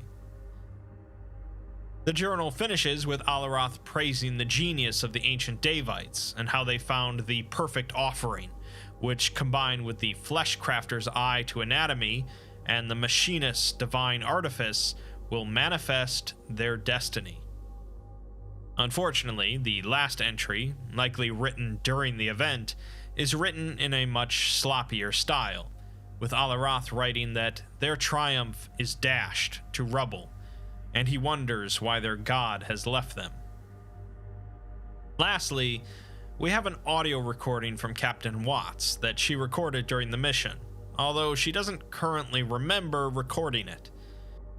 In the recording, she says that 10 of them went into the pyramid during the event, with 8 of them dropping before they made into the ritual chamber due to the large number of hostiles. She and a man named Sergeant Russell, of which the Foundation has no record of, entered the ritual chamber and found the cultists cutting pieces off of the young girl hanging in the middle. The 2 of them slaughtered the group, but more hostiles emerged from upstairs and killed Russell with a dagger. Watts ran for cover, leaving behind a glyph in one of the stairwells, SCP-2140. This will cause any of the cultists who look at it to instantly become loyal Foundation members, and change history to suit it, which would certainly mess with the cult a bit. Watts then reveals that she's recording this during her 20th loop. She finishes by saying that if you're listening to this, know that the world was once okay, and that the good guys went down swinging. She says that she tried, and she's sorry it wasn't enough, before shooting herself. Whatever Watts managed to do in there seems to have worked to maintain normalcy, as the world is not currently controlled by the Daevites. Watts is nominated for the Foundation's Silver Star Award, but since it's only given out to those that die in the line of duty, and technically she's still very much alive, this is denied. This is a bit of a tricky SCP, as it definitely requires a bunch of knowledge of other concepts within the universe, but it just shows how dangerous the Daevites continue to be as a group. Not only do they have descendants that are continually focused on rewriting history to expand the Daevite Empire, this expanded history continues to add more and more Daevite descendants and anomalies. Another rather wild Daevite SCP is SCP-4008, an anomaly based around Foundation Site-183, which may or may not exist. In the Foundation database, there exists full records of the site, the personnel that worked there, and the anomalies it contained, but no physical evidence of the site's existence can be found, and no one in the Foundation has any memory of the site or its staff. The location where this site is said to be is completely devoid of structures or signs of life, only some dead trees. It's possible that the area is a bit more of a desert than the surrounding area, but even that is a little inconclusive. According to records, Site-183 was responsible for the research and containment of anomalous historical artifacts and documents. Supposedly, there were 64 anomalous objects on site, 4 of which were fully documented as SCPs, but none of them have been accounted for. What this means is either Foundation records have been altered, meaning that this was never a real place, there's a memetic or anti-memetic anomaly at work that is removing or suppressing knowledge of this place, or Site-183 has been physically moved or altered from our reality through some anomalous means. The Foundation is leaning against some sort of temporal alteration, as typically that would remove all evidence of it existing from their database, but they're not ruling anything out. After performing a modified seismic survey, the Foundation found that there were a number of solid masses below the supposed location of the site, between 300 and 700 meters down. They begin excavating immediately. After digging for a while, they uncovered the shattered and collapsed remains of a standard Foundation site living quarters. Inside, they managed to find the remains of a personal journal, although much of it was illegible. The parts that are legible talk about some lost cities, such as Atlantis and El Dorado, and how there is likely a common link between them, some sort of common cause that destroyed them. The writer also discusses someone who they find hard to believe ever existed at all, despite all evidence to the contrary, whose history is all over the place, likely referring to the Daevites. The writer was going to submit a proposal to investigate something, but the rest of the journal is illegible. The Foundation continues to excavate, as clearly something pretty bad happened to this site, with no info on what exactly that was. They find a bunch of standard containment cells, or what's left of them, along with the on-site nuclear device, which is still intact. By this point, they still have not found any of the dozens of anomalous objects that were supposed to be contained here. They eventually find the central server unit for the site, and after some work by data recovery technicians, they managed to recover a series of audio logs submitted by a Dr. Daniel Roberts, a historian and archaeologist assigned to the site. Most of these audio logs were corrupted, so we're just given some fragments. The first log has Dr. Roberts claiming to be at a Site Alpha, which he describes as an arid place with little plant life.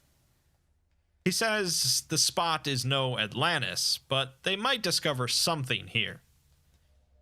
20 days later, however, he says that if there was something here, they would have found it by now, and there's apparently multiple sites like this they plan on visiting. A few days later, they progress to a Site Beta, which is also sparse in vegetation. A few weeks go by, and Roberts states that Site Beta is a bust, with them planning on moving on tomorrow. It's been nearly 2 months now, and they've discovered nothing, leaving the team frustrated. Their search is based on a theory developed by Dr. Roberts, and he admits that, although he could be wrong, and there's nothing at these sites, he'd rather not think about that just yet. They move on to a Site Gamma, where they actually find something buried in the ground.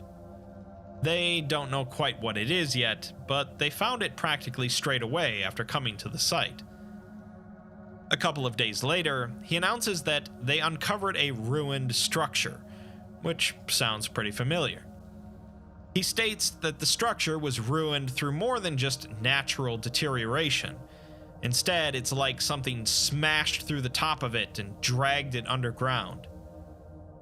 They found clay fragments and pieces of worked metal, along with some skeletons with large holes in their chests. 10 days later, he says that they've made some remarkable discoveries here. They found a number of anomalous objects, mostly pretty minor stuff like a quill that produces its own ink. He says that in the distant past, use of anomalies such as these were far more common, at least in the upper classes of society. The structures they've uncovered at this site were not mansions, though, instead just simple houses, or maybe a trading outpost. All they really can deduce about what happened here is that it happened fast, and it utterly destroyed every building here. Every structure they've uncovered has been completely obliterated, some smashed together into a ruined mass, and the structures were scattered across all sorts of different depths underground. The only exception to this is a circular area in what they guess would be the center of the city, around 100 meters across, where they didn't find a single ruin. Another couple weeks go by, and even though they've only scratched the surface of things to discover here, apparently they have a schedule to maintain, so they move on to the next site. Robert suspects that there must have been survivors of the event here, or people that knew about it, and he hopes to find more info at Site Delta. Unfortunately, there was nothing at Delta, and they eventually moved on to Site Epsilon, where after 17 days, they finally found something. It appears to be the same sort of ruins they found at Gamma, but much smaller, possibly a small town or military outpost. 2 days later, Robert says he's pretty certain this was a military camp, as they found a number of weapons and scraps of armor. He deduces that this was some sort of forward post to ward against Daevite incursion, as they would have had a clear view for miles to see any approaching armies. It seems that the Daevites didn't need an army, though. On day 21 at Epsilon, they managed to actually find the remains of a Deva. Robert says it's uncomfortable to look at, like something in the back of his brain is screaming at him to run away. The body is getting shipped back for analysis, but it did have some documents on it that have been anomalously preserved in some way. After translating them, they indicate that the deceased Deva was leading a small group with the goal of infiltrating and destroying this outpost using an unnamed weapon or magic. It's unclear whether this was intended as a suicide mission or if something just went wrong, but the documents indicate a Daevite outpost hidden in the mountains nearby. The team decides to pack up and try and find this outpost. It takes them a couple days, but they do. Robert says that it's a treasure trove of Daevite history, containing minor anomalous objects, preserved documents, artwork, and Daevite weaponry. They also find something like a seed, big enough to fill your palm, encased in a translucent crystalline material. The seed was clearly given a place of reverence in the outpost, and looking at it physically hurts Roberts, feeling like needles stabbing through his eyes. He says he's heading back to Site 183 to research everything they found here. 10 days after discovering that Site 183 didn't seem to exist, a group of Foundation personnel made contact with another site. They matched the identities of a number of individuals that were documented as working at Site 183, and they claimed that they had been working at a dig site until 8 days ago, when they all began to realize that they had no memory of why they were working there. It took them 8 days to travel on foot to the nearest site, with none of their communication equipment working due to it being connected to a non-responsive site, 183. The individuals seemed to have no memory of Site 183 or any of the work they did there, but the Foundation checked out the dig site they were at and did find the ruins of a partially unearthed city. They uncovered Dr. Roberts' initial proposal on the site's server, in which he essentially proposes that a number of lost cities bordering the ancient Daevite Empire were all destroyed through some sort of common cause. Each location he has in mind is unusually barren compared to the area around it. Historical records of surrounding regions show a number of events that could be explained by the sudden disappearance of a major city, and the areas in question have a known history of conflict with the Daevites. He proposes that he takes a team to check out these sites in order to uncover more information about the Daevites, which he did. The final document we're given that was found on the server is a work-in-progress SCP document for the seed that Roberts found, mostly based on the document they found with it. It's believed to be a plant developed by the Daevites to function as a weapon of mass destruction. The seed itself possesses a mild cognitohazardous effect, causing a painful sensation to anyone that looks at it.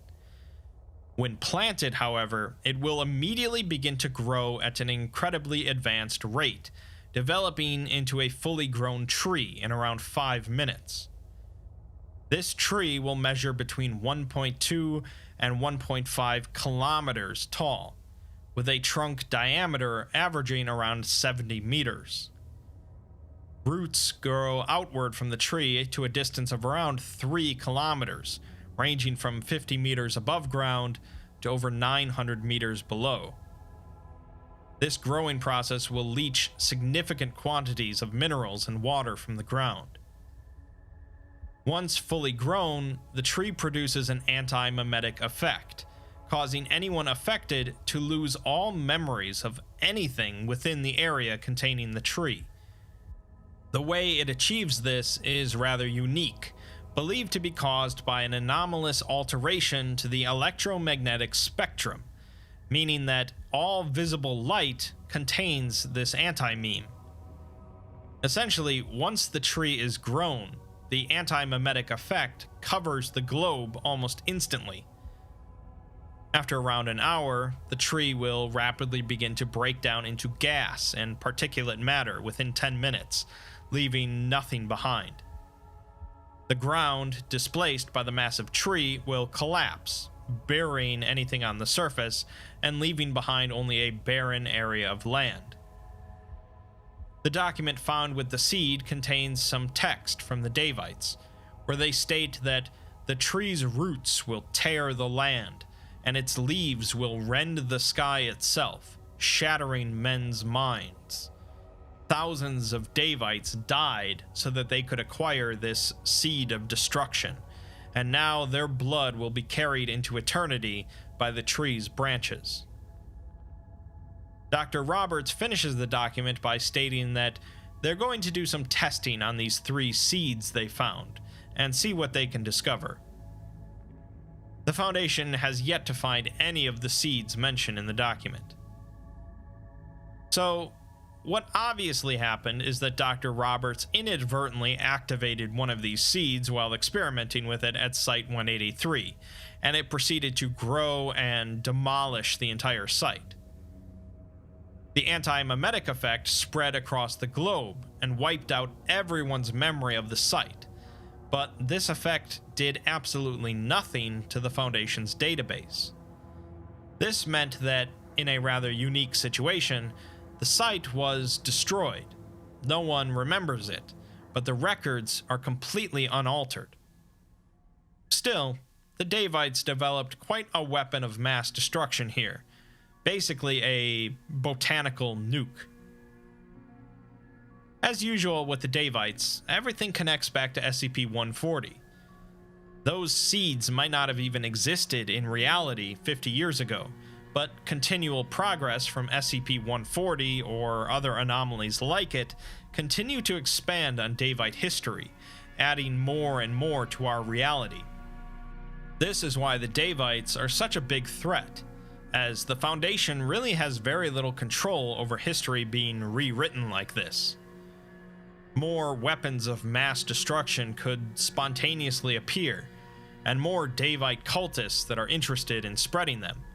And all the Foundation can do is keep a watchful eye.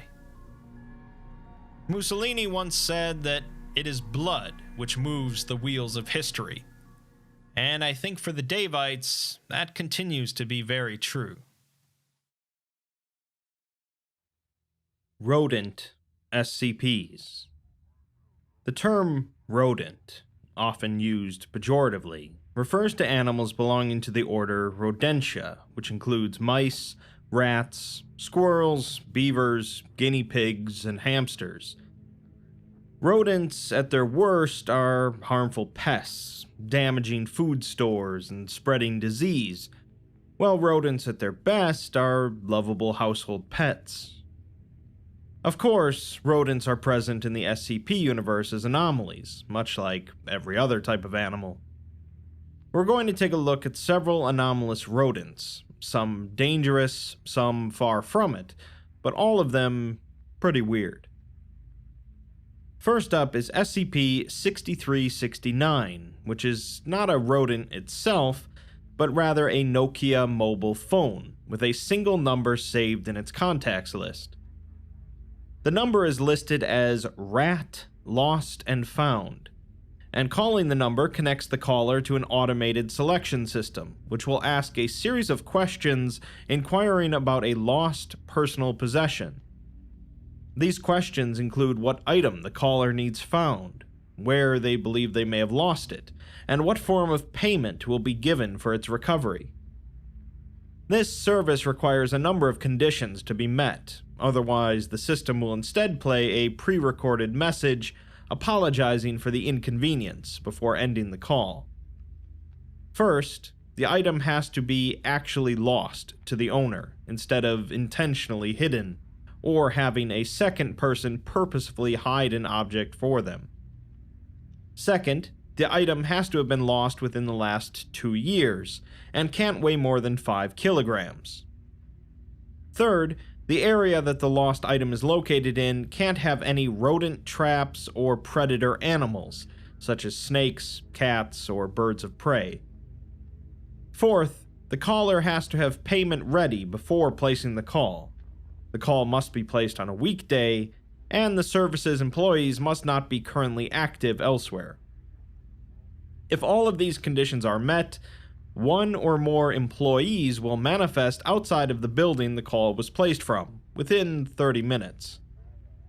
These employees will appear as a variety of fancy rat, all directing or driving an autonomous robotic vacuum cleaner.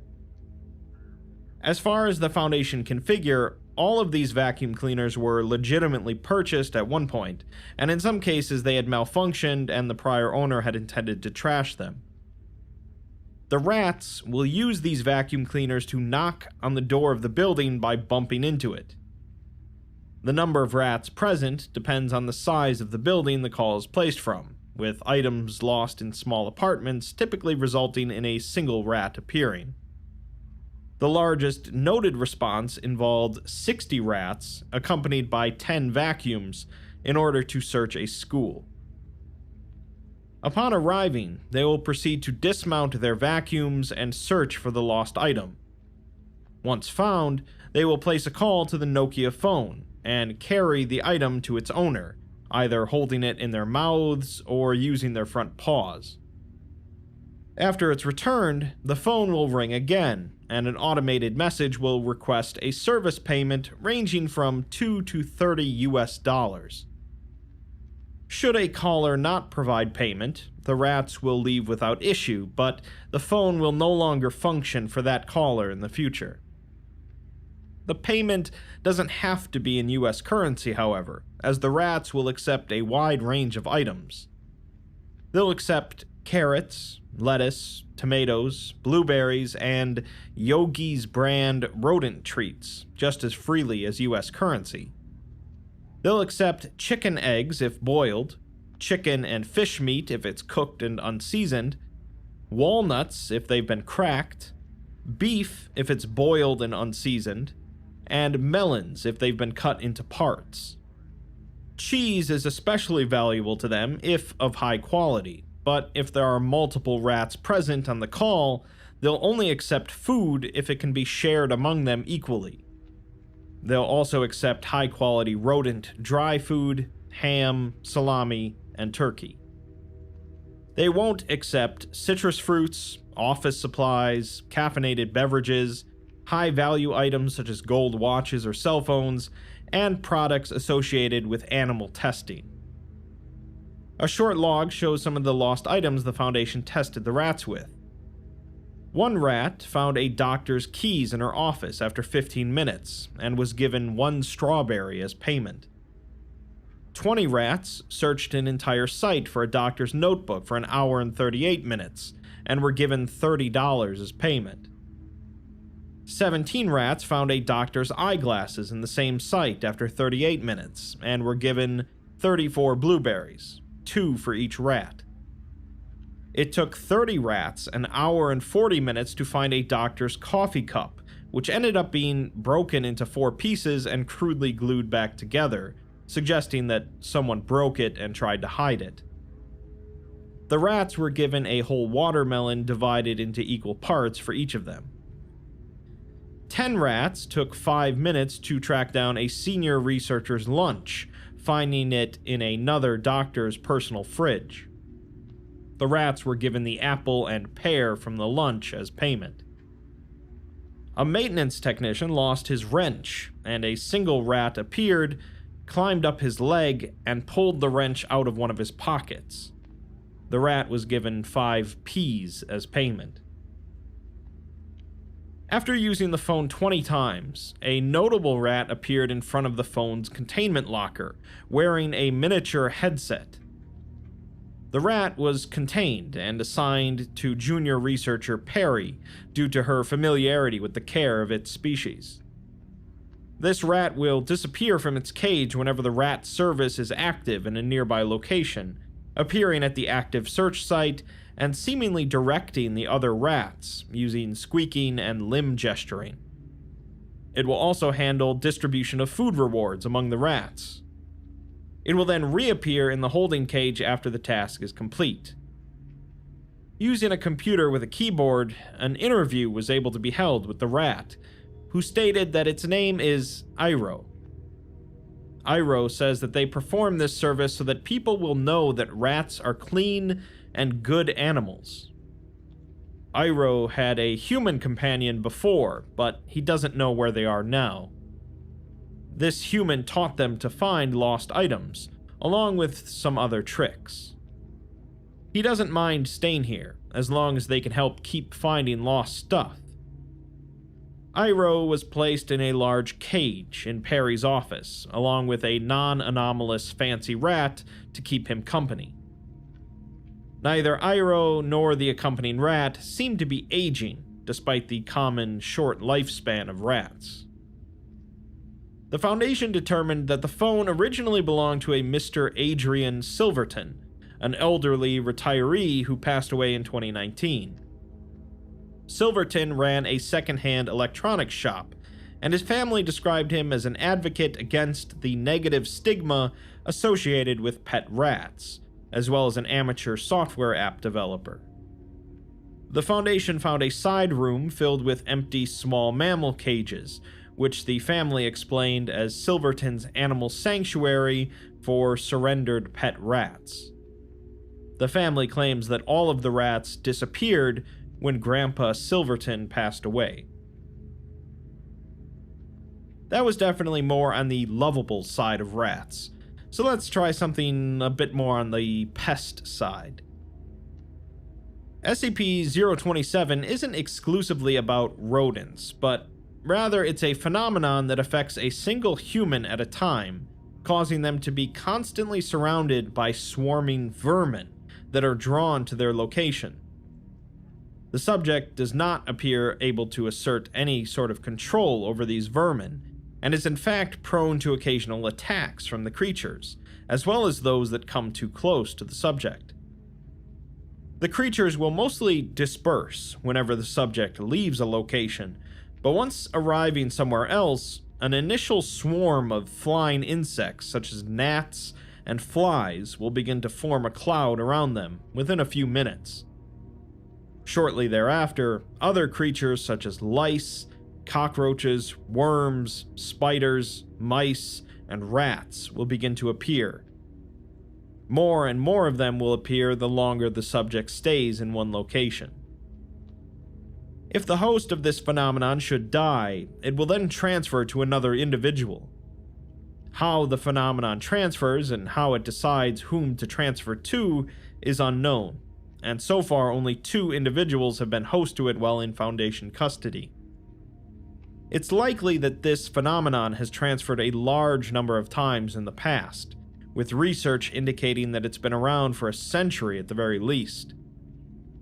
The Foundation first discovered it in the 90s, finding a subject living in an abandoned warehouse that had been completely overrun by rats, cockroaches, and other vermin.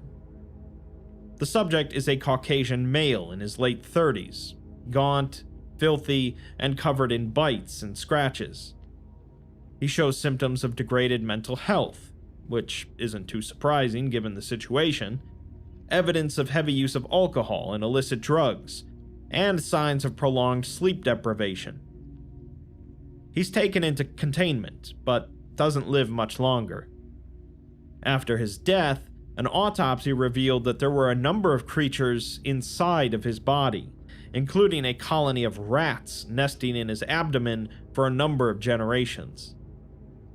A few days later, a security officer with the Foundation reported being awoken by breathing problems due to a large housefly having crawled up his nose, which was later shown to have laid eggs. The officer was designated as the new host of SCP-027, kept alive to ensure that the phenomenon didn't transfer to any high-value personnel. Simple, but horrible. Continuing on. SCP-1318 is a phenomenon that affects an estimated 0.0001% of a specific strain of Norwegian brown rats. These anomalous rats are normal in every way except for one.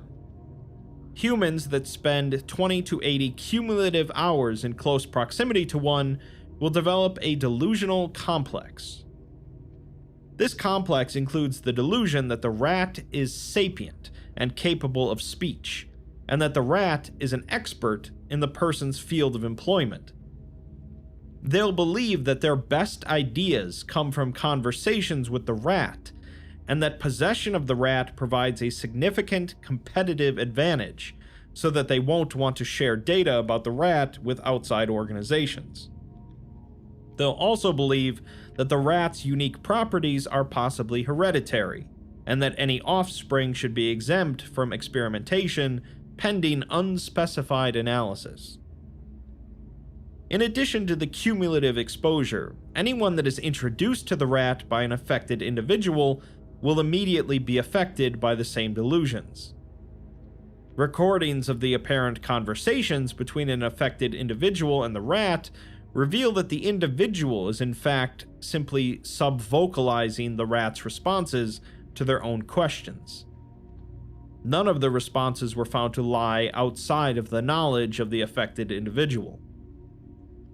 This phenomenon was first discovered when a routine performance review in 1993 found that productivity at the Biosciences Laboratory at Site-27 had declined by 75% in a 6-month period, without a corresponding decline in research quality. Investigations revealed that the entire staff of the lab were affected by delusions pertaining to a male rat whom they had dubbed Frankie. 2 members of the investigating team were likewise affected before the nature of the anomaly could be determined. All of the affected personnel were interviewed and treated with amnestics, although 15% of the staff suffered from persistent delusional states and were subsequently relieved of duty.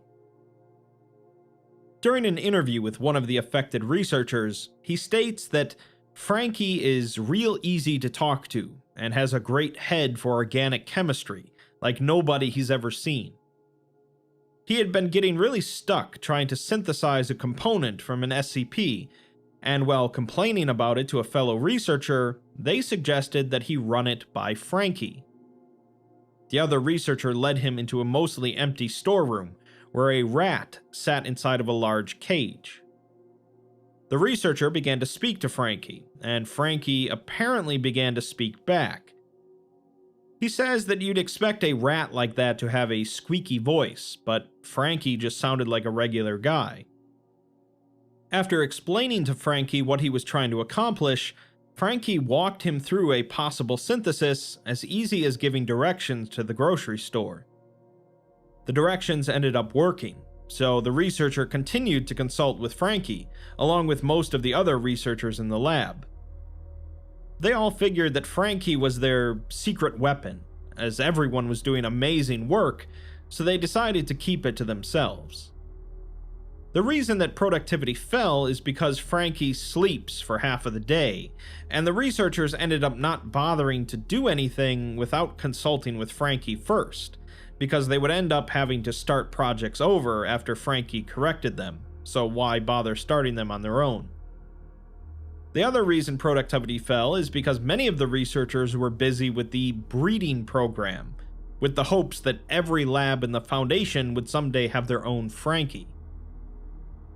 On the one hand, it makes sense that the Foundation would shut down and contain any sort of mind-altering anomaly, as there's no telling how far it might extend or what it might suddenly start to alter.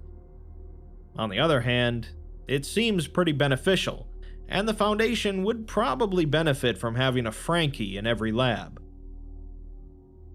Moving on to something far less comprehensible, SCP-1555 is a facility built into a mountain with an unknown origin and purpose.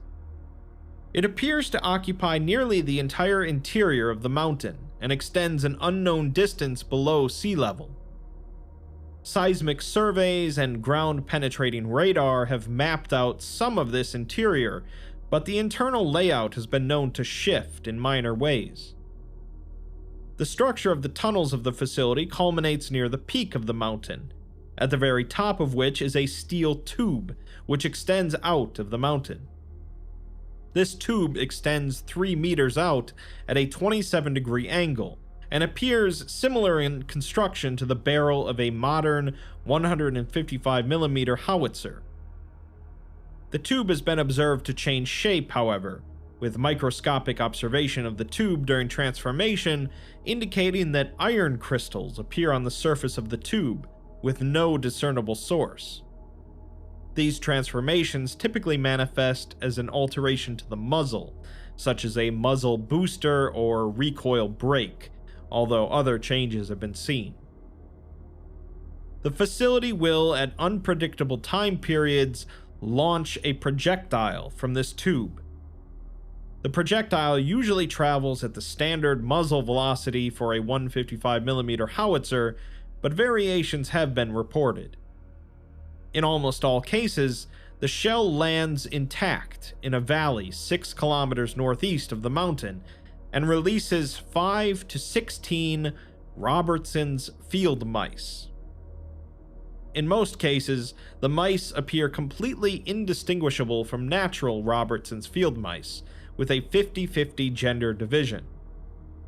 Usually the mice show normal genetic deviation, but around 15% of the shells contain genetically identical mice.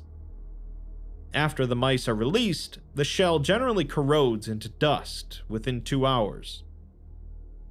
We're given a list of some of the deviations from this common practice, however, such as a shell that released 2,000 mice, or one that did not follow a parabolic trajectory, instead flying out of Earth's atmosphere and past the orbit of Mars. Once, the tube fired 10 mice without a shell, with them landing scattered across the valley. One shell contained only 10 mouse skeletons, while another was pushed out of the tube only by compressed air, landing directly in front of it and releasing 1 mouse. One shell contained a tangled mess of PNP bipolar transistors, and another time the tube fired 48 shells in extremely rapid succession, all containing 3 mice. One shell contained chlorine gas instead of mice, and another shell released 5 smaller shells mid-flight, each containing 1 mouse. Another shell continued traveling into the ground after landing, traveling an unknown depth into the earth. Another shell released mice continually for 3 hours, while another exploded in midair, releasing metal fragments similar to an ordinary high-explosive artillery round. A Foundation agent was sent in to investigate, eventually going missing while in the tunnels, so an MTF was then sent in to find him. The first thing they comment on is the sheer number of pipes present throughout the facility. They then mention how clean the facility is, with all of the pipes being shiny and no dust present. They enter into a larger chamber filled with more pipes, along with some valves, some of which are labeled. One is labeled as makeup gas, while another says emulsion. After drilling into some of the pipes for samples, they find out that some of them are vacuum pipes, others contain steam, the makeup gas seems to be lead vapor, and the emulsion pipe contains an unknown, thick, yellow substance. The air in the facility is revealed to be exactly 75% nitrogen and 25% oxygen. They proceed deeper into the facility, eventually coming across a section of low radiation, which their suits protect them from. Soon after, they find a larger chamber with a machine in the center, with many pipes leading into it. This was revealed to be a standard United States naval reactor. One of the team begins to drill into a pipe leading into the reactor to take a sample, with the spectrometer revealing it to contain uranium hexafluoride. Before they can seal it off, however, the pipe suddenly increases in pressure and the gas bursts out over the agent. They proceed to run away from the reactor, swearing about the pipes, with the agent saying that he'll get cancer from this, but he'll live through today. They all agree to not touch any more of the pipes, and they continue on. Soon they find another chamber, this one opening up onto a large shaft that extends diagonally up and down, with a big bundle of pipes suspended from the ceiling going down the middle. There are a number of warning signs nearby, with one in German, and they learn that the atmosphere in the chamber is pure helium, with no physical divider between the hallway and the chamber. Once they moved into the chamber, however, all of their electronics died, aside from their internal microphones, forcing the base to communicate with them through Morse code. After sitting there for a moment, though, all of their electronics spontaneously start on fire. Despite this, base tells them to proceed, but turn back if there's obvious danger. There's a stairway cut into the side of the shaft that they decide to take, and they hear wind blowing down the shaft. After traveling down for some time, they come across a doorway where they find the upper half of the missing agent, smoothly cut at the waist.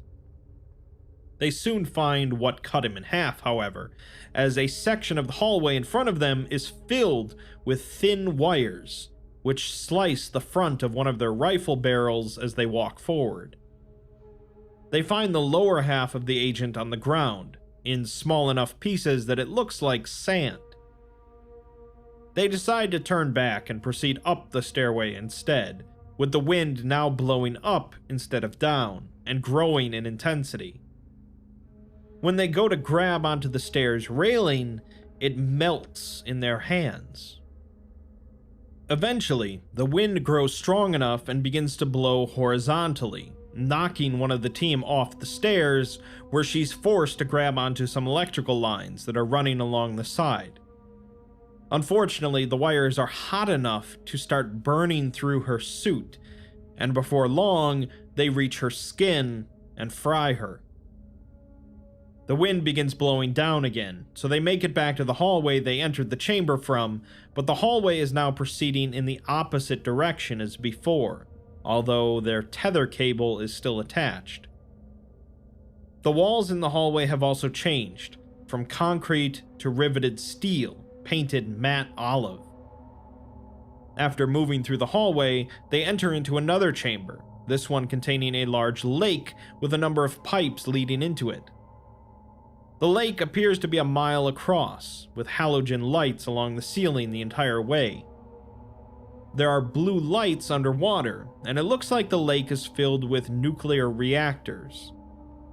They take a sample of the water and send the results back, which triggers a number of radiation alarms upon arrival, prompting base to order them to leave immediately. The team scrambles and follows the tether out of the chamber, coming to a rest a few minutes later. After one agent leans against a pipe on the wall, however, it falls off, releasing thousands of mice into the hallway. Another agent begins swearing again about the pipes and starts firing at them, with one pipe releasing a white, billowing cloud. They're forced to move through the cloud, which is extremely cold, and begins to ice up one of the agent's suits. Before long, he can't bend his elbows, and his oxygen tank becomes exposed. His lungs start freezing up, and eventually he can no longer bend his knees. He falls to the ground, causing his visor to smash open, and he's instantly killed. The others soon make it out of the cold, finding the other end of the pipe that the agent knocked loose. It looks empty, but there's a whooshing noise coming out of it, and soon a bunch of mouse hair starts spewing out of it. The two remaining agents continue following their tether for half an hour, coming into another chamber, 5 or 6 stories tall. The walls of this chamber appear to be covered in what looks like asbestos halfway up, and there's a single pipe sticking out of the ceiling. It drops an object which shatters when it hits the floor, and upon closer inspection is revealed to have been a mason jar filled with a yellow powder. They send a sample back and are informed that it's half sulfur and half tree pollen. Continuing along the tether, they find a wall covered almost floor to ceiling with open pipes, and after moving closer, they realize that the pipes are all rifled, like gun barrels. They attempt to scramble out of the way as an enormous amount of automatic gunfire erupts into the hallway for 5 minutes. Afterwards, one of the agents informs Base that he's the only one left alive now, and there's 5 inches of lead stuck to the wall. By now, Base had withdrawn 12 kilometers of tether, despite sending in only 1,400 meters. Regardless, Base tells the agent that he's close to getting out, in order to keep up his morale.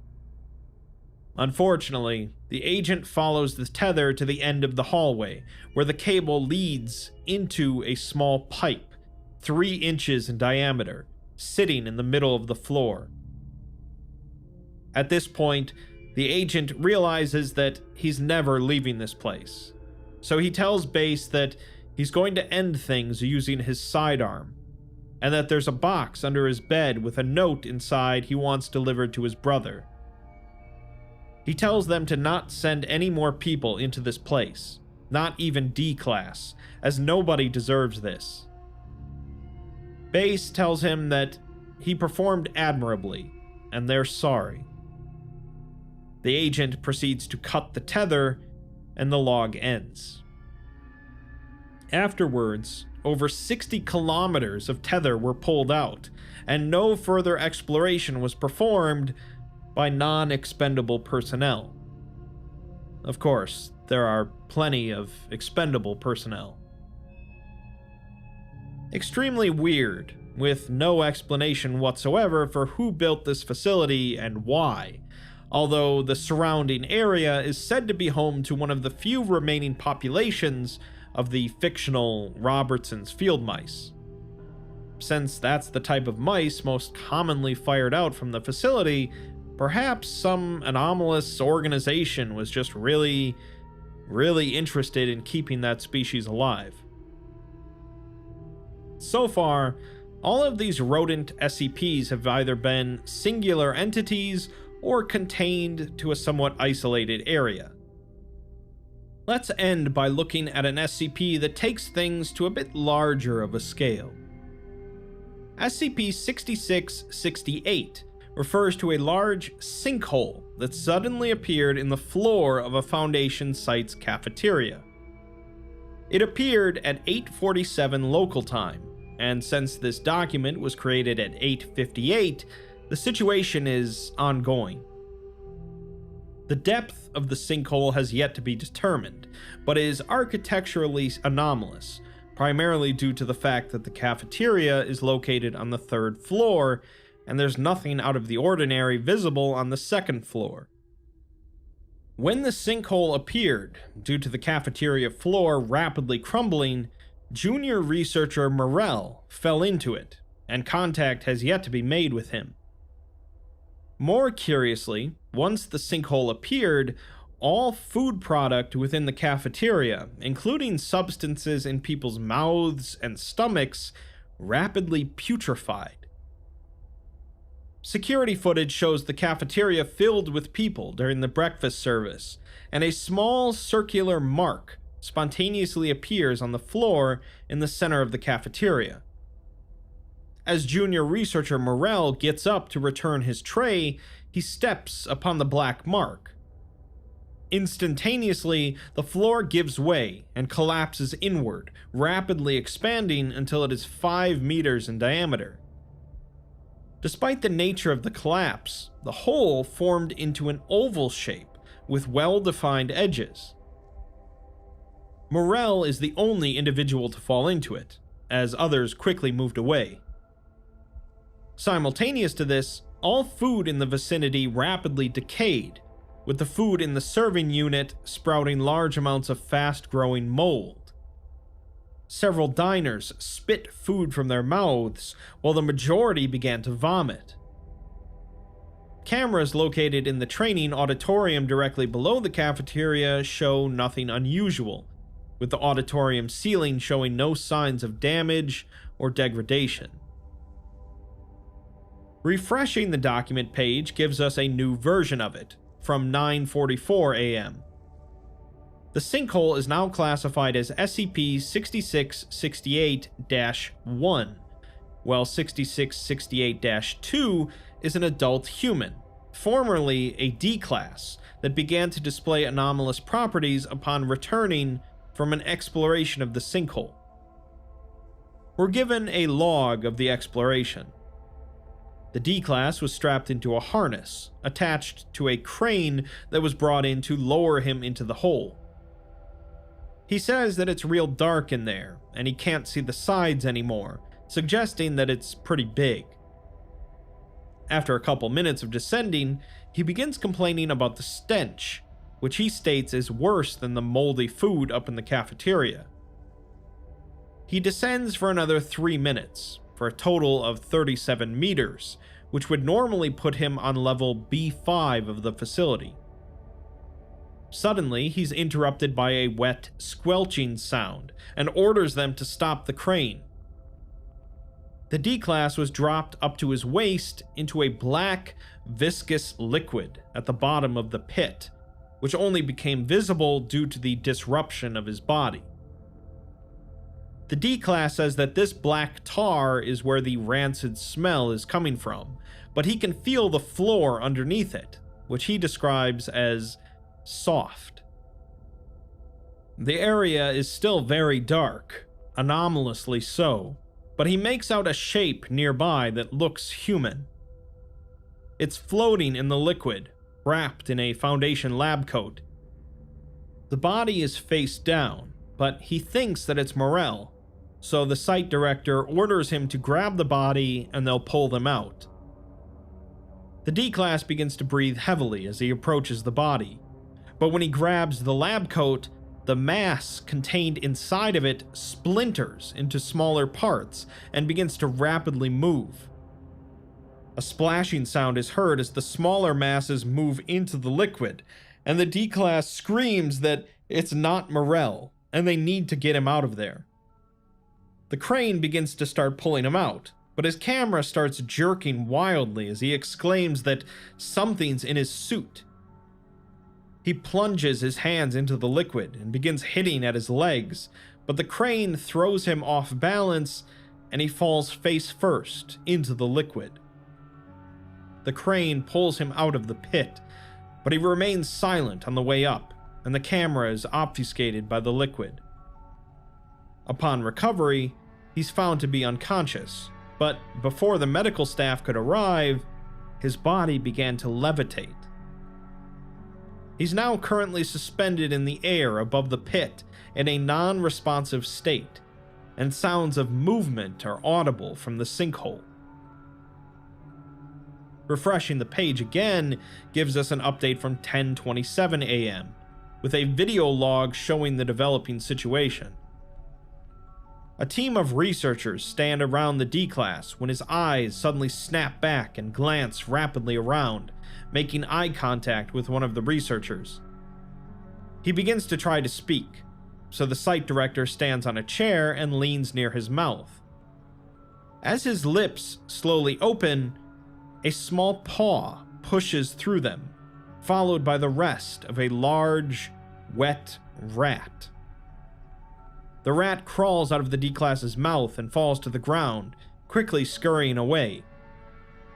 Immediately afterwards, a wet, slurping noise comes from the D-Class, and a second, larger rodent starts to crawl out of his mouth. Unnoticed by the researchers, small red dots begin to appear on his uniform. His right cheek begins to bulge outwards, and apparently a third rodent has crawled up his esophagus, fighting with the second rat to get out.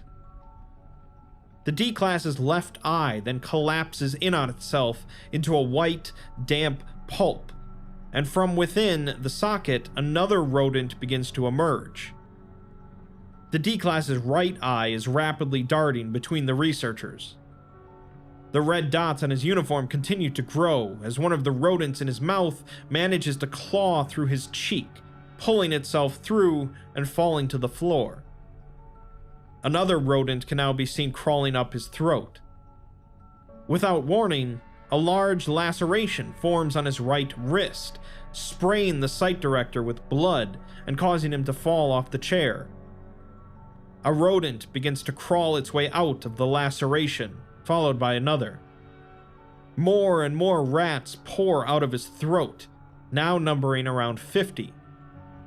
The bones around his left eye have started to crumble, allowing space for more rodents to emerge. The flow of rodents from his wrist has intensified to the point of severing his right hand completely off, and other rodents are now crawling out of both of his ears.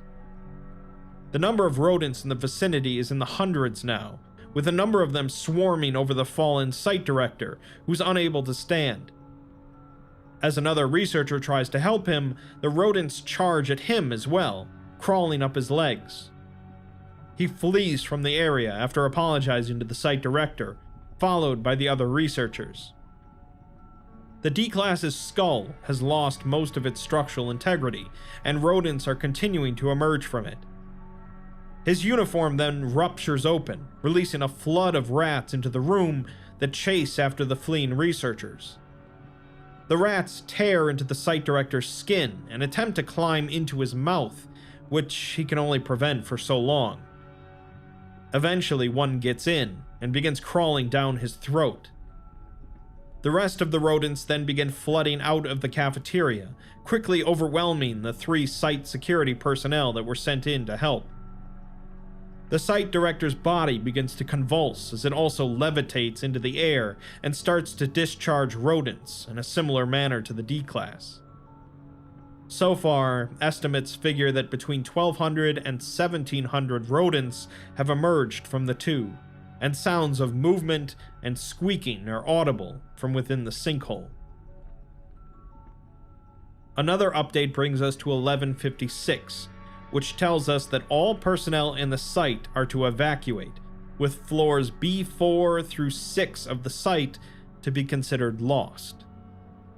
SCP-6668 is now the designation for anomalous rodents that originate from the sinkhole.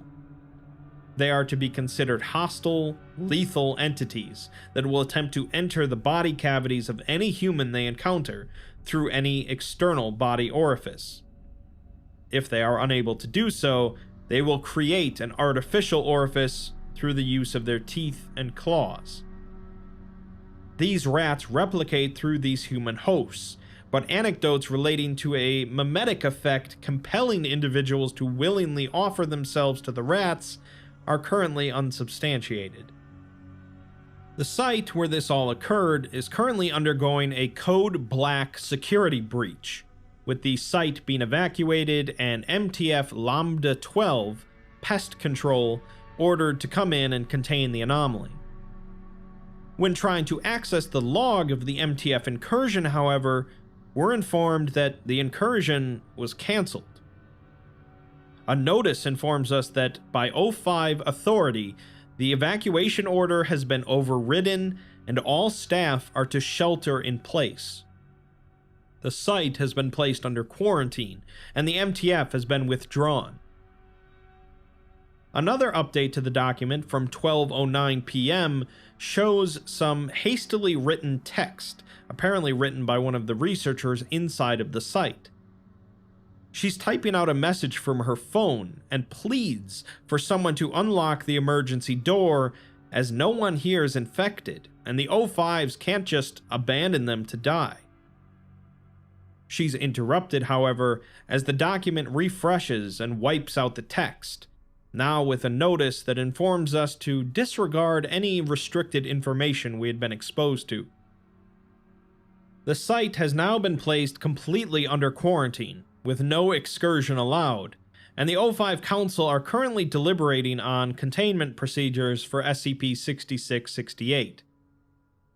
Both the rats and their human hosts are to be considered hostile, lethal entities, and security footage shows the rats climbing on top of each other in order to climb out of the sinkhole into the cafeteria. A vote from the O5 Council concerns a possible containment proposal for the site. First, the site's Morpheus security measure would be activated, emitting an inhalable sedative gas throughout the site. Then, the site's Hephaestus security measure would be activated, incinerating the entirety of the site's interior, with the exception of designated containment cells. Finally, 8 hours later, MTF Lambda 12 would be sent in to confirm neutralization. All 13 council members agreed to the proposal, and were given another update from 8.5 hours later. No signs of life have so far been detected throughout the site after the activation of the two security measures. Curiously, the sinkhole is also no longer present, with the floor in the cafeteria appearing as it did prior to the morning's events. It's certainly rare for the Foundation to actually solve a problem with liberal usage of fire, but it seems like it did the trick here. Unfortunately, a rodent of unknown origin with burn wounds and scorched fur was recently sighted in a nearby city. Quarantine measures have been placed on standby, and excursion into the city is forbidden. Ah well. Hopefully that's enough rodents to last you a while, ranging from lovable rats that help you find your lost keys to rats that will help you lose your internal organs. Rats and mice in general are a pretty easy source of horror, as they naturally bother many people and are often harbingers of pestilence and problems. There certainly aren't as many rodent SCPs as there are for dogs and cats, but there are at least a few particularly odd ones. Video game SCPs. When the average fan thinks of an SCP, they are likely imagining some sort of hostile and dangerous entity, such as the statue or the hard-to-destroy reptile. But as we've seen, anomalies can come in all shapes and sizes. SCPs can exist as locations, cosmic phenomena, animals, mundane objects, and even video games. While this idea might call to mind some well-known video game creepypasta, such as Ben Drowned, SCPs tend to vary quite a bit in direction. Let's take a look at a handful of anomalies either existing as video games or connected to them. SCP-896 is a well-known, massively multiplayer online role-playing game, or MMORPG, and although the version that's playable by the public has no anomalies, the original code does. The abnormal behavior of the original code manifests when a user creates an avatar that shares the exact first and last name of the user. When this happens, the user is imprinted upon the avatar, and any changes to the avatar's statistics will have a direct impact upon the user. There are 6 attributes associated with characters in the game, and raising these stats will cause a corresponding increase in the physical or mental characteristics of the user. If a character's strength increases, so does the user's. If the agility increases, users report a high accuracy of movement and control over their body, allowing for a greater speed of movement with no sacrifice of skill or accuracy. If stamina increases, a user can go longer without food or sleep, has enhanced physical endurance, and even resistance to disease and physical damage. A higher charisma grants the user a deep understanding of individuals and the capability of manipulating them to their own wants. A higher intelligence leads to an increase in information retention and problem solving, while a higher wisdom grants a person a deeper understanding of situations and people and allows them to see the best possible solution for problems, depending on their moral and ethical priorities. So far, it sounds good. However, if any single stat is at least 15% greater than any other stat, all other physical attributes of the user suffer. The Foundation decided to do a test run with 5 D-Class, each focusing on a single stat, while leveling their characters in the game. A Knight to focus on stamina, a Berserker to focus on strength, a Cleric to focus on wisdom, a Warlock to focus on intelligence, and a Bard to focus on charisma. The first test allowed them to play for a few hours, which did not grant much experience, and thus simply established a baseline for each D-Class. After a week of play, however, effects began to become noticeable. The Knight displayed an increased pain tolerance and was able to maintain a full sprint on a treadmill for 2 minutes longer than the week prior, while the Berserker developed a more muscular physique and was able to lift 9% more. The Warlock's abilities in information recall and application have increased dramatically, while the Cleric began conducting highly organized and logical debates with researchers regarding the ethics and purpose of testing humans with SCPs. The Bard's abilities are predictably difficult to test for, however. So far, none of their primary stats have gone over that 15% threshold, so they let them play for another week. During play, the Berserker broke his keyboard and mouse by gripping them too hard, so he was given a new set made of steel.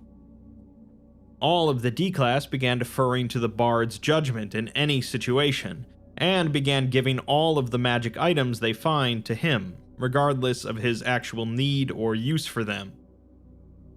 The Berserker has been instructed to begin increasing his agility attribute so that he can better control his strength, and the Bard has been forbidden from speaking during testing. The Warlock is now approaching savant-level intelligence, but the Knight and Berserker's IQ has plummeted. Meanwhile, the Bard, Cleric, and Warlock have significantly reduced energy levels now, and have lost 20% of their muscle mass since starting.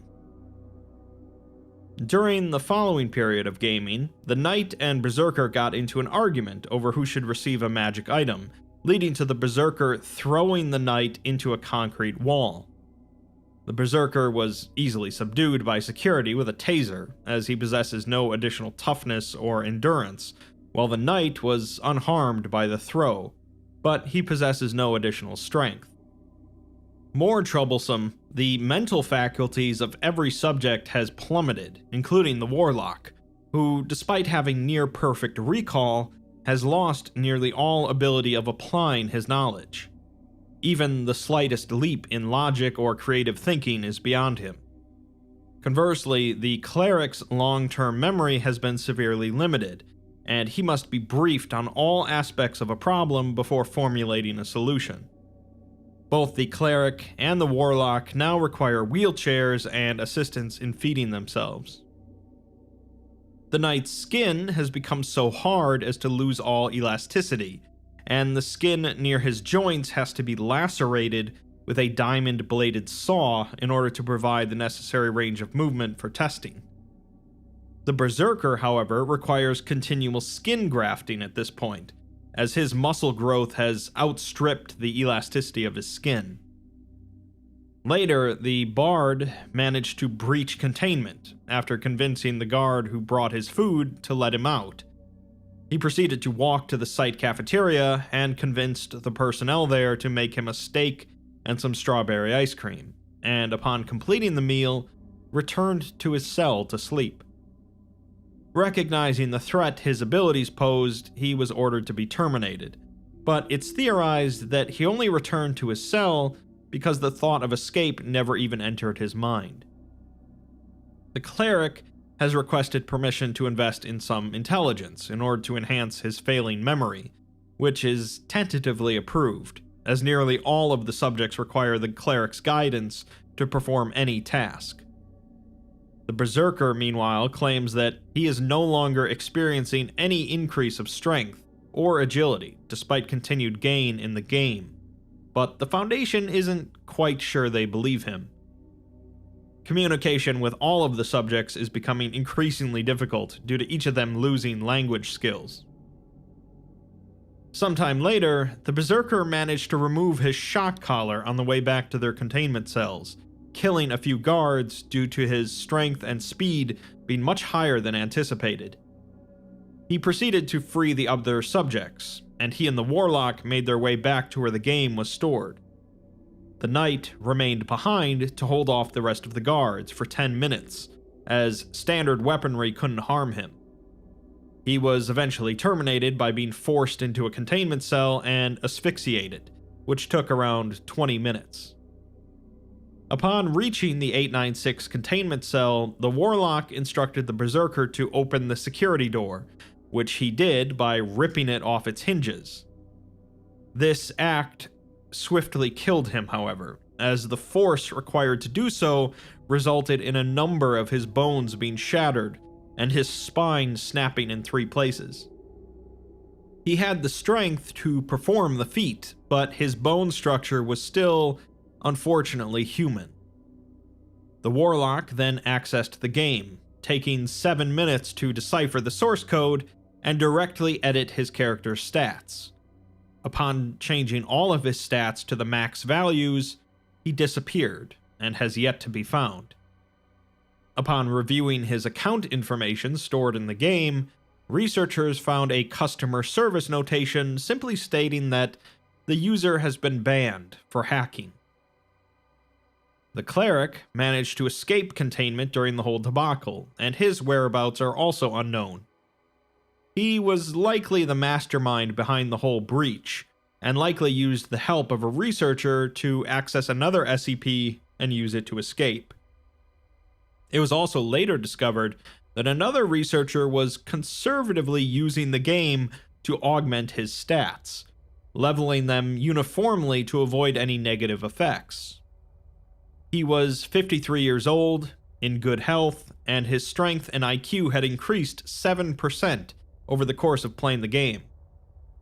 At one point, however, over a Thanksgiving weekend, he decided to have a gaming marathon with the game, playing it for a handful of hours straight before dying. Autopsies revealed evidence of severe arthritis, early onset Alzheimer's, cataracts, and development of several tumors, with the conclusion that he had died of old age. I guess it's not a magical improvement anomaly after all. Moving on to something a little bit more old school, SCP-1315 is a gray cartridge to be used with a Nintendo Entertainment System, or NES. The cartridge itself is unlabeled, but the accompanying manual indicates that the game is titled Professor Ghoul's Terrifying Horror Challenge, a realistic, high-stakes action game for 1 to 2 players. The manual reads, Professor Ghoul's Terrifying Horror Challenge is a realistic and scary action game that the entire family can enjoy. The manic Professor Ghoul invites all comers to test their mettle, wits, and strength in his fantastic challenge. Do you have what it takes to be victorious? Playing the game is easy. All you have to do is choose whether you want to go it alone or with a friend, and then do whatever it takes to survive level after level of horrifying action and adventure. Once you've started the game, you can play it anywhere. Home, in town, at school, wherever Professor Ghoul's spooky creations find you. The fun never ends. Be careful though, Professor Ghoul is a man of honor, and once you've decided to take on the challenge, you can't stop until someone emerges the victor.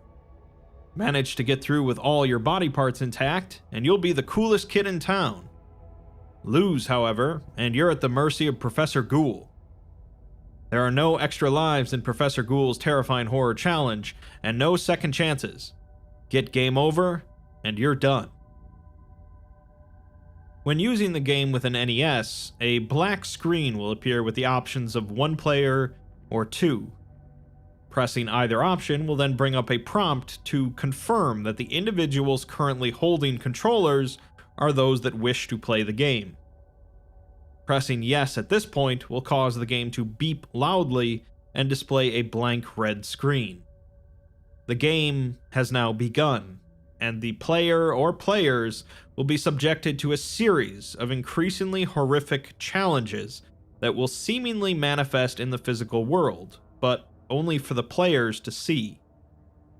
The players will have to escape from or combat a series of hostile creatures across a number of levels, and it's unknown how many challenges must be completed to win the game, as no one the Foundation has tested it on has beaten it so far.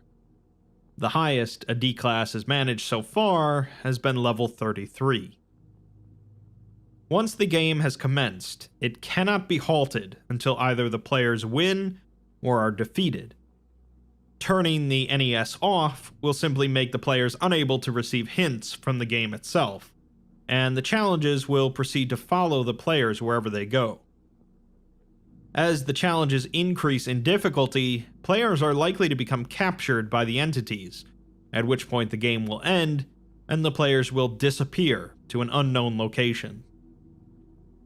We're given a test log of a playthrough, with a note telling us that different playthroughs tend to be rather similar, with only a slight element of randomness. The first level consists of a large number of spiders, rats, or various insects attempting to overwhelm the players. A large container of insecticide or rodent poison appears somewhere within the vicinity of the players, and the challenge is over once the vermin are all destroyed. The third level consists of a group of 2 to 6 wild animals, a combination of bears, wolves, and large cats, attempting to eat the players, and they have to survive for 1 hour. A shotgun and box of rounds appear in the vicinity, but using it to kill any of the animals will cause 2 more animals to appear within 5 minutes. In the 7th level, the player's location is assaulted by 1 or 2 hostile men armed with weapons ranging from machetes and axes to a chainsaw or even a firearm. The players must survive for 1 hour or kill the attackers, although they're given no weapons. In the 9th level, the players are pursued by 2 to 5 armed men, resembling a random group of authority or a local police force, with the intent of apprehending the players. They win the challenge if they resist capture for 2 hours, and a loaded firearm does appear within the vicinity, although using it to kill any attackers will cause them to call for backup. Level 12 has an unseen but hostile force attacking the player's location, capable of manipulating physical objects, including the player.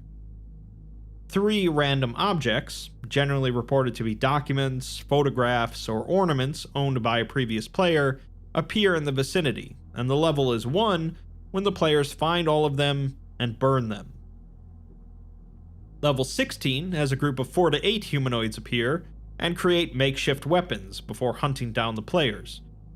Level 18 has an entity resembling another SCP, with a note that it's easier for 2 players to win this than a single player, suggesting that it's likely the statue.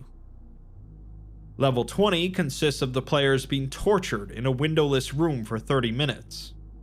Level 23 involves the players being stranded in a dense forest and hunted by a number of unknown creatures until they reach a wooden shack a number of kilometers away. And level 27 involves the players being attacked by shadow entities in a rundown urban area. They are attacked if the players move too fast or make too much noise, and the players have to travel a number of kilometers to find a weapon that they can use to destroy the entities. Level 28 consists of a group of entities resembling people familiar to the players, appearing at their location, all subdued in a manner that they pose no danger. The players win by killing all of the entities with a supplied weapon, while the entities address the players personally and mention personal histories of the people they resemble. In level 29, the players perceive themselves to be on the top floor of an outer tower of a medieval-style castle that overlooks an expanse of forest, with a heavily armed and extremely hostile entity known as the Professor chasing them. The players have to find some keys hidden throughout the castle and then escape. In level 31, the players find themselves on a vast island containing the remains of an abandoned military complex, a small urban area, a network of underground tunnels, and patches of dense forest. The players are again pursued by the Professor entity, as well as 3 to 6 entities resembling the victims from level 28, all who move faster than the players and appear to communicate with telepathy. The player's goal is to survive for 24 hours, but at every 3rd hour, 2 to 4 additional humanoids materialize within the zone. The players are not provided with any weapons, but can use whatever is at their disposal to stun or kill the pursuers.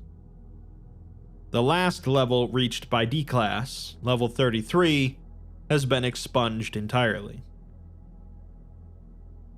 Continuing with the NES is SCP-4054, a platform adventure game titled The Seventh Door, released in 1988.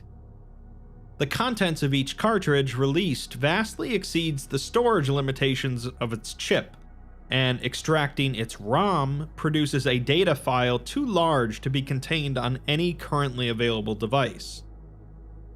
300 of the cartridges were produced, and since the game can't be copied, has limited replayability, and it's in an incomplete state, functional copies of the game are highly valued by NES collectors. The game is also notable for its unique method of bypassing the North American version of the NES lockout system. It does this by having 2 transistors on the cartridge that function as a voltage inverter, which produce a voltage spike that disables a circuit on the console and bypasses the lock. Later iterations of the NES included some modifications to prevent this bypass technique. A defect in this voltage inverter's design, however, causes irreparable damage to the cartridge's SRAM with each reset, producing an increasing number of glitches, inevitably resulting in the game becoming non-functional. On top of that, the game was also shipped in an incomplete state, resulting in a number of aspects of the game being missing or broken. The protagonist has no extra lives, so upon dying all progress is lost and the cartridge resets, which is a problem. All power-ups described in the manual are absent in the game except for one, the Hand of Glory, which prevents all monsters and platforms from moving for 10 seconds. As a side note, a Hand of Glory was said to be the dried and pickled hand of a hanged man, which, when used to hold a candle made of the man's fat, could render everyone who viewed it immobile. All monsters in the game are missing, and falling into a pit doesn't kill the player, instead causing them to continue to fall off screen as the game over sound loops. While in most games this would make it rather difficult to actually die, the protagonist in The Seventh Door dies at apparently random intervals, typically after a period of remaining still, regardless of whether or not the game is paused. Memory overflow errors periodically cause sprites to load incorrectly, and the prisoners in the game use the protagonist's sprite rather than their own. After unlocking a door, prisoners provide no clues regarding the location of other keys, as the text boxes are empty. Despite the manual claiming that the 7th level is the final one, researchers have uncovered several hundred levels more, consisting of vast networks of crypts, prisons, abandoned factories, and empty underground cities. This seems to be the reason why the game's file is so large, and the total number of levels is unknown. The 7th level also does not contain the 7th key, meaning that the game has yet to be beaten. So far, it's not absurdly anomalous, but in 2004, an amateur NES collector named Charles Rogers posted a thread on the now defunct online forum openingtheseventhdoor.int under the username Inky49. He suggested using an NES Game Genie cheating device to directly set the protagonist's number of keys to 7. Several days later, he posted a link to a stream where he intended to beat the game using this exploit. Partway through the run, however, the video abruptly stopped, and a follow-up investigation determined that he had gone missing. The copy of The Seventh Door was missing from his console, and several fingernails torn from his left hand were found inside of the console. To date, it has been linked to 25 disappearances, and remains under investigation. That was definitely more of the classic creepypasta style of articles, so let's move on to something a bit more modern and a bit more controversial. SCP-5167 is an entity known to manifest as a player in the online multiplayer game Among Us, under the username of Thonus. The entity will randomly join multiplayer lobbies and participate as a normal player, although the majority of its speech using the in-game chat consists of lengthy diatribes. Individuals who interact with the entity in-game will begin to exhibit symptoms of paranoia and Capgras delusion, a disorder in which they come to believe that those around them have been replaced with identical imposters. The severity of these symptoms varies from person to person, but it has been significant enough to prompt acts of self-defense, up to and including homicide. These symptoms were originally believed to last for several months, but have lessened to 1 or 2 weeks as observation has continued. The player Thonus was a minor urban legend in the Among Us community, leading the Foundation to investigate and discover a number of accounts of player encounters with the entity. The Foundation tasked one of their learning computers with tracking sessions of the game until the entity was encountered, with the players in said session beginning to exhibit the symptoms associated with 5167. So far, they've been unable to track down the user behind the entity, however, with all attempts to locate the access point used just leading to deserted addresses in rural Greece. An intelligence director leaves a note saying that when they first discovered the entity, the impact it had on its victims was severe, with one player mutilating his family's faces. almost immediately after discovery, however, and since then, the potency of its effects have started to decline. Full detachment from reality became delusion, and delusion became paranoia, which is lessening with each new case. Based on their observations, Thonis's effects will become inert before long, although they don't know if it will continue to pop up in matches or not. During one of these appearances, a player asks Thonis where they were when the others were doing Reactor. Thonis replies that he was there when the mountains were newborn and the oceans virginal. He was there when gods walked among men and their wisdom was cast down like sunlight. He was there when mankind was capable of legends, and now he finds himself in a world that has forgotten even the taste of life, even the very concept of life beyond existing from one day to the next, where all the world is wasted away in idle play of emotions that once rang true. He is in a world where even the gods are forgotten, their bones washed away by time, a world where man has moved on, and all the legacy he has left are 3 sentences on Wikipedia. He thought his time had come again, and this could be the new him, but this is nothing, and he wants to stay dead this time. Chat is silent for 12 seconds before someone else comments that red is sus. For some context, Thonis was the Greek personification of jealousy and envy, generally in matters of romance. It seems that Thonis was awoken in the modern day and has been attempting to use Among Us to breed paranoia and delusions, but has just become more and more disillusioned with the modern world, slowly fading away once more. As I said, it's a fairly contentious article due to being based around a very modern, fad game. So let's finish with one based around a much more classic game, Quake. SCP-2639 is a phenomenon that manifests as a 1-kilometer cubic volume wherein anomalous entities and objects materialize, then dematerialize around 1 to 2 hours later.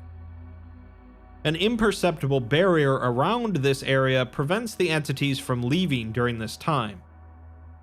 The entities are 3 humanoids, equipped with anomalous weaponry and armor, each one exhibiting superhuman speed, strength, endurance, resistance to injury, and perceives no pain or discomfort.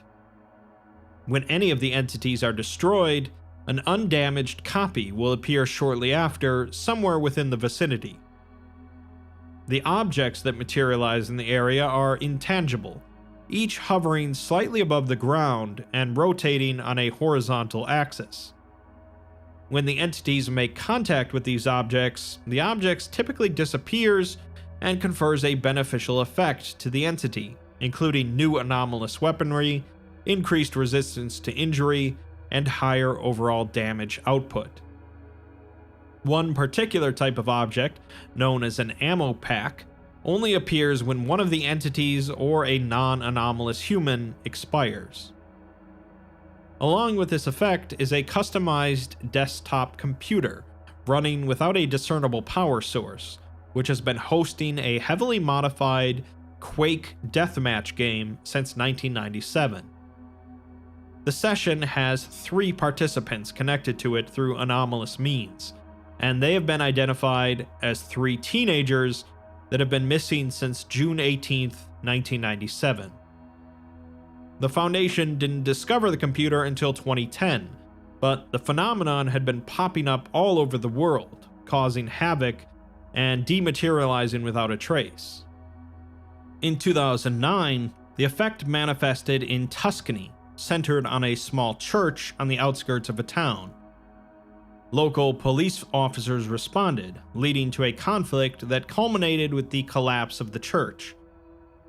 54 people died, 12 were critically injured, and 30 had minor injuries, with the Foundation covering it up with a story involving a tanker truck carrying petrol overturning and igniting, destroying the church and killing the congregation inside.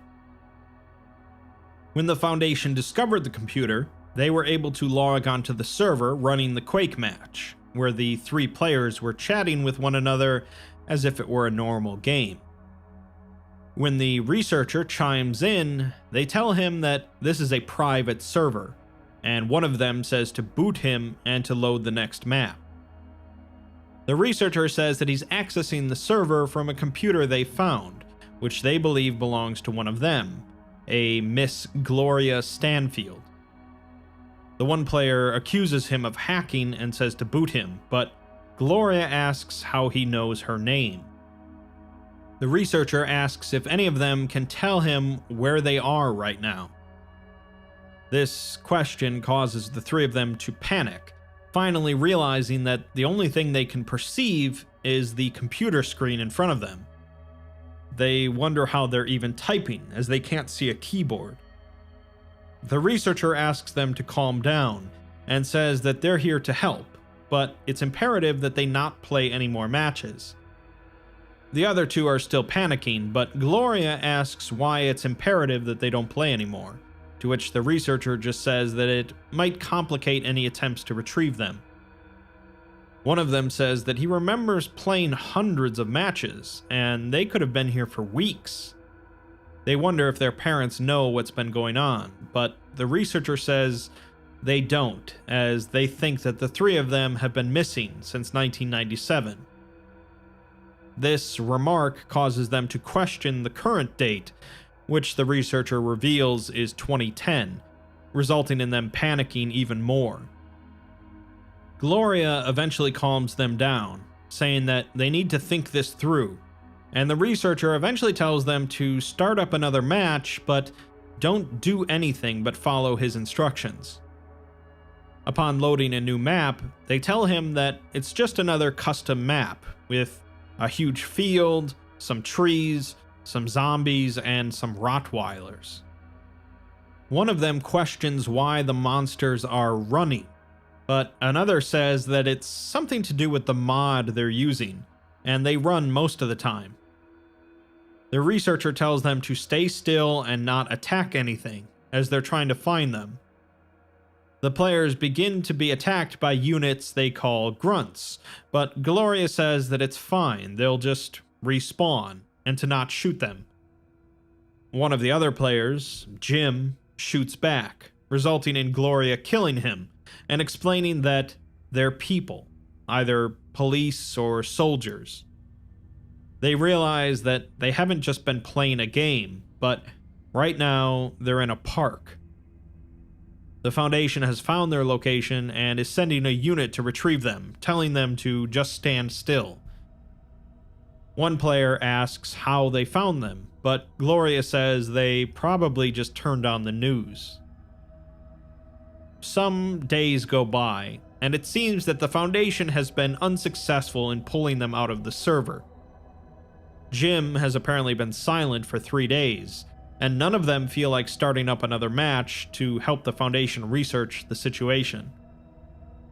Jim pops in then to ask how many people he's killed, but the researcher doesn't know, and even if he did, he doesn't know if that number would be helpful. Jim bets that it's more than 1,000, and the worst part is that he killed them for ammo so that he could shoot his friends, with the worst part being that he doesn't even know what any of them looked like. The others say that they'll deal with this together, but Jim says that he deserves to die, although he knows he'll just respawn. A month goes by, and now none of the players are talking to either the Foundation or each other. They know that the 3 are still connected, and the researcher says he'll just try again tomorrow. More time goes by, with the researcher continuing to check in every week, but there hasn't been a response in a long time. He says that it's been so long that the higher-ups barely even consider them anomalous anymore. He says that he's been telling them that he knows that this is hard, but the truth is that none of them can even begin to fathom what it's been like for them. They were just some ordinary teenagers that got sucked into a game without realizing it, and have been responsible for over 1,500 deaths, as far as they can figure. He has a teenage son himself, so even though he can't understand, he can sympathize. He doesn't think any of them are evil, it's just been beyond unfair what happened to them. But they need to talk, otherwise nothing can be done. He logs off with no response, however, telling them that he'll try again next week. An unknown amount of time later, the researcher logs back into the server, asking them for help. He doesn't know how long it's been since he last tried to communicate, but he begs them to respond as he needs help. Gloria finally says something, and the researcher says he needs their help as he's trapped in a lab during a containment breach. He doesn't have time to explain, but they're not the only anomalous things around, and one of them, a monster, broke free. Gloria asks what he wants them to do about it, and the researcher just asks for help, as it's outside in the hall, killing people. Gloria says that he doesn't understand what he's asking for, and she's not even sure the others are still here, but the other two chime in at that point. The researcher says that he wants them to fight it, and the others look to Gloria as their leader for what they should do. She can't be their leader though, as it's her fault that they're all stuck here, since it was her computer, her mods, and her server. They don't care though, and tell her to make the call. The researcher begs again for their help as it's breaking down the door, so Gloria decides to load in. The following day, the researcher logs back in, and Gloria says that they're feeling better after talking a lot. He says that they're still running numbers on deaths, but the numbers are a lot lower than it would have been if they hadn't helped. Gloria says that's good, but she wants a straight, truthful answer on whether or not they killed anyone during the battle.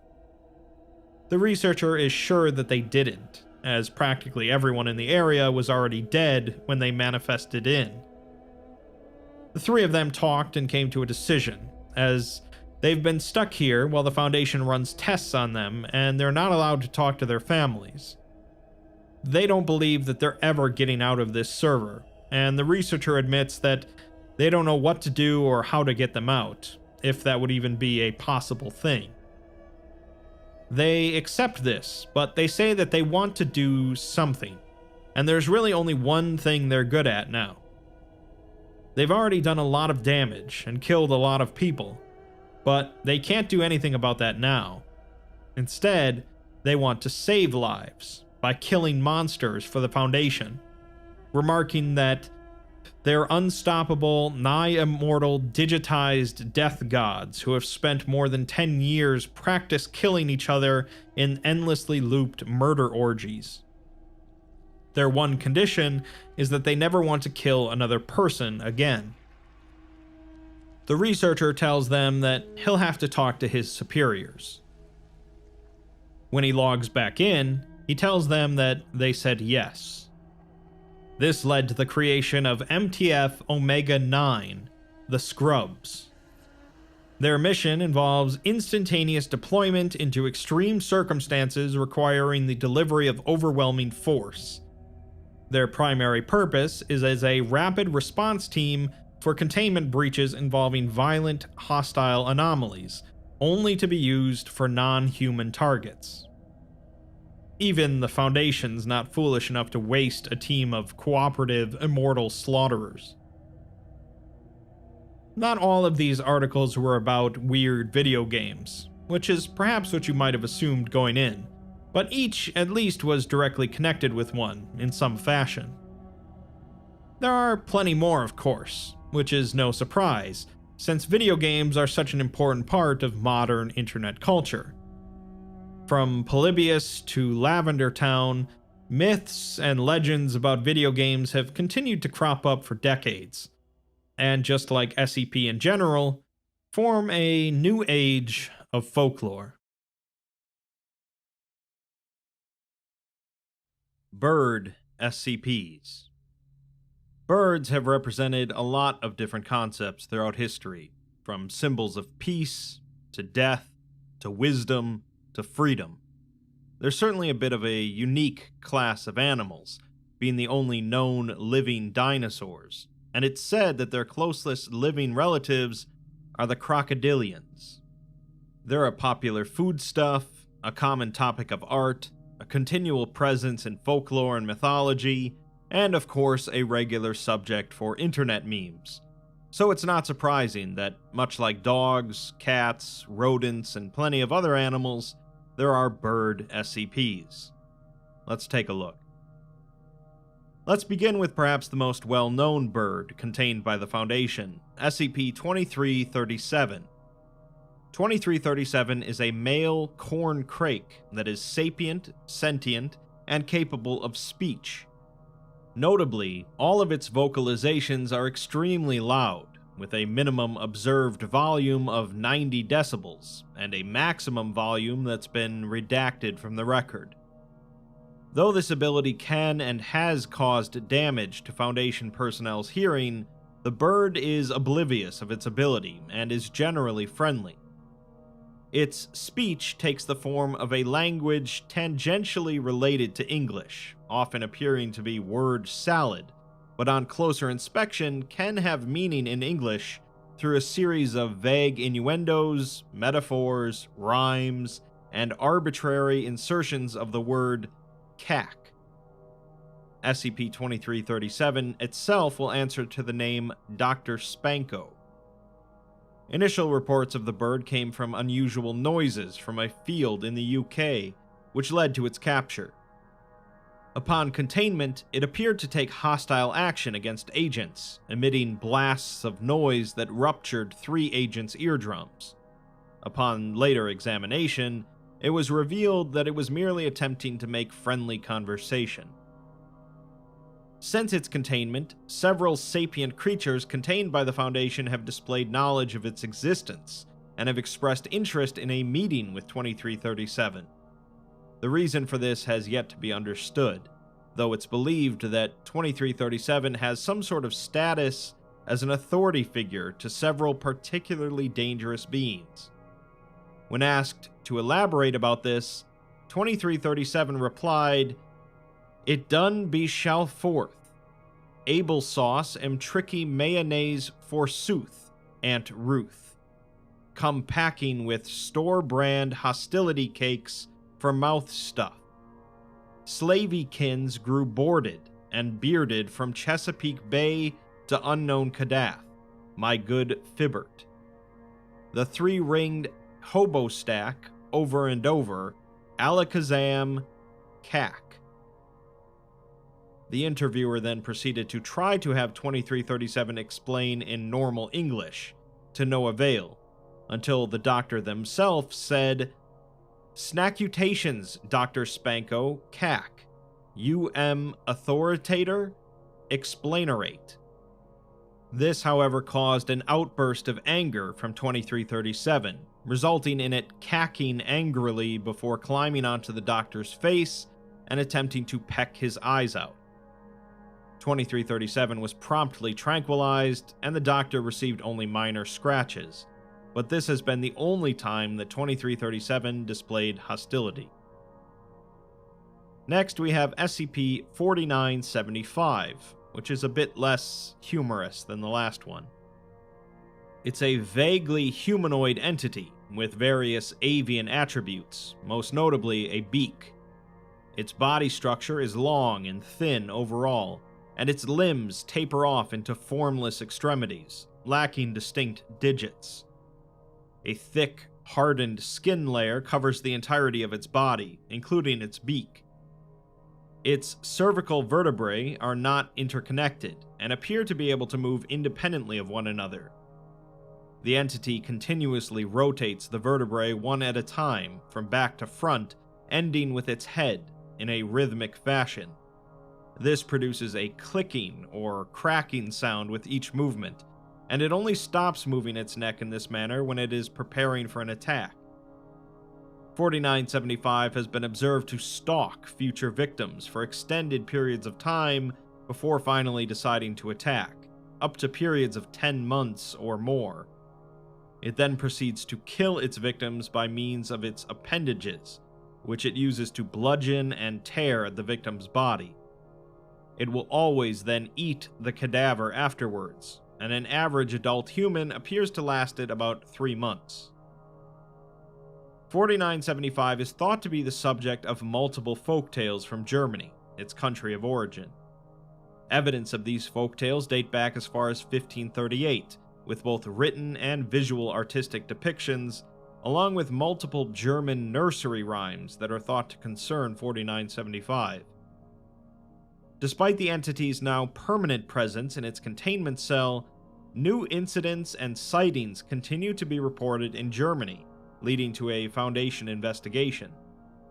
Foundation operatives looked into a report from a citizen who had told local law enforcement that he had been hearing a rhythmic clicking noise for over 4 months, and that somebody was stalking him.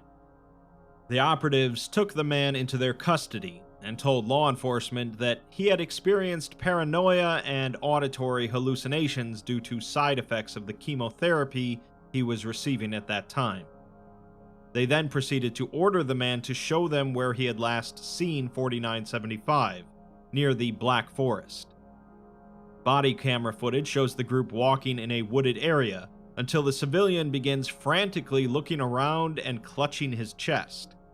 After a few minutes go by, he freezes in place and points towards a tree. There is nothing visible on the camera, however, and the agents seem confused, although the man panics and stumbles backwards. According to surveillance footage, back at 4975's containment cell, it stopped rotating its neck at this exact time, and was instead staring motionless at the southeastern corner of its cell. Suddenly, the civilian is forcibly thrown to the ground and is struck multiple times in the head and torso by an unseen aggressor. Several operatives fire at the presumed attacker, but hit nothing, and one attempts to grab the man and drag him away, but a large wound starts appearing on his midriff. The operative gives up trying to drag him, as it seems to only be tearing open the wound further. One operative talks into a walkie-talkie and proceeds to raise his firearm and shoot the man in the head. After a few moments, strips of flesh start to get ripped off the corpse one by one, and once they are detached from the body, they vanish. In the containment cell, 4975 appears to be eating something, despite not being fed. Reclassification to Keter class is currently pending. Moving on to something a bit sadder, SCP-1192 is a juvenile male cockatoo of a species normally native to Southeast Australia, approximately 33 centimeters in length. The bird appears to be sapient and exhibits intelligence and common knowledge consistent with that of a human child between the ages of 6 and 8. Its appearance is unusually disheveled, as it appears to be unable or unwilling to preen itself, and has difficulty flying despite being essentially healthy and uninjured. Close examinations have shown a slight, healed-over contusion on the back of the bird's head, but no internal injury or damage was ever found. It was first discovered and brought into containment by a Foundation agent working undercover in the Newark Police Department in New Jersey. It's believed at this time that 1192 began following the agent and trying to attract his attention because of the perception of an authority figure in police uniform. The agent became suspicious due to the bird's unusual species and erratic behavior, leading to containment. Shortly after initial containment, experimentation was performed in which the bird was introduced to a multitude of objects in a controlled environment in order to deduce its abilities. Upon being introduced to the testing chamber, it immediately gravitated to a pencil and paper and began to attempt to write crude sentences. Its spelling is rough but legible, and it asks the researcher in the chamber who he is. The doctor in turn asks who it is, and the bird replies that it's Timmy, and asks where he is. The doctor says that he's at a hospital and asks if he knows what happened to him. The bird writes no, and then writes that he wants to go home. After several minutes, and with some difficulty, the bird managed to write down an address for a residential home in Montana. Agents sent to the residence determined that the home is inhabited by a married couple as well as their 7-year-old son, Timothy.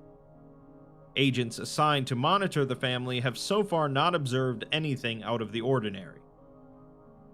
Since 1192 is unable to manipulate objects with enough coordination to play with the video games it requested, and it shows little interest in other toys, it has instead taken to scribbling and making crude drawings. A list of notable materials includes several pages of unrelated words, presumed to be writing practice, several pages of crude drawings, including race cars, airplanes, and fictional animals and monsters. A single page with the words, "Why am I a bird?" as well as several more indecipherable sentences. A drawing of what appears to be a small child holding the hands of 2 adults, although the child is scratched out and the paper is ripped. The reverse side of the page has the words, "I want my mom." Finally, a single page with 126 instances of the word mom and 76 instances of the word home.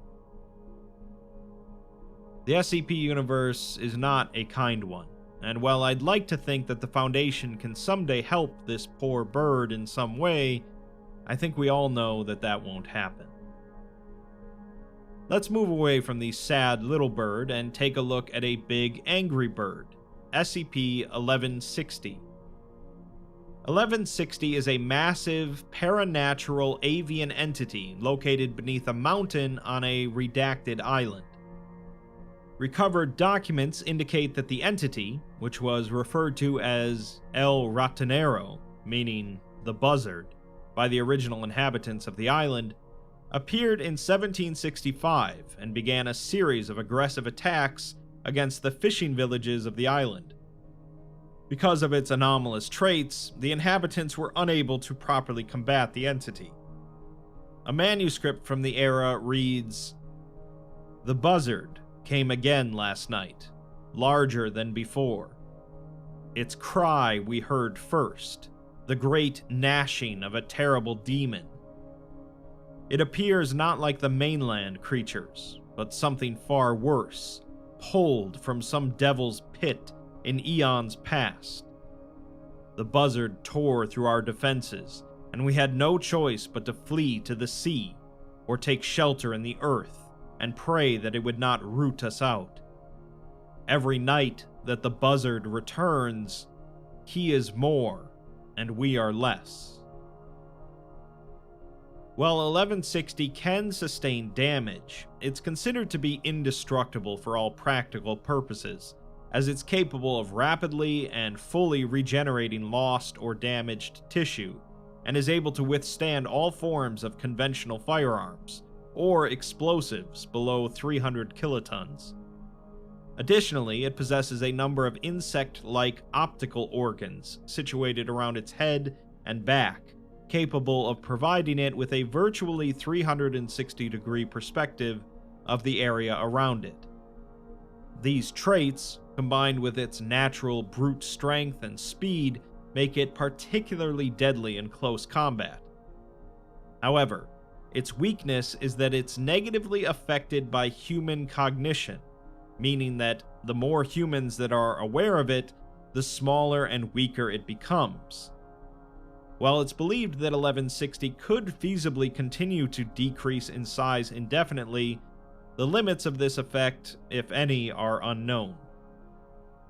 During the initial discovery of the bird, a team of Foundation scientists hypothesized that the sudden, sharp drop in aggression by the bird was in some way related to the arrival of personnel on the island. After a routine amnestic cycling of Class D individuals assigned to the island, however, 1160 attacked both the Foundation facility and a nearby fishing village, During the attack, the entity was noted as being highly aggressive and notably larger, inadvertently resulting in the loss of a number of personnel and island inhabitants. In response to this discovery, Foundation assets were allocated to the creation of Protocol Tango 77, codenamed Saturday Morning, which was begun with the intent of spreading awareness of the bird to a large, consistent group of human subjects. In 1953, after a 10-year period of development, a Foundation front company, Standard Products, released the Super Cocoa Pows breakfast cereal, heavily marketed towards children.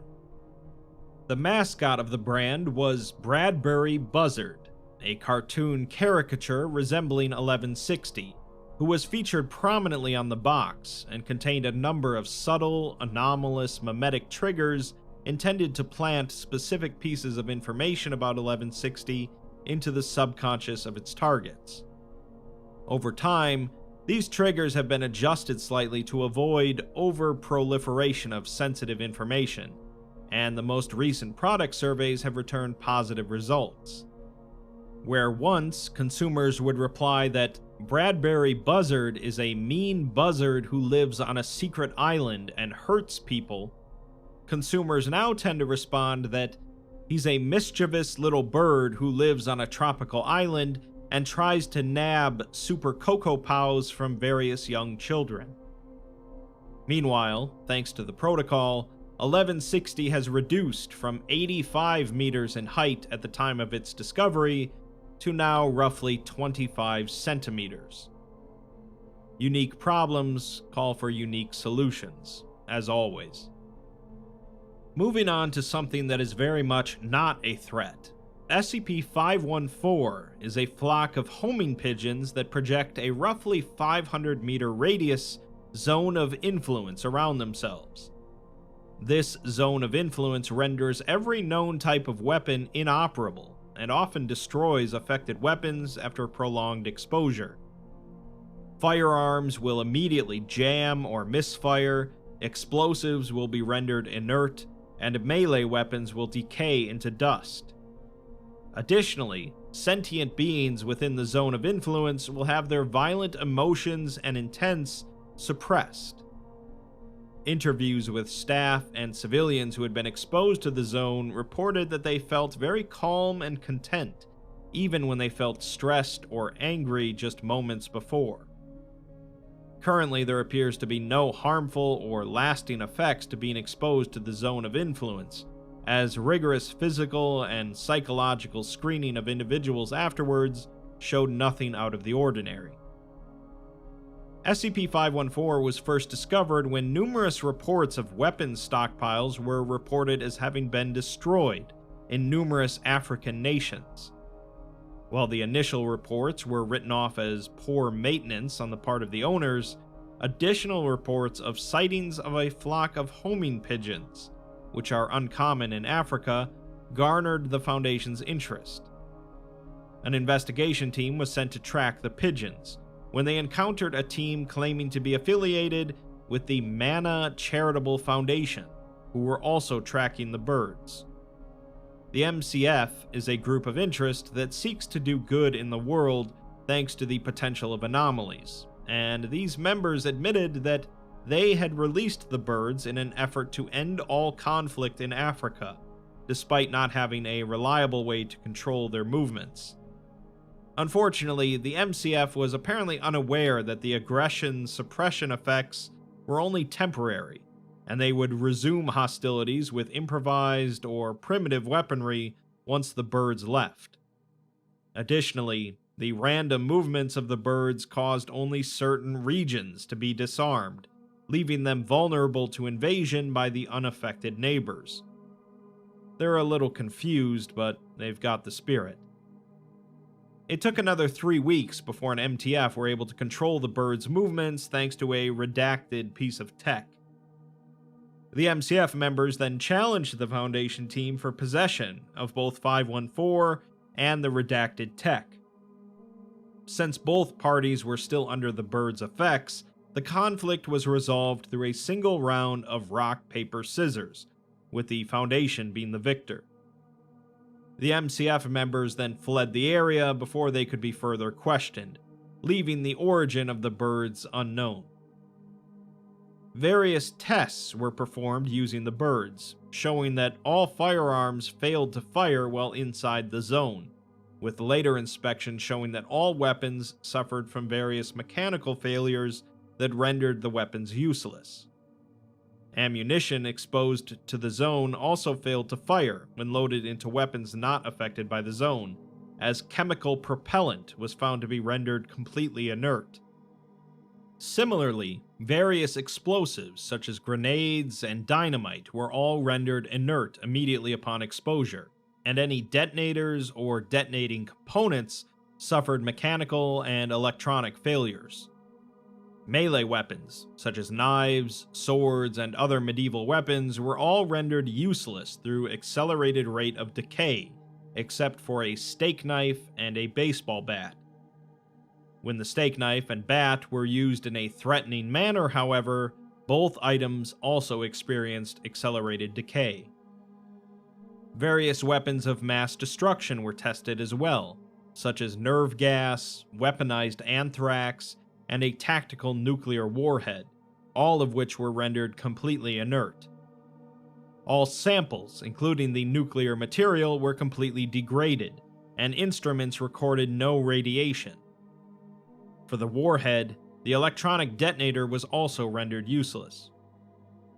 The zone of influence appears to be able to render any conventional weapon inoperable, and the damage each weapon suffers is directly proportional to how long the weapon is exposed to the zone of influence, with all weapons degrading into dust in under an hour.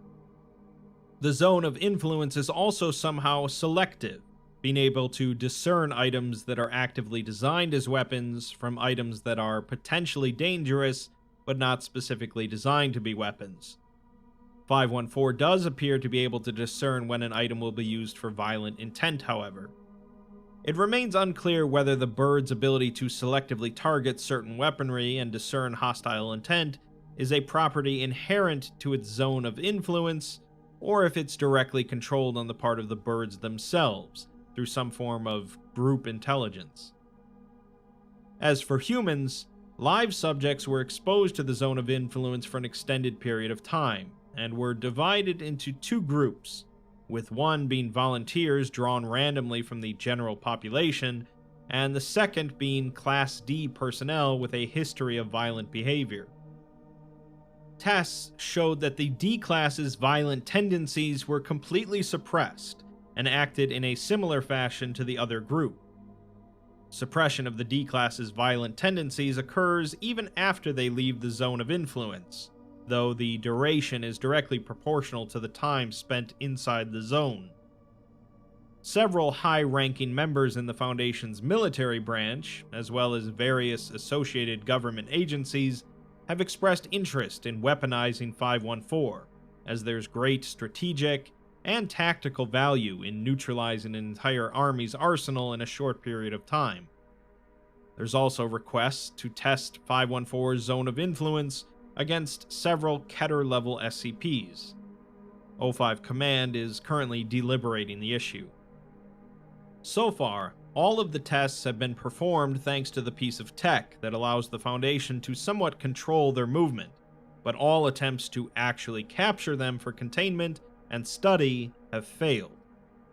Every agent, doctor, and researcher sent to capture them steadfastly refused to complete their mission due to a reaction to their zone of influence. Attempts to remotely capture the flock through the use of drones or long-range devices have resulted in the destruction of all equipment involved. It's evident that 514 interprets any attempts to capture it as a hostile act, triggering the nullification effects of its zone of influence in response. Again, it's unclear whether this is a property inherent to the zone of influence or is regulated through a group intelligence among the flock. All of the members of the MTF tasked with the bird surveillance are required to be proficient in various non-violent competitive activities, including sports, board games, card games, video games, trivia, riddles, and rock, paper, scissors. An 05 expressed outrage that the fate of one of their SCPs could be decided on the outcome of rock, paper, scissors, but the captain of the MTF assured them that they have nothing to fear, as they're dead serious about these matters. 0511 asked if they couldn't find a more dignified game as their primary conflict resolution method, as seeing two grown men in all black tactical gear taking a children's card game so seriously is off-putting. There are plenty more bird SCPs, but we do need to save some for more bird SCPs, so let's just do one more. SCP-2703. 2703 is the message: for a good time, call 092-791-697-518-6 that manifests on newspaper announcements, advertisements, websites, and on public restroom doors in the city of Manchester, UK. Should an individual call the number on a telephone of any kind after reading the message, an entity will manifest within 2 to 5 hours, usually 3 meters in front of the individual. This effect is triggered only if the subjects are aware of the literal meaning of the message, and if they have read an original instance of 2703. Copies and photographs of the message do not display its anomalous properties. The entity that appears is a tripedal avian creature, similar to a Eurasian eagle owl, possessing elongated caprine horns and leporine ears, standing 1.77 meters tall. It possesses 5 tentacle-like appendages of adjustable length located on its back, each of a different color, and it's noted that these appendages are safe for human consumption. Tests confirmed that the blood of subjects having eaten these appendages contained high levels of serotonin and dopamine. The entity has thus far been fluent in every language presented to it, but communicates solely with the subject that called it. Its favorite method of communication is by singing in a mezzo-soprano voice, but it will stop if asked to. Despite referring to itself as Countess of Folas, Duchess of Fatima, and Marquisette of Despria, it equally responds to any given name. The entity's only apparent goal is to entertain the subjects with pleasurable recreational activities, such as attending theatrical performances. It does so by teleporting the subjects and itself in a location chosen by the subjects. This effect is limited only to theaters, movie theaters, restaurants, and pubs. Following a 24-hour period, the bird will demanifest, after thanking the subjects with a 50-second-long song performed in an operatic style, where it displays its gratitude towards them. However, should the subject politely ask the bird to leave before the 24 hours are up, it will demanifest following a 20-second song. We're given a few testing logs that the Foundation performed with the bird, starting with a D-class that asked it to teleport him to a Foundation front restaurant that was evacuated ahead of time. The two spent the next hour talking about various topics, such as fate and the meaning of love, with the D-class ordering roast beef and the bird ordering 2 kilograms of raw tuna. The D-class was then ordered to politely ask it to leave, and following its demanifestation, a total of 290.97 pounds materialized within the restaurant's cash register. Another test with a D-class was done to determine in what circumstances the bird will materialize currency, with the procedure the same as the last test. Unfortunately, the D-class immediately screamed in terror upon the bird's manifestation, despite being made aware of the anomaly's nature. The bird dematerialized shortly after, showing signs of great distress before it disappeared. The next test, with a less impressionable D-class, resulted in the bird materializing 7 hours after the call was made, instead of the usual 2 to 5 hours. The bird talked in a monotone voice and refused to eat anything, dematerializing without warning 25 minutes afterwards. Another test was done, this time with a female D-class, using the same procedure as the previous ones. This time, the bird spoke with the D-class about various topics, sung in a mezzo-soprano voice, and ordered 10 kilograms of various feline meats. When the D-class was ordered to politely ask it to leave, the bird asked the D-class to embrace it before leaving. The D-class was ordered to embrace it, and after it demanifested, a total of 10,000 pounds materialized within the restaurant's cash register. The researchers concluded that the bird seemingly recovered from its depression, and it's noted that the bird has displayed this kind of behavior to all female personnel. Following these tests, the manifestations of the message around Manchester have doubled, but now it manifests exclusively on women's public restroom doors, and its anomalous effects are triggered exclusively by female subjects. When people think of horror or science fiction, birds don't often come to mind, outside of a few specific cases. But the SCP universe, as usual, can take just about anything and make it unique. Would a lot change if all of these SCPs were, for example, slugs instead of birds? Probably not much, but a screeching bird is funnier than most other animals, for some reason, and anything with a beak is just a little bit creepy. As mentioned, there are plenty more bird SCPs out there, along with plenty of other animals, but for now, let's consider this your daily dose of bird. Arachnid SCPs. There are certain things known as primal fears, or primordial fears, that, while not quite universal, are extremely common amongst most people.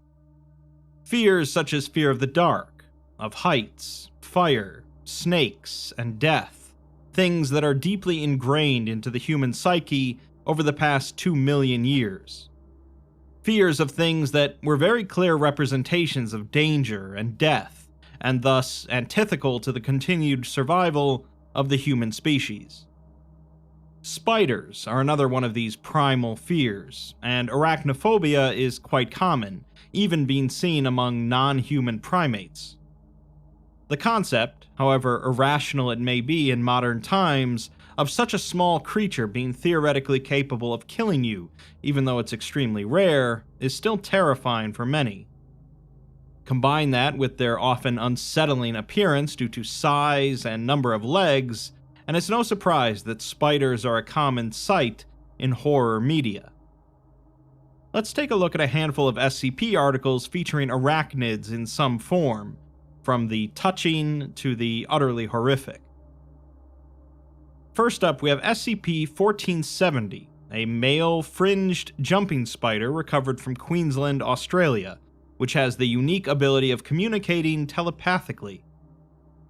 1470 is sapient, capable of communicating with other sapient beings up to 9 meters away, but does not possess any other notable differences from other fringed jumping spiders.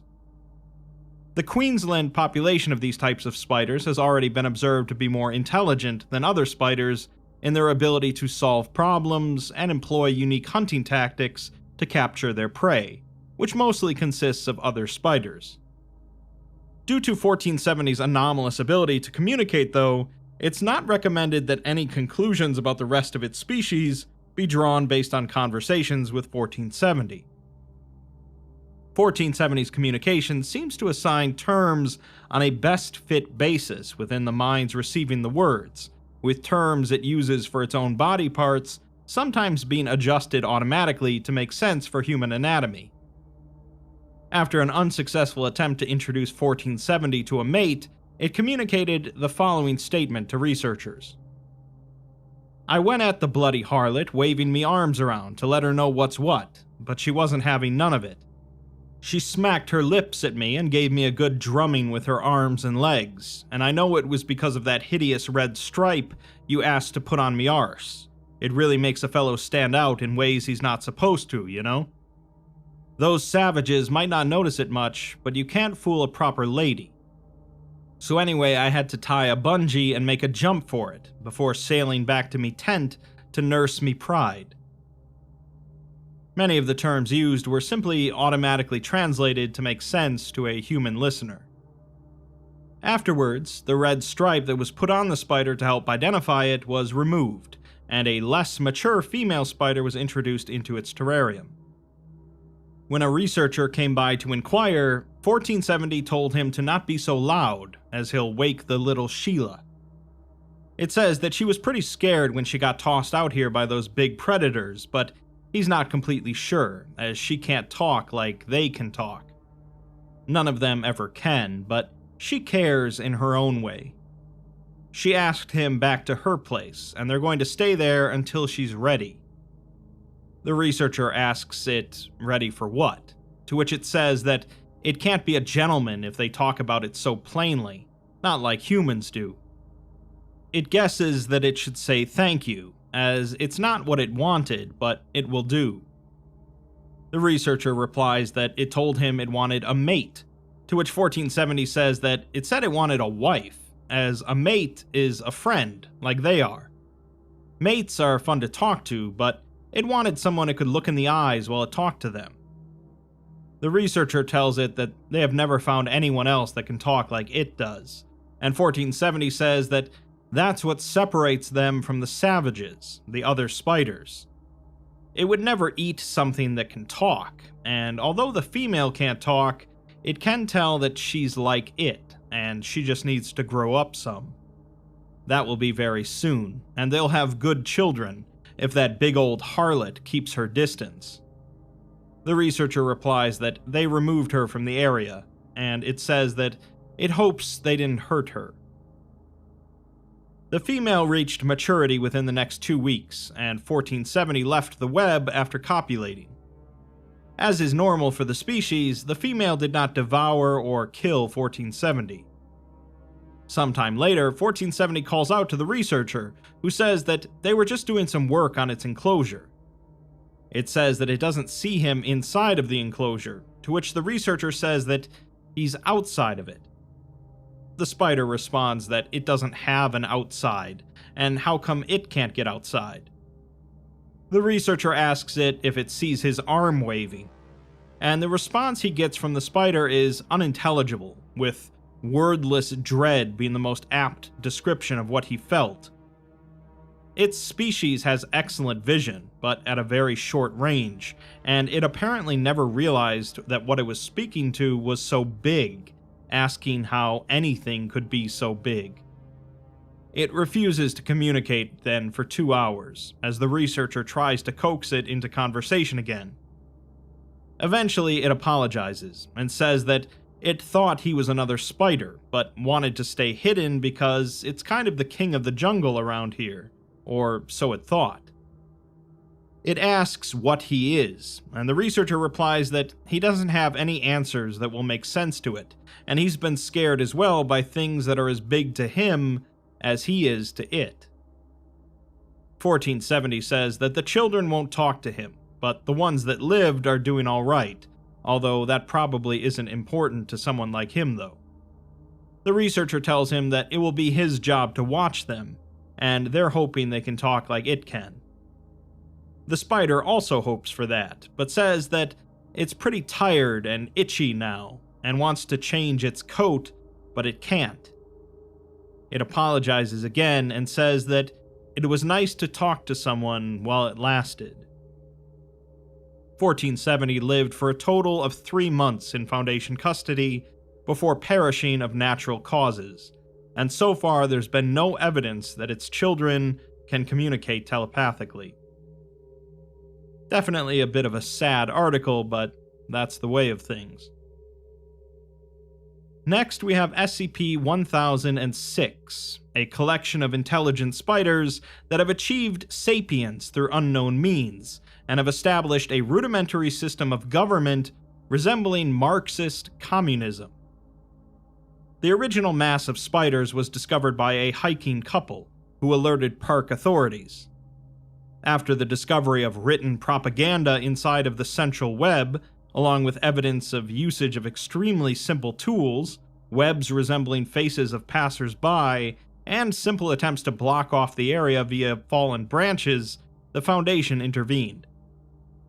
The colony is currently located in a cluster of black oak trees, within a massive and complex central web and several secondary webs, all of which appear to be very well maintained, with damage being constantly repaired. The surrounding area has a nauseating odor due to the presence of thousands of dead insects, dead spiders, and an occasional dead bird or small animal. Some members of the spider community maintain the web, while others are apparently chosen to maintain the agenda of the whole. Once supplied a source of black ink and poster sheets, the community will communicate with humans by creating signs written in English. These signs are largely centered around demands for the dismantling of Western imperialism, a scathing critique of the bourgeoisie, and a request for less mosquito spraying in the surrounding area of the park. The head of the colony is a large spider resembling a wolf spider, taking up refuge in the largest tree of the cluster.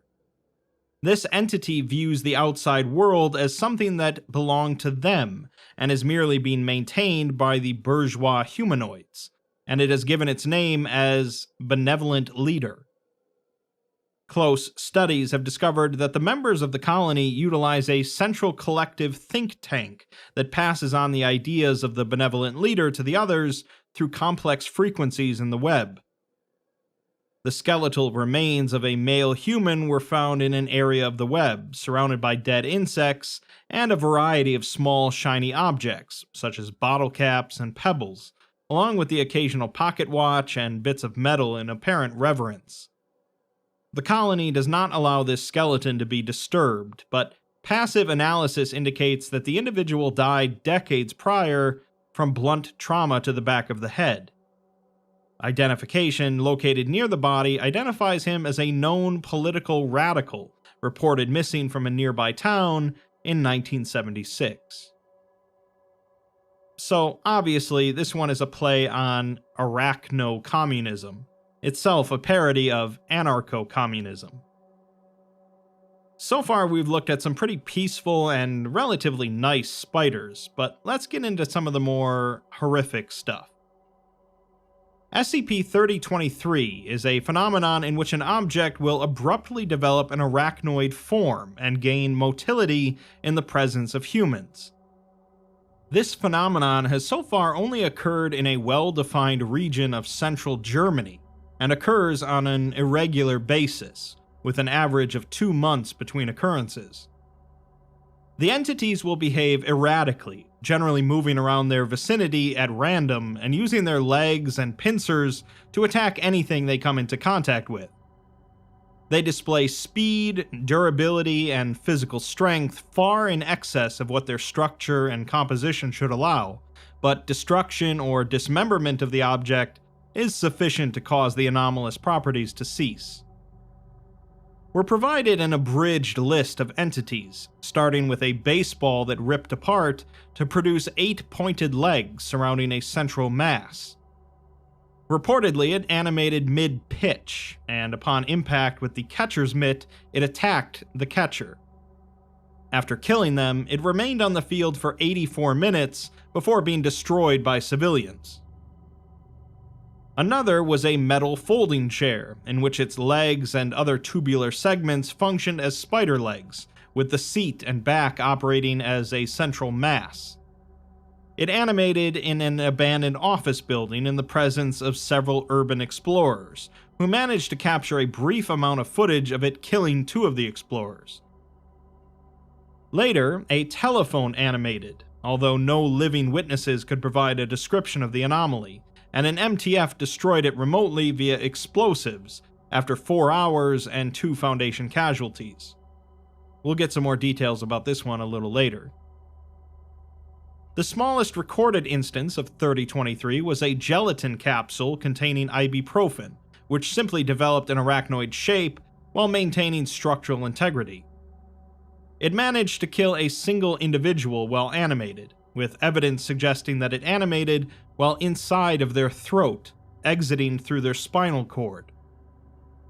The largest instance thus far was an animated Mercedes-Benz SUV, with the front and rear of the vehicle forming into a distinct cephalothorax and abdomen respectively, with limbs formed from deformed auto parts.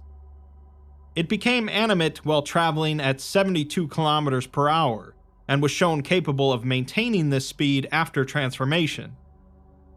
The vehicle's occupants are believed to have died during the transformation, and the resultant automobile accidents led to 41 casualties.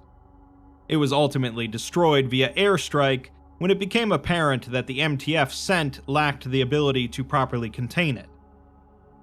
Lastly, a human corpse found on the side of a road by police suddenly animated, with its skeletal system being radically reorganized, allowing 4 additional limbs made of bone to emerge from its abdomen. This resulted in 6 casualties, until a civilian was able to temporarily disable it by running it over with an ambulance. The corpse had not been identified prior to animation. No match for the recovered genetic material was found, and no cause of death was readily apparent. Security footage from the day prior to that transformed telephone's activation showed an individual breaking a window to enter the office in which it was located. When he had acquired the telephone, his jaw distended and then split open horizontally as 4 dark, tongue-like appendages extended from his mouth, and proceeded to rub the telephone for 36 seconds. After closing his mouth, the individual returned the phone to its location and exited the premises. Forensic evidence has conclusively identified the man as a local restaurateur, but he has denied any memory of the event or knowledge of his observed properties, and thorough examination of his body has failed to identify any anatomical abnormalities. There's no evidence that he has been in contact with any other instance of transformed objects, and he has displayed no anomalous properties since his detainment. Certainly a bit of a classic SCP, with no explanation of why these things are happening or why they're happening in this local region specifically. SCP-940 is a parasitoid organism with some superficial similarities to certain spiders. Adult specimens are highly agile and possess leg spans from 4 to 7 meters, or 13 to 23 feet, although due to the difficulty in separating 940 from their hosts, their average weight and body size are unimportant. Each of their 8 translucent legs is dotted regularly with 6 types of specialized sensory organs, including 2 of indeterminate function, and they end in large tarsal claws, allowing them to climb sheer vertical surfaces with ease. They also possess a radial nerve net, similar to the common starfish, and no central nervous system. It's possible that 940 rely on their host's brain power for processing of external stimuli. Infection from 940 occurs following exposure to body fluids containing their eggs and larvae, and we're provided a chart showcasing their life cycle. After initial exposure, eggs and larvae begin to reproduce throughout the host's blood. The larvae are the only stage of 940's life cycle with many of the organ systems necessary for survival prior to integration with a host. Once the first larvae hatch, they will begin cannibalizing any unhatched eggs, and then each other, in order to ensure that only one larva develops into an adult. There have been cases of as many as 5 larvae reaching maturity within a single host, although this is rare. Hosts at this stage will often complain of abdominal and chest pains, and treatment with intravenous anti-parasitic compound is possible if administered before this point. The remaining 940 larvae will then migrate to the chest cavity, typically attaching to a major artery, the heart, or spinal cord. It will position itself with its legs oriented towards the host's back, and its internal organ systems will begin atrophying. Their carapace will then break down, although their legs remain intact. Their circulatory system will conjoin with that of the host, along with its nervous system to a lesser extent. The larva begins producing a number of enzymes which cause the host's body to increase production of a number of hormones, including human growth hormone.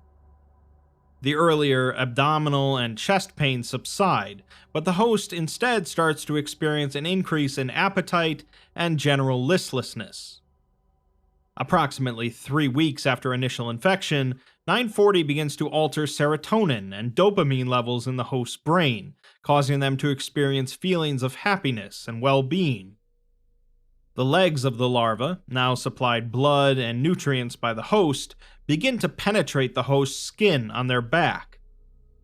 Hosts typically do not report any discomfort or alarm at this stage, and rarely seek treatment. Around 5 weeks after initial infection, the 940 specimen reaches full size and maturity, although hosts remain secretive about their condition. A form of communication is believed to occur between the specimen and its host, such as hosts displaying a vague awareness of things occurring behind them. The specimen will often retract their legs, folding them flat against the host's back and allowing them to be easily concealed by clothing.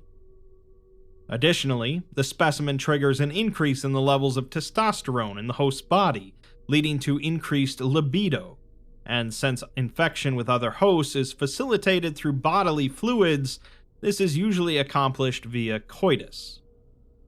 All infected individuals that survive 6 weeks of infection are considered to be in stage 7, where they report the loss of a sense of individuality, gradual clouding of the eyes leading to near total blindness, and bouts of catatonia and catalepsy.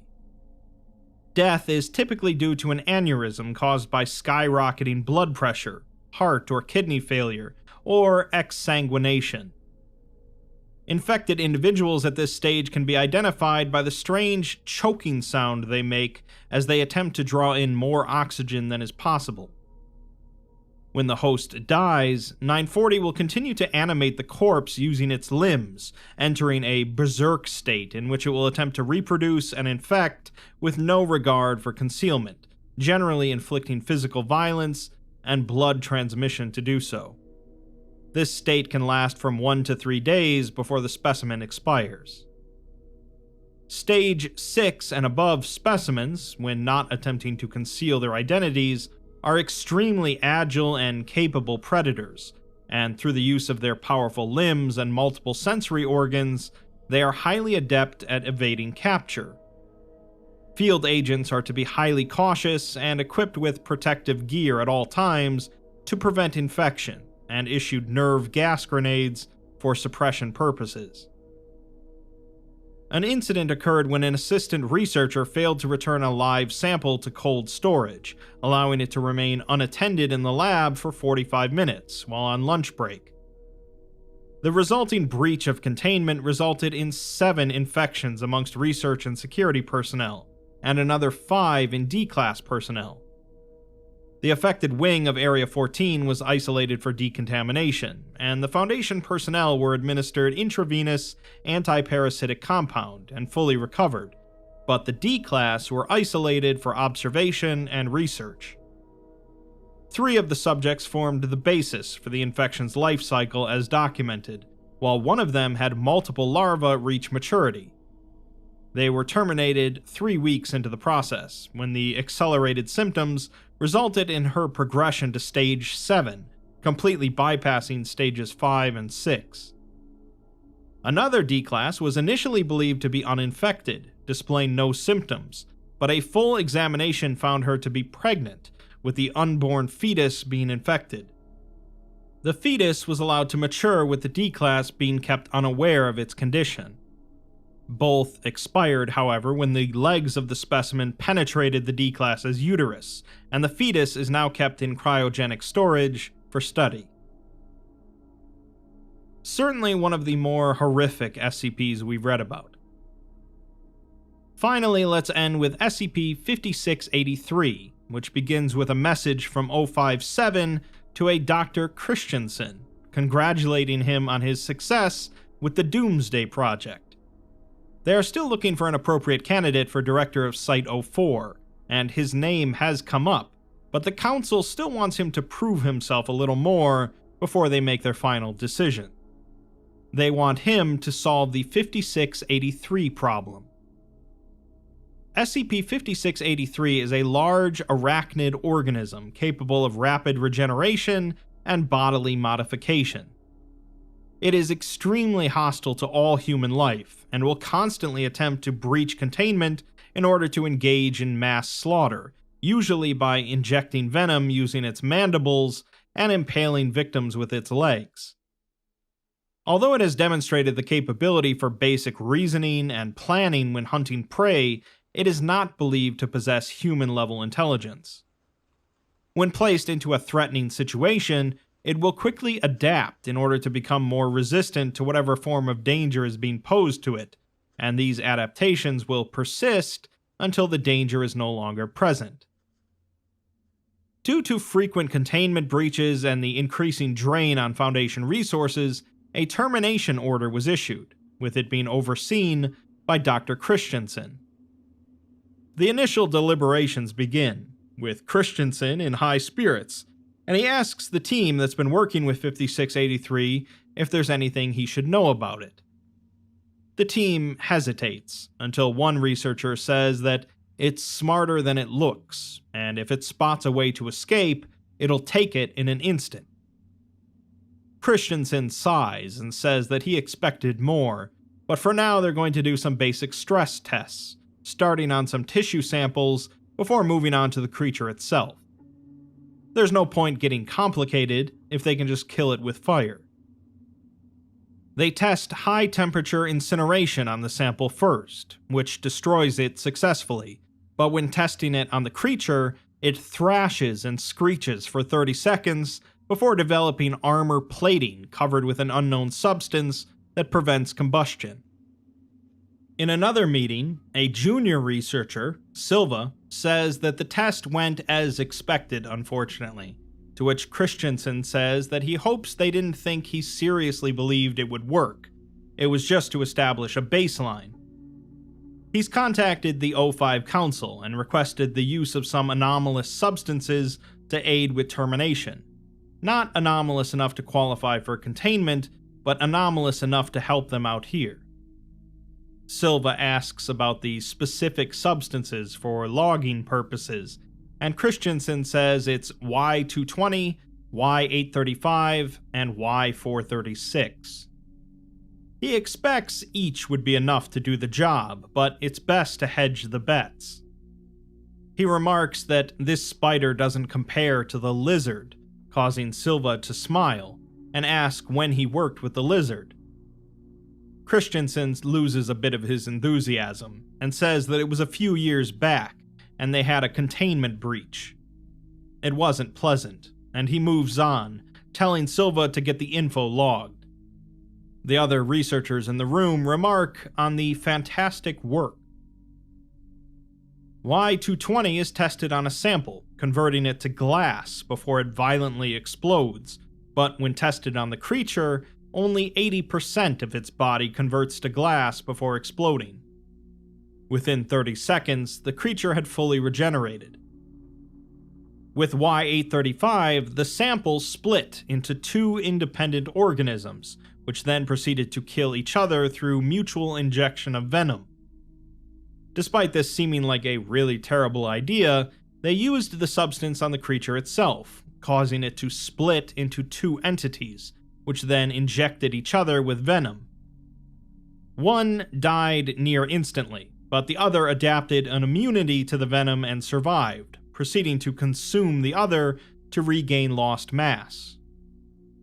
With Y436, the sample was reduced to a fine mist upon exposure, and the creature itself was also reduced to a fine mist, but all of the lights in the facility turned off. When they reactivated 3 seconds later, the creature had fully regenerated.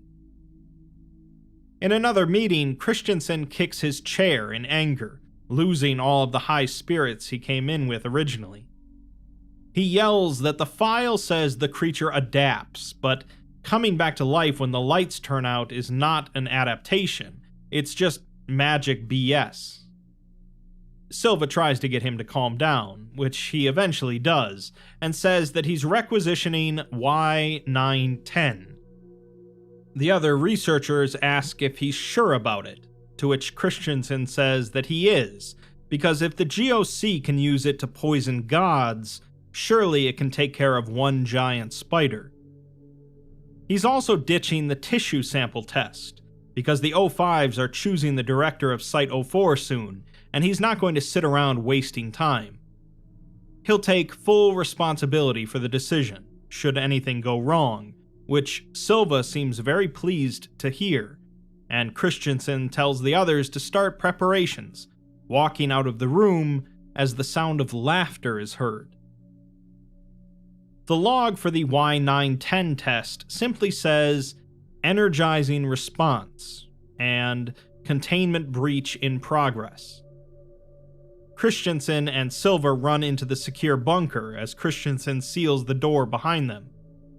He repeats that this isn't happening, before smelling something and complaining about the stench, something that has been mentioned multiple times now and has been blamed on an accident in the cafeteria. Silva says that the creature must have gotten to the reactor, and it's all his fault. Christensen stands and yells, asking him what he did, to which he says that it's his job to oppose actions that he believes are ill-advised, and he didn't do that for Christensen. Christensen says yes, and asks if he knows how many people have died because he couldn't do his job, because he refused to. Silva starts crying, and apologizes again, saying that he's the one who wanted to use Y910 and wouldn't listen. Christensen pauses and asks if he's trying to make him his scapegoat, which Silva denies, but says that there are procedures for a reason. Christensen tells him that when they get out of here, he's going to tell the council the truth about what happened here and what Silva has done. Silva says, however, that he doesn't think that will be possible, as this chamber isn't nearly strong enough to survive the reactor overloading. He says that he shouldn't have led them here, which Christensen agrees with, but then says that with due respect, he must admit some personal responsibility. Christensen turns to him and starts screaming for him to shut up about whose fault this is, as a loud banging sound is heard against the bunker door. It bursts open, revealing SCP-5683, and Silva stands in front of it, telling Christensen to run. Christensen pushes Silva towards the giant spider and prepares to run, but the spider disappears, and Silva turns to him. He remarks on how disappointing this is, and the other researchers enter the room. Christensen asks what happened to 5683, to which Silva says that there's little reason in keeping a dummy around once it's served its purpose, as a substitute. Christensen is obviously extremely confused, and Silva says that he mentioned working with a lizard, and there was a containment breach, but asks him how he escaped that situation, as it seemed quite lethal. Christensen pauses and asks where he is, to which the other researchers tell him not to ask questions that he knows the answer to.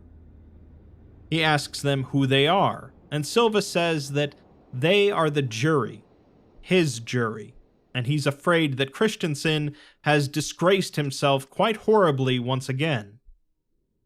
Christensen asks how long he's been here, to which Silva says a considerable amount of time, and then he asks how much longer he'll be here.